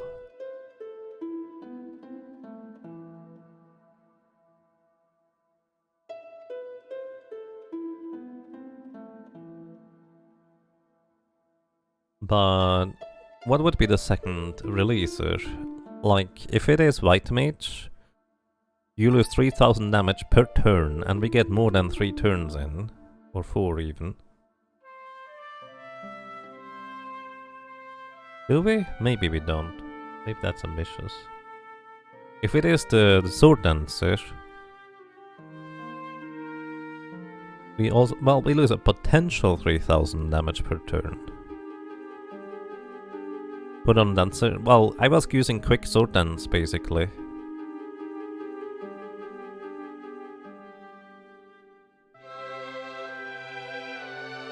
It's 10k guaranteed is all. Yeah, that's what I'm thinking. Like, I just don't know. You kind of, well, you definitely don't want it on the White Mage. My Time Mage is doing 4000 damage per turn. White Mage is dealing about 6000 and some change. That is if they have enough MP for quick.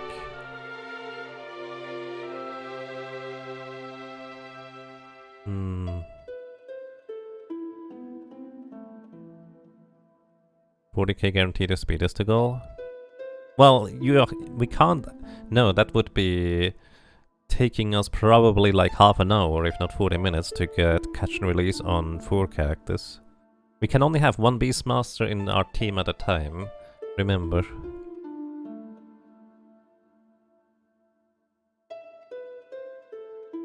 Oh, you mean on all the pieces? That's a good point.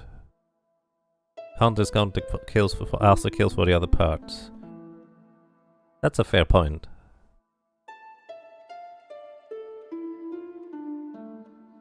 Mirad gets 2x def at lower level than Bowie, right? Probably. I think Bowie had some characters over 1000 HP.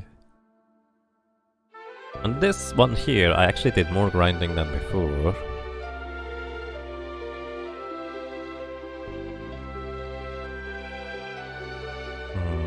Deals with a third of the fight.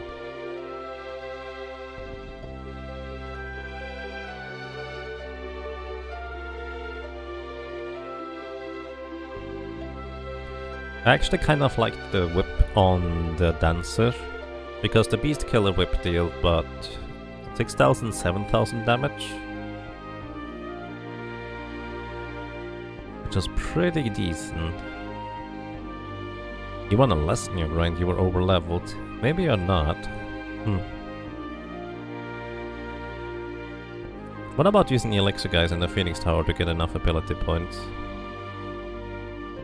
You know, I actually kinda like that idea.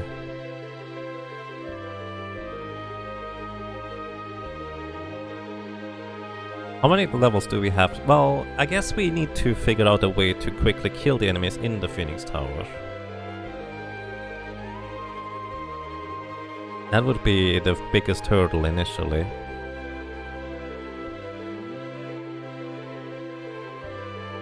Yeah, 28 is apparently a sweet spot for levels according to Almagas.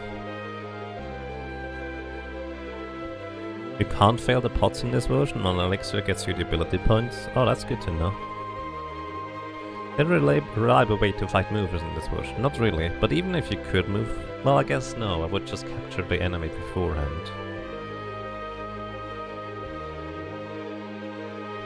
Honestly, it would probably be just fine to fight a bunch of random encounters in the Void, because they all give a ton of ability points. But I do like my idea better of just using up the remainder of my Thunder Rods in the second room of History to get a bunch of levels and ability points at the same time, because it would probably help me be just a little bit stronger there. Hey Lethe, welcome, good morning and thank you for the good luck.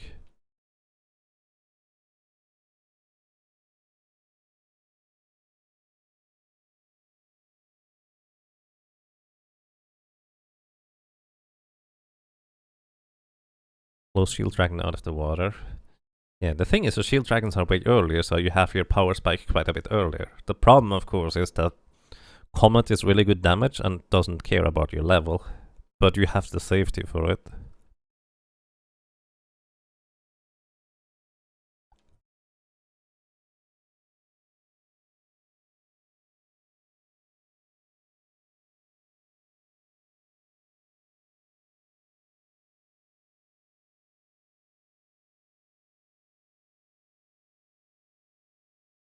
Just considering skipping shields and doing history, it's a fair choice.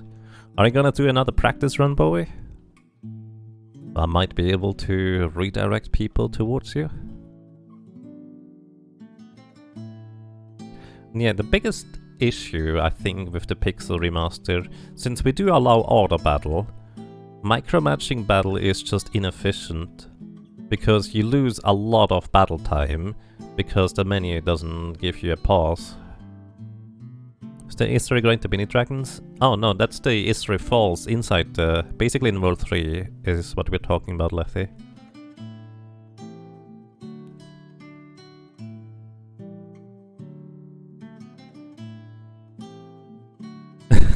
You kind of have to. You'll do that tomorrow. Alright, fair enough.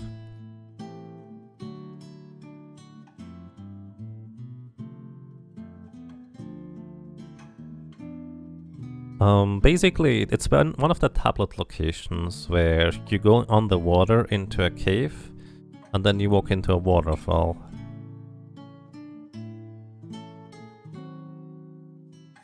Yeah, you get 5 to 6 ability points per encounter and a good chunk of experience.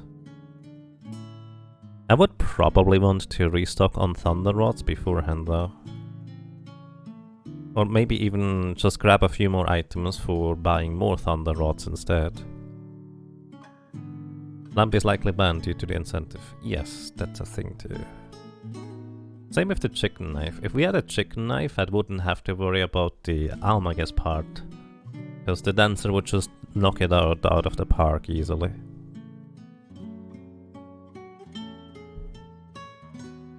When is the race? Saturday morning, 10 AM European, Central European time, or 4 AM East Coast US.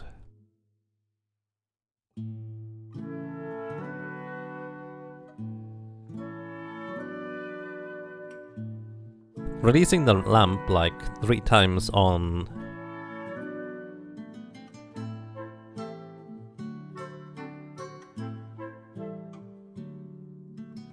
X-Dev would actually help us a lot. Because that's a ton of damage on top of it. Thank you, Lethy.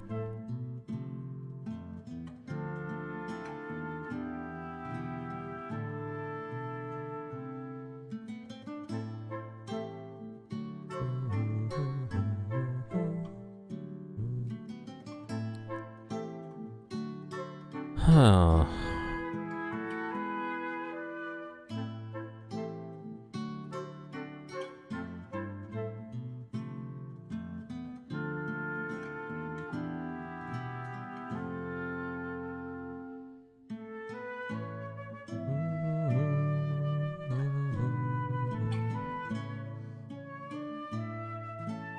If you're giving a lamp, would it be worth grabbing the Isri Falls air knife? No, actually not. Well, maybe.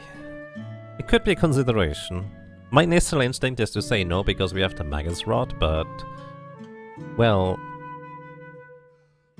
Not everybody can equip the Magus Rod, and everybody has the power of a Time Mage magic power anyways, so... I could just use it on Beastmaster or... Yeah, actually probably would be worth it.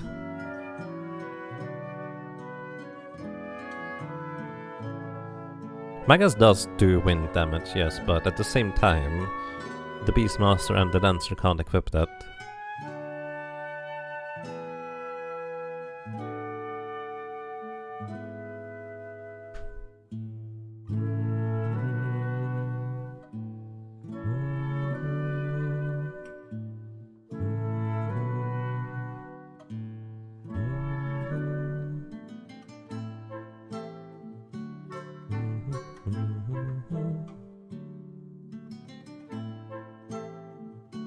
Also, I need to try Omega. Just one try or something. But I feel like, I need to figure out how much damage Omega does with its various abilities. And whether we can actually reduce the damage from it. Because if it just deals 3000 damage with Mustard Bomb, then that's how high we have to grind. We can easily heal through the Wave Beam every other turn thanks to having a White Mage. We can float over the Earthquake. We should usually survive the Maelstrom attack, because most of the time it's gonna miss thanks to Shell from the White Mage.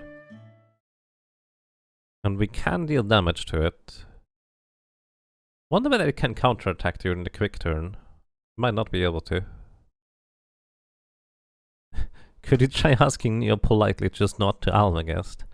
I think I don't think politely works in that case. I feel like I have to just knock down his door, which is in the form of the bottom right part of Neo X-Def, so he doesn't actually do the Almagest. Like, you need to really kick that door in.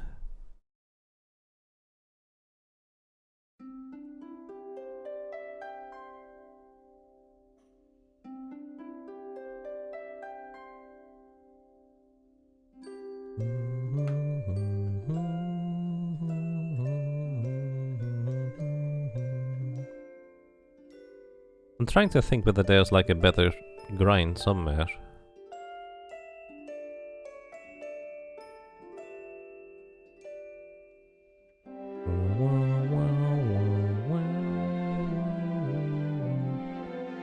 Like, what if... How much HP do the mushrooms have? What are the mushrooms called? Anybody know? Moss fungus in this. Moss fungus. Moss fungus has 5000 HP. We would one-shot those with fire rods. They're worth 1520 experience. The problem might be the remainder of the enemy encounter in that area. White flames absorb wholly. No, they would get one-shot too. Maybe we just grab a ton of fire rods and grind in the void.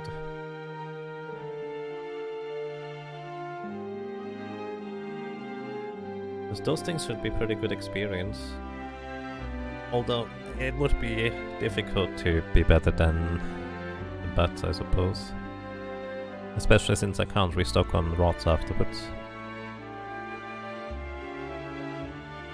Moss fungus can be dangerous Noxella. You know, that's an excellent point. That is a very excellent point, especially with the ATB being as it is, it can just always get the first turn. So I'd rather go to history. Yeah, I like history actually, the way it is. Maybe I'll do the Bowie thing and also knock out some enemies along the way in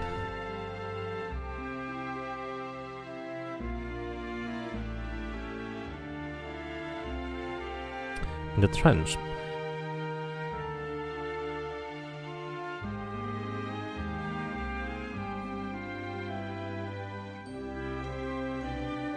I need to test something. What if we can do the same like power level strategy I did in my first play? I would be missing out on ability points.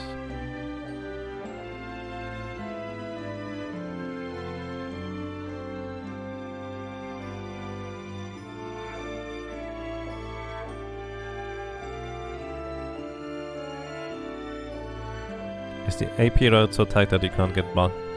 Actually, there's no... I don't know, actually. It's not tight at all, Barlocar. What would you want to get AP and butts for?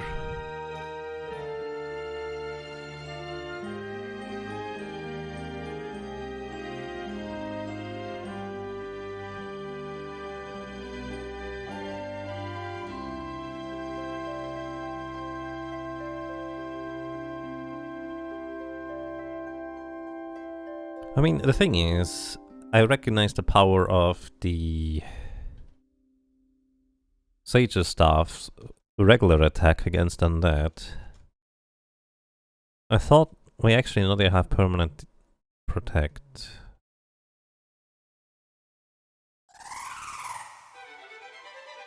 Unknown blob, worm, spore, 2,500.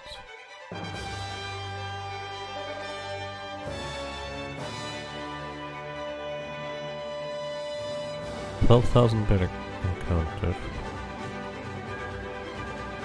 For cat's release. I mean, the thing is, it's a lot of ability points, Valakar. I think it is like 30 for control. Actually, I have the numbers here. Give me a second.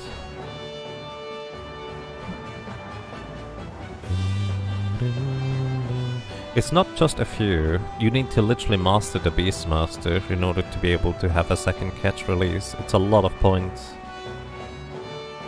Like, basically, I have Kryl on Beastmaster and Galuf the entire time, and I'm still 70 ability points away from mastering it.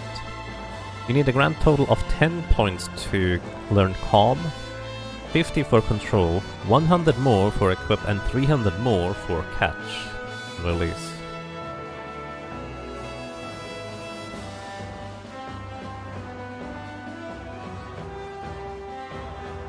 Your out works for you, so lesser time, right? Right, that's kind of the bonus of that one, because you get some Beastmaster in there. I have Meteor on everybody, which is cute. But not a solution to everything, as we learned. Also quick, I guess, on everybody.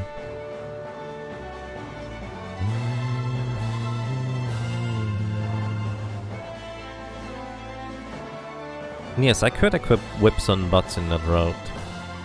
The thing is, what's better? Quick Dance Dance, which can deal about 6,500 damage 25% of the time. 25% of the time do nothing. Basically, it's kind of like the Beast Killer whip doesn't do anything for me that quick couldn't, is what I'm trying to say. It could, in theory, just have a higher variance, which may or may not be desirable, I guess. The downside is I wouldn't have time magic on Butts, so he couldn't do like backup work or slowing or speeding up and such. But it's definitely doable. Or more specifically, I would kind of turn it the other way around. I would have Kryl be the dancer with the whips.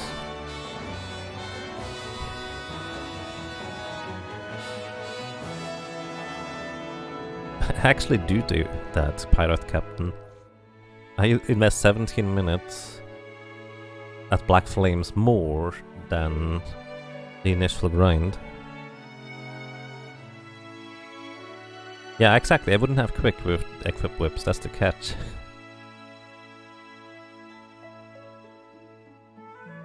Thinking about having whip plus dance since you need the crowd to release that battle.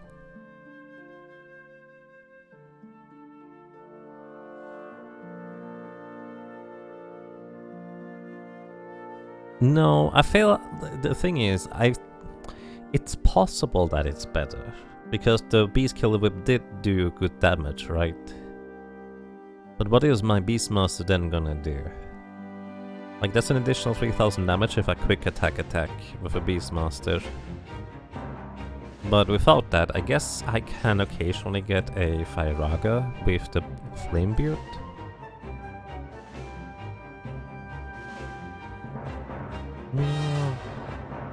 With time for everyone can still combat all of World 2, yeah. Honestly, originally I had only Time Magic 3 on everybody until I got to World 2, and then I spent like 4 hours turning in circles until I decided that it's probably better to have combat for World 2. And then I spent another bunch of hours spinning in circles trying to recognize, but if I wanna have Meteor or something for later, how do I get the time magic levels in everybody? And that's kind of when I finally decided, let's just get it all in World 1.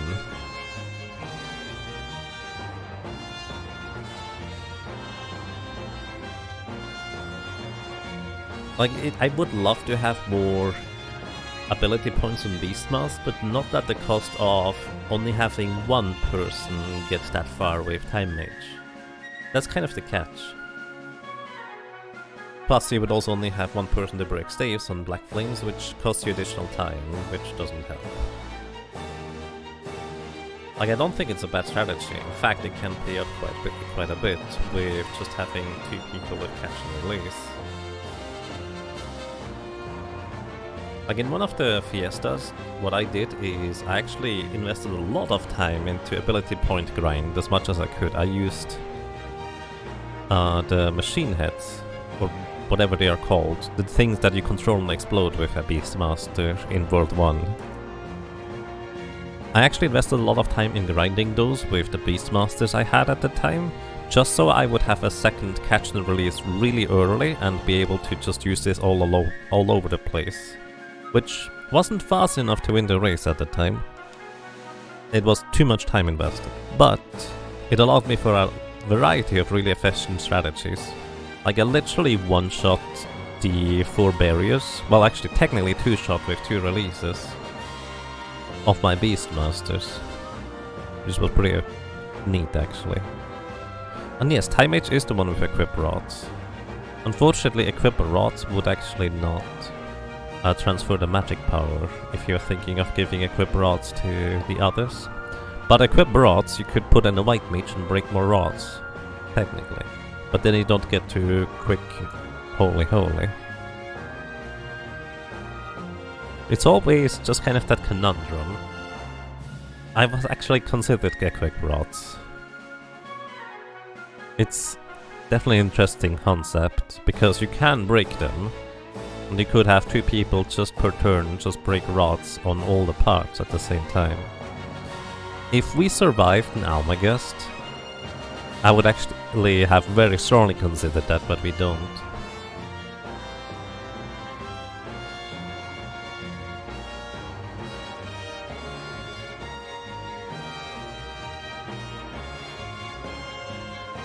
Aside from drops or steals, there's only one beast killer whip. Yes, accurate. There's technically a Dragon Whisk here, but the chance of getting that is not terribly great.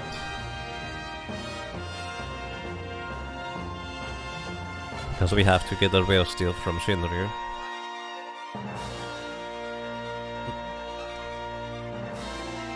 There is some enemies that also have the rare steal of a beast killer, but good luck in getting a second one.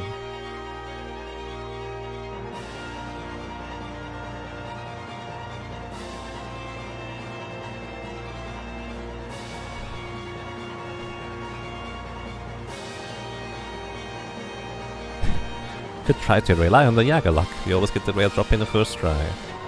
I mean, the problem with Yaga luck is it only works if I goof up beforehand and I don't have the Mirage Vest because I accidentally entered the Void and I couldn't get it anymore, because for some reason the trigger is if you enter the Void, the dude that gives you the Mirage Vest is no longer in Mirage Village for some reason.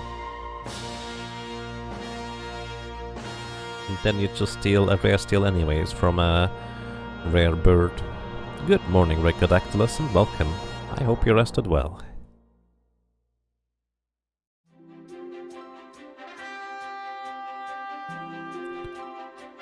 530 ability points to get Equip Rod for a second character.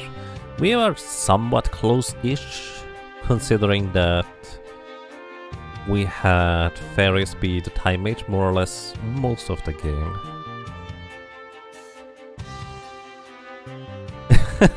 You remember one of the runs where he tried getting elixirs from crystal dragons?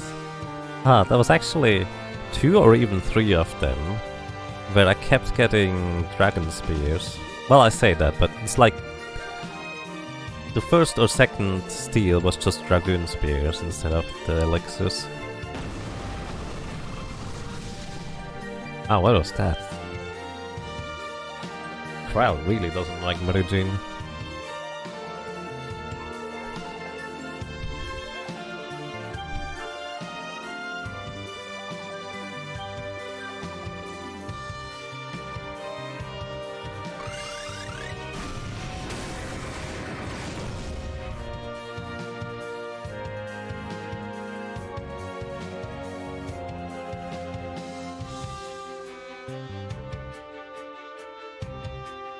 And yes, ending animations are job-based.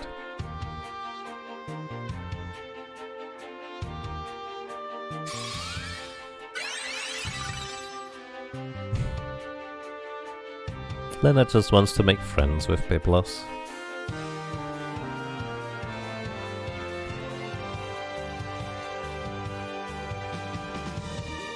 You got debated into thinking it was possible? Yeah, no, she's heavy.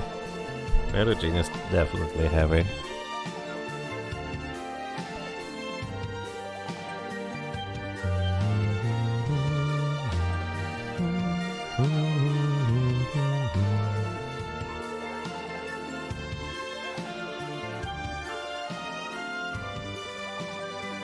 Books are friends, not experience. Ah. Can't they be both?